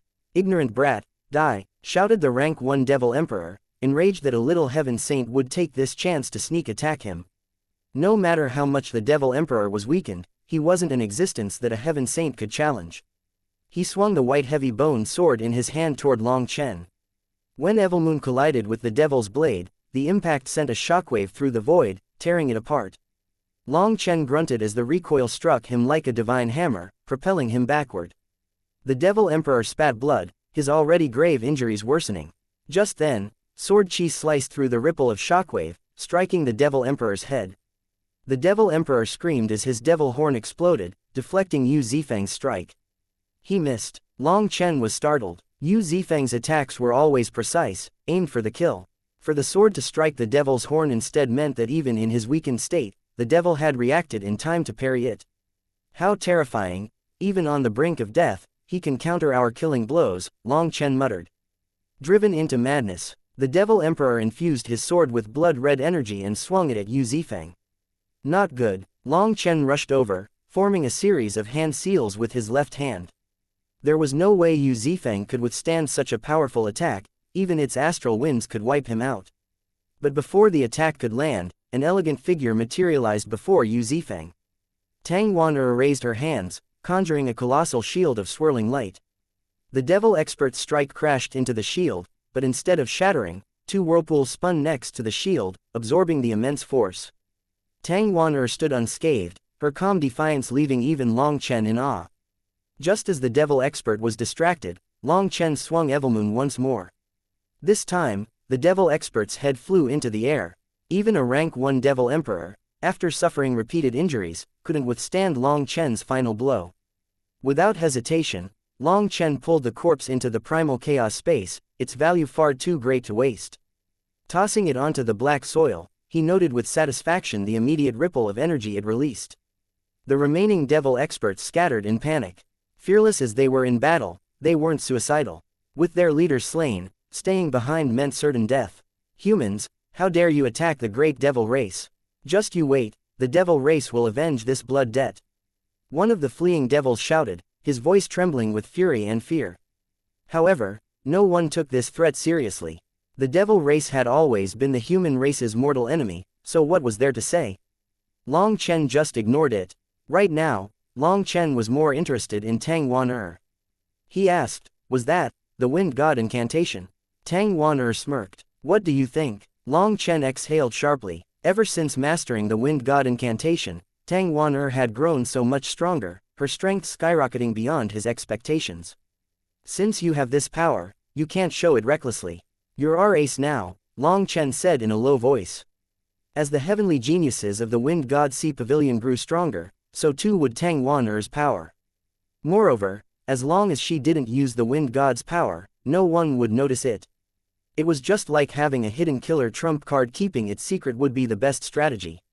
Hehe, alright, Tang Wan'er giggled obediently. Just as Long Chen prepared to strategize their next move, the red-scaled lifeforms encircled the 3 of them. As their rank 1 divine emperor stepped forward, the air grew tense, crackling with an uneasy energy. Chapter 5547, Scarlet Scale Spirit Race. Seeing Long Chen, Yu Zifang, and Tang Wan'er surrounded by scaled lifeforms, the disciples of the Wind God Sea Pavilion instinctively rushed forward, weapons drawn and determination blazing in their eyes. Feng Xinyue observed the scene with a faint smile. These prideful heavenly geniuses, who had once seen themselves as the pinnacle of existence, now regarded Long Chen and his companions as their leaders. Even in a dangerous state, they charged forward without hesitation, showing that they were willing to fight to the death alongside Long Chen. To see those who had grown used to such luxury and entitlement reach this point was akin to witnessing a miracle. Yet, Long Chen had achieved it. Feng Xinyue's smile deepened as her admiration for his charisma solidified further. "Calm down. Long Chen and Wan'er can handle it themselves," said Feng Xinyue, stopping them from charging over. "But," one disciple stammered, his voice tinged with concern. He wanted to argue that their opponents outnumbered them far too heavily. At this distance, they wouldn't make it in time if things went wrong. "Don't worry," reassured Xiao Yu. "Big brother Long Chen's power and wits are unparalleled. He wouldn't put himself in danger for nothing." Just now, he had a chance to get out but didn't, which means he stayed there intentionally. You don't know Big Brother Long Chen well yet, but you'll soon realize that following him is the greatest fortune of your life. Xiao Yu was normally very cold toward others. Just like the majority of the Hidden Dragon warriors, she looked down on their arrogance. But seeing their fearless resolve to aid Long Chen despite the danger shifted her perspective. For the first time, Xiao Yu and the others didn't feel like these fellows were that dislikable. They also had a good side. All eyes turned back to the battlefield, watching as the rank 1 Divine Emperor went up to Long Chen. Bowing slightly, he pressed his right hand to his forehead in a ritualistic gesture. Thank you for your help. However, our Scarlet Scale spirit race is not exactly allied with the human race. May I know what brings you here? Asked the rank 1 Spirit Emperor cautiously. Long Chen replied, throughout history, the human race and the Scarlet Scale spirit race have had a tumultuous relationship. We've clashed countless times, but if I'm honest, we despise the devil race far more. That's why we intervened and killed that devil. You don't owe us anything, and we don't owe you either. The rank 1 Spirit Emperor eyed Long Chen, looking him up and down doubtingly. He couldn't pinpoint what exactly Long Chen wanted. Spirit Guard, humans are extremely treacherous. We can't trust them, warned another Spirit Emperor of the Scarlet Scale spirit race. Long Chen shrugged. Don't be so nervous. I originally wanted to talk a bit longer, but if you don't trust us, there's no need for further discussion. Long Chen stepped closer to the rank 1 Spirit Emperor and, to everyone's shock, patted his shoulder. Long Chen said, let's leave it at that. Perhaps we'll meet again someday. Gasps erupted from both sides. The Wind God Sea Pavilion disciples and the Scarlet Scale spirit race stared in disbelief. They couldn't believe that Long Chen would do this. It was too risky. If the other side suddenly attacked, wouldn't Long Chen be instantly killed? The rank 1 Spirit Emperor froze. For some reason, he didn't resist or dodge. If Long Chen had wanted to harm him, he would have been utterly defenseless. This realization left him momentarily stunned. After patting his shoulder, Long Chen turned to leave. However, after just a few steps, the Spirit Emperor suddenly called out, his voice trembling. It's the butterfly spirit race. You bear their blessing. Wow, not bad. You actually sensed it, Long Chen remarked, turning back and smiling. The rank 1 Spirit Emperor immediately got on one knee, stunning everyone. With a reverent tone, he said, respected human, you are an important guest of the spirit race. Please forgive my ignorance and arrogance. The Wind God Sea Pavilion disciples, jaws dropped. Their minds struggled to process what they were witnessing. They could only exchange glances and freeze. I am Chilling 1, hi. May I know your great name? Asked the rank 1 Spirit Emperor with utmost respect. Junior Long Chen greets Senior Chilling. Replied Long Chen. Before Chilling Hai could ask, Long Chen had shared his connection to the spirit race through a transmission of spiritual strength, revealing his ties to the butterfly spirit race, the earth spirit race, and others. He held nothing back. Good, good, so the pure-blooded spirit race still exists. Exclaimed Chilling Hai, extremely moved by this knowledge. Spirit Guard, the humans can't be trusted. Warned one expert of the Scarlet Scale spirit race again when he saw how emotional their leader was. Chilling Hai's expression darkened, and his voice boomed like thunder. Silence. The mark of the butterfly spirit race is upon him, which means he is the most honored guest of the spirit race. If he asked us to walk through fire, we would do so without hesitation. Show some respect. That expert directly froze, unable to retort. Turning back to Long Chen, Chilling Hai said, my apologies for their rudeness. Long Chen waved it off. No need. In truth, I was profiting from your battle. I initially intended to wait for both sides to exhaust themselves before taking action. But when the butterfly spirit mark on my hand quivered, I knew I had to step in. If you hadn't recognized the mark, then we would have just gone our own ways. But since you did, we are family. I will tell you this. I have received the favor of the spirit race multiple times, so if the Scarlet Scale spirit race is ever in trouble, as long as I am able, I definitely won't stand idly by. Well, since we're all rushing to our destination, I won't keep you here any longer. Let us meet again. With that, Long Chen cupped his fists and turned to leave with Tang Wan'er and Yu Zifeng. Chilling Hai opened his mouth, as if to call out, but in the end, said nothing. He merely watched as Long Chen rejoined his group and departed. He knew that Long Chen was definitely pissed. Except for him, none of his comrades realized what the blessing of the butterfly spirit race signified. It was a big dishonor. Once the Wind God Sea Pavilion's experts were out of sight, Xianxia sighed deeply. Xianxia instructed, activate the altar. Use the spirit blood secret art to inform all our allies of Long Chen. What, is that really necessary? Questioned the other spirit emperor.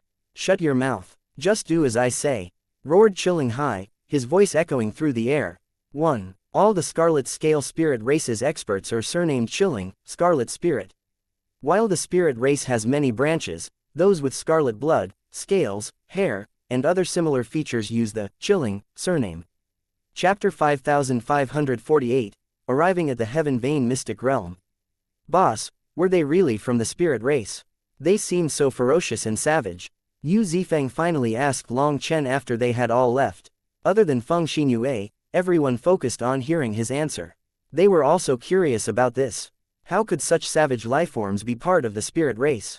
While walking, Long Chen explained, in truth, the spirit race is not entirely made of kindness.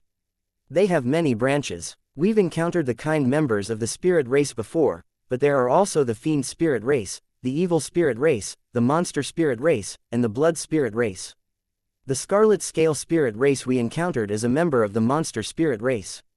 All these branches are connected to the spirit race, but their fundamental natures vary. Most branches lean toward goodness but aren't purely kind.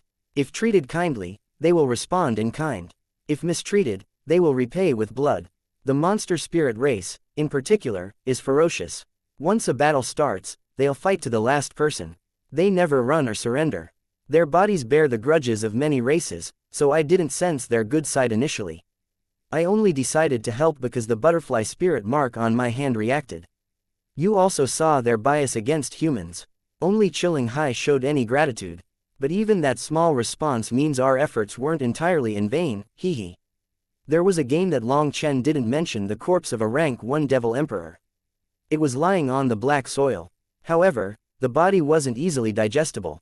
Even after so long, the black soil had yet to devour it. Only the blood leaking from its neck was being devoured, releasing a shocking aura. Long Chen found that even the mysterious vine had become exceptionally active. Feng Xinyue remarked, in truth, you've planted a good seed for yourself this time. The monster spirit race's power is not to be underestimated, and even the Brahma Pill Valley has to be wary of them. They are a group of madmen. Anyone who provokes them will immediately face bloody retribution. Once you're inside the Heaven Vein Mystic Realm, they will definitely be of assistance. Long Chen smiled slightly. He had interfered only because of the butterfly spirit mark in that corpse. As for planting a good seed, he didn't really care. By aiding the Scarlet Scale Spirit race, Long Chen honored the butterfly spirit mark etched upon him. Beyond Xianxia, Long Chen felt no personal connection to the rest of his race and had no expectations of their assistance. The group pressed forward, maintaining a steady pace. Time passed, and they encountered various factions along the way, some human, others demon or devil races, and even strange, unrecognizable lifeforms. Those lifeforms stared at them from a distance, throwing waves of divine sense to scan them. While that was a rude act, Long Chen and the others simply ignored them. Long Chen had told his companions to ignore senseless provocations. If they were to fight, they had to fight with the mindset of completely wiping out their enemies. Fortunately, the rude factions limited themselves to scanning with divine sense and moved on without further provocation. However, not everyone followed suit. As it turned out, some unknown demonic beasts did get in the group's way. Perhaps they had been in a minor world for so long that they had become frogs at the bottom of a well. Feeling like the Wind God Sea Pavilion was an easy target, they actually challenged them to a competition. Declaring their challenge as a competition to train their disciples, they arrogantly swaggered over. As a result, the moment they clashed, the Wind God Sea Pavilion's pent-up rage erupted like a dam bursting. With killing intent honed to a razor's edge, they descended upon their challengers like a pack of wolves. For days, they had endured the scorn and provocations of countless factions, suppressing their fury at Long Chen's command. Now that someone blind had finally sent themselves to their door, they showed no mercy. Like beasts unleashed from their cage, they immediately launched killing blows. It was a slaughter. Although the two sides were evenly matched in numbers, the disparity in power and discipline was glaring. Blood stained the ground as the demonic beasts fell, their experts screaming and begging for mercy. Their leader, a rank 1 demon emperor, immediately interfered upon seeing this. However, before he could even get a chance to do anything, Yu Zifeng's sword slew him instantly. The fact that he was slain in one blow stunned everyone, even Yu Zifeng himself. He couldn't believe it. How could a rank 1 demon emperor die so easily? Feng Xinyue later explained, he wasn't a true rank 1 demon emperor. His aura was built from years of faith energy. It was a facade, nothing more. With their leader gone, the remaining demonic beasts were swiftly annihilated. Their corpses vanished into the primal chaos space. At least, they served a higher purpose. In the primal chaos space, half of the rank 1 devil emperor's corpse had been devoured, filling the space with a strong aura of primal chaos. The Fusong trees and moon trees, which had been dormant for a long time, were now showing signs of growth.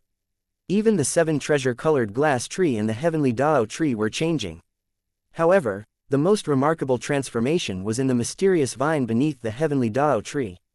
Now 3 meters long and as thick as an egg, it crackled with black lightning. Its aura grew increasingly terrifying, and its spiritual fluctuations revealed a thirst for more energy. Meanwhile, the golden crows were slumbering in large eggs. Divine light flashed around them, and as new laws nourished them, their auras grew stronger. If I were to gain more corpses like this, would they hatch sooner? Long Chen thought, delighted upon seeing this. The day the golden crows came out of their shell was the day they ascended to the human emperor realm. At that time, wouldn't Long Chen be able to trample everyone in the heaven vein mystic realm? The laws of space are becoming stable again. Someone exclaimed as they sensed a shift in the environment. The chaotic wind energy had calmed, making it easier to manipulate. Suddenly, a cry rang out. What's that ahead? Long Chen gazed into the distance. Up ahead was a mass of darkness, looking like a giant abyss. Within it, countless giant dragons swam, their movements causing grand Dao laws to collide and ripple like millions of stars flickering in the void. Everyone was stunned to see this, and Long Chen muttered, "Chi flow dragon veins." As they approached the abyss's edge, they felt a boundless terror emanating from it. The darkness seemed to stretch infinitely, as though it could devour the universe itself. They instinctively stepped back. Feng Xinyue gazed into the abyss, looking lost in distant memories. She softly murmured, "This place is the heaven vein mystic realm." Chapter 5549, once more encountering the blood race. Doesn't this feel more like the end of the world than a mystic realm? How is this the heaven vein mystic realm? Tang Wan'er asked, her voice tinged with disbelief. The abyss before them was so deep that they couldn't see the end of it. The deeper they stared, the more its immeasurable depths seemed to pull at their souls. Long Chen stared into the abyss. A bone-chilling cold seeped into his core, accompanied by overwhelming sorrow. Was there a terrifying battle fought here? Long Chen asked. Feng Xinyue nodded. This was once one of the most bitter battlefields during the War of the Primal Chaos era. It was the prefecture city of the Heaven Essence Divine Prefecture, a realm that united 38 medium prefectures and 96 minor prefectures. It boasted 3,000 major mountains, 1,000 valleys, and 10,000 ravines, sheltering countless human sects. But even this stronghold, the most fortified refuge of humanity, couldn't withstand the endless bloody war and fell. It fell into darkness, draining the Heaven Essence world's dragon vein energy and consuming the scattered treasures of this land. The Heaven Essence world was left in ruins, its energy depleted. Over time, it has slowly recovered. When its energy reaches a certain threshold, a great phenomenon in the 9 heavens marks the return of the Heaven Essence Divine Prefecture. So, the Heaven Vein Mystic Realm is the remnants of the Heaven Essence Divine Prefecture. Asked Long Chen. Correct, Feng Xinyue confirmed. What was once the Heaven Essence Divine Prefecture is now the Heaven Vein Mystic Realm. However, it has long since shed its original form. It has become its own world, teeming with strange vegetation, demonic beasts, and lifeforms so powerful that some rival rank 9 divine emperors. Rank 9 divine emperors. Even Long Chen and Yu Zifeng gasped at that. A rank 1 divine emperor was already strong enough, so wouldn't a rank 9 divine emperor capable of dispersing their souls with just a thought? Feng Xinyue hadn't even warned them of this. However, thinking about it, whether she had told them earlier or not was irrelevant, they would have ventured in regardless. For the Primal Chaos Dragon Sovereign's Emperor. Reverse scale, even if the Nether Emperor himself stood in their way, Long Chen wouldn't hesitate. As for the Wind God Sea Pavilion's disciples, though visibly shocked, their resolve didn't waver. Under Long Chen's guidance, they had shed their once pampered identities, emerging as battle-hardened warriors. How do we enter the Heaven Vein mystic realm? Are we supposed to just jump in? Tang Wan'er asked, boldly stepping near the edge of the abyss. 2 more steps and she would fall in. She peered into its depths, her body shivering involuntarily. Feng Xinyue shook her head. After the Heaven Vein mystic realm formed its own world, it expanded limitlessly, shedding its identity as the old Heaven Essence Divine Prefecture. When the chi flow of the 9 heavens changes, the Heaven Essence world's dragon vein chi is drawn into this abyss. All the dragon veins of this world will converge here, creating a bridge for those blessed with their power. Our Wind God Sea Pavilion's karmic luck will guide the formation of this bridge. Meanwhile, factions without dragon veins will have to borrow from others or wait until the mystic realm fully stabilizes. Hearing this, Long Chen and the others understood the threats from the lame idiots who had tried to intimidate the Wind God Sea Pavilion. They had sought to exploit their dragon vein access but died in the process. Feng Xinyue smiled faintly. We arrived earlier than expected. I had anticipated some interruptions from our sworn enemies, but none have shown themselves. Just then, the ground trembled as a procession of golden-armored warriors appeared, their gleaming lances catching the light. Mounted on majestic golden warhorses, they stopped just shy of the Wind God Sea Pavilion's disciples. These warriors and their steeds were completely encased in armor. No one could see what they really looked like underneath. The warriors were large and muscular, and their warhorses looked like exceptional divine steeds, clearly a breed of powerful demonic creatures. Most astonishingly, their auras seamlessly fused with those of their riders, creating an overwhelming sense of unity. There were tens of millions of them, and the golden radiance emanating from their force was dazzling, illuminating the sky. The sight of tens of thousands of them moving in perfect synchronization was awe-inspiring. They look good, Long Chen remarked, genuinely impressed. To his surprise, the leader of the Golden Army responded with a crisp, melodious voice. Friend, you're not bad yourself. Long Chen blinked in shock. The voice belonged to a towering, muscular woman. Qing Shuang, don't talk to shady people. This little fellow is clearly a glib-tongued pretty boy. Stay away from him, a gruff, ancient voice interjected. It was laced with authority and power, resonating like a war drum. Just his voice alone was enough to tell everyone that he was terrifyingly powerful. At the very least, he was a rank 1 divine emperor. Sadly, he was very rude. Long Chen rolled his eyes, annoyed by the remark, while Tang Wan'er couldn't suppress her laughter and quipped, Senior, your vision is spot on. He's definitely a glib-tongued pretty boy. Originally, Tang Wan'er had wanted to say that Long Chen was particularly fond of picking up beautiful women, and the armored woman should be wary of him. But if she really said that, Long Chen might take it seriously. She didn't want to hurt him like that. Seeing Long Chen's embarrassed appearance, the armored woman couldn't help but laugh, embarrassing him even further. She acted as if she wanted to speak more, but due to a secret warning from her elder, she didn't say anything further. With both sides just staring at each other, an awkward tension settled over the two groups until another faction arrived. These newcomers exuded potent blood chi, their faces marked by blood-colored runes that writhed like centipedes. Long Chen and Yu Zifeng immediately stiffened, their expressions darkening. The blood race, they said at the same time. They hadn't expected to encounter a powerful batch of the blood race here. The golden armored troops positioned themselves to the Wind God Sea Pavilion's right, while the blood race halted on their left. As soon as the blood race warriors spotted Long Chen, a murderous aura erupted from them. Chapter 5550, Thunderous Blow. The blood race's killing intent erupted like a storm the moment their eyes fell on Long Chen. They could feel the curse clinging to Long Chen, a manifestation of the resentment harbored by numerous blood race experts who had fallen to his hands. Moreover, the curse was incredibly dense, telling them that he had massacred countless of their experts. Humans, come out and face your death. A thunderous roar echoed from the blood race's camp. Oh, such a generous invitation. Then I won't stand on ceremony. Long Chen sneered. Long Chen was already brimming with pent-up fury and frustration, so the blood race's provocation was all the excuse he needed.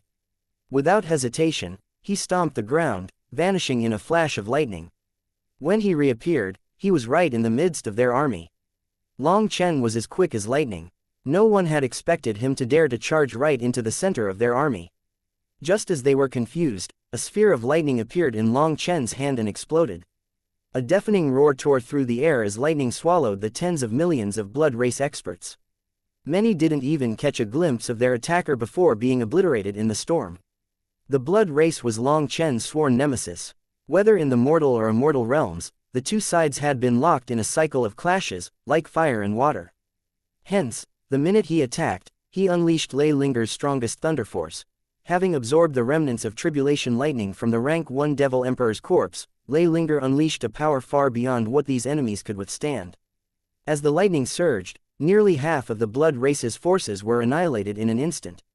Though the remaining half survived, quite a few were heavily injured. Moreover, they only survived because they had a tougher body, not because they reacted faster.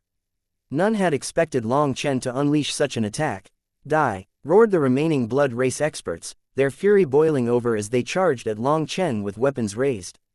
But Long Chen was already prepared. World Extermination Flame Lotus, a blazing lotus bloomed in his hand, erupting in another cataclysmic explosion. The sea of flames that followed engulfed the advancing forces. Agonized screams filled the air as the unrelenting flames clung to their bodies like molten oil. While they did their best to suppress the flames, nothing they tried worked. No amount of bloodline power, Doyan power, or even water-based energy could extinguish the inferno. After all, this one attack contained the might of the sun flame, the moon flame, the ice soul divine flame, the Yanshu flame, and countless other flames. In ordinary circumstances, these ancient heavenly geniuses of the blood race could have resisted such flames using their core runes. But weakened and wounded by the lightning attack, their defenses had crumbled. Without their core runes to protect them, the flames became fatal, devouring them mercilessly and even burning their Yuan spirits to ash. The Golden Horsemen were dumbfounded as they watched this scene. Their first impression of Long Chen had been quite underwhelming. To them, he seemed like a sloppy, carefree youth, with a weak and unassuming aura. His frivolous demeanor led them to believe he was nothing more than a pretty boy, someone who relied on charm and good looks to seduce women.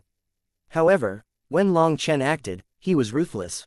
The imposing auras of the ancient heavenly geniuses were now reduced to agonizing screams as they burned to death. At this sight, a chill ran down the spines of the Golden Horsemen. They had gravely misjudged him. Long Chen's relentless assault unfolded with terrifying speed, leaving no time for anyone to intercept him. Finally, after countless disciples had perished, the rank 1 Blood Emperor reacted. A sharp, clawed hand tore through the void, whistling toward Long Chen. Die! Shouted the rank 1 Blood Emperor.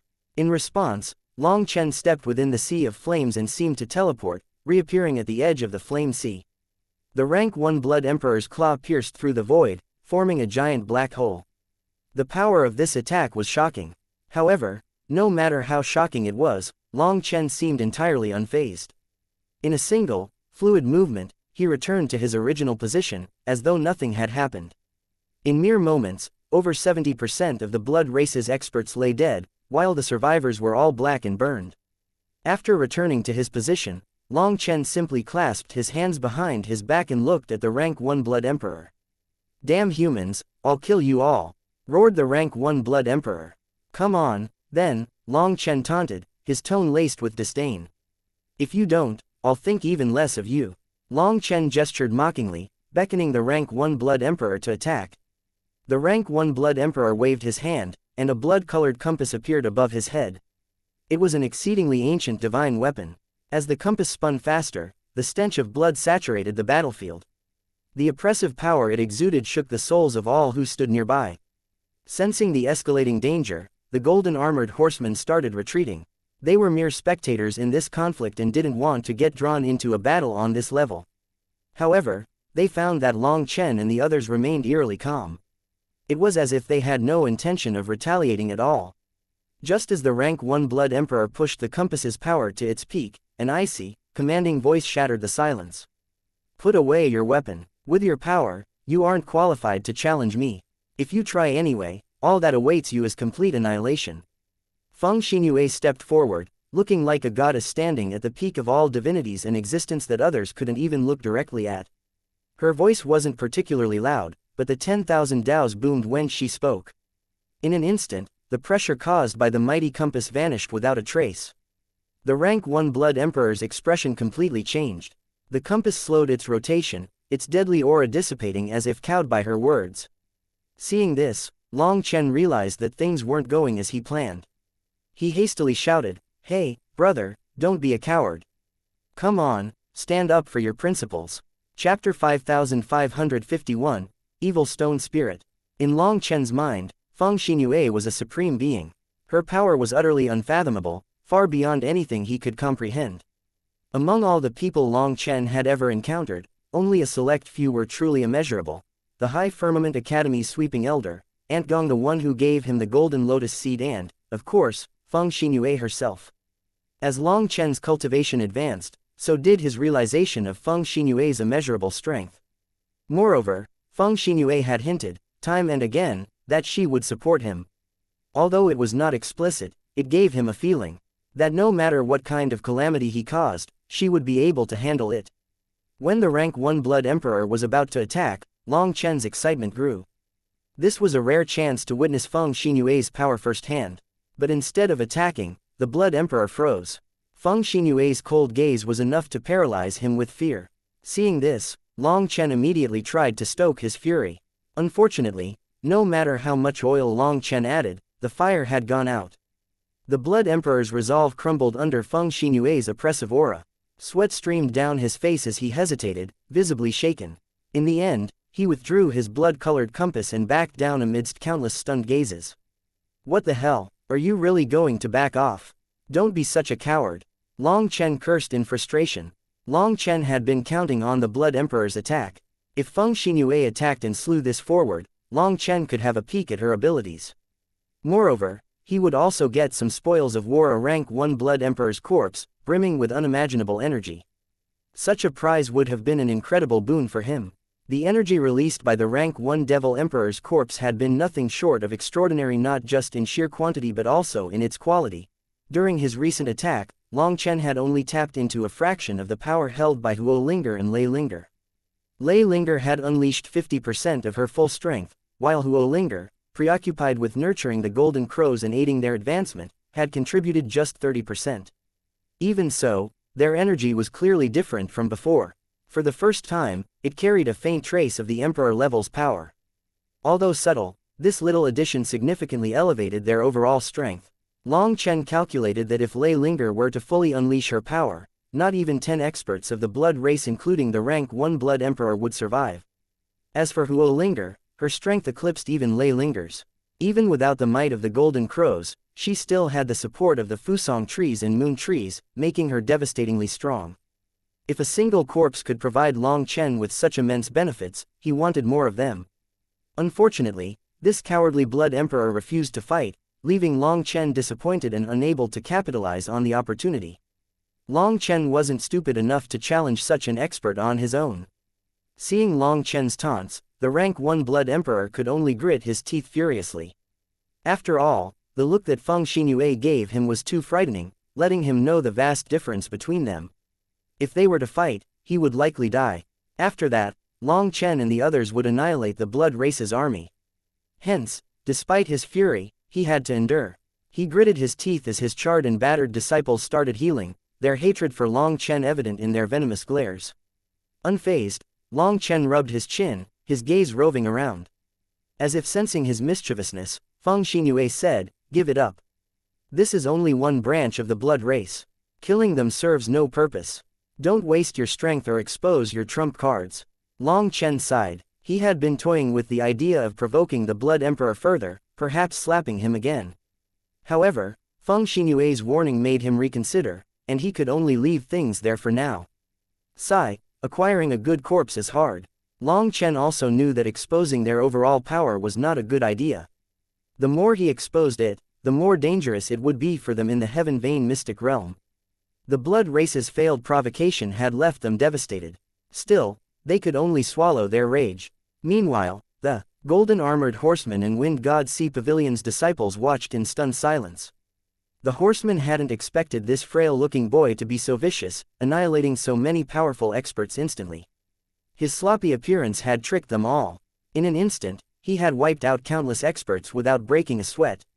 Even the woman who had initially dismissed him as unremarkable stared at him with newfound respect. Just then, the ground started to quake. Thunderous rumbling heralded the arrival of a stone giant army. They were all over 30 meters tall, looking like moving stone statues. The Stone Spirit race, Long Chen muttered, pleased. However, as their sinister auras became clear, his smile faded. They were actually members of the evil spirit race, which was infamous for their cruelty and violence. Even among their own kind, they were loathed, known to slaughter indiscriminately. They were the most wicked of all the spirit race's branches. The evil spirit race essentially had no allies, but they were naturally powerful. Had that not been the case, they would have gone extinct long ago. The few 100,000 stone giants marched to the edge of the abyss, stopping right beside the blood race's army. Their gemstone-like eyes gleamed with malice as they locked onto the blood race. Their twisted smiles sent chills through the wounded blood experts, who were still trying to recover. Suddenly, a wicked idea crossed Long Chen's mind. After forming a series of hand seals, he smirked and shouted, "What are you looking at? You vile stone monsters dare to glare at the great blood race. Keep it up, and we'll pluck your eyes out." However, the curse rang out from the blood race's camp, instantly provoking the evil stone spirit race. "You bastards from the blood race, you must be tired of living," roared the stone giants. "Wait, no, that wasn't us," the rank 1 blood emperor frantically tried to explain. But the enraged stone giants charged without listening, unleashing devastation upon the blood race. Long Chen crossed his arms, watching the mayhem unfold with a satisfied grin. Chapter 5552, Powerful Feng Xinue. The evil stone spirits roared as they charged at the blood race, their enormous fists crashing down like heavenly hammers. They fought viciously, showing no concern for their own well-being. In an instant, the blood race's experts found themselves in dire straits, caught off guard and incensed. They hadn't been the ones to provoke the evil stone spirits, it had been Long Chen. However, Long Chen had craftily made his voice seem as if it originated from the blood race's camp. As a result, the simple-minded evil stone spirits couldn't discern the truth and launched a ferocious assault without hesitation. The blood race's army was nearly decimated. After all, their flesh and blood bodies were no match for the evil stone spirits' rock-hard frames. It was a one-sided slaughter. "Kill them," roared a heavenly genius of the blood race, trying to launch a counterattack. Several terrifying existences among the blood race retaliated, managing to force some of the stone giants to stumble backward. But ultimately, they lacked numbers, and their resistance ultimately failed to turn the tide. The rank 1 blood emperor was livid. As the other side refused to listen to his explanations, he summoned his blood-colored compass once more. Before he could use it effectively, one of the evil stone spirits smashed it with a massive stone warhammer. The blood-colored compass shattered instantly, unleashing a terrifying ripple that swept across the battlefield. The shockwave obliterated everything in its path. Flesh and blood bodies disintegrated, and even the towering evil stone spirits were blasted away. The ripple annihilated the blood race's army. Before continuing toward the wind god sea pavilion's side, Feng Xinue raised her hand calmly, divine runes shimmering as a barrier formed before her. The barrier looked as thin as a cicada's wing, as if a single touch would shatter it. Yet when the devastating ripple struck, the barrier merely quivered before rebounding the energy harmlessly into the sky. As the terrifying shockwave was neutralized, another powerful blow from the leader of the evil stone spirits sent the rank 1 blood emperor hurtling through the air. Blood sprayed from his mouth as he flew straight toward Long Chen. Long Chen didn't hesitate. As the rank 1 blood emperor approached, Evilmoon pierced the back of his skull. Black chi then erupted from Evilmoon's blade, instantly extinguishing the blood emperor's yuan spirit. The fact that Long Chen had killed the rank 1 blood emperor was beyond everyone's expectations, stunning even the leader of the evil stone spirits. However, his surprise quickly turned to fury when he looked at Long Chen. "Brat, how dare you kill members of my race?" roared the leader of the evil stone spirits. Long Chen froze for a moment before recalling his encounter in Tianyu City while crossing the endless desolation. Back then, he had clashed with the stone spirit and gold lion races. It seemed those stone spirits were connected to the evil stone spirits standing before him now. The evil stone spirit leader's sharp perception immediately revealed Long Chen's past actions. But when his gaze shifted to Tang Wan, his rage surged uncontrollably. His eyes locked onto the gemstone necklace she wore, and his killing intent erupted like a storm. Tang Wan took a step back, shocked by the intensity of his aura. Immediately, she realized that he was staring at the gemstone necklace on her neck. Seeing this look, Tang Wan instantly realized the origin of the necklace. "Damn human, how dare you desecrate the stone spirit race!" With a furious roar, the evil stone spirits charged forward, their massive bodies exuding icy killing intent. The Wind God Sea Pavilion's disciples instinctively raised their weapons, preparing to defend themselves. Long Chen rested Evilmoon on his shoulder, silently circulating his blood qi. He knew these were formidable foes, and if a battle broke out, he would have to go all out to minimize casualties. Put away your weapons. Of course, if you don't mind being exterminated, you can continue, said Feng Xinyue coldly. Her gaze didn't even shift toward the charging evil stone spirits. Puny human, do you think you're qualified to utter such arrogance? Bellowed the evil stone spirit leader, swinging his massive stone warhammer at Feng Xinyue with blinding speed. The disparity in size between them was immense, and the hammer's power was devastating. Seeing the attack, Long Chen started forming hand seals to summon the earth cauldron. Let me, Feng Xinyue's voice echoed in his mind. When Feng Xinyue raised her hand, the wind energy of heaven and earth condensed into countless wind runes, forming an enormous hand. Despite its immense size, the hand was as elegant and delicate as Feng Xinyue's own. It looked like a gentle hand that couldn't possibly have much power behind it. But just like that, it caught the attack that had critically wounded the rank 1 Blood Emperor. The overwhelming force behind the strike dissipated silently, leaving the evil stone spirit leader stunned. He hadn't expected such terrifying power from a human. Do you want this person's corpse? Feng Xinyue asked. Ah, Long Chen blinked, then quickly replied, he's no use to me. The evil stone spirits lacked flesh and blood bodies, so their corpses wouldn't provide any value to the black soil in his primal chaos space. The evil stone spirit leader struggled desperately to retrieve his warhammer, but no matter how much force he used, it wouldn't budge.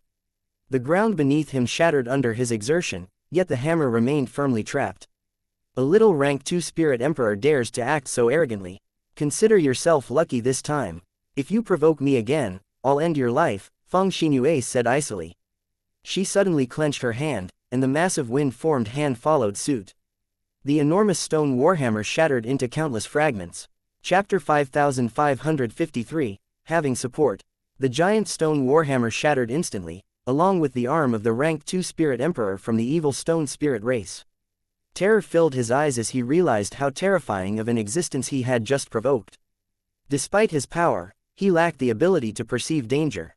After all, Feng Xinyue's aura could easily scare away the rank 1 Blood Emperor but not him. That wasn't due to his courage but rather his sheer lack of awareness. Simply put, he was foolish. Feng Xinyue hadn't had any intention of fighting him. However, when this reckless spirit emperor dared to attack her, her killing intent was immediately triggered.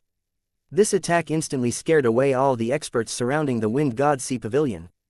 Their earlier arrogance dissolved into sheer panic as they fled. Everyone was stunned, including Long Chen. To simply clench her hand and crush the innate divine weapon of a rank 2 spirit emperor was an amazing feat. In other words, she could have killed him effortlessly if she so desired.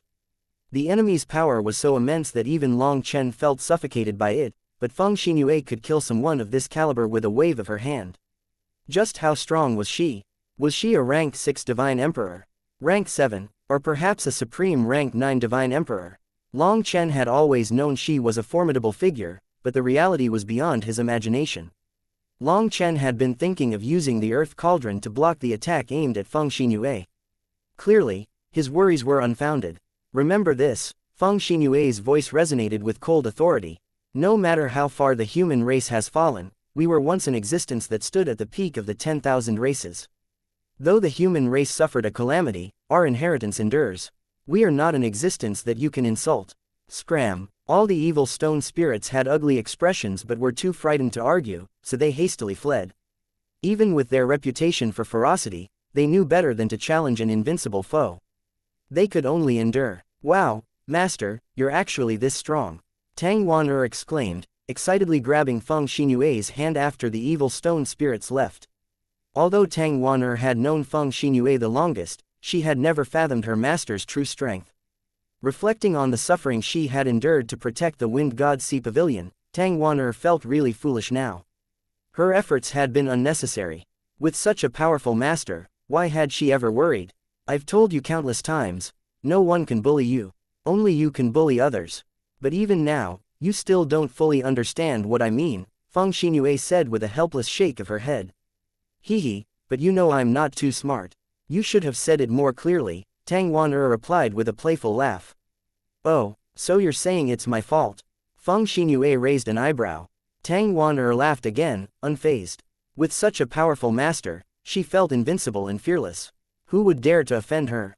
Feng Xinyue then turned to look at Long Chen and asked, now that you've achieved your goal, what do you want to do next? Long Chen chuckled awkwardly. He had indeed hoped to gauge Feng Xinyue's strength by luring the rank 1 Blood Emperor into challenging her. Naturally, she had seen through his plan. Hee, with someone like you supporting me, I can act without restraint, Long Chen replied with a grin. Oh, so if I hadn't shown this, you wouldn't have dared to act that way? Asked Feng Xinyue. Long Chen nodded. But of course, if I caused too much trouble in the Heaven Vein Mystic Realm, it might implicate the Wind God Sea Pavilion. A trace of warmth appeared in Feng Xinyue's gaze, and she smiled. She said, don't worry, even if the heavens collapse, I will support you with all my might. Go ahead and fight as much as you can. The appearance of the Heaven Vein Mystic Realm signals a pivotal shift in the chi flow of the 9 heavens and 10 lands. This is a moment of utmost importance for you all. Take as much as you can, even if it means seizing it from others. The era's turn is here. Once the Heaven Vein Mystic Realm closes, a new board shall emerge across the 9 heavens. That moment will mark the true opening of the Sovereign Emperor Heaven and the second coming of the Primal Chaos War. At that time, you will face enemies from every corner of the world. Your survival will depend on how much you can obtain now. Feng Xinyue's words struck Long Chen deeply. She was revealing a monumental secret without explicitly stating it. Her message was clear. Seize every opportunity inside the Heaven Vein Mystic Realm without hesitation or moral constraints. All the treasures inside were things that could decide his survival. If he didn't obtain enough of them, when the Sovereign Emperor Heaven fully opened, he would likely perish. To put it frankly, Long Chen wasn't strong enough. If he wanted to live with dignity, he had to seize more resources. Feng Xinyue had said this because she didn't want Long Chen to be held back by anything once he was inside. In the Heaven Vein Mystic Realm, anything he had the capability to take was his. Long Chen's first goal was the Dragon Sovereign's Emperor reverse scale. After finding it, he wanted to help Tang Wan'er or Yu Zifeng find their targets. However, Feng Xinyue had told Long Chen to focus on his own opportunities. His success would decide his future. Many thanks, Senior, said Long Chen. Since Feng Xinyue had told him to abandon all his misgivings, there was nothing for him to worry about. When it came to finding treasures, he might lack luck, but when it came to seizing treasures from others, that was his specialty. After receiving Feng Xinyue's guidance, Long Chen could act even more wantonly. Before this, he would have to worry about provoking too many enemies and implicating the Wind God Sea Pavilion. But with Feng Xinyue's support, he could act freely. As Long Chen expressed his gratitude, the abyss before them shifted. A clump of light appeared in the distance, growing larger and brighter with each passing moment. It grew from a tiny dot to filling the abyss rapidly. Within it, countless dragon figures swirled, radiating immense karmic luck. This is the result of the Heaven Essence World's dragon veins condensing together. Their appearance signifies that the Heaven Vein Mystic Realm will open in 3 days. Prepare yourselves. Once it opens, it will be a non-stop bloodbath. Even finding a moment to breathe will be a luxury, Feng Xinyue warned. It's happening that soon. Long Chen was startled. He hadn't even had time to fully assess the surroundings. Hurriedly, Long Chen turned his attention inside of him and asked the Primal Chaos Dragon Sovereign, Senior, have my brothers arrived? Chapter 5554, The Mystic Realm Opens. With the Heaven Vein Mystic Realm about to open, Long Chen immediately thought about the Dragonblood warriors and got anxious. They're already here, but they're on the opposite side. The abyss is too large for you to cross over, responded the Primal Chaos Dragon Sovereign. They also have a dragon vein to use? Asked Long Chen. However, they can seize someone else's dragon vein. For example, the branch of the blood race you just annihilated. If they were standing in the blood race's position when their dragon vein activates, they would be able to enter. The locations of the dragon veins for various factions are predetermined. Others can use them if they're in the right place, explained the Primal Chaos Dragon Sovereign. Long Chen's tension eased slightly, but a new thought quickly tightened his nerves. Doesn't that mean they'll have to fight a rank 1 Divine Emperor or someone of that caliber to take someone else's dragon vein? Of course, how else would they take a spot? You haven't been to Sovereign Dragon Valley recently, so you don't know how strong the Dragonblood warriors have become.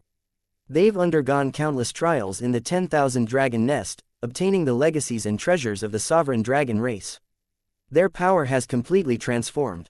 A rank 1 divine emperor or so is no longer a challenge for them, said the dragon sovereign, a note of pride in its tone. A rank 1 divine emperor is no problem for them. Long Chen was pleasantly surprised. It seemed that the ancient 10,000 dragon nest was truly filled with priceless legacies. Thinking about it further, Long Chen realized it made sense. Even before they entered Sovereign Dragon Valley, the Dragonblood warrior's combined power was almost on par with his full power attack. They might even surpass him. With all of them growing stronger, the Dragonblood cross containing the full power of 7,000 of them would definitely be shocking. The Dragon Sovereign said, "That little lady's advice is entirely correct.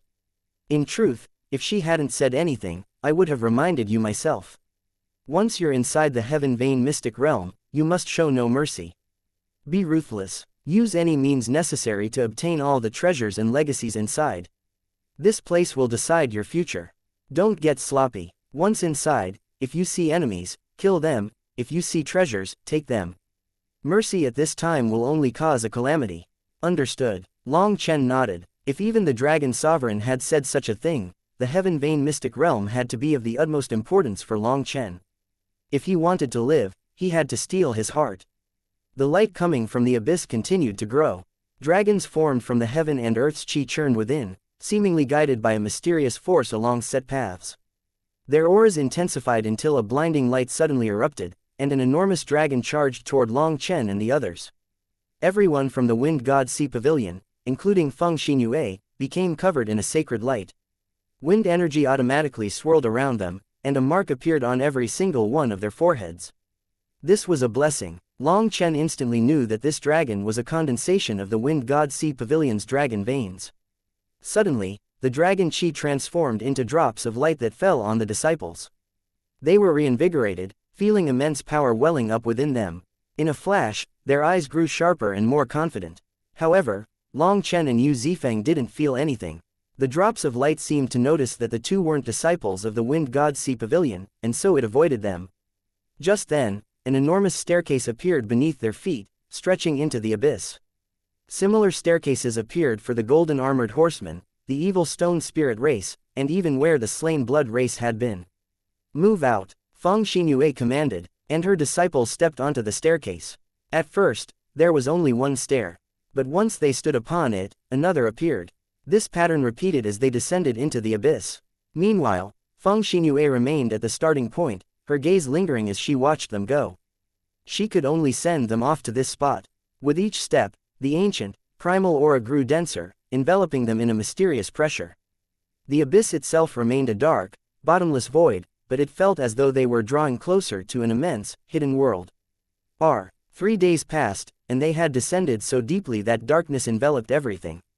In this darkness, they couldn't even see their own fingers if they waved their hand in front of their face. Even divine sense was suppressed. It was as though they had become blind, ordinary mortals.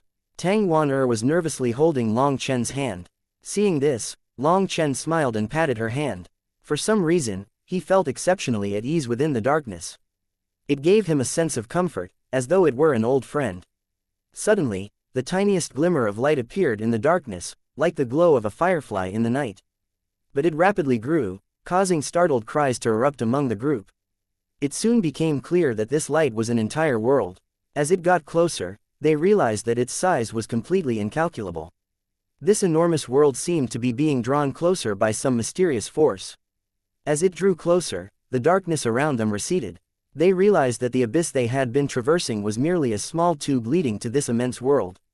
The sight shook their souls, and their yuan spirits trembled. It felt as though they were gazing back into the primal chaos era. With an earth-shattering boom, the world collided with their staircase.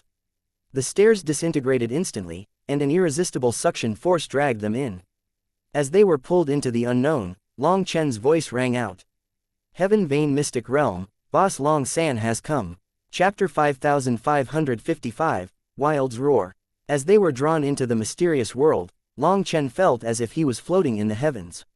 Stars twinkled above, and to his astonishment, he realized he was one of them. Long Chen, Yu Zifeng, Tang Wan and the others were enveloped in radiant light, their essence, qi, and spirit illuminated. Yet every star represented a heavenly genius entering the heaven-vain mystic realm. The night sky was alive with countless stars, their brilliance piercing through the immortal mist that veiled the realm below. The heaven-vain mystic realm remained a shrouded enigma, its mysteries waiting to be unraveled. Suddenly, a black lotus manifested among them. It was no ordinary flower but a totem. Its divine presence erased the glow surrounding the stars, drawing all attention to its slow, deliberate rotation. As it spun, the veil of the heavens lifted. Everyone could now see countless dragon veins winding through the air like divine rivers of power. Each vein represented a formidable faction, and even Long Chen was stunned by the spectacle. These dragon veins formed an enormous spherical barrier around the heaven-vain mystic realm, revealing that its entrances weren't exclusive to the heaven essence world. The starry sky water lily, the black lotus, flashed repeatedly, as if brewing something. Everyone could only patiently wait. Long Chen, the heaven-vain mystic realm will be your burial ground. Are you prepared to meet your end? A booming voice shattered the silence, reverberating like thunder across the realms. Everyone froze. At this moment, they were still in the outer region of the heaven-vain mystic realm, where the laws were in chaos. Even speaking to someone right beside them was difficult. However, this voice resounded with overwhelming clarity to the point that everyone could hear it. It was undeniably powerful. Such a terrifying existence had challenged Long Chen. Thinking of this, the disciples of the Wind God Sea Pavilion paled, while Tang Wan-er's expression grew serious. "Who is that?" asked Tang Wan-er. For someone to be able to transmit his voice this far while ignoring the chaotic laws, his power had to be unfathomable. That voice exudes supreme dominance and contains 7 distinct powers, Long Chen replied, his tone calm but sharp. "It must be Long Zai, the undefeated god of the Long clan." Long Zai. Tang Wan-er's eyes widened. Long Chen nodded. "Yes, we share the same bloodline, and I can feel its faint resonance even from here." "He's very strong," Yu Zifeng remarked, his blood igniting with the desire to fight. Long Chen smirked. "Good, I've been itching to face the one who made Feng Fei despair." "Should we respond?" asked Yu Zifeng, already holding his sword.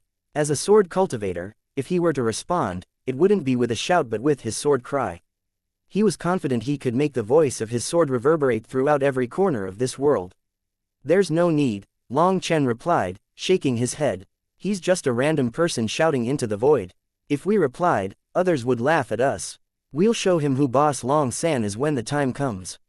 Another voice interrupted, colder and more piercing than the first. "Long Chen, he's mine. I am Fantianda, a son of Brahma. I don't care who you are." Scram. The icy proclamation silenced everyone. The title alone struck fear into the hearts of the Wind God Sea Pavilion disciples. A son of Brahma. The Wind God Sea Pavilion's disciples cried out in shock. They all knew what this name represented. A son of Brahma was essentially one of Lord Brahma's direct disciples. This title alone was enough to scare off others. Long Chen chuckled. "I already killed a son of Brahma last time, and now another has appeared. Does he want me to kill all his sons?" The disciples gasped in disbelief. Long Chen had slain a son of Brahma. A sinister voice then echoed, laden with malice. "What kind of trash is a son of Brahma? This world belongs to me, as does Long Chen's life. I, Nether Dragon Tianfeng, will stand at the peak of the heavens." It sounded like a voice coming from the depths of hell, like a needle stabbing people's ears. Hearing one terrifying existence after another challenging Long Chen, the Wind God Sea Pavilion's disciples were shocked. Just how did Long Chen manage to provoke all of them? "This fellow again," Yu Zifeng said, shaking his head. "It seems beating him half dead wasn't enough," Long Chen sneered. "For him to strut like this, he must have grown stronger. Let him come, I'll put him back in his place." The disciples stared at Long Chen and Yu Zifeng in stunned silence. Long Chen had already defeated both the son of Brahma and Nether Dragon Tianfeng. What a monster! Suddenly, a furious roar tore through the void. "How dare you bully my big brother? I'll smash you to death." The sheer force of the roar made everyone's heads buzz. What shocked them most was that it wasn't backed by any divine energy or laws. It was pure, unbridled blood qi, so overwhelming it felt like the roar alone could make their heads explode. "Wild!" Long Chen, Yu Zifeng, and Tang Wan-er shouted in excitement. That voice could belong to no one else. Only Wild possessed such terrifying blood qi. All of a sudden, Long Chen's chest tightened, and his eyes grew red. Among all his brothers, Wild was the one he was most worried about. He was too simple-minded and pure, just like a child. Long Chen was afraid he would get tricked by others or be bullied. Even knowing he was safe, Long Chen couldn't help but feel worried. Hearing his roar, Long Chen was so moved that he almost cried. He thought of their countless battles, stemming all the way from back in the Phoenix Cry Empire. Brother, wait for me. Long Chen clenched his fists, his heart burning with anticipation. Chapter 5556, Arrogant Mo Nian. Wild's roar was like the roar of a primordial god. As his voice echoed through the air, his terrifying blood chi shook the world. Barbarian blood race, HMPH, a pack of brainless fools. After cowering for trillions of years, did you finally get lonely? A sinister viper-like voice rang out. It was soft and insidious. Hearing it made people imagine a pair of viper eyes glaring at them from the dark. Fuck your. Wild's roar was cut off abruptly, his voice hoarse and strained. Shouting through chaotic space was incredibly taxing, so even those who had spoken before now fell silent. This foolish child, Long Chen muttered, shaking his head. The viper-like person had intentionally targeted Wild. Suspicious of Wild's identity, he intentionally provoked Wild. Since the barbarian race was too simple-minded, Wild basically confirmed his own identity with his response. Long Chen could imagine how pleased the viper-like person was now. After that, a sharp snort rang out. Now that the Heaven Vein Mystic Realm has opened, my Heavenly Demon Golden Monkey race is leading the Heaven Demon Alliance in search of treasures. I hope others won't get in our way. Of course, if someone is foolish enough to do so, don't blame the Heavenly Demon Golden Monkey race for being rude. Heavenly Demon Golden Monkey race. Long Chen narrowed his eyes. The Heavenly Demon Golden Monkey race was the mortal enemy of the Violet Pupil Nine-Tail Fox race. The tone of the speaker revealed that they were indeed the leader of the entire Heaven Demon Alliance.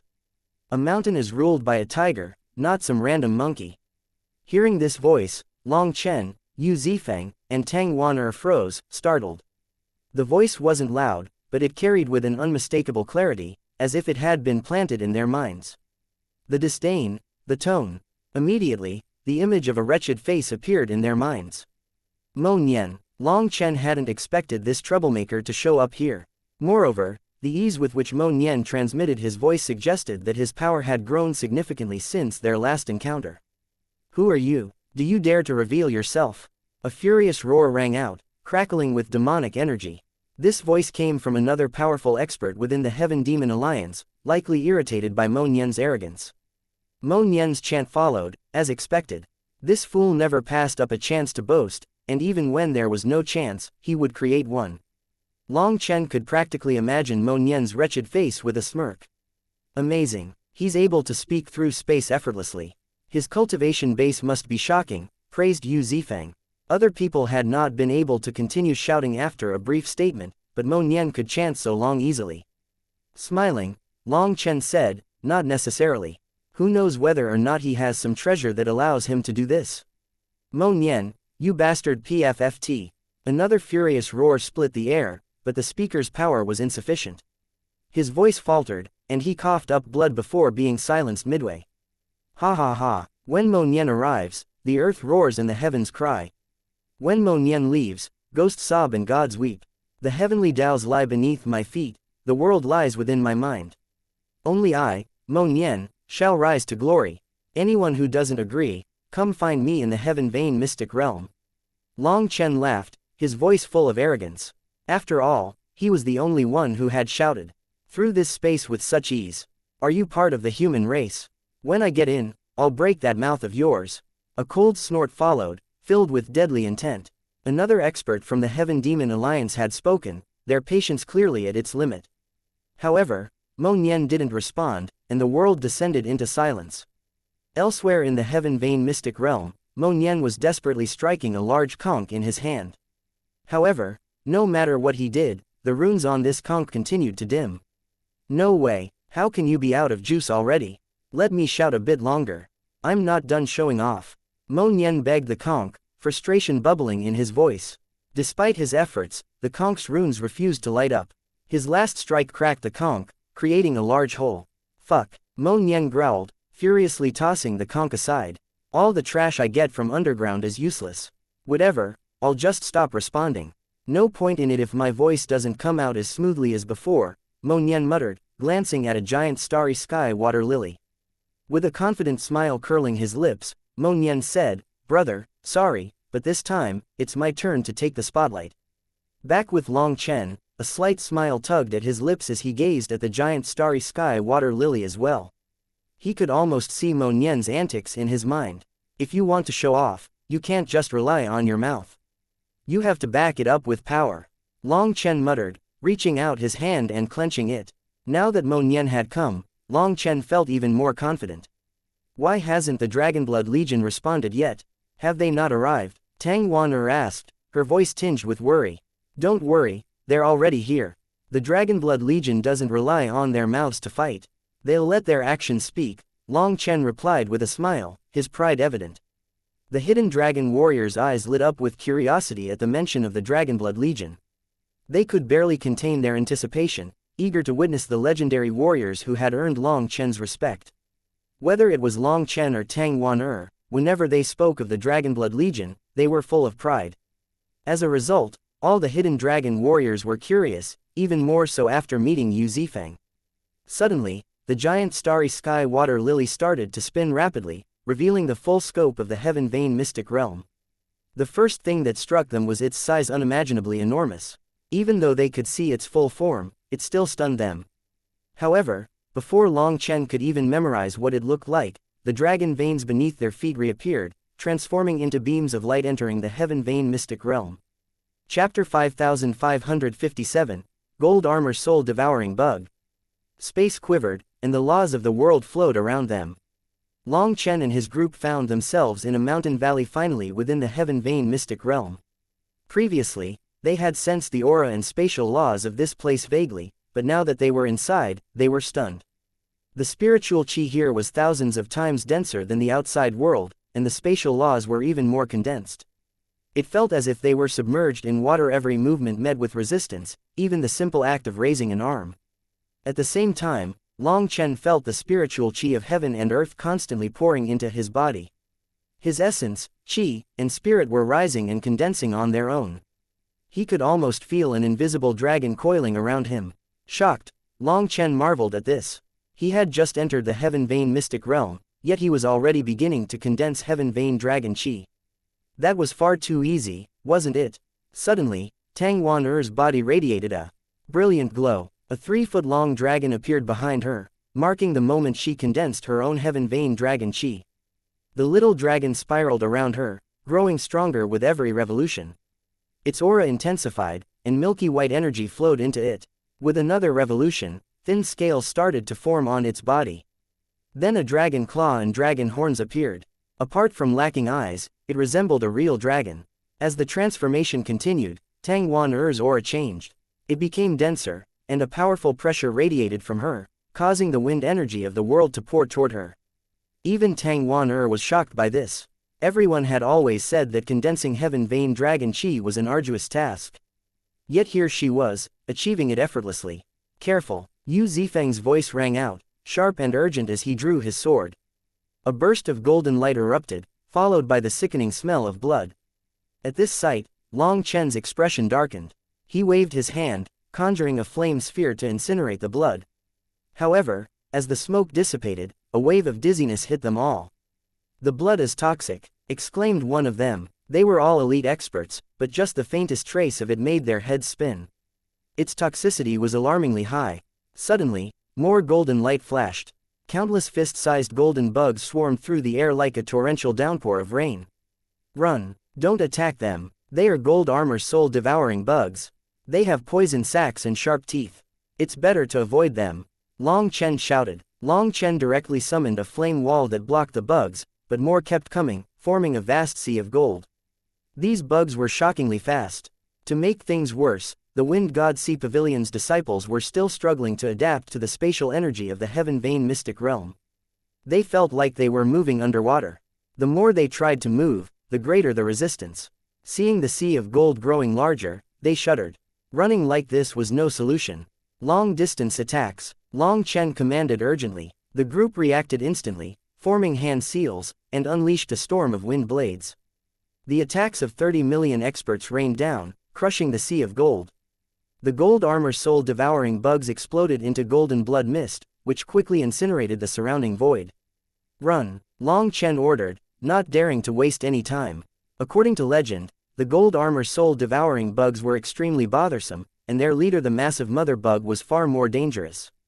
Their lair was like an ant's nest, and the mother bug's reproductive ability was shocking. As long as she had enough energy, she could continuously give birth. Her offspring were soldier bugs that hunted and provided her with more energy. However, when she didn't have enough energy, the bugs would offer their lives up as her nourishment. Even worse, the mother bug could self-detonate if she sensed danger, releasing a devastating explosion that all races would avoid. It was said that the mother bug was the only one with a Neden, and its value was tremendous. However, the risk of acquiring it was too high. The chance of surviving its detonation was slim, and Long Chen had no interest in being bogged down by such a nuisance. They were useless to him anyway. Long Chen summoned a few more flame walls, creating some distance between them. After Long Chen and his companions fled a bit further, the bugs stopped chasing. However, they had no time to relax. A new roar shattered the tense silence, and blood-red figures filled the sky. Blood-colored devil birds, covered in jagged, crimson feathers, descended upon them.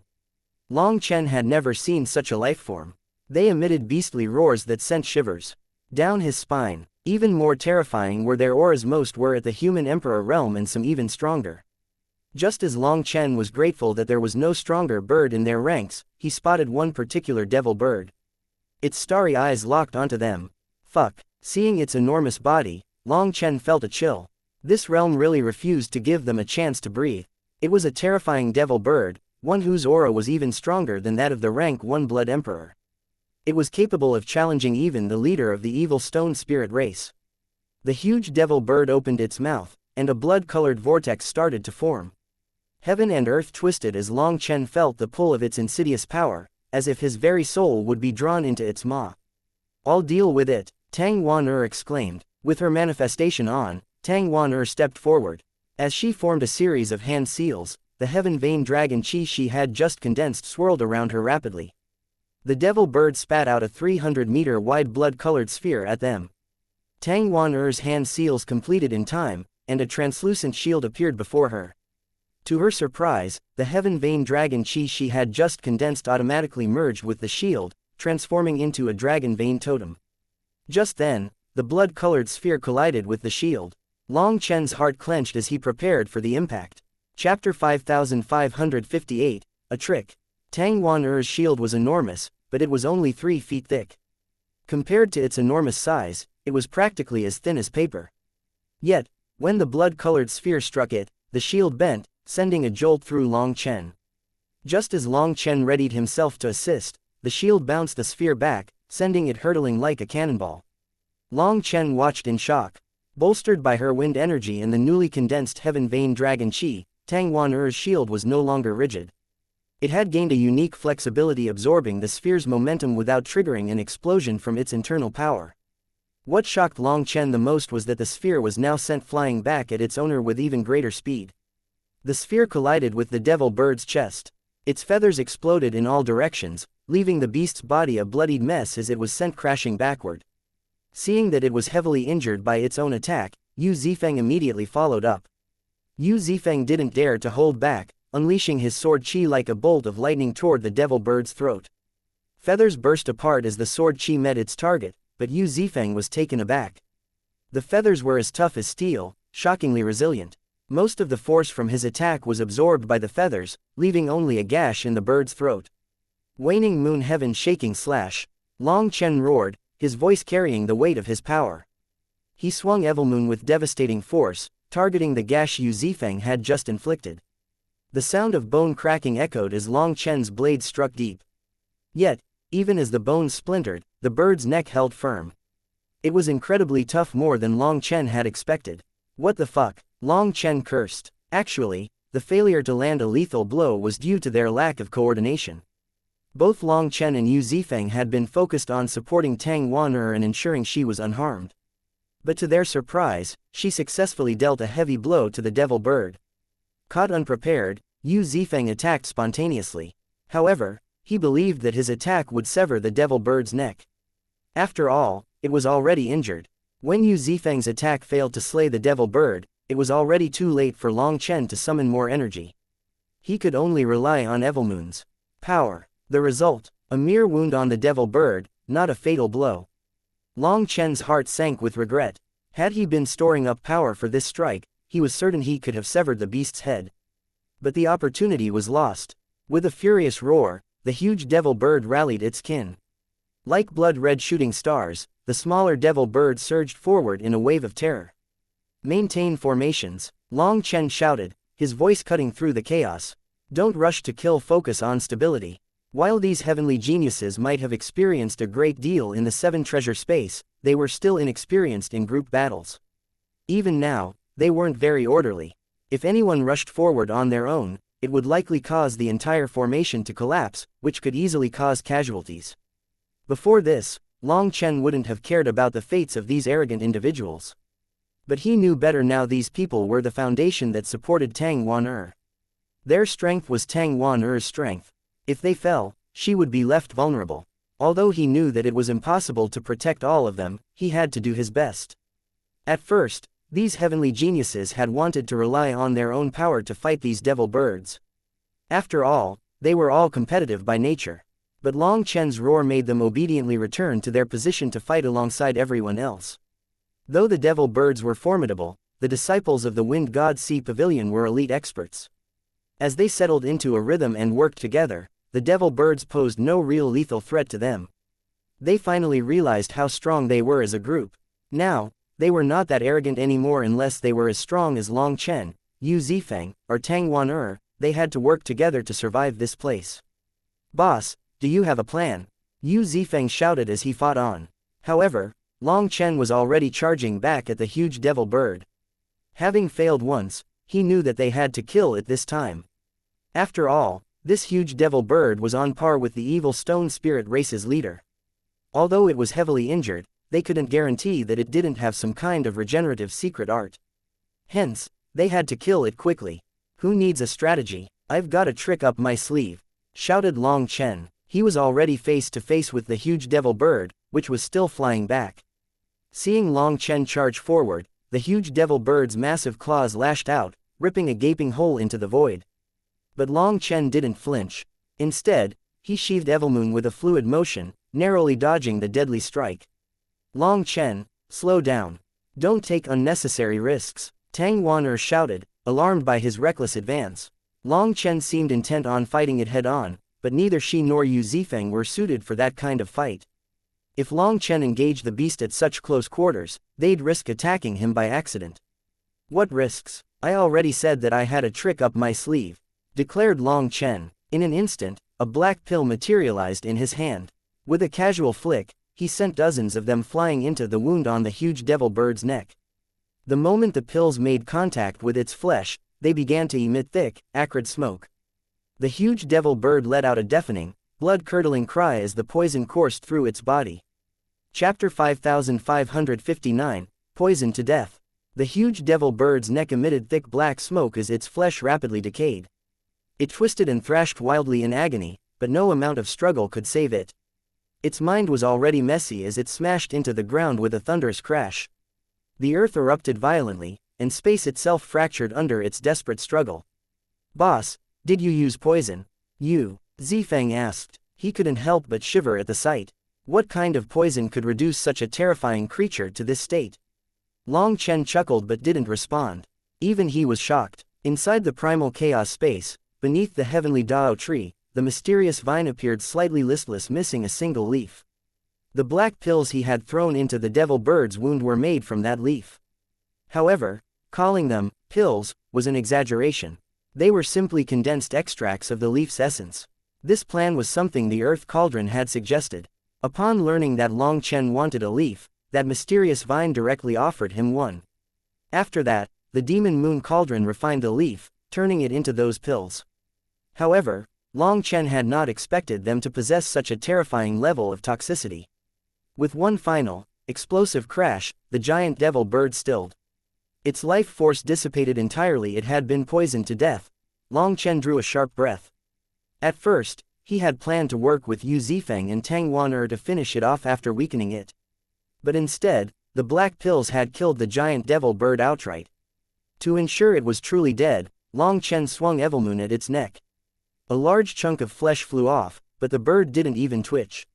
Satisfied, Long Chen extended his hand and sent the corpse into the primal chaos space. Inside, the mysterious vine quivered slightly as black chi seeped from the devil bird's body, flowing directly into it. Before Long Chen's astonished eyes, a new leaf rapidly grew in place of the old one. Within moments, it was as if the vine had never lost a leaf. It didn't lose any energy. It just reclaimed it. Long Chen was stunned. This vine was truly heaven-defying. While the vine remained unscathed, the primal chaos space had gained a new rank 1 Divine Emperor level's corpse. Long Chen considered dissecting the corpse to search for a Nidaner crystal core but decided against it. Doing so would reduce the energy it could provide. It was better to let the black soil absorb it entirely. He checked the heavenly Dao tree for any changes but saw none.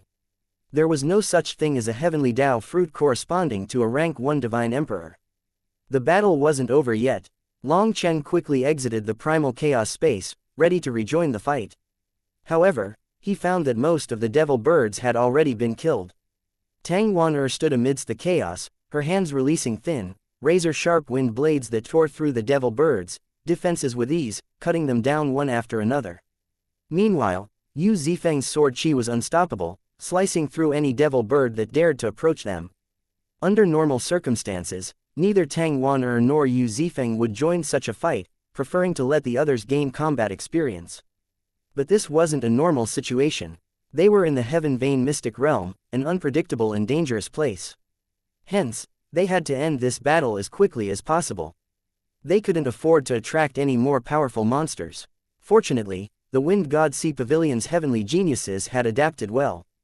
After abandoning their fear of death and working together, they started to look like a decent fighting force.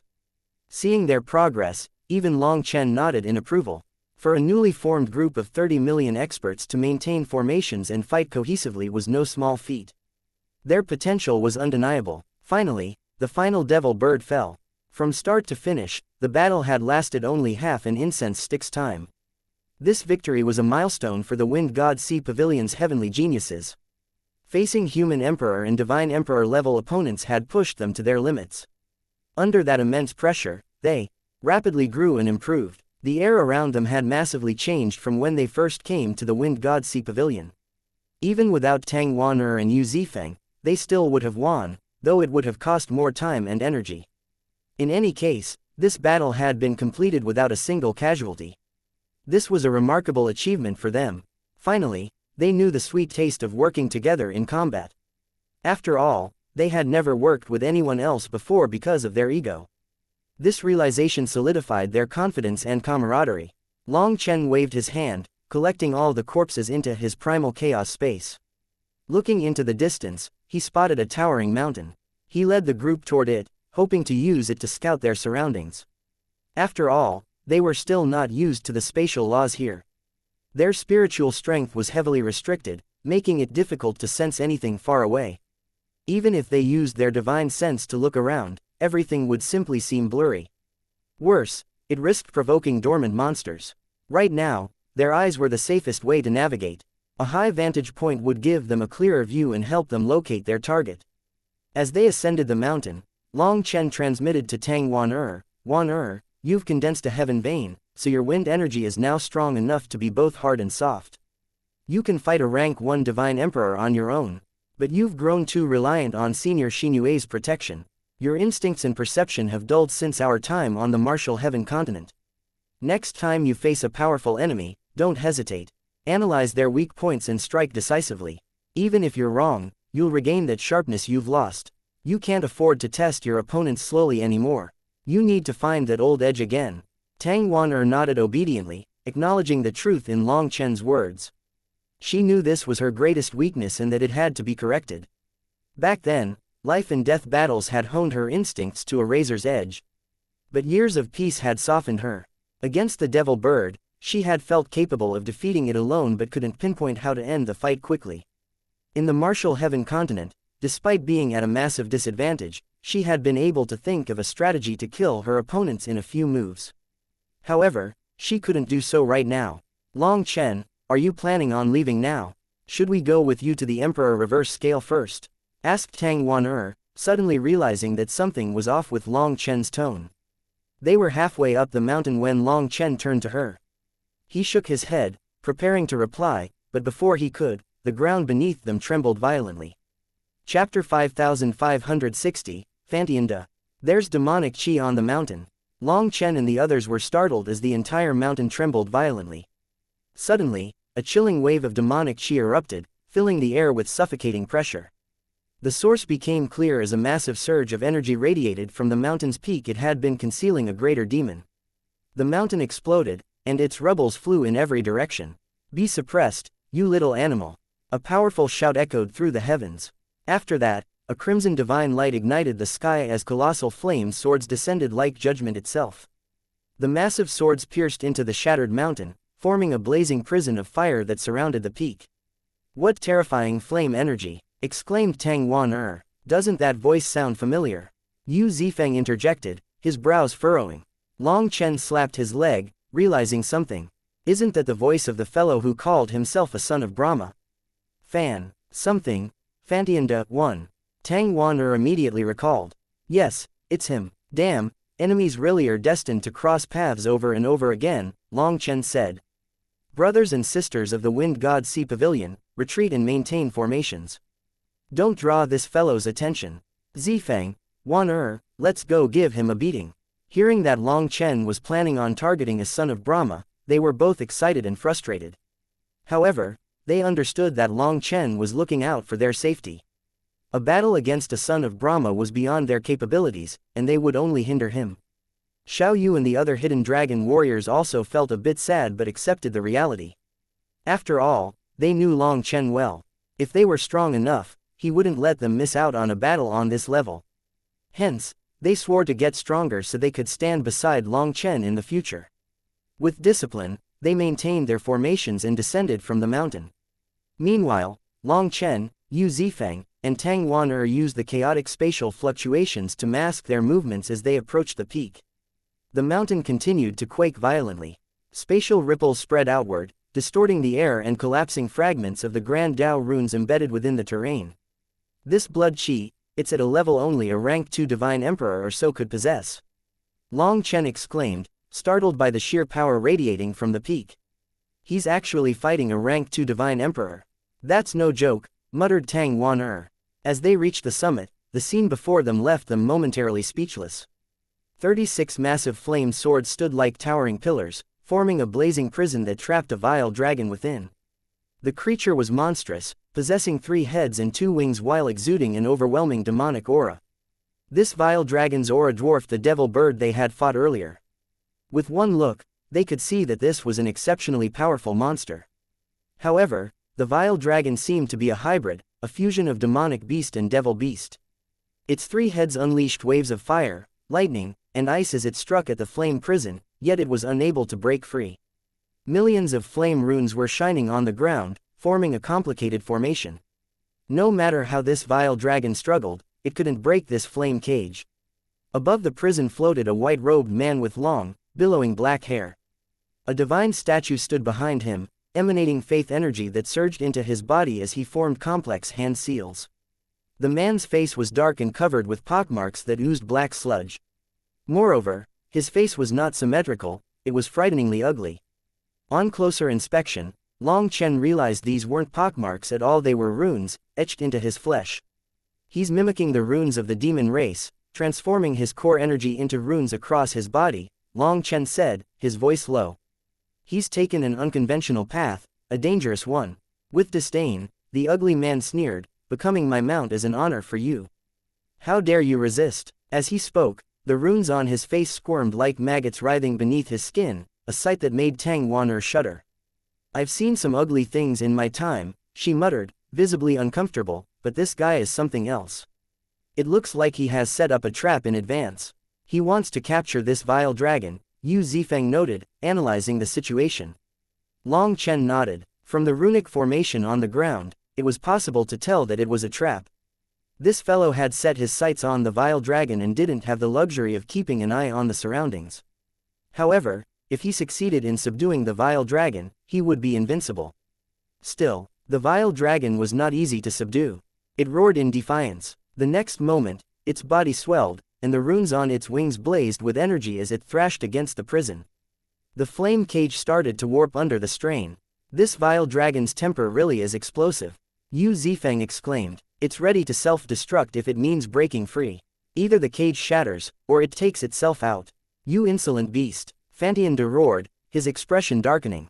You think you can escape my grasp? You will serve me, even in death. With a sneer, Fantianda's hand seals changed, and the sacred chants of the Nirvana scripture filled the air. Flame runes from every direction surged into the cage, increasing its intensity. The vile dragon's swelling halted abruptly as its energy started to drain away. It howled in frustration and rage. He's using the flame energy of the world to exhaust the vile dragon's power. This is going to turn into a battle of endurance, Tang Wan'er remarked. At this rate, the dragon will be subdued. Yu Zifeng glanced at Long Chen. Boss, if we wait for this to end, it'll take less than 2 hours. But, Long Chen shook his head firmly. We don't have the time to wait. I'll take the lead. Just back me up. Without another word, Long Chen shot forward, his aura surging. 1. Fantian equals Brahma. Chapter 5561. How about a little brain teaser? Oh, young friend, hello. Long Chen charged forward, grinning as if greeting a friend. From an outsider's point of view, it was like they were old friends. However, Fantianda jumped in shock. Despite his confidence in himself, he had been fully focused on subduing the vile dragon and hadn't noticed Long Chen's approach. Don't be afraid, I'll help you. Long Chen called out warmly, heading straight for the flame cage. Scram, don't mess up my affairs, roared Fantianda. Clearly, Fantianda didn't recognize Long Chen or realize that this grinning troublemaker was his target. He assumed Long Chen was just another opportunist looking to suck up to him. He had seen far too many people like that. So, you refuse to give me face. If I want to help, do you think you can refuse? Long Chen's smile vanished as he turned hostile. He immediately struck one of the massive flame swords. HMPH, you're courting death, sneered Fantianda. Fantianda watched disdainfully as Long Chen's bare hand approached the flame sword. These swords were reinforced by the Nirvana scripture, so even a rank 2 divine emperor couldn't damage them. He was certain that Long Chen would be incinerated. However, while he patiently waited to see Long Chen turn to dust, a dragon mark appeared on Long Chen's hand. Bang! The flame sword trembled violently. Long Chen remained unscathed, but the cage's divine light dimmed. Fantianda's expression changed dramatically as he sensed the energy of the cage flowing into Long Chen. The dragon mark on Long Chen's hand spun rapidly, forming a vortex that sucked in the flame energy. What? Shouted Fantianda. Within the primal chaos space, Huo Linger had constructed a massive formation to channel the absorbed energy into the Fusong trees. The trees then transferred this flame essence to the slumbering golden crows, whose runes slowly lit up. Such pure flame energy was the best nourishment for them. You are really courting death, roared Fantianda, infuriated. His divine statue erupted with light, pouring flame runes into the cage. It transformed into a blazing sun. Oh, then let's compete in terms of energy, Long Chen sneered. Seeing Fantianda want to duke it out, Long Chen felt happy. Flame runes exploded from Long Chen's hand, dimming the cage. Meanwhile, Fantianda's fury seethed. He could tell that Long Chen was a flame expert and was intentionally messing with him. However, he didn't have the luxury of attacking Long Chen. He had no choice but to maintain his cage, or the vile dragon would escape. If that happened, all his efforts would be for naught. Seeing Fantianda's flushed face, Long Chen smirked. Hey, young friend, are you constipated? Your face is red. How about a little brain teaser to lighten the mood? If a reservoir takes 3 hours to fill and only 1 hour to empty, how much water will be left in it if both the inlet and outlet are open simultaneously for 1 hour? Tang Wan'er couldn't help but laugh when she saw Long Chen teasing Fantianda at such a time. This fellow was truly a scoundrel. Becoming his enemy was truly a sorrowful thing. Fuck off. Just wait for me to exterminate your whole family. Fantianda cursed, his anger boiling over. TCH, you think you can do that? Let's see if you even make it out of the heaven vein mystic realm alive, sneered Long Chen. Who are you? What's your name? Roared Fantianda. My name is Long Chen, but my friends call me Boss Long San, declared Long Chen arrogantly. You are Long Chen, Fantianda was shocked. He had not expected the person he wanted to kill was right in front of him. In the flesh. Hey, young friend, do you think you can get distracted at this moment? Then I won't stand on courtesy. Long Chen chuckled. All of a sudden, Long Chen clenched his hand and ripped out a giant chunk of the flame sword. This sudden move caused the sword to crack and the entire cage to shudder. Fantianda's expression changed. He had been distracted by Long Chen's name, and Long Chen grasped that opening to ruin his formation. Although Long Chen only caused a little damage, it was enough. After all, the formation contained a terrifying beast. Feeling the pressure on it loosening, the vile dragon immediately unleashed a ferocious counterattack. The flame cage exploded. Countless runes flew through the air as the three-headed vile dragon regained his freedom. Little dragon friend, bite him. Long Chen shouted encouragingly as he was blasted away by the explosion. No one knew whether this vile dragon was really listening to Long Chen, but it roared, its three mouths unleashing beams of divine light that merged into a devastating attack aimed at Fantianda. Crap, Fantianda cursed, looking pale. The vile dragon immediately went crazy after it broke free, not giving Fantianda any chance to breathe. In response, Fantianda rapidly formed a series of hand seals, summoning a divine diagram. The intricate diagram depicting the sun, moon, mountains, and plains materialized and shielded him. A figure of Lord Brahma sat meditating within the diagram, radiating divine power. This was the Brahma divine diagram. The vile dragon's attack collided with the diagram, causing it to shudder. The mountains and plains within warped under the immense force. From the looks of it, even the Brahma divine diagram was pushed to its limit to block this attack. Fortunately, it was just enough to block the full power attack of the vile dragon. Fantianda wiped some sweat off of his forehead. However, before he could get a chance to sigh with relief, a shadowy figure appeared beside the Brahma divine diagram with an evil smile, stabbing a sharp saber into the corner of the Brahma divine diagram. Black chi exploded out of Evilmoon, throwing the Brahma divine diagram's energy out of balance. It swelled. Fuck, Evilmoon, didn't you say you could absorb its power? How did this happen? Long Chen shouted. Seeing this scene, Long Chen jumped and hastily fled. Long Chen had taken a few steps when he heard a huge explosion behind him. The Brahma divine diagram exploded, sending Long Chen, Fantianda, and the vile dragon flying. Chapter 5562, Beating to Death. After Fantianda had unleashed the full power of the Brahma divine diagram to block the three-headed vile dragon's attack, Long Chen wanted to use that chance to attack Fantianda himself. But then, Evilmoon told him that the Brahma divine diagram had hit its limit. As long as he could poke a hole in it, the energy would escape its bindings, releasing its divine essence, a rich source of nourishment for Evilmoon.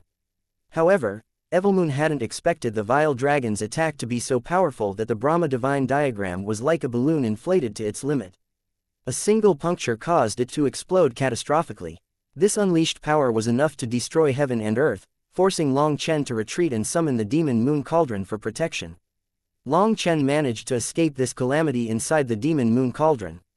Meanwhile, both Fantianda and the vile dragon were not so fortunate. Fantianda coughed up blood, his head pounding as if it would burst. Then, he roared in fury. As for the vile dragon, it was in a weak state after going all out, and this explosion sent it flying. Its front scales were shattered, and it lay there like a bloody pulp. Wow, what pure energy! Exclaimed Yao Ling. She was the first to charge out. After helping Long Chen block this shockwave, she sensed boundless energy erupting from the Brahma divine diagram's remains. Hence, she directly shot over and absorbed this energy greedily. Leave some for me, shouted Evilmoon. Unable to resist the temptation, it pierced into the void and sucked away this energy. The diagram's detonation had scattered its essence, and both Yao Ling and Evilmoon raced to consume it before it dissipated into the world. As a result, they could no longer look after Long Chen.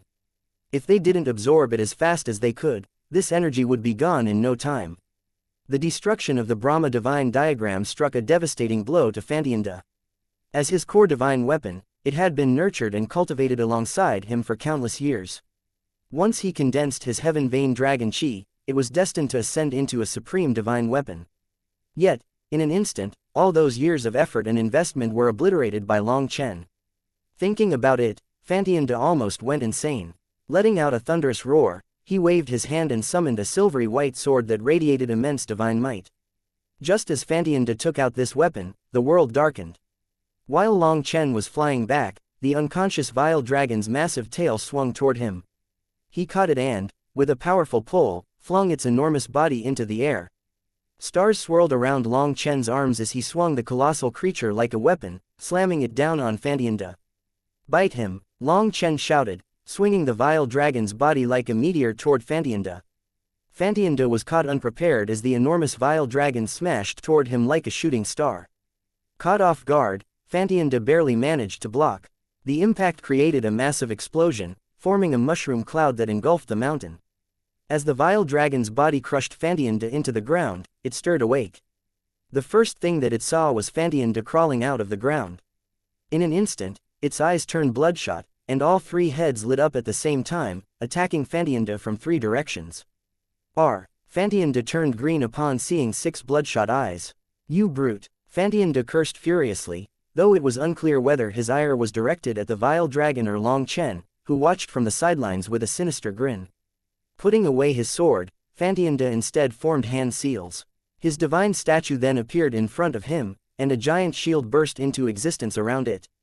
Brahma, divine shield. The vile dragon's 3 heads exploded all at once, shattering the shield and blasting Fantianda backward. "Damn, it's that vicious!" Long Chen exclaimed as he jumped in shock. He hadn't expected the vile dragon to be so fiery. With the sacrificial attack, it had been fully intent on dragging Fantianda down with it. As it had been suppressed for far too long, its devil beast instincts drove it to seek vengeance without regard for its own survival. "Little dragon friend, a pure and kind soul like yourself had no conflicts with the rest of the world, but you met this tragic fate. Rest assured, Boss Long San will avenge you. I'll offer this scoundrel's head as a tribute to your memory," Long Chen said, mournfully, before storing the vile dragon's corpse in the primal chaos space. With a wave of his hand, Evilmoon returned to him. Long Chen immediately charged at Fantianda, who struggled to stabilize his fractured aura. Long Chen was also not in his peak state after enduring that explosion. However, he knew that Fantianda was in an even worse state than him. Fantianda's rage reached a breaking point when he heard what Long Chen said to the vile dragon. He had never seen such a shameless scoundrel before. Seeing Long Chen's attack, Fantianda forcibly condensed his scattered aura and swung his silver sword to block. Blood sprayed from Fantianda's mouth as he barely managed to block Long Chen's attack. Just as Long Chen had predicted, Fantianda's condition was far worse than his own. Before Fantianda could recover, 2 figures streaked through the air like bolts of lightning. Twin swords, gleaming with icy killing intent, slashed toward him. A chill ran down Fantianda's spine, and his hair stood on end. His instinct screamed of imminent danger. He hadn't anticipated the presence of 2 more fearsome opponents. Their sudden assault at this precise moment made the scent of death hang thick in the air. These attackers were none other than Tang Wan and Yu Zifeng. They had been waiting for the optimal time to attack. Seeing the moment come, they didn't need a signal from Long Chen and directly attacked. Long Chen felt his blood churn after his earlier clash with Fantianda. His condition was far from optimal. None of them had been able to fully unleash their power or summon their manifestations because of the relentless pace of the battle. Gritting his teeth, Long Chen suppressed the turmoil in his blood qi. As he poured his remaining astral energy into Evilmoon, he launched himself back into the fray. The 3 of them were attacking from different angles, trapping Fantianda in a deadly triangle. "You want to kill me? Keep dreaming," shouted Fantianda, his face twisting sinisterly. When Fantianda pulled out a talisman, Long Chen's expression darkened completely. The moment he saw the talisman, his voice rang out sharply. "Retreat, now!" Sensing the grave danger, Tang Wan and Yu Zifeng didn't hesitate for a second. Following Long Chen's command, they withdrew at lightning speed. The talisman in Fantianda's hand disintegrated, unleashing a powerful explosion brimming with divine energy. The sheer force tore through the world, and fragments of spacetime scattered like a storm of glass, leaving the battlefield in chaos. Chapter 5563, Splitting Ways. Tang Wan and Long Chen were thrown back as if struck by a colossal hammer. Long Chen spat out blood, while Tang Wan became enveloped in divine light. However, this protective light barely formed before shattering under the impact. She grunted in pain as she was flung away. Although the divine light saved Tang Wan from injury, her face was pale with worry as her gaze snapped toward Yu Zifeng. This kind of destructive force wasn't something Yu Zifeng could withstand. Suddenly, divine light flashed, and the demon moon cauldron materialized, emanating a dark, demonic aura. The cauldron encased Yu Zifeng, shielding him from the devastating blast. Even so, there was fear in his eyes. The explosion had come too quickly. Without the protection of the demon moon cauldron, Yu Zifeng would have been reduced to dust. Long Chen dusted himself off, shaking his head with a wry smile. I knew this would be the outcome, said Long Chen. From the moment he attacked Fantianda, he had a premonition that it would be extremely difficult to kill him today. What was that? Tang Wan'er asked, her voice still tinged with tension. That talisman carried Lord Brahma's will. I suspect it's something he personally crafted. But Lord Brahma has been recovering ever since the Primal Chaos War. There's no way he could have made the talisman recently. This means, Long Chen paused, his expression grave. It's a relic from the Primal Chaos era, Yu Zifeng concluded, his voice heavy with disbelief. Most likely, Long Chen agreed. Still, the passage of time has eroded its strength. If that talisman had been at full power, we wouldn't be standing here. It was terrifying, admitted Yu Zifeng, still shaken. This time, none of us were able to fight at full strength. But that's fine. We've ruined his plans, wounded him heavily, and denied him a powerful mount. I'd say that's a win, Long Chen said with a chuckle. No matter what, Long Chen and the others had profited off Fantianda, and the latter was probably going to die of anger. The memory of his enraged expression was enough to make Long Chen smile for days. Still, Long Chen had to admit Fantianda was monstrously powerful, with life-saving trump cards likely extending far beyond that talisman. The silver sword he wielded also possessed a powerful aura, and its true prowess was still hidden. However, Long Chen was not afraid. The stronger the opponent, the more Long Chen's fighting spirit burned. Only by clashing with powerful foes could he continue to grow.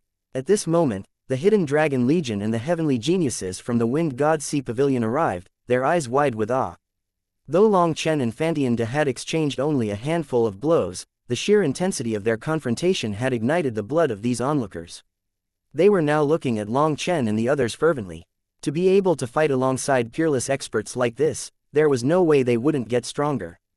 Wan'er, can you feel some kind of summons? Asked Long Chen. Tang Wan'er nodded. He then turned to Yu Zifeng, who also gave a silent nod. In fact, they had felt this powerful summons ever since they entered the abyss. After entering the Heaven Vein Mystic Realm, the summons actually became weaker due to the laws of the world. However, they could still sense it. Then let's split up. If you encounter any enemies you can't fight, don't force it.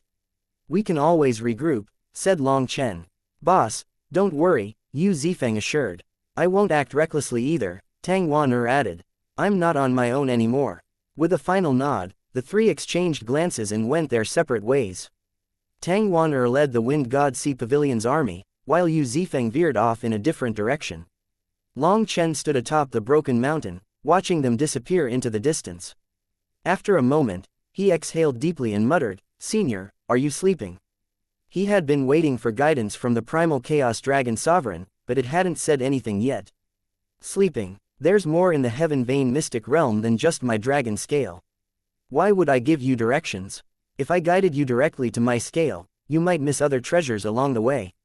Your future is unclear, and I won't recklessly interfere with your fate, replied the Primal Chaos Dragon Sovereign. Ah, then where should I go? Asked Long Chen. The Dragon Sovereign replied, your fate is in your own hands. Don't walk the path of a puppet. Just go wherever you feel like going.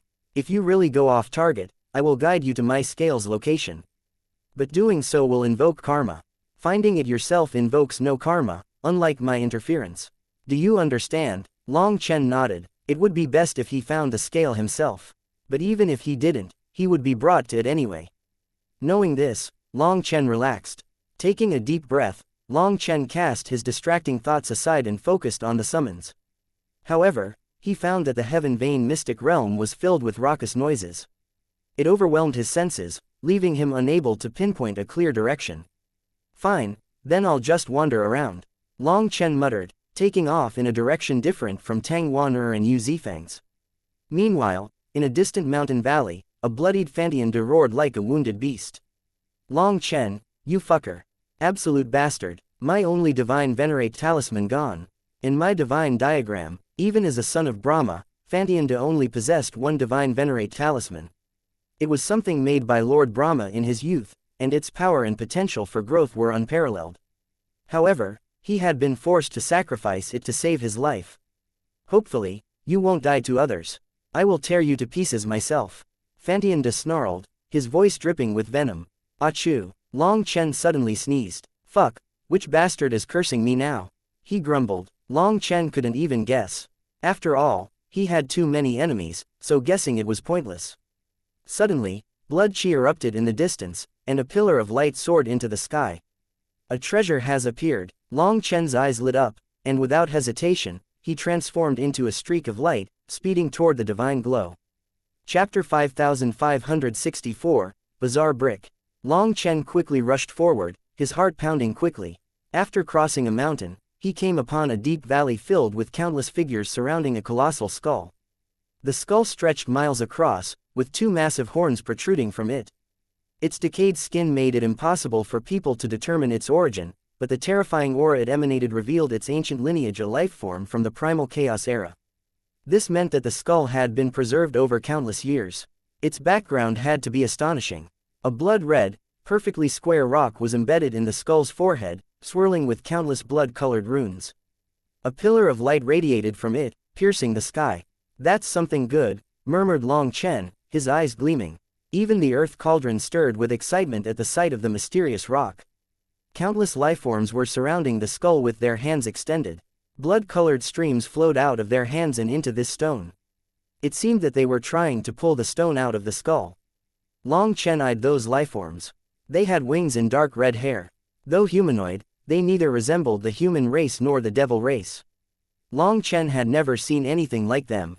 However, based on the wildness of their aura, it was obvious that they were far from benevolent.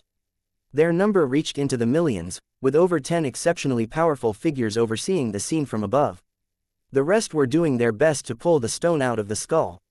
Seeing that they weren't a kind race, Long Chen didn't stand on courtesy and charged right at the skull. Foolish human, you are sending yourself to your death, roared one of the lifeforms, summoning a manifestation. A massive claw materialized, creating a spatial vortex that blocked Long Chen's path. At the same time, 3 others attacked him from different directions. They were clearly not planning on letting him leave alive. Long Chen's divine ring flared to life, and a starry sea unfolded above him. In an instant, he unleashed the full might of his astral energy. Long Chen's fist blew apart the spatial vortex, and his fist image blasted the attacking lifeform into a mist of blood. As Long Chen charged forward, the remaining lifeforms roared in fury, unleashing millions of blood-colored rays at him like sharp swords. In response, Long Chen waved his hand and summoned the demon moon cauldron. Hiding behind it, he advanced easily. While the blood-colored rays were quite sharp, when they struck the demon moon cauldron, they couldn't even scratch it. After all, the demon moon cauldron was a replica of the heaven-earth cauldron, and it was imbued with a trace of divine energy from the authentic artifact.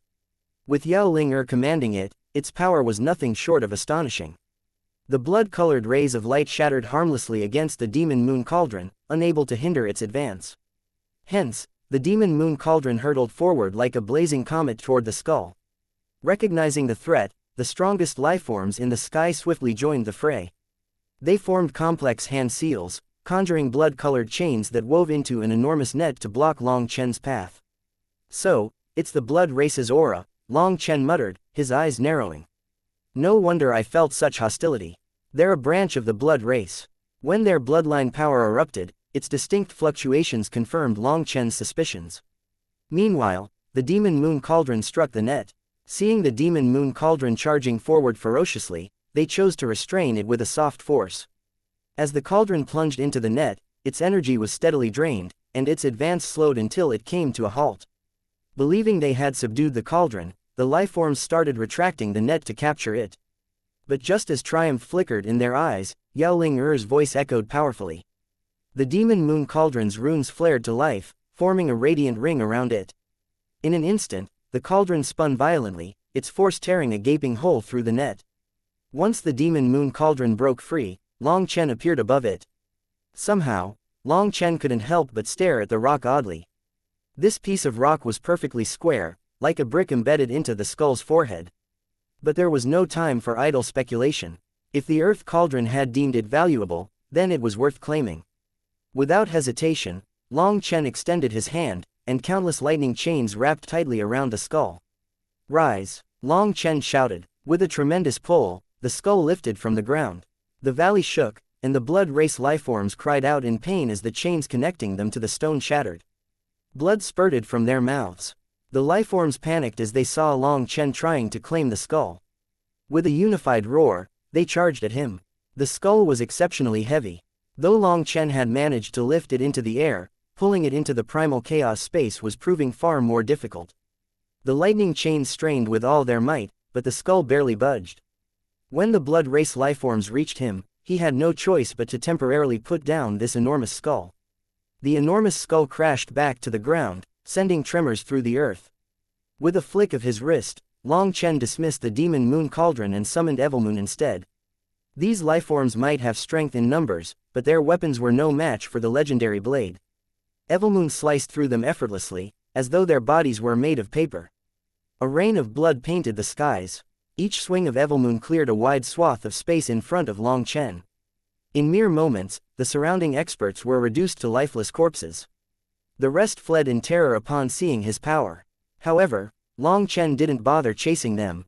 Raising his hand again, he summoned the lightning chains to once more bind the skull. Suddenly, Long Chen noticed something amiss. One blood race lifeform was standing on the red stone with blood pooling beneath his feet. He was forming hand seals and chanting some strange incantation. A bad feeling instantly welled up within him. Without hesitation, he redirected the lightning chains toward the figure. The lifeform abruptly ceased chanting and raised his head to meet Long Chen's gaze. A sinister grin spread across his face. "You want to steal my heretic blood divine seal? Keep dreaming, foolish human, face your death." Long Chen's lightning chains struck, but they were intercepted by an array of runes that suddenly flared to life around the red stone. The chains exploded on impact, their energy scattering harmlessly. Long Chen's eyes widened in disbelief. Before he could react further, the figure and the red stone vanished, leaving behind an empty skull with a deep, gaping indent where the stone had been. Before he could comprehend what had happened, a blinding pain erupted at the back of his head. It felt as though he'd been struck by a hammer. His vision blurred, stars spinning wildly before his eyes as he was sent flying through the air. Chapter 5565, Heretic Blood Heaven Flipping Seal. Long Chen had been sneak attacked and didn't sense the slightest thing, a rare event that shocked and angered him. He immediately swung Evilmoon behind him as he went flying. While the void was torn open, he detected no enemy, which shocked him even more. Reaching back, he touched the wound on his head. Blood trickled down his fingers, and his thoughts remained muddled from the impact. Fortunately, his combat instincts had kept his astral energy circulating, preventing what could have been a fatal blow. "It can hide itself," Long Chen muttered, surprised. Without hesitation, he unleashed a tempest of slashes with Evilmoon, sending razor-sharp saber images in all directions. Yet, there was no reaction from the unseen assailant. Just as Long Chen paused to assess the situation, another heavy blow struck the back of his head. Stars spun in his vision, and he roared in pain. A lightning sphere exploded, engulfing the space in crackling energy. But even so, Long Chen failed to force this fellow out of hiding. Long Chen was stunned. He had never encountered such a bizarre opponent. To avoid further attacks, he swung Evilmoon wildly, tearing apart the void around him. Frustrated, he called out, "Senior, help me out. My power is insufficient. I cannot sense its location," replied the Earth Cauldron. "Then what can I do? What kind of weapon is this? If I can't find it, I'll just keep getting hit. I'll teach you a method. We'll need to work together in order to grasp it. But we'll only have one chance, so listen well." Long Chen continued his relentless swings, shredding the air with each strike as the Earth Cauldron explained the plan. Suddenly, Long Chen retracted Evilmoon and spread his lightning wings. At that moment, he sensed a faint ripple of danger. The Earth Cauldron materialized, shielding Long Chen's head just as a red brick materialized out of thin air and slammed into it. The impact caused the hand holding the brick to explode, and a humanoid figure was revealed. "Fuck you," Long Chen bellowed. Without hesitation, he delivered a thunderous slap to the figure's face. The power behind his slap directly blew apart the attacker's head, killing him instantly. The red brick fell to the ground, its runes dim and lifeless, as if its item spirit had perished in the exchange. "Quick, insert a new item spirit to replace the old one. Shouted the earth cauldron. Little heaven, come out. Called Long Chen. He reached into the primal chaos space, where the heaven flipping seal's item spirit, Little Heaven, had been slumbering since his ascension from the martial heaven continent.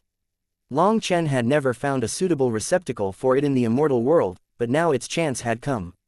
The slumbering Little Heaven didn't even know what was happening before Long Chen grabbed it with his spiritual strength and inserted it into the red brick. After that, a ray of divine light shot out of the earth cauldron and entered the red brick. It was helping Little Heaven gain control of its new body. The red brick quivered 3 times in Long Chen's hand before finally stabilizing.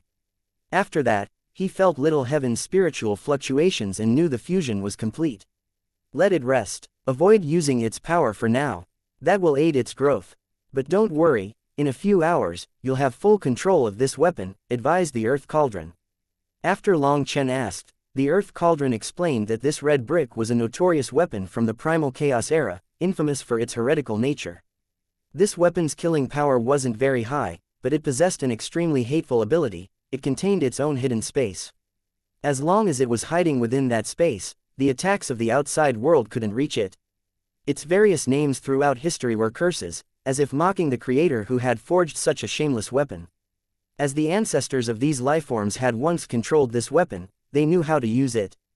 The most effective method to awaken this divine weapon was through a blood sacrifice, though gradually channeling bloodline power could also achieve the same result at a lesser cost. This red brick had fallen into the heaven vein mystic realm and embedded itself within a skull, drawing on the skull's energy to shield itself from the ravages of time. In truth, the item spirit of the brick had long since reached its limit. Otherwise, those lifeforms would have been able to awaken it almost instantly. Since no one had competed with them over it, they had decided to take their time to awaken it. Unfortunately for them, Long Chen arrived and killed a lot of their experts. Long Chen had essentially forced one of the elders to resort to the blood sacrifice to awaken the weapon immediately. The elder then activated the brick's concealing technique, using it to launch a sneak attack. Luckily, Long Chen's head was hard enough to withstand the blow. Damn, that really hurt, grumbled Long Chen. Long Chen rubbed the back of his head, still feeling the searing pain. Blood continued to flow from the wound, and even the primal chaos space's powerful healing abilities seemed to struggle against some lingering force. This weapon is known as the Heretic Blood Divine Seal in this era. It's had many names in the past, though I can't remember them all, said the earth cauldron with a chuckle. But this name suits it perfectly. It's a truly sinister weapon, one that absorbs blood. When it struck you, it took a small amount of your essence blood. However, your bloodline is too powerful for it to absorb much. That's actually a blessing in disguise.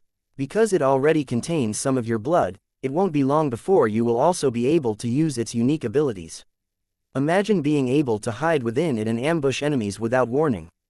Doesn't that sound like your kind of thing?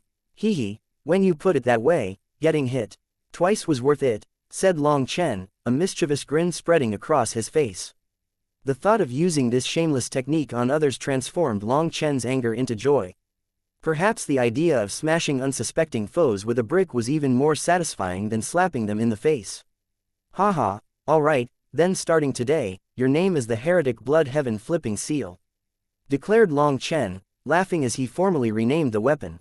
The pain in his head subsided, and his dizziness faded, replaced by a surge of excitement for what lay ahead. Glancing around, Long Chen noticed that the lifeforms who had attacked him had already fled, leaving only a heap of corpses behind. However, he couldn't be bothered to collect them. Despite their intimidating exteriors, they were surprisingly weak.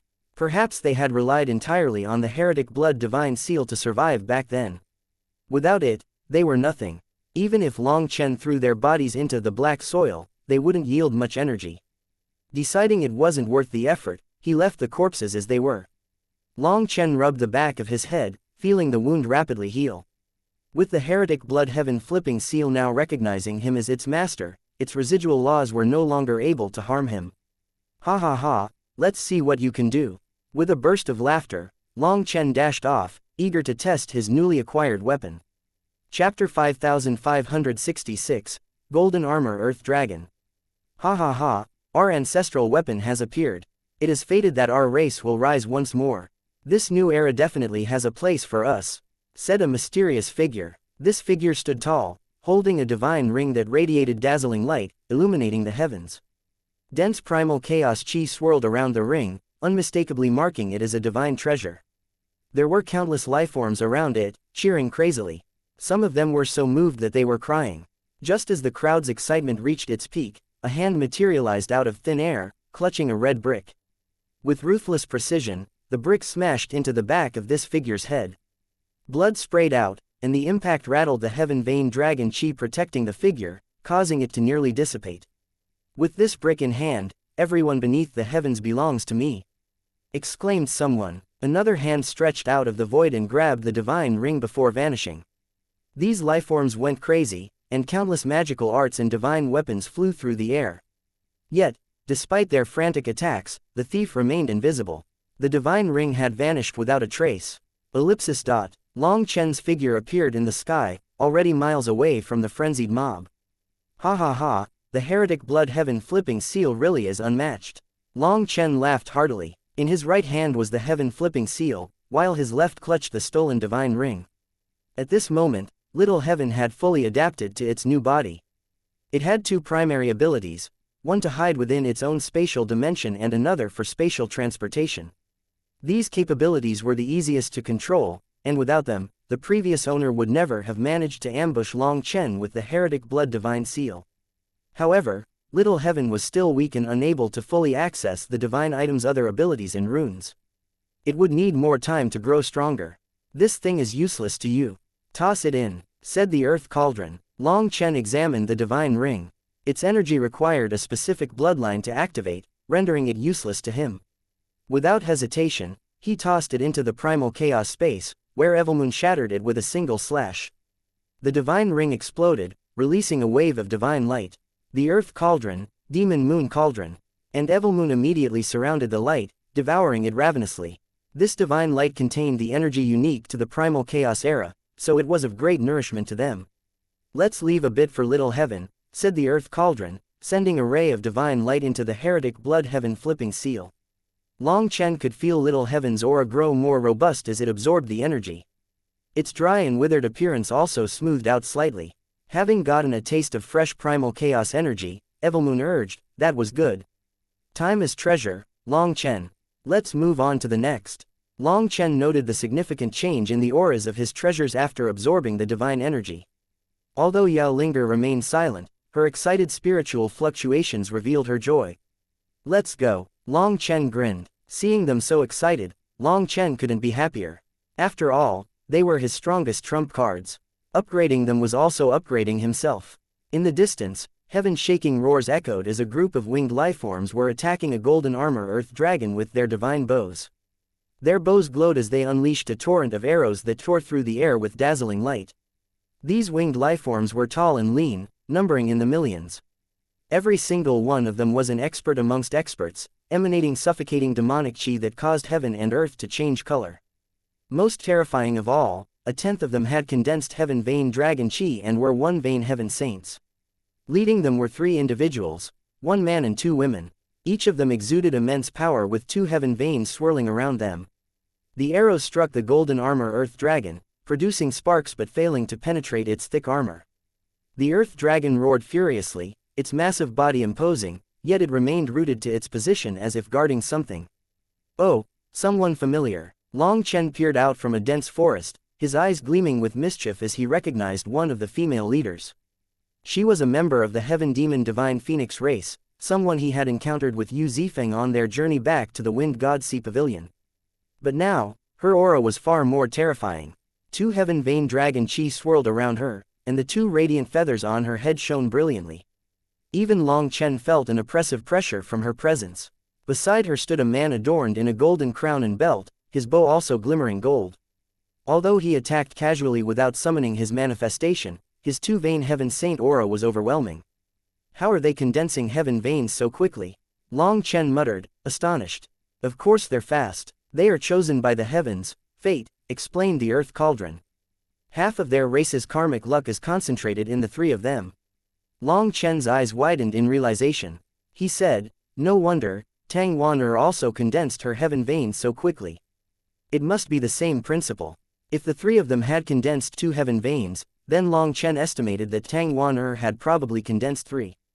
The woman from the Heaven Demon Divine Phoenix race, who once posed no real threat to Long Chen, had now become a formidable presence after condensing 2 heaven veins. The sheer increase in her power was staggering. It was clear each additional heaven vein brought a complete transformation, turning these individuals into something far more dangerous. Meanwhile, the relentless assault on the golden armor Earth Dragon continued. Pushed to its limits, the beast finally snapped. With a deafening roar, it reared up on its 4 limbs and charged like a bolt of lightning, its massive body moving with an unexpected and terrifying agility. Long Chen's eyes widened in surprise. How could such an awkward-looking creature display this level of speed? However, as it charged over, something caught Long Chen's attention: the entrance to a cave. It was previously hidden beneath its colossal frame but was now exposed. So that's what it's been guarding, Long Chen murmured. It all made sense now. The Earth Dragon's reluctance to attack wasn't out of fear or hesitation, it was protecting something within that cave. Its lack of ranged divine abilities had forced it to endure the relentless attacks, but now that it was enraged, it unleashed its ferocity. The Heaven Demon Divine Phoenix race's experts were caught off guard by the Earth Dragon's sudden burst of speed. The creature tore through their ranks like a hurricane, scattering their forces and leaving carnage in its wake. Yet, the 3 leaders didn't care about their losses. With a decisive motion, they abandoned their troops and darted toward the cave entrance. Long Chen watched the scene unfold with a calculating gaze. A sly grin tugged at the corners of his lips. The instant the leaders entered the cave, his figure blurred and vanished into the shadows, leaving no trace behind. Chapter 5567, Sha Feng. When the Golden Armor Earth Dragon saw the 3 top heavenly geniuses of the Heaven Demon Divine Phoenix race charge into the cave, it let out a furious roar and rushed back. However, it was too late. By the time it arrived, the 3 of them had vanished into the cave. The Earth Dragon slammed its colossal claws against the cave entrance, but the opening was far too narrow for its massive body. Its frustration grew as it clawed and pushed against the entrance, causing the surrounding rock to rumble. With one final strike, the cave partially collapsed, revealing a vast underground world. What lay beyond was a mesmerizing golden expanse. The sharp tang of metal energy filled the air, so potent it felt like it could slice through one's very soul. At the center of this golden underground world was a crumbling altar, ancient and majestic, with a golden sword resting upon it. The faint outlines of a divine phoenix diagram were etched into the altar, even though it was severely damaged. When the 3 heavenly geniuses saw the altar, they were overjoyed. A divine phoenix blood soul, they exclaimed in unison, their voices trembling with shock and joy. No wonder the Earth Dragon's golden armor is so strong, said the woman who had previously encountered Long Chen in Heaven Demon City. It's been absorbing the metal energy from this altar to cultivate. The other woman scowled, her expression darkening. That sword reeks of our ancestors' blood soul energy. The despicable humans must have used our ancestors' blood souls to refine its item spirit. It's unforgivable. Enough talk. I'll handle the formation around the altar. The 2 of you, stop that dumb dragon from interfering. I need time to retrieve the sword, barked the man from the Heaven Demon Divine Phoenix race. Don't worry, big brother Sha Feng. We'll handle it, the first woman said with a charming smile, though Sha Feng paid her no mind as he rushed toward the altar. Divine Phoenix power, Earth soars to the heavens, shouted the 2 women in unison. The 2 women unleashed their full strength, their manifestations erupting behind them as their heaven vein dragon chi ignited. The force of their combined power sent the Earth Dragon tumbling backward despite its immense strength. Everyone, listen to my orders. The 2 of us will be the main force, shouted the woman who had crossed paths with Long Chen before. Form the Divine Phoenix Space Lock formation. The remaining Heaven Demon Divine Phoenix experts sprang into action. Arrows streaked through the air, trailing blood-colored threads. Millions of these threads formed into a giant net that descended upon the Earth Dragon. Lock. The 2 women appeared on top of the net, their manifestations melding with it as their Heaven Vein Dragon Chi formed a double-layer lock. The Earth Dragon roared and struggled intensely, but it couldn't break free from the net made from the power of millions of experts. After they had sealed the Earth Dragon, the altar started to shine. In just a few short breaths, Sha Feng had managed to activate the altar's formation. Big brother Sha Feng, you're amazing. The 2 women cheered. Sha Feng smirked in satisfaction as he stepped onto the altar and reached for the golden sword. Sadly, a brick struck the back of his head with devastating force. Blood sprayed into the air as his skull caved in. Your head's pretty hard, hand it over. Long Chen's mocking voice echoed through the cavern as the golden sword vanished from Sha Feng's grasp. Big brother Sha Feng. The two women shrieked in shock and fury. Then, one of them shouted, Long Chen, you bastard. Recognizing his voice, this woman launched the true feathers in her hand, releasing divine light that created a cage of glowing swords around the altar. Space itself trembled as the light sealed every exit.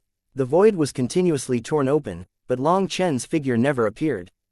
Before they could react further, a shocking change occurred. A black-robed figure wielding a sinister black saber appeared above the golden armor Earth Dragon's head. Slash! The saber plunged into the Earth Dragon's skull, instantly killing the mighty beast. Thank you, friends of the Heaven Demon Divine Phoenix race. I'm busy, so I'll take my leave first. Let us meet again. Long Chen's mocking voice rang out again as he tossed the Earth Dragon's corpse into his primal chaos space. After killing the golden armor Earth Dragon, black chi exploded out of Evilmoon and crushed the formation binding the Earth Dragon. With a casual wave and a burst of lightning wings, Long Chen vanished, leaving the underground world in chaos. Where do you think you're going? The enraged woman screamed, preparing to give chase, but her companion grabbed her arm. Saving big brother Sha Feng is more important. Only then did she realize Sha Feng's dire state. When they rushed to his side, they found him conscious but disoriented. His vision was spinning as he struggled to stand. Big brother Sha Feng, are you alright? Asked one of the women. Scanning his body, they quickly realized that aside from the gruesome injury to the back of his head, he was not harmed. They couldn't help but sigh with relief. Was it Long Chen who attacked me? Sha Feng growled, his voice filled with pain and fury. Yes, it was him. I'd recognize that hateful voice anywhere. He also revealed himself just now, one of the women confirmed. Long Chen, Sha Feng growled, clutching the back of his head. Blood seeped through his fingers, and waves of pain blurred his vision. Gritting his teeth, he spat, Long Chen, Sha Feng, swear, I'll kill you. He's absolutely loathsome. When we find him, we won't just kill him, we'll make him suffer for what he's done, snarled the second woman, her voice trembling with rage. They had done everything to claim the treasure, sacrificing hundreds of thousands of their warriors in the process. Yet, all their efforts had amounted to nothing. The mere thought of Long Chen's smug escape made their blood boil. They felt like they might explode from rage. Long Chen was already a known enemy of the Heaven Demon Alliance, Sha Feng hissed through clenched teeth. We've been looking for him, and now he's foolish enough to walk into our territory. Use our secret art to alert the Alliance. Spread word of his actions here. Everyone in the Heaven Demon Alliance must be on the lookout for him. If they find him, they're to kill him on sight. Though Sha Feng burned with a desire for vengeance, he knew that the Heaven Vein mystic realm was too vast. Finding one man within it was akin to chasing a ghost in the night, simply impossible. Still, the potential gains from capturing Long Chen were too significant to ignore. Sharing the news was the safest and most pragmatic move. Let's go, Sha Feng ordered, his voice weak but resolute. He staggered forward. Just as he attempted to steel himself, his vision dimmed, and his knees buckled. He collapsed to the ground in a heap, causing the two women to cry out in shock. Chapter 5568, Heavenly Star Daffodil. Long Chen had just left when a ruckus came from the primal chaos space. Turning his attention inward, he saw the demon moon cauldron repeatedly smashing against the golden sword. Hey, stop that, Long Chen shouted, leaping in alarm. This golden sword was incredibly strong. When he had first obtained it, its item spirit had still been dormant. But now, awakened within the primal chaos space, it seemed too terrified to retaliate. Instead, it quietly endured the relentless blows, not even emitting a sound of protest. I already told you that this sword was meant for that girl. But no, you wouldn't believe me, grumbled Evilmoon. You're the one who told me to smash it in the first place. And now you. Yao Ling-er retorted indignantly, her voice quivering with frustration. At this moment, Evilmoon, the heretic blood heaven flipping seal, and the earth cauldron were surrounding the golden sword. Their silence looked suspicious. Evilmoon, you really live up to your name, how evil, Long Chen said, speechless.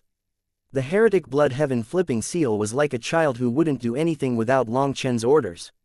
And unlike it, Yao Ling-er was very obedient. Unfortunately, she also listened to the wicked Evilmoon, and Evilmoon had undoubtedly exploited her innocence.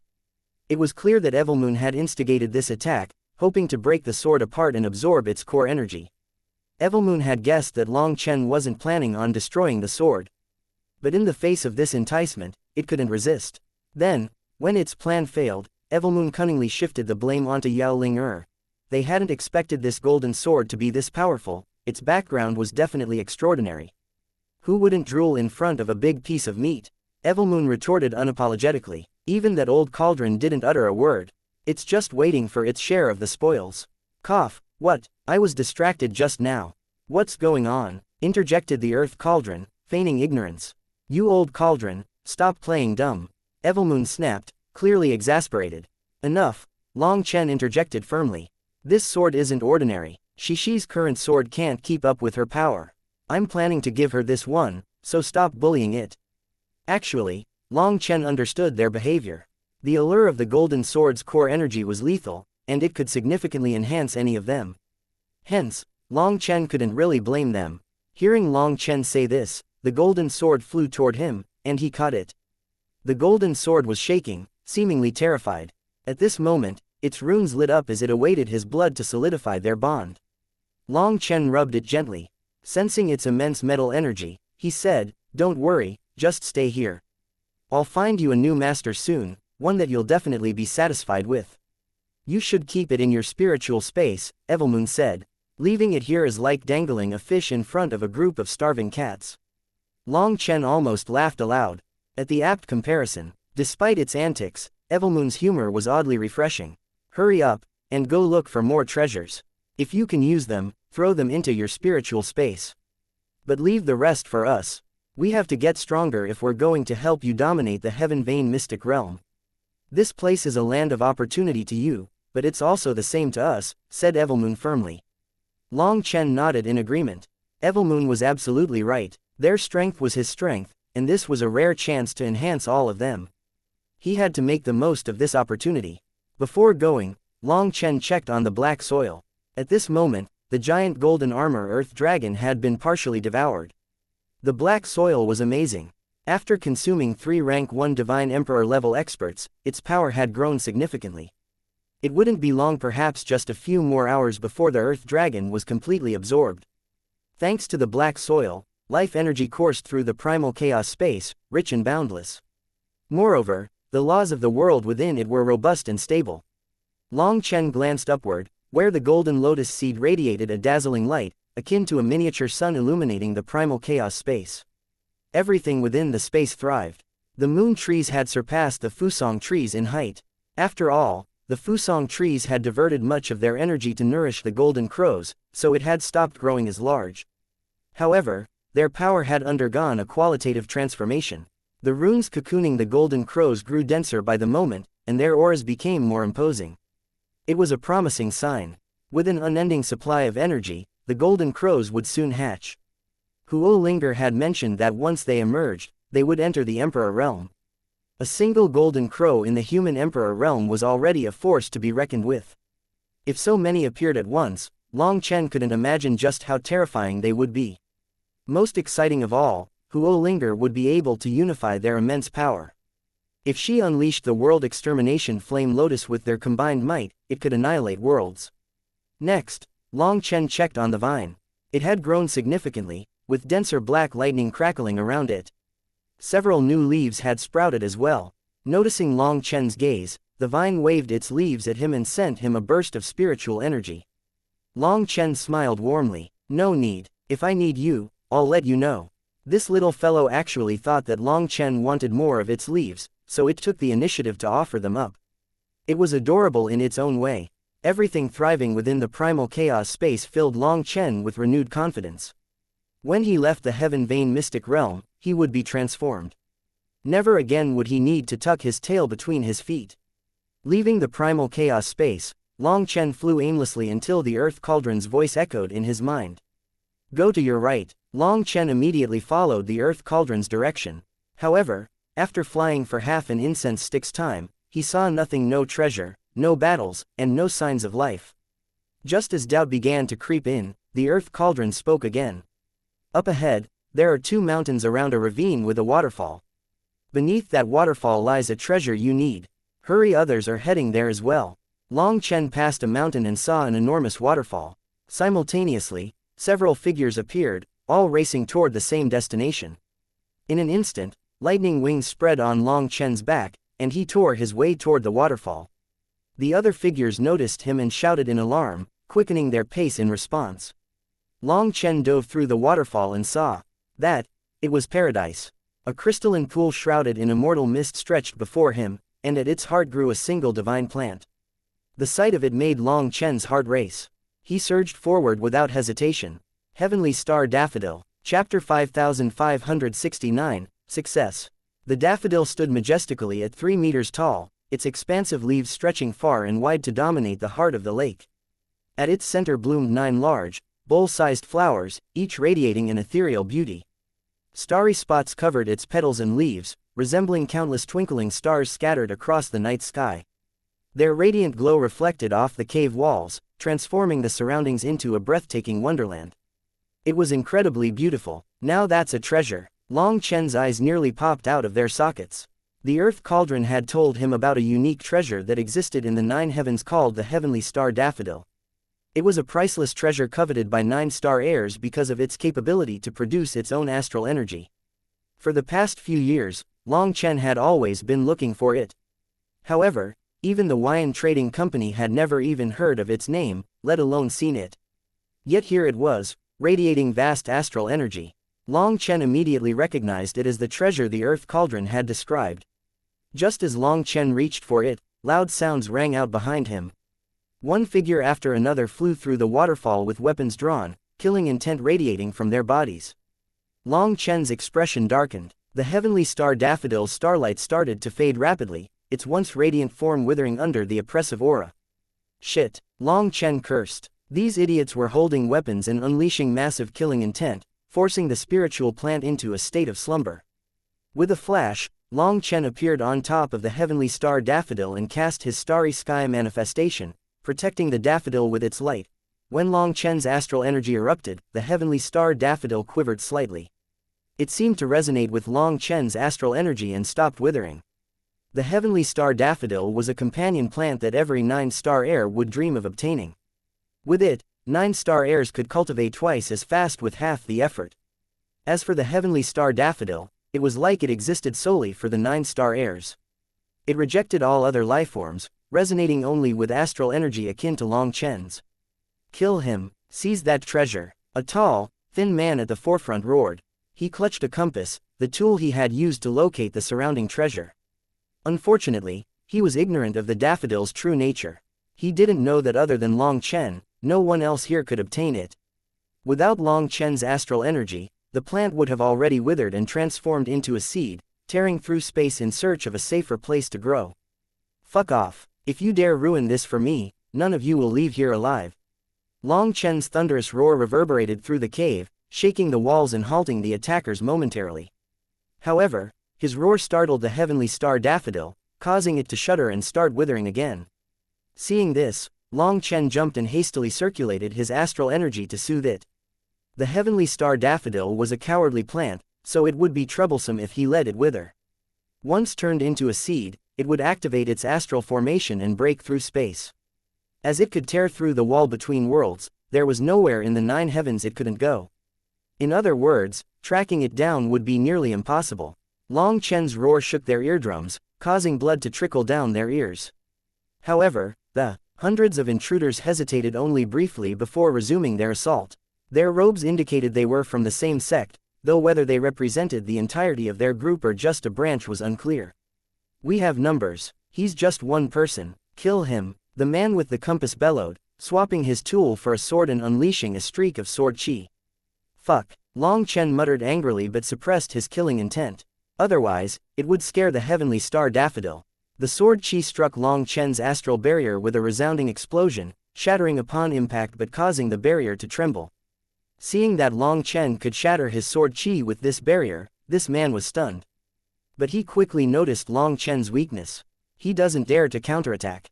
Quick, break the barrier. The man yelled again, emboldened by the sight of Long Chen's restraint. The attackers unleashed a barrage of divine light upon the barrier. Long Chen gritted his teeth, his astral energy depleting rapidly as he maintained the protective shield. You little bastards, just you wait," he snarled, his voice a mixture of fury and frustration. Though seething with rage, Long Chen knew he couldn't retaliate or unleash his killing intent. Doing so would only terrify the heavenly star daffodil.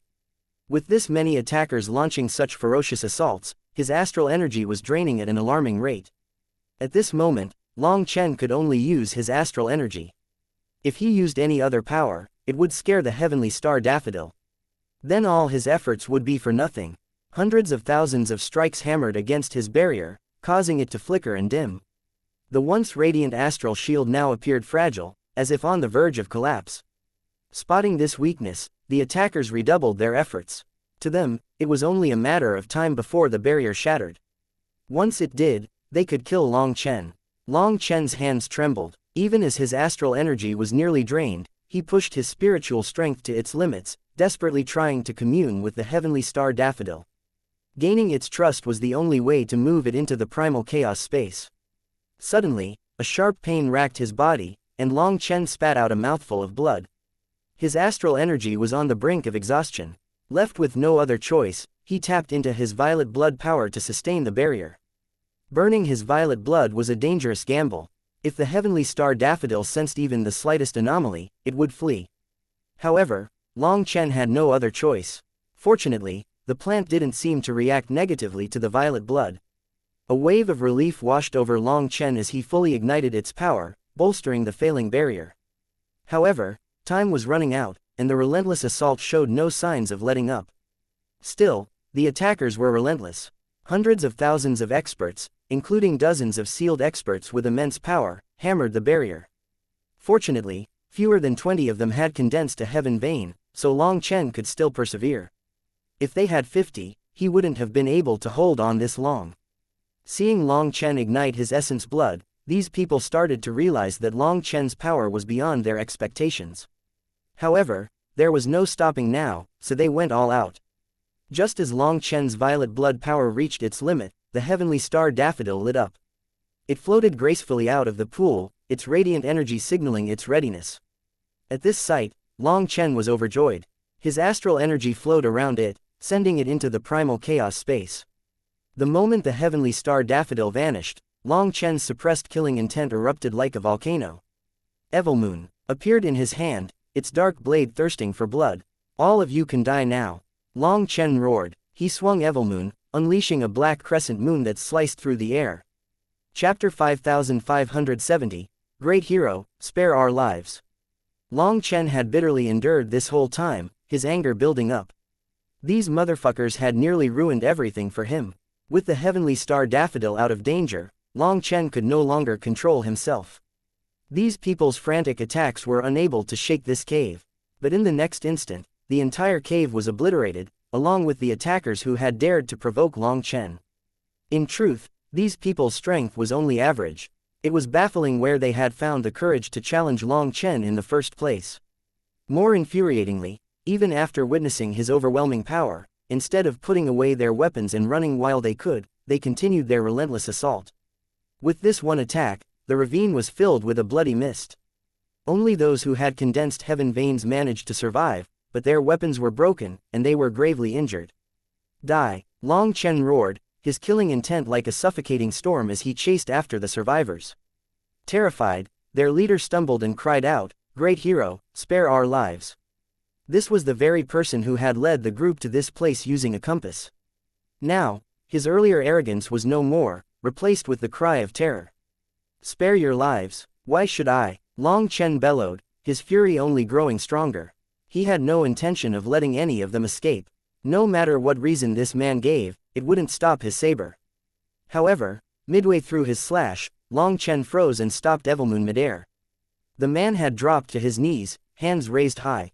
Hovering above him were 3 divine items: a rusty battle axe, an incense censer, and an ancient compass. The man was visibly shaking, clearly staking everything on these treasures. His only goal now was survival. "This compass is something good," the Earth Cauldron's voice echoed in Long Chen's mind. "It can locate natural treasures of heaven and earth and calculate karmic luck fluctuations. Without it, someone like him could never have found the 2 divine weapons of the primal chaos era." Long Chen was also surprised. This seemingly insignificant individual actually possessed such valuable treasures. Aiya, brother, what a misunderstanding. Ha ha ha, it's all just a misunderstanding, Long Chen suddenly exclaimed, his killing intent evaporating into a broad smile.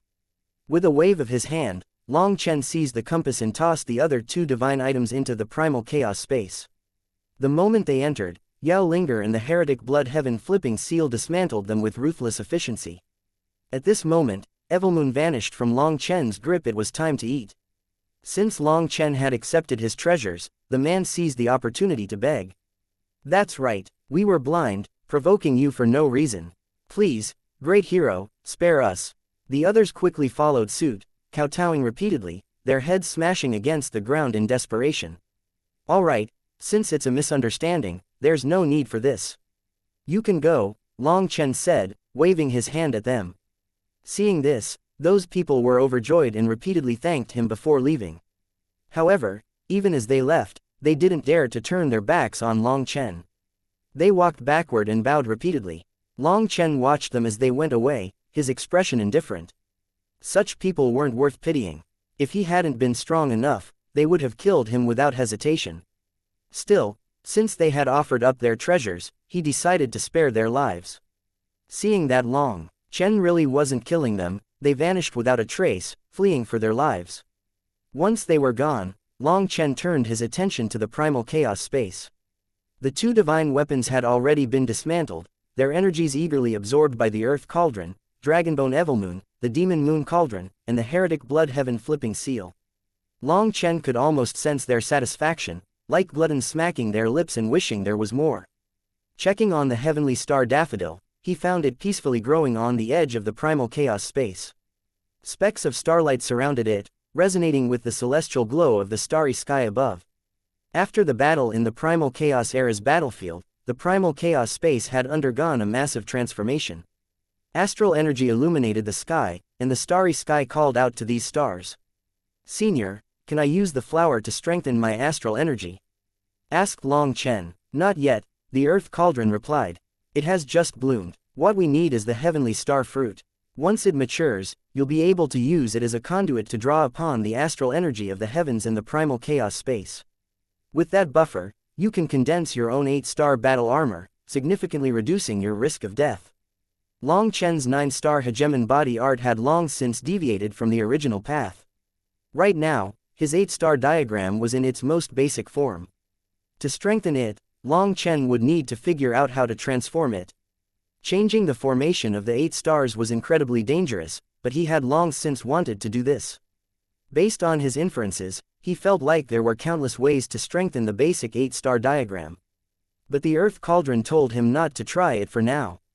The Earth Cauldron said that as his power grew, so too did his astral energy. Any misstep in altering the 8-star formation could result in catastrophic failure, leading to an explosive death. For this process, two conditions had to be met: obtaining the heavenly star daffodil and condensing heaven vein dragon chi. Only after strengthening his body to its utmost and advancing to the human emperor realm could he safely proceed. However, Long Chen was so excited about obtaining the heavenly star daffodil that he forgot about this second condition. Long Chen then calmed himself down and looked into the primal chaos space. According to the Earth Cauldron, the heavenly star daffodil would require a long time to bear fruit. Even in the primal chaos space, it wouldn't bear fruit that quickly. With his thoughts refocused, Long Chen withdrew his consciousness and examined the compass in his hand. As Long Chen poured his bloodline power into it, the dark yellow compass burst into a radiant array of colors. This compass operates through bloodline power. The previous owner's bloodline contained earth energy, which made it compatible. Your 7-color supreme blood is too domineering, so it will reduce the compass's sensitivity, but it should still work, explained the Earth Cauldron.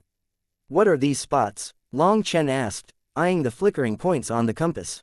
Countless strange runes were flowing on top of it, but he did see several flickering spots. Those mark the locations of treasures, replied the Earth Cauldron. Treasures. Long Chen was revitalized. With this compass, he wouldn't need to rely on luck to uncover hidden treasures.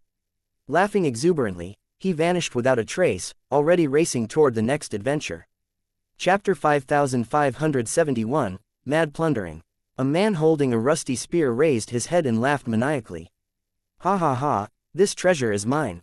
Amidst his laughter, a brick struck the back of his head with a deafening thud. His eyes rolled up, and he collapsed in a heap. What do you mean yours? It is mine, exclaimed a sneering voice from the shadows. A hand emerged from the void, snatching the spear and vanishing before anyone could react. Moments later, countless attacks rained down on the spot, but their target had already disappeared without a trace. Within a dimly lit cave, a man stared at an ancient jar before him, his expression ecstatic. Excellent. This is the blessing of my ancestors. Are lost. This blessing is mine. A brick slammed into the back of his head. The man shouted in pain, staggering, but to Long Chen's surprise, he didn't collapse.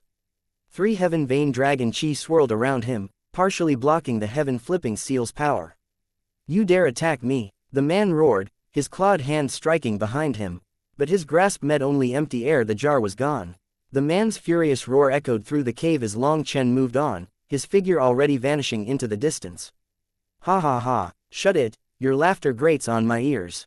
This treasure is mine, it's my gold, not yours.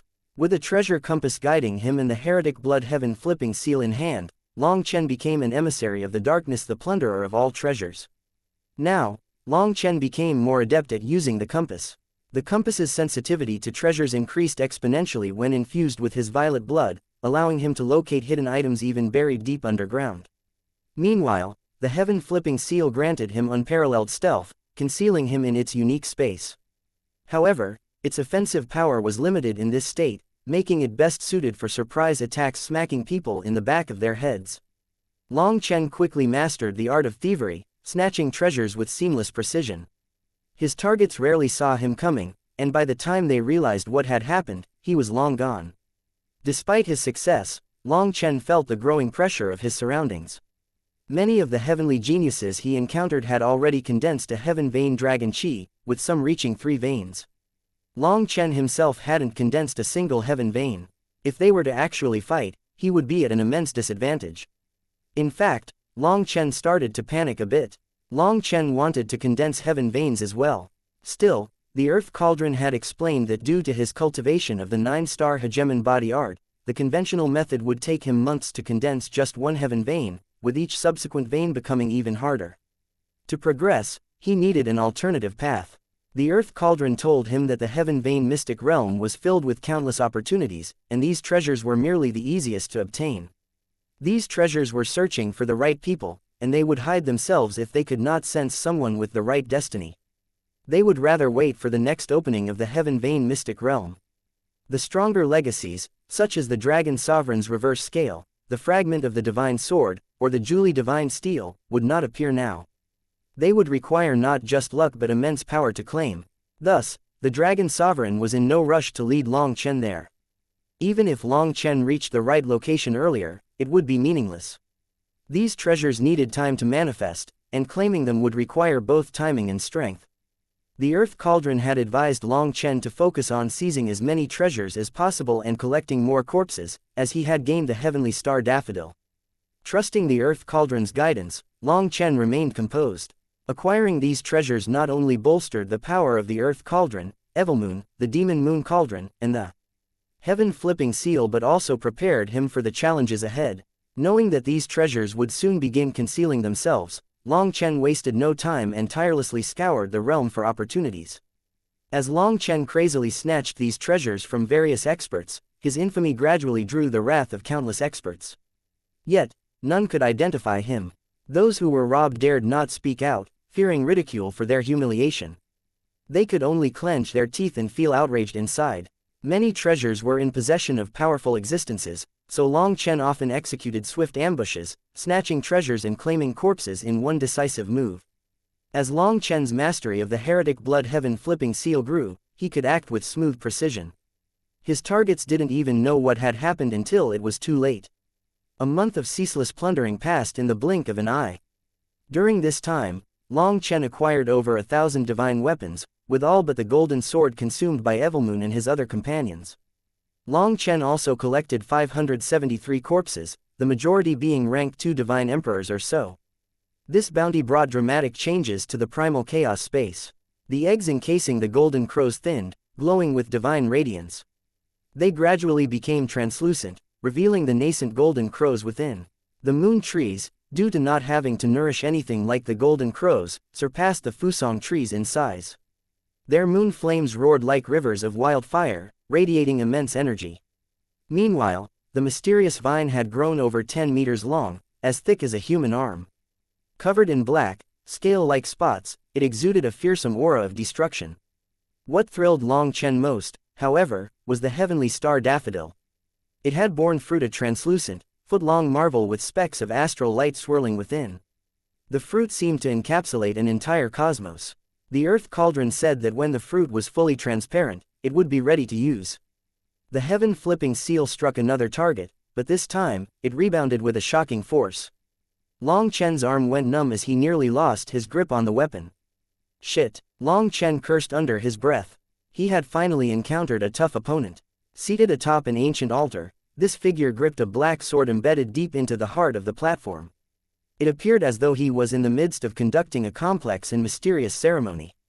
Long Chen guessed that the black sword was the true treasure here.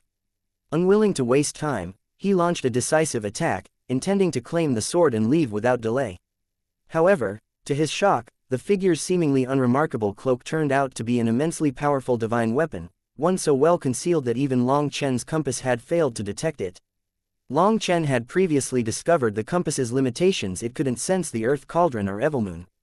Initially, it had been able to detect the heaven-flipping seal and the demon moon cauldron, but as those treasures absorbed more energy and grew stronger, they also slipped beyond the compass's range. In other words, the compass's sensing ability was limited. When faced with a treasure far superior to itself, it was rendered useless. The figure reacted with a ferocious snarl, spinning to face Long Chen. As his hood fell back, his face was finally revealed. The sight sent a chill down Long Chen's spine. Chapter 5572, 9 Springs Hell Li Changging. Underneath the hood was a skull. It was stripped of flesh and blood as if gnawed away by something sinister. Even with Long Chen's vast experience, the sight made him jump. As he reeled in shock, the mysterious figure raised a skeletal hand, and a white bone claw shot toward him. In that instant, glowing runes formed around the mysterious figure, illuminating 5 radiant heaven veins. The immense pressure fractured the surrounding space. 5 heaven veins, this was a terrifying 5-vein heaven saint. Most terrifying of all, he could fully unleash the veins, power without forming a seal or saying a word. Without hesitation, Long Chen took out the demon moon cauldron. The collision sent shockwaves rippling through the cavern, embedding the cauldron deep into the ground. After that, Long Chen came out and disappeared using a bizarre movement art. The skeletal figure paused, startled by it. He had never seen anything like it before. Just then, a hand appeared out of the void and grabbed the sword on the altar. Even now, Long Chen's focus remained on this treasure. But as his fingers brushed the hilt, the sword quivered violently. Alarmed, he withdrew his hand just in time. A heaven-shaking explosion followed.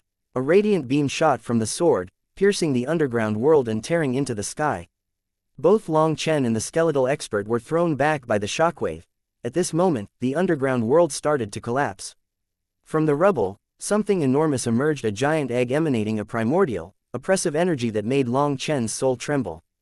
This egg was sealing some terrifying existence. Without hesitation, Long Chen summoned the earth cauldron and swung it at the egg, blasting a large hole into it. From the broken part of the egg, violet immortal chi burst out, causing the earth cauldron, evil moon, and little heaven to go crazy. They immediately charged against the flow and entered the egg. Now, Long Chen stood alone. Seeing this scene, the skeletal figure was enraged and suddenly vanished. A wave of bone-chilling killing intent descended upon Long Chen, making his hair stand on end. Realizing the danger, Long Chen unleashed his full power. Starlight enveloped him as he punched into the void. The collision sent shockwaves tearing through the space. Blood sprayed as a black sword slashed Long Chen's fist, bypassing his astral defenses and leaving his hand bloodied. A single, casual strike had cracked his starry sky battle robe. The skeletal figure's hollow voice carried a tinge of astonishment. As he recognized Long Chen's identity, his aura grew sharper. 5 heaven vein dragon chi spiraled behind him, amplifying his power to unimaginable heights. What the fuck? Long Chen exclaimed in shock, overwhelmed by the pressure. As the 5 heaven veins swirled, they gradually formed a spatial gate. The skeletal figure's hollow gaze bore into Long Chen. He coldly said, "I didn't expect to encounter a 9-star heir here. I, Li Changging, will test if 9-star heirs really are as strong as the legends." The enormous gate materialized completely, covering the entire sky. Bound by a strange chain diagram formed from the 5 heaven vein dragon chi, the black gate pulsated ominously. Then, with an eerie brilliance, it suddenly lit up. Long Chen's eyes widened in disbelief as the gate's full form became clear.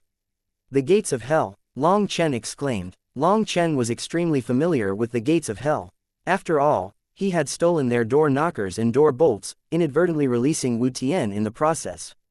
Feeling the gate's terrifying pressure, Long Chen couldn't breathe. "So you actually recognize the gates of hell? It seems your fate is entangled with the underworld. Then let me sever that karma by ending your life." "Gates of hell, open!" shouted Li Changging. The gates of hell groaned as they slowly parted, releasing 9-colored divine radiance that illuminated the entire world. In an instant, the air of death filled this space. Trees withered, the earth crumbled into lifeless dust, and mountains collapsed under the invisible weight. All vitality in the region was drained, leaving only a barren husk of desolation. From the open gates, 9-colored divine waterfalls cascaded down like celestial rivers, their radiance horrifying Long Chen. "The 9 springs," Long Chen gasped, his voice trembling with recognition.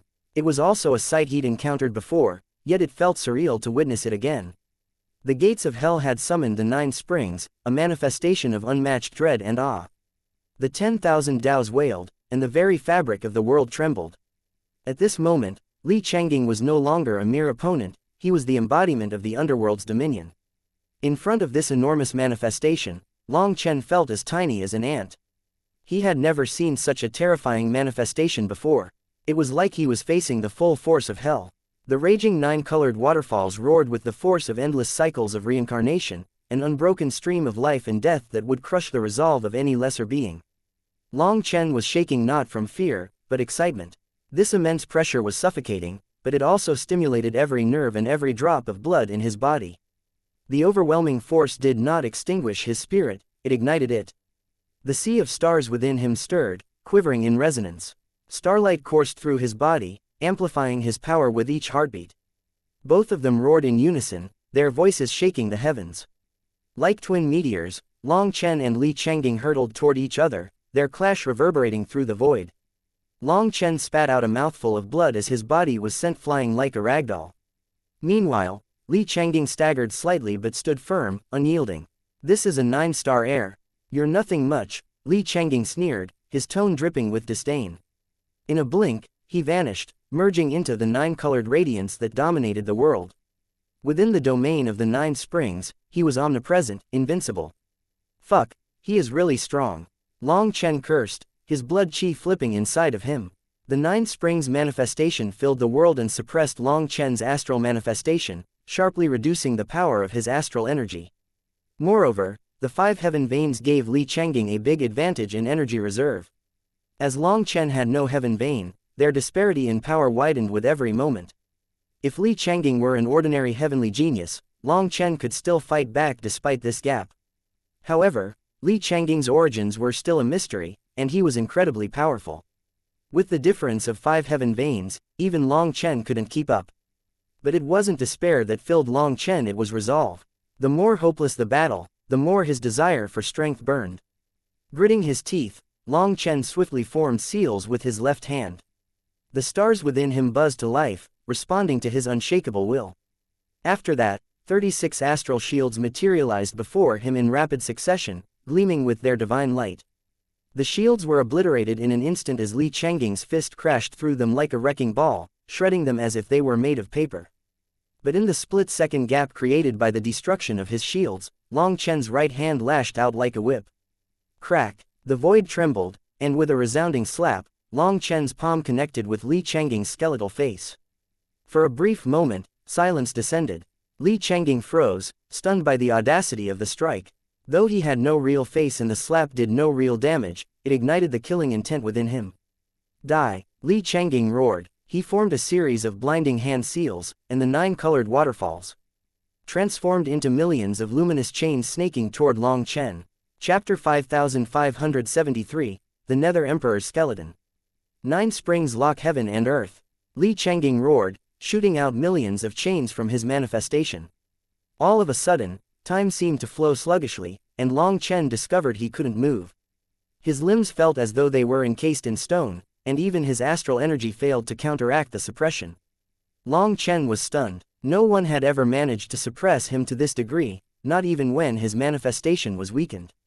The chains radiated a suffocating power that seemed to immobilize his very soul. Worse, the Earth Cauldron, Evilmoon, Yaoling and Little Heaven had all dove into the egg earlier, so there was no way for them to assist him now. In an instant, he was caught in desperate straits. Closing his eyes, Long Chen steadied his breathing. Suddenly, his left eye snapped open, revealing a pitch-black abyss that seemed to devour all light. Instantly, the world dimmed as if plunged into eternal night. Purgatory deathblow. Long Chen's voice thundered. A 3-flower diagram spun within his left eye, distorting the space around him. The millions of chains were drawn into the whirlpool and shattered. The laws of hell surged, wreaking havoc on the heavenly Taos and turning the area into a desolate wasteland. The egg erupted under the violent energy, and the Earth Cauldron, Evilmoon, Yaoling and Little Heaven were ejected. At the same time, Long Chen saw an enormous crocodile appear out of it. It was covered in 7 colored scales, and its aura was actually on the same level as Li Changying's. Yellow Spring Blood Crocodile. Long Chen felt a chill. Realization dawned on him. Li Changying had been awakening this legendary beast all along. The Yellow Spring Blood Crocodile was a monstrous existence tied to the same origins as Li Changying. Quick, we're leaving, Long Chen shouted. In an instant, Evilmoon, Yaoling and Little Heaven returned to the primal chaos space. The Earth Cauldron appeared above Long Chen, and divine light enveloped him. Keep dreaming. Li Changying's voice rang out as his 9 springs manifestation roared to life, the waterfalls cascading with immense force. But before he could act further, Long Chen suddenly vanished. A brick viciously smacked Li Changying's head, causing him to spit blood. He had been in the midst of casting a divine ability to prevent Long Chen from leaving. Because of it, his defense was weaker, and Long Chen used this to his advantage. The sneak attack instantly caused his power to go out of balance, resulting in an internal injury. Stop messing around. This crocodile is the real threat, warned the Earth Cauldron, not expecting Long Chen to still be in the mood to mess around at this moment. Just as the warning echoed, the Yellow Spring Blood Crocodile opened its maw, unleashing a voracious suction force. The very domain of death created by their clash was being drawn into its gaping jaws. Only now did Long Chen realize just how terrifying this legendary existence was. The Earth Cauldron's divine light flared, smashing through the void and escaping the terrifying vortex. Bastard! Li Changying roared resentfully, his voice echoing with fury. The Yellow Spring Blood Crocodile, as if responding to his rage, ceased its divine ability. Fuck, you really pissed me off. Li Changying threw his head back and bellowed into the void. To be slapped in the face and struck with a brick not once but twice in a single day was unbearable for him. He felt like he would go crazy. However, shouting like a madman was meaningless. After all, while the Yellow Spring Blood Crocodile's killing technique could suck away everything beneath the heavens, it couldn't stop the Earth Cauldron. Just you wait. Next time, I'll tear you into a million pieces. Li Changying shouted. As Li Changying waved his hand, the giant Yellow Spring Blood Crocodile vanished into thin air. Moments later, his figure also dissolved into the void, his ominous threat lingering like a shadow. Long Chen emerged far from the battlefield, his breathing ragged. What the hell was that? How could it be so terrifying?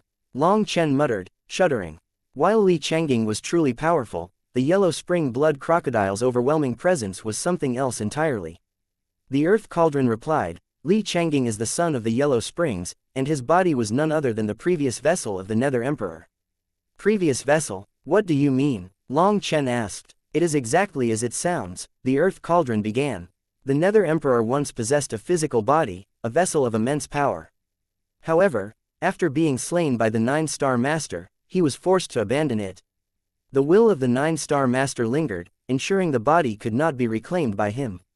To survive, the Nether Emperor merged with the laws of the Netherworld, undertaking the arduous process of rebuilding both his soul and a new physical form. The Earth Cauldron paused before continuing. The body he abandoned should have rotted away because of the will of the 9-star Master. Yet, by some twist of fate, it found its way into the Yellow Springs. The water of the yellow springs cleansed the remains, preserving the skeleton while stripping away all flesh. Long Chen's eyes widened. And Li Changging. When Li Changging discovered the skeleton, he merged his soul with it, using a secret art of the yellow springs to cultivate.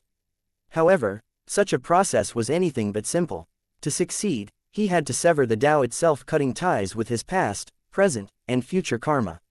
Such an act is a dangerous gamble, tantamount to courting death. Long Chen's shock deepened, and he actually succeeded. Indeed, the Earth Cauldron confirmed. At the time, he was a rank 9 divine emperor and unable to ascend further. Desperation drove him to take this risk. Against all odds, he succeeded, though at a cost. He had to start over, essentially undergoing a form of reincarnation within this new body. It's almost impossible, but you also saw that his face has skin on it, which means that he succeeded. It seems it won't be long before he has a complete body of flesh and blood. Then, he will truly be a terrifying existence. Hearing the Earth Cauldron's explanation, Long Chen couldn't help but gasp. No wonder he couldn't harm Li Changgong with the heaven-flipping seal. Even without the protection of the cloak, Long Chen wouldn't be able to harm him. The Nether Emperor's skeleton and a former rank 9 divine emperor from the Primal Chaos era, no wonder Li Changgong possessed such immense power. Evilmoon said, that yellow spring blood crocodile was Li Changgong's contracted beast from the Primal Chaos era. However, after gaining the new body, he had to first seal his yellow spring blood crocodile's cultivation base so that it didn't exceed his own. Otherwise, with the yellow spring blood crocodile's infamous ferocity, it would have devoured him. So, the energy within the egg was siphoned from the crocodile to keep it in check. But thanks to your intervention, we've profited from it, hee. Evilmoon rarely talked like this, which showed that it was in an excellent mood this time. You used the purgatory eyes and injured yourself. But don't feel bad, we've profited immensely, you'll find that it was all worth it, consoled the Earth Cauldron. Long Chen rubbed his left eye, which throbbed painfully. The last attack had the power to kill him, so he had no choice but to use the purgatory eyes. At first, Long Chen felt a bit unhappy about his injury, but it seemed that energy in the egg was important enough for them to risk it. After thinking about it, Long Chen grumbled, it's not the injury that bothers me. It's the fact that I had to flee from someone in the same realm. The Earth Cauldron scoffed, a temporary loss means nothing, and what do you mean by the same realm? Li Changging may technically be in the same realm as you, but you have to consider his advantages. He was once a rank 9 divine emperor of the Primal Chaos era and has the Nether Emperor's skeleton. Add to that his yellow spring blood crocodile and 5 heaven veins, and it's hardly a fair comparison. The Earth Cauldron continued, the yellow spring blood crocodile's cultivation base has been suppressed, but only to match his current major realm. Its power is still at the absolute peak of your level. Let me be blunt, the two of them together have the strength to dominate the heaven vein mystic realm right now. Until the others manage to condense 9 heaven veins, he holds an overwhelming advantage. When you put it that way, it doesn't sound so bad, Long Chen said, chuckling softly. Long Chen's lips curved into a faint smile. Evilmoon, Yao Ling Little Heaven, and I will need to go into seclusion for a while, the Earth Cauldron instructed. During this time, you can use Little Heaven's basic spatial abilities, but don't engage in battle with them. Overusing its power could interfere with its absorption of the yellow spring blood crocodile's energy. Got it, Long Chen replied without hesitation. Long Chen then took out an eye patch and carefully placed it over his left eye. The injury from his purgatory eyes was still throbbing with pain. With the eye patch on, Long Chen looked just like a one-eyed bandit. After taking a moment to catch his breath and regain some strength, he melted into the shadows of the forest. Chapter 5574, Moon Tree. Friend, this treasure has a destiny with me. I'm sorry for this. Long Chen smirked as he grabbed an oddly shaped jug. Beneath him lay an unconscious figure with blood streaming from his head. Around him, a sea of angry eyes glared, their gazes practically spitting fire. If looks could kill, Long Chen would have been shredded into pieces. You damned one-eyed bandit. How dare you steal a treasure of the Heavenly River Gate? Have you grown tired of living? Do you even know the relationship between the Heavenly River Gate and the Brahma Pill Valley? One of them roared. Oh, so you're affiliated with the Brahma Pill Valley? Asked Long Chen in surprise. Sensing hope, the speaker immediately shouted, that's right. The Heavenly River Gate is a subordinate faction of the Brahma Pill Valley.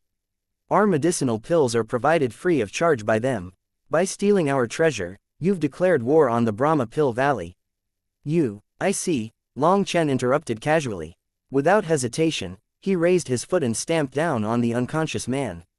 Astral energy surged, and the man's body exploded into a bloody mist. So, you're just Brahma Pill Valley's dogs. Good, that means taking your treasures and your lives is the right call. Rage flared in Long Chen's heart as he tossed the jug into his primal chaos space. A crackling sphere of lightning formed in his left hand, humming with destructive energy. Run! Panic overtook the remaining experts as terror washed over them. Realizing their mistake, they turned and fled in desperation. The lightning sphere detonated, engulfing them in a devastating storm of lightning. Their screams and pleas for mercy echoed briefly before being silenced. They were nothing more than small fry, so Long Chen only used a very small amount of Lei Linger's power to kill them. He didn't want to waste his power. More and more people were condensing heaven veins, their power getting increasingly terrifying. As a result, Long Chen felt the pressure growing. He had to maintain his top condition at all times. Though these people were mediocre, they were still 2 Vein Heaven Saints, and the one he had stepped on was a 3 Vein Heaven Saint. If Long Chen hadn't sneak attacked him, he would have wasted quite a bit of energy on killing him. Long Chen clearly felt him falling behind, his disadvantage was getting increasingly obvious. However, the Earth Cauldron had said that it wasn't the time for him to condense Heaven Vein Dragon Chi. What he needed to do was plunder more treasures. Long Chen then collected the corpse of a python his foes had just killed. His primal chaos space now brimmed with treasures, though the Earth Cauldron, Evilmoon, the Demon Moon Cauldron, and the Heaven Flipping Seal were all in seclusion, unable to absorb them. Taking out a compass, Long Chen was startled as countless lights flared across its surface. The compass trembled with intense fluctuations. Long Chen was badly shocked. He had never seen such a thing happen. With lightning wings on his back, he raced toward the direction of those lights. After an incense stick's time, booming noises filled the air. Pillars of light pierced the heavens, shaking the world. Up ahead was a deep ravine, so large that Long Chen couldn't see the other side of it. Black runes swirled above it, forming an immense barrier. Inside, countless experts were locked in battle not with each other, but with beams of light. These white and jade-like beams streaked through the air like shooting stars. Wherever they struck, experts disintegrated along with their weapons. Are those beams of light treasures? Long Chen muttered in shock as he approached the barrier. The moment he touched it, he froze. This is lunar energy. The barrier's flame-like energy felt oddly familiar, and to his surprise, it didn't block his entry. The moment Long Chen entered the barrier, an explosive sound rang out. A Vajra scepter, brimming with immense heavenly Tao energy, tore through the void toward him. Startled by the pressure, Long Chen turned to see a 4 Vein Heaven Saint attacking. Though the man's aura wasn't particularly strong, his heavenly Tao energy was overwhelming. Long Chen's anger flared. This person wasn't really strong, but thanks to his 4 heaven veins, he could give Long Chen a bit of trouble. At this moment, this person was shocked. Even without a single heaven vein around him, Long Chen had caught his scepter barehanded. The attacker staggered back, his expression incredulous. He roared and charged again, but before he could react, Long Chen vanished. A brick struck the back of his head, caving it in. His 4 heaven veins dispersed as he collapsed, and no one knew whether he was dead or alive. Long Chen only wanted to figure out what was going on here, so he didn't linger. This was no time to be bogged down. Leaving the stunned attacker behind, he moved deeper into the barrier. The world within was vast, filled with countless beams of light darting in every direction. Screams echoed as the beams of light crushed more experts. But despite knowing this place was incredibly dangerous, more people charged in. At the heart of the barrier, an intense battle raged. The air rippled with the clash of Heaven Vein Dragon Chi, and the void itself was torn asunder. If it's this lively, there must be a supreme treasure. Long Chen muttered, excitement surging through him. He accelerated, weaving past beams of light and other experts. Everyone was rushing forward toward the center while dodging those beams of light. A giant wielding a shield charged recklessly, only to be struck by a beam of light. He was instantly annihilated, his powerful blood chi unable to save him. The sight shocked Long Chen. These beams of light were truly powerful. Moreover, their long tails posed an additional hazard. As they flew around the air, anyone might accidentally run into them and get hurt. Through the chaos, Long Chen glimpsed what was inside one of the beams, a blurry figure that left him dumbfounded. A rabbit. It was a rabbit, a creature universally regarded as weak. Yet, somehow, it wielded this devastating power. You fools, you dare to challenge a son of Brahma for this treasure. Are you tired of living? A thunderous voice boomed as an explosion of divine energy illuminated the battlefield. Within that light, Long Chen saw Fantianda holding his silver sword. His heavenly fate disc was behind him, and 6 heaven vein dragon chi swirled around him. He stood like an invincible god here. Beneath his feet lay another barrier, and within it was a withered, ancient tree. Long Chen's heart pounded. A moon tree. Chapter 5575. Golden crows for the sun, jade rabbits for the moon. The moon tree's aura was absolutely shocking. Even in its withered state, its enormous presence radiated power, and its flames continued to burn brightly. Nestled within its hollows, Long Chen spotted tiny rabbits that seemed to be carved from white jade. They were glowing with divine brilliance. Golden crows for the sun, jade rabbits for the moon, Long Chen murmured in awe, the line from an ancient text echoing in his mind.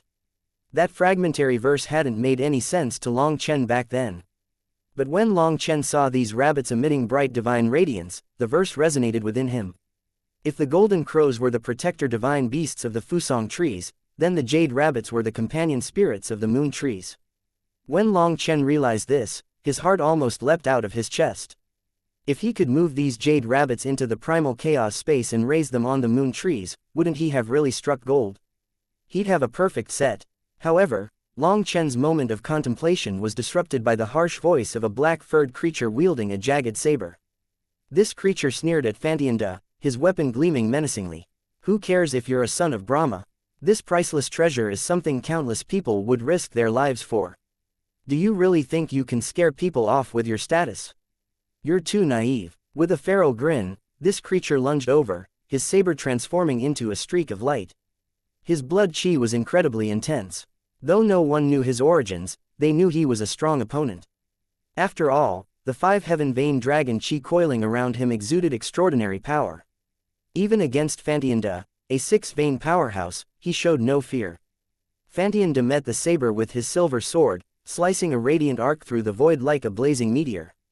With an explosive sound, this creature was forced back, while Fantianda staggered back a step. While Fantianda was stronger, it was only by a bit. In a one-on-one battle, Fantianda might have subdued him, but in this chaotic battlefield, Fantianda had to compete with everyone targeting the moon tree. Put away your naivety. Wealth drives even the sanest mad, sneered a human expert. If you want to hoard it all, you'd better be prepared to defend it. This human expert attacked Fantianda right after this exchange. When he swung his whip through the air, the sound of ghosts crying and gods wailing shook everyone's souls. This was a terrifying weapon. First we'll kill him, then we'll split the loot, shouted someone else, also joining in. Over 10 experts surrounded Fantianda. They were 5 vein heaven saints and the top experts of their respective races, their auras shaking even Long Chen's heart. Damn it, why does their fight make me feel so powerless? Long Chen muttered under his breath, his fists clenching in frustration. Without the support of heaven vein dragon chi, Long Chen was at far too much of a disadvantage against those experts. He had fought Fantianda before. Back then, although he didn't dare to say he could beat Fantianda easily, his odds of winning were at least 80%. But now, he couldn't see any hope in beating Fantianda. The divine statue of Lord Brahma loomed behind Fantianda, its 6-colored radiance cascading like a divine waterfall toward Fantianda. Its energy poured endlessly into him, making his power seem boundless. Even against 10 of the most formidable experts, Fantianda held his ground. Long Chen's heart sank as he realized that this battle of attrition favored only one side. It wouldn't be long before these people were exhausted fighting Fantianda and fell back. If I had condensed 6 heaven veins, no, even just 5 heaven veins, they wouldn't be able to act so arrogant in front of me, Long Chen grumbled, gritting his teeth. He felt like a tiger that had grown old and lost its teeth. As the battle raged, the jade rabbits darted through the air like streaks of silver, their movements swift and erratic. Despite their agility, they couldn't penetrate the battlefield. Meanwhile, more figures arrived, drawn by the chaos and the allure of the moon tree. They started targeting the jade rabbits, forming groups of hundreds to suppress a single one. However, just as they celebrated capturing one, the rabbit self-detonated, obliterating the entire group in the process. When the rabbit exploded, Long Chen saw a beam of divine light retreat back to the barrier. It then nestled into the withered tree and vanished. As I thought, they're not flesh and blood, Long Chen muttered, his heart heavy. They're spirits sustained by the moon tree's energy. In other words, these jade rabbits were the same as the golden crows in the primal chaos space. As long as the moon tree's energy wasn't exhausted, they would never die. Suddenly, the crown of the moon tree shuddered, and a large section of it collapsed, disintegrating into dust. Through the fragmented branches, it became clear how withered and fragile the tree truly was. It was on the brink of death. More and more people charged through the outer barrier, and the jade rabbits fought with everything they had, expending the moon tree's energy to protect it. Long Chen's expression darkened. If he couldn't find a way to take in the jade rabbits before the moon tree's collapse, they would perish along with it. To protect the inner barrier, the jade rabbits were going all out. After dying, they transformed into spirits and returned to fight. They seemed unaware that the crazier they fought, the quicker their demise would be. This can't continue. Long Chen clenched his fists, frustration bubbling inside him. Fantianda was fighting intensely against the experts of the various factions, determined to claim the moon tree for himself. His 6 heaven veins acted like conduits to his manifestation, pouring endless faith energy into him. His overwhelming power left the others in despair. Although Fantianda occasionally left openings, the lack of trust and cooperation among his opponents rendered their efforts ineffective. Long Chen grimaced, knowing that with proper coordination, even a handful of them could take Fantianda down. Seeing another chunk of the moon tree shudder and fall, Long Chen couldn't endure it any longer. Fuck, looks like I'll need to do it myself. Fantianda's sword swept through the air, clashing against a horned creature's saber. As the saber shattered, the horned lifeform spat out a mouthful of blood. Relying on the mental pressure of this one attack, Fantianda shouted, "You useless fools, how dare you challenge a son of Brahma? If you don't want to die, then scram." In truth, while he had an endless stream of power thanks to the divine statue of Lord Brahma behind him, this high-intensity battle exhausted his physical and mental energy. If he couldn't concentrate, that would be dangerous for him. Fuck off. Brothers, follow my lead. Long Chen's voice appeared out of the blue. Without warning, Long Chen's brick slammed into the back of Fantianda's head. The mighty son of Brahma staggered, his vision swimming with stars. Before the pain subsided, a powerful kick to his lower back sent Fantianda hurtling toward the other experts. This sudden turn of events caught everyone off guard. Seeing Fantianda flying at them, they directly unleashed their strongest attacks. Brahma protection, Fantianda bellowed, his voice filled with desperation. Divine light enveloped him as over 10 sharp blades reached his body. His shield erupted in a blinding flash, but it wasn't enough. The blades tore through, shattering the protection and drawing blood. Chapter 5576, Entrusting Final Hopes. Over 10 experts attacked Fantianda at once. Though they hadn't had time to gather their full strength, their instinctive strikes were devastating. They were top-tier experts after all. Yet, they could barely break Fantianda's protective divine light. Although they cut into his flesh, they failed to deal a decisive blow. Fantianda's appearance was now grotesque. His body bore wounds so deep that bone gleamed beneath torn flesh. While blood streamed down his body, his eyes burned with fury. "Don't just stand there. This is our best chance to kill him. After that, we'll split the rabbits evenly," shouted Long Chen, emerging from the void with a hatchet in hand. Fantianda's rage erupted the moment he saw him. His silver sword swung out, radiating killing intent. Long Chen's hatchet exploded, and the force sent Long Chen hurtling through the air. He coughed violently, nearly spitting blood. Damn it, his 6 heaven veins have amplified his power to insane levels. Long Chen muttered, his expression dark. Though Long Chen hadn't used his full astral energy, the force of Fantianda's casual strike was staggering. Die. Fantianda lunged forward, his killing intent flaring. But before he could close the distance, the other experts attacked again, unleashing a barrage of strikes. They weren't about to let this opportunity slip by. They ignored Long Chen. To them, he was insignificant, a mere distraction. Without heaven vein dragon chi or any discernible power fluctuations, he posed no real threat. But his earlier sneak attack on Fantianda had given them a critical opening. They naturally wouldn't give up this chance. As for evenly dividing the rabbits, that was wishful thinking. The strong would claim what they wanted. It was a fleeting promise meant only to keep everyone focused on the task. Fuck off, shouted Fantianda. Since his chance to kill Long Chen was ruined by these people, Fantianda's frustration boiled over. Unable to retain his cool anymore, he ignited his blood chi and merged his 6 heaven veins, causing his aura to crazily rise. A wave of faith energy blasted the group away, leaving them coughing up blood as they tumbled through the air. Fuck yourself, shouted Long Chen. Out of nowhere, a brick struck the back of his head with a dull thud. The force caved in part of his skull, sending him staggering. Quick, now's our chance, exclaimed Long Chen. Those experts immediately charged back. Fantianda's fury reached its peak. However, after being repeatedly injured, he realized that he could no longer concentrate his divine energy. As Long Chen's sneak attack had interrupted him multiple times, his manifestation's power faltered, its brilliance dimming. His aura is dropping. Don't hold back. The experts gritted their teeth and pressed the assault, igniting their essence blood and heaven vein dragon chi for maximum force. One of them shouted toward Long Chen, "One-eyed brother, keep sneak attacking him. We'll kill him together and split the rabbits evenly." They all saw that Long Chen wasn't very powerful, but he had a sneaky supreme treasure in his hand. With this shout, they forced Long Chen to choose their side and applied more pressure to Fantianda. Unbeknownst to them, Long Chen had already slipped away. Utilizing the heaven-flipping seal's spatial abilities, he crept toward the inner barrier unnoticed. "Split them evenly, as if you're all bad eggs," Long Chen muttered. Playing this kind of scheme against Long Chen, they were too naive. Long Chen had feigned weakness to ensure that the others focused their efforts on Fantianda. Now that Fantianda's aura was dropping, they saw their chance and so did Long Chen. As Long Chen approached the barrier, he extended a cautious hand. The moment his fingers brushed against the barrier, a strange resonance stirred. The moon trees within the primal chaos space reacted, their energy surging. Before Long Chen had even done anything, a sudden suction force pulled him inside. Once within the barrier, he was greeted by an overwhelming spiritual presence. "Great expert of the human race, please save my children," a voice pleaded. Long Chen's gaze snapped to the withered moon tree before him. To his astonishment, the ancient tree possessed a sentient spirit, and its voice trembled with desperation. "Senior, I've come to help.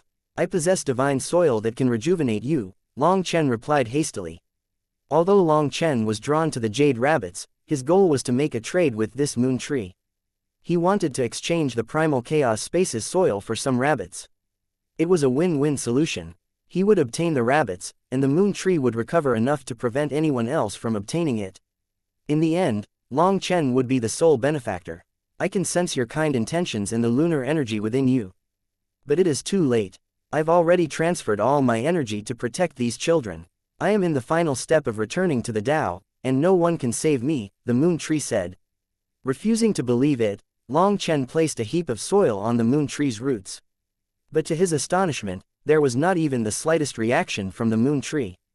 The primal chaos space's soil had actually failed to heal it.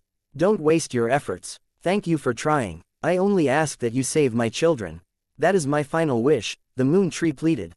It was like a mother entrusting her final hopes to someone before her death.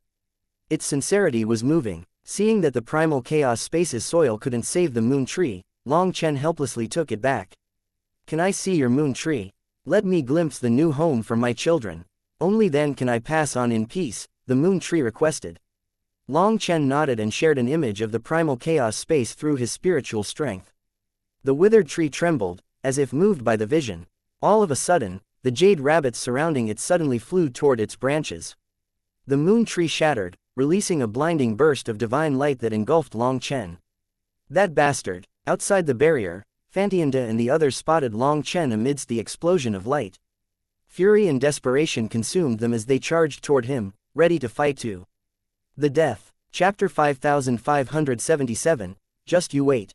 Fantianda and the others were locked in a desperate battle when Long Chen slipped into the barrier and obtained the jade rabbits. Only then did they realize that they had been duped. Their fury instantly turned toward Long Chen, and they charged at him like madmen. They had witnessed divine lights shooting out of the moon tree when it exploded, each light transforming into a jade rabbit and entering Long Chen. While only Fantianda understood their true nature, the others were certain these were priceless treasures. Otherwise, they wouldn't be risking their lives fighting over them.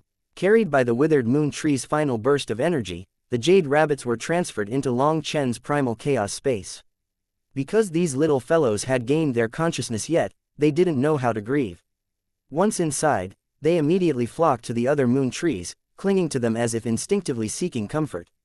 Having exhausted all its energy to pass its final warmth to its children, the withered moon tree crumbled into dust.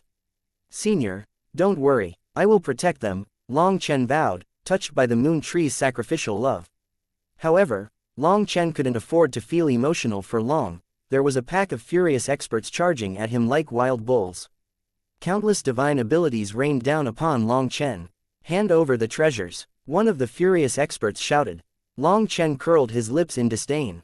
"I'll hand over your sister." "Scram, I'm not in the mood to play with you. Otherwise, I'd strip you of everything first. Go play amongst yourselves." With that, he vanished, utilizing the Heaven-Flipping Seal's spatial power. The Heaven-Flipping Seal's spatial capabilities were practically miraculous. Containing its own independent space, it allowed Long Chen to teleport without interference from the barrage of attacks. Although the Earth Cauldron said that powerful experts would be able to sense and interfere with the Heaven-Flipping Seal's spatial powers, at the very least, these fellows didn't have that level of mastery. When Long Chen disappeared, their attacks hit empty air. The moon tree was gone, the barrier was gone, and all that remained were piles of corpses. "Long Chen, you bastard!" roared Fantianda, his voice shaking the heavens. After fighting for so long, they had to see all the benefits falling to Long Chen. Fantianda looked like he was on the verge of exploding. The others didn't know who Long Chen was. But with the treasures gone and seeing Fantianda's mad state, they shuddered. They were afraid of Fantianda, one part because of his power and the other because of the Brahma Pill Valley behind him. For the priceless treasure, they had been willing to clash with him. But now that the treasures were gone, they quickly fled. If they left now, Fantianda might not necessarily know their family, sect, or background. If they didn't run now, what were they waiting for? In an instant, the battlefield was deserted, leaving Fantianda alone with his seething anger. With no one to vent on, he waved his hand, unleashing a fiery wave that incinerated the few foolish stragglers who had lingered to watch. "Long Chen, just you wait," Fantianda growled before vanishing. "Wow, big brother Long Chen, you're amazing," Huo Linger cried out excitedly. She had been busy tending to the golden crows when the jade rabbits arrived, greedily absorbing the energy of the moon trees. Some even leapt into her embrace, drawing on her energy. Sensing the pure flame energy within their bodies, Huo Linger excitedly said, "With their help, I can fully unleash the power of the moon flame."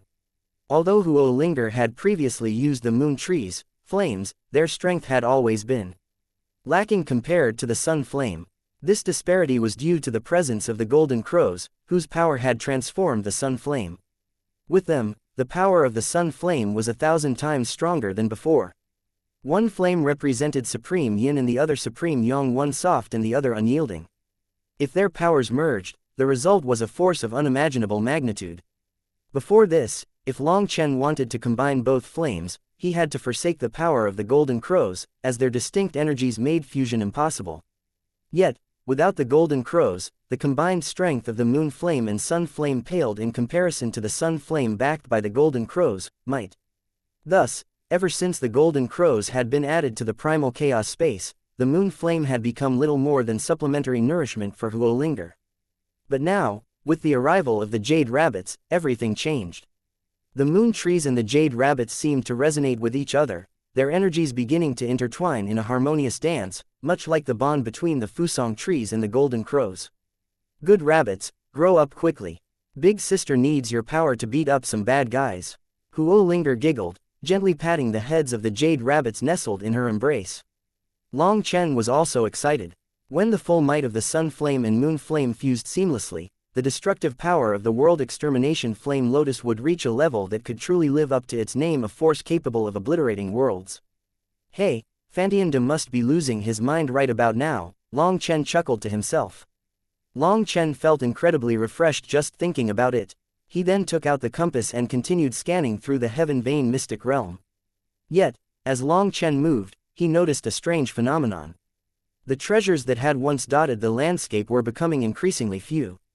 Sometimes, he detected the faint ripples of their presence, only for those signals to vanish before he could get to them.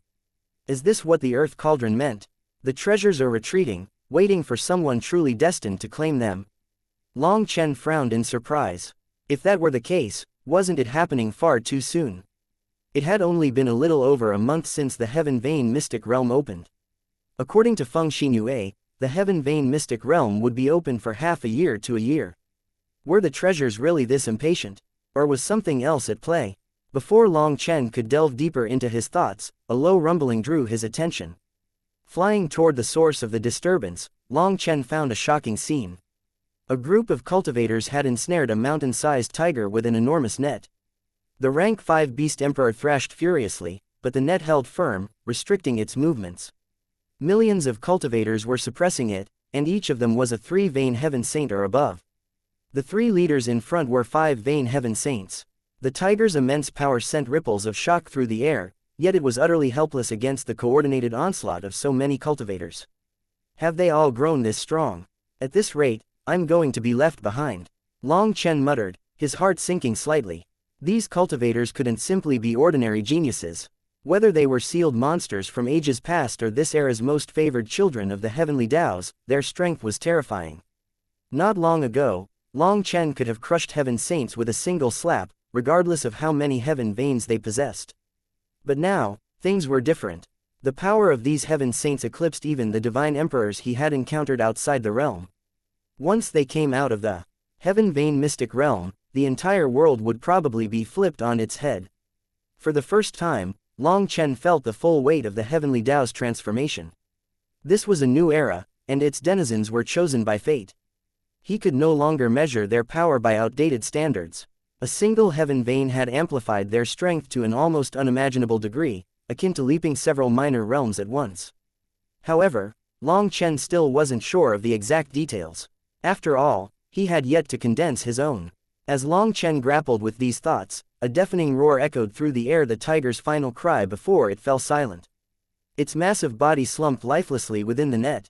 Without hesitation, he surged forward, holding the almighty brick in his hand. Chapter 5578, Brother, Save Me. The brick struck like a bolt of lightning, smashing into the heads of the leaders. At the same time, the freshly killed tiger disappeared into Long Chen's primal chaos space. The 3 people who had been sneak attacked were all 5-vein heaven saints. As they had shared the impact, they weren't heavily injured and could counter-attack at once. That's fast, Long Chen exclaimed, startled. Long Chen's eyes narrowed as he looked at their flawless coordination. Space twisted violently as the trio unleashed their divine weapons, each strike infused with the overwhelming power of 5-vein heaven saints. The combined force bore down on Long Chen so fast that he couldn't use the heaven-flipping seal's power to avoid it. Long Chen summoned a lightning shield, but the collision sent him flying backward, a grunt escaping his lips from the sheer force. Big brother Long Chen, let me help you. Huo Linger's voice rang out in his mind. No need. Focus on the golden crows and jade rabbits. I can deal with them, responded Long Chen. At this moment, Huo Linger couldn't be distracted. The golden crows had reached a critical juncture, and she couldn't leave their side. As for the jade rabbits, their spirituality had yet to awaken, leaving them incapable of reaching their full potential without Huo Linger's nurturing. She was using her own spiritual strength to nourish them, and that was extremely draining. The Earth Cauldron, the Demon Moon Cauldron, Evilmoon, and the Heaven-Flipping Seal were all in a deep slumber, while Huo Linger had many tasks. The only one capable of helping Long Chen at this moment was Lei Linger. Lei Linger was also rapidly growing thanks to the influx of powerful corpses in the primal chaos space. As a result, she'd be able to hold her own against a 5-vein heaven saint. However, even she couldn't endure the combined assault of 3 5-vein heaven saints. Nevertheless, her intervention had blunted the majority of the attack, allowing Long Chen to escape unscathed. After that, Long Chen tried to activate the heaven-flipping seal's spatial power. But nothing happened. Shit, Little Heaven has entered a critical juncture. The Earth Cauldron had told him that Little Heaven required an enormous amount of energy to complete its upgrade. Disturbing it now would undo all its progress. Sighing, Long Chen had no choice but to send the heaven-flipping seal back into the primal chaos space and drew a broadsword he'd found among his spoils. The broadsword clashed against an incoming attack, shattering on impact. Using the resulting explosion as propulsion, Long Chen rocketed away like a shooting star. Long Chen circulated his astral energy to block some of the impact, but the power of the 5-vein heaven saints was too great. Blood surged in his throat, but he swallowed it back. As Long Chen fled, he noticed that his opponent's heaven veins were constantly growing stronger. Their Doyan power was also undergoing a qualitative transformation. They could not be judged according to the standards of heaven veins in the outside world. They were in entirely different dimensions. "This is bad," exclaimed Long Chen. Long Chen's anxiety spiked. These people didn't just have more heaven veins, they were constantly evolving. The heaven vein mystic realm was constantly nourishing their heaven veins.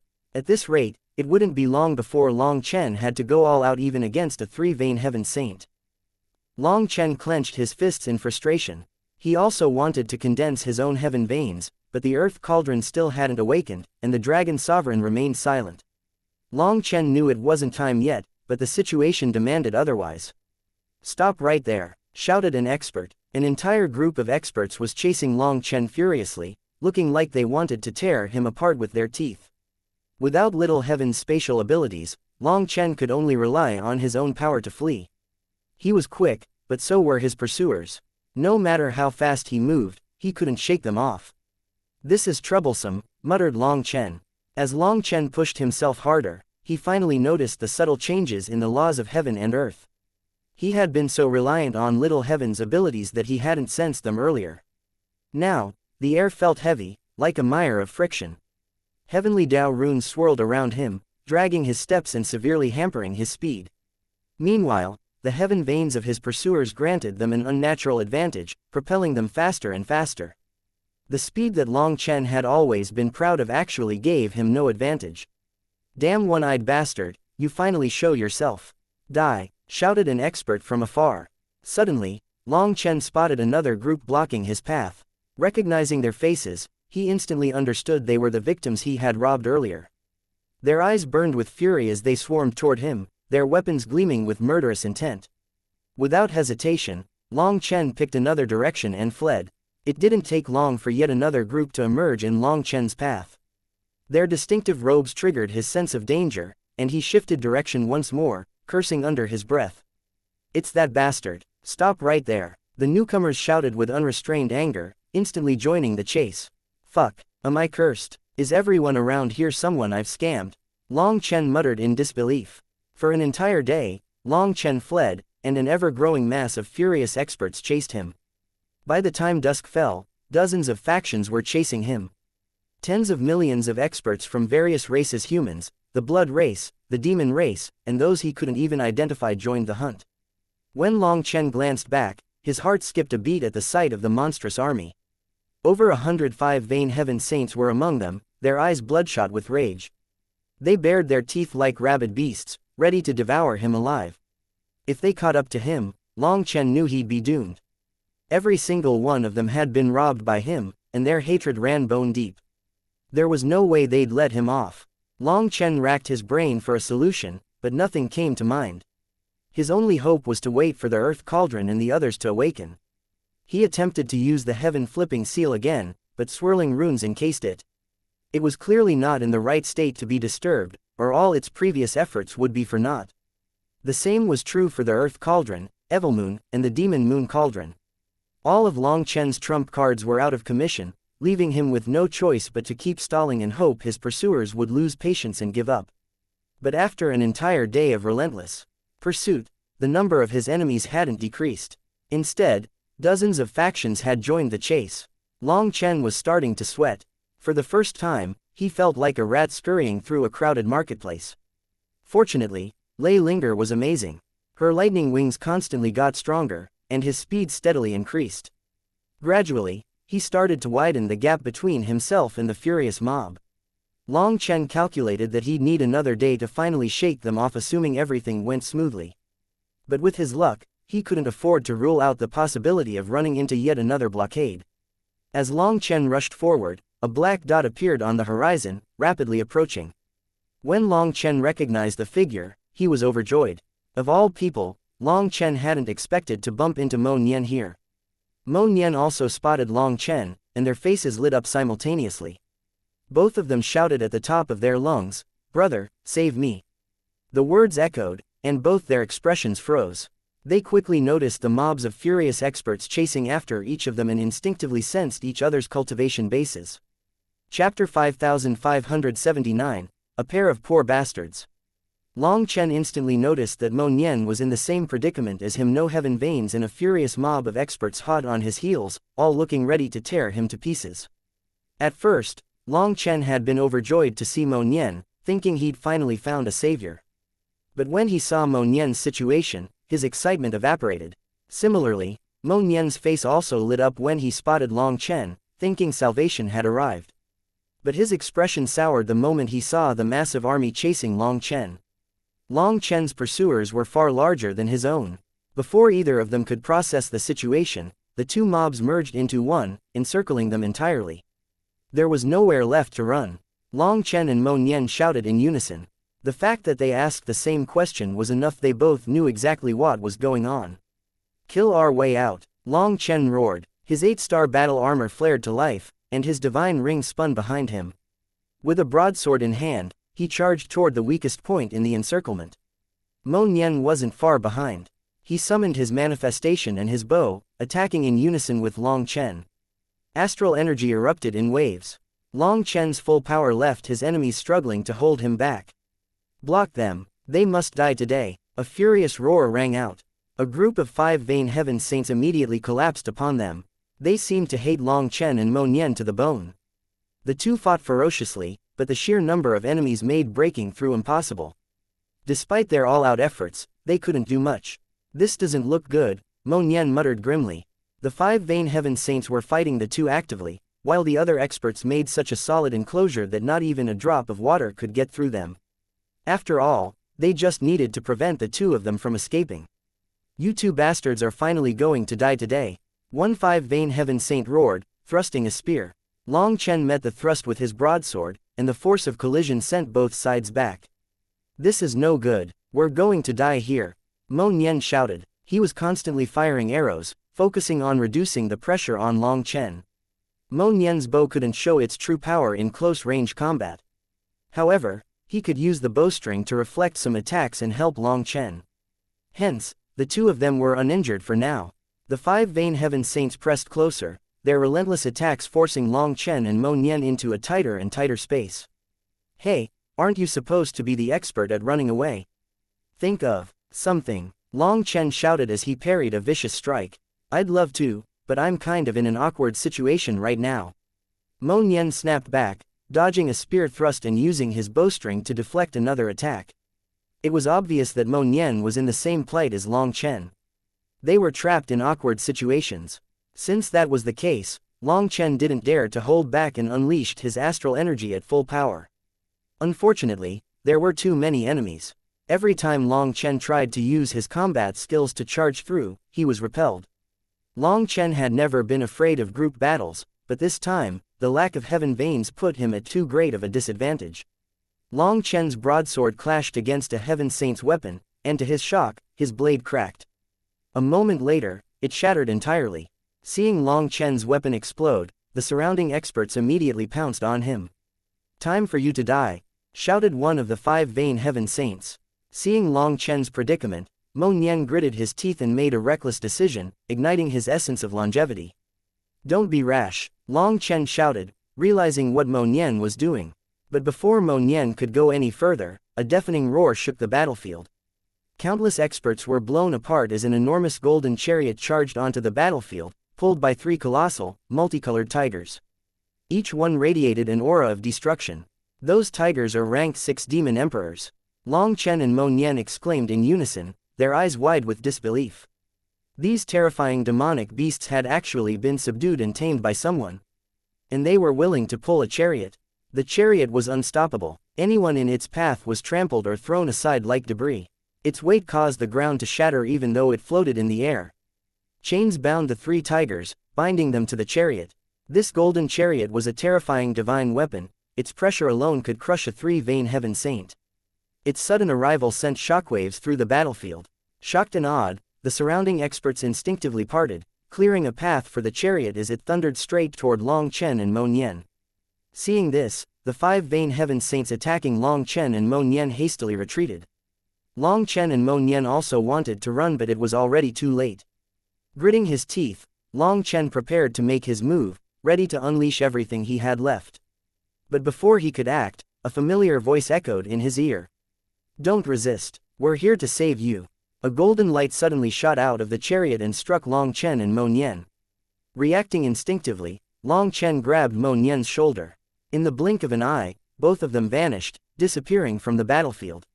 The golden chariot continued its charge with the three tigers. Within moments, it had disappeared into the horizon, leaving behind nothing but stunned silence. The experts surrounding the battlefield were left dumbfounded. For several heartbeats, they stood frozen, unsure of what had just happened. "Where did they go?" someone finally shouted, breaking the silence. It wasn't until a furious voice rose from the crowd that they realized Long Chen and Mo Nian were gone. Frustrated curses filled the air, but the chariot was already gone. There was no way they could catch up to it. In any case, any expert who could capture the three tigers had to be an existence they couldn't provoke. Hence, they could only grit their teeth and disperse. Inside the golden chariot, Mo Nian was stunned to see the slender and noble beauty in front of him. Fairy Feng Fei, Chapter 5580, War Goddess Zhang Yue. They were all old acquaintances from the martial heaven continent, but Feng Fei and Mo Nian had never interacted much. Mo Nian shared a close bond with Long Chen. On the other hand, Long Chen's relationship with Feng Fei had always been ambiguous, neither enemies nor true friends. As a result, Mo Nian had never gotten to know her well. To him, she was simply one of the most brilliant heavenly geniuses from the four divine families. Yet, here she was, saving him and Long Chen in their moment of crisis. "Mo Nian, I didn't expect you to remember me." "I'm honored," said Feng Fei with a slight smile. After all, they were all old acquaintances. As they didn't have any conflicts with each other, they could be considered friends. "Many thanks, Fairy Feng Fei. You came at just the right time. Without you, the two of us would have been mincemeat," Long Chen said, gratitude evident in his tone. Though Long Chen still had trump cards, using them now would have come at an incalculable cost. Among his cards, the Earth Cauldron was the most precious. If its advancement were delayed, it could spell disaster for him. "So, he is the Long Chen you always mentioned?" asked someone. At this moment, a group of people approached. Seeing them, Long Chen and Mo Nian finally looked at their surroundings and realized that this was no ordinary space. The golden chariot contained its own domain, and the room they were in was luxurious, part of a grand palace. A tall, icy-faced woman was leading this group of people, her presence demanding attention. Her hair was styled in a phoenix bun, her skin as flawless as white jade, and her eyes like stars reflecting distant light. Every inch of her being seemed sculpted by a divine artisan, yet her beauty was overshadowed by an imposing coldness that kept others at a distance. Her air of grandeur was so overwhelming, as if no one else within the nine heavens could enter her eyes.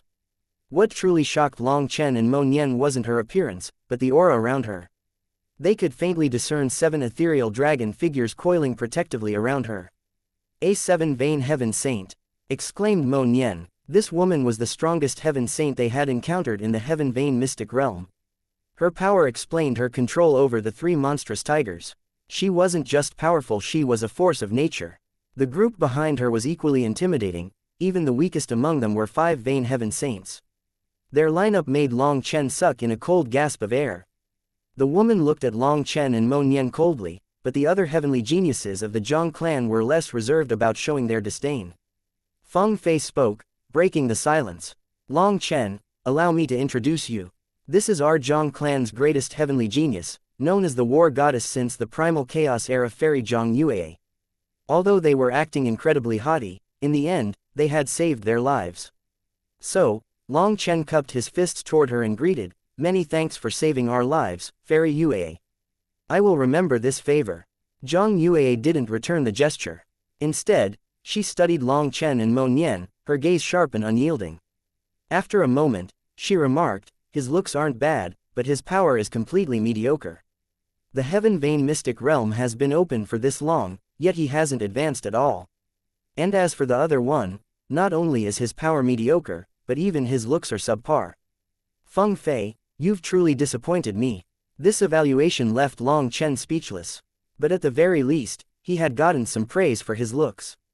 Mo Nian, on the other hand, couldn't hide the twitch in his expression. He wanted to retort but found no words. The atmosphere was extremely awkward. Feng Fei quickly said, "Big Sister Yue, Long Chen is extremely powerful." There must be a reason. Neither of them has advanced yet. No. In truth, I've always been very weak. But since my looks are decent, I've managed to survive to this day, Long Chen interjected, not trying to argue against Zhang Yue's iciness. Long Chen's humorous reply surprised Zhang Yue. Looking at Mo Nian, she asked, if he relied on his face, what did you rely on? Without missing a beat, Mo Nian shot back, of course I relied on shamelessly having no face. Their humorous replies broke the tension. Using this chance, Long Chen said, all right, Feng Fei, thank you for today. I'll remember this favor. I'm sure you're all very busy, so we won't disturb you any longer. Let us meet again. Feng Fei nodded, understanding the awkwardness of the situation. It was better to part ways before their relationship soured. With a wave of her hand, Long Chen and Mo Nian vanished from the chariot. Once they were gone, Zhang Yue frowned. Feng Fei, is he really as strong as you've claimed? Neither of them seems like a peerless expert. They lack the domineeringness that peerless experts should have. They even endured my insults willingly. Clearly, Feng Fei had brought up Long Chen's name to Zhang Yue more than once. Because of it, Zhang Yue became curious about him, but she was disappointed by what she saw.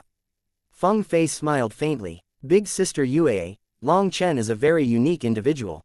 It's hard to describe what makes him special, but I'm confident you'll see his true strength soon enough.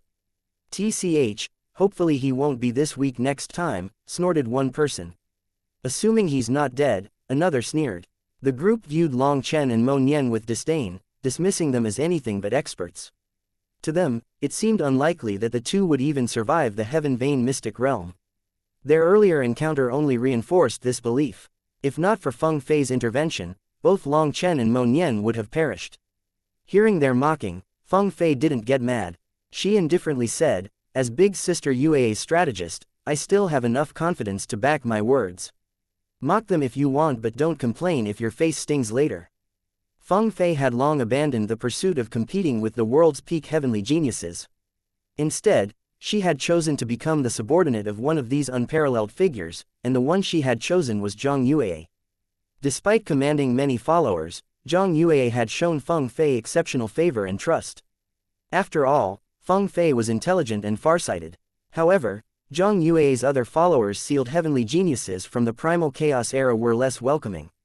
They harbored a blend of hostility and jealousy toward Feng Fei. This tension was only exacerbated by Zhang Yue entrusting Feng Fei with the control of the Golden Chariot, one of her most powerful divine weapons. To say that they weren't jealous would be a lie. You should pray you didn't drop them in a nest of some powerful beasts. They will be devoured in no time, retorted one of the jealous ancient experts. That's enough, Zhang Yue interjected frostily. Feng Fei is my strategist. Her words reflect my own. Share your opinions if you must, but keep your remarks free of malice. I won't tolerate it. Her rebuke silenced the critic, though the resentment in her followers' eyes was evident. To them, Zhang Yue's favoritism toward Feng Fei was infuriating. Let's move on. We've already veered too far from our target, Zhang Yue ordered. Feng Fei hesitated momentarily. I think you can afford to wait a little longer. Once you've awakened 8 heaven veins, you'll be ready to challenge Long Zai. Zhang Yue shook her head resolutely and answered, I can't wait. Waiting would mean that I'm afraid and lack confidence. It will harm my Tao heart. Hearing this, Feng Fei nodded and immediately set the chariot on a new course. As they departed, a silent prayer formed in Feng Fei's mind. Long Chen, Long Zai is a monster. Even Zhang Yue, with all her strength, couldn't defeat him. Stay away. For your own sake, don't come here. Thank you for listening and supporting the Cultivation audiobook channel. If you'd like to support us, 1 cup of coffee can make a big difference. Please check the PayPal link in the YouTube description.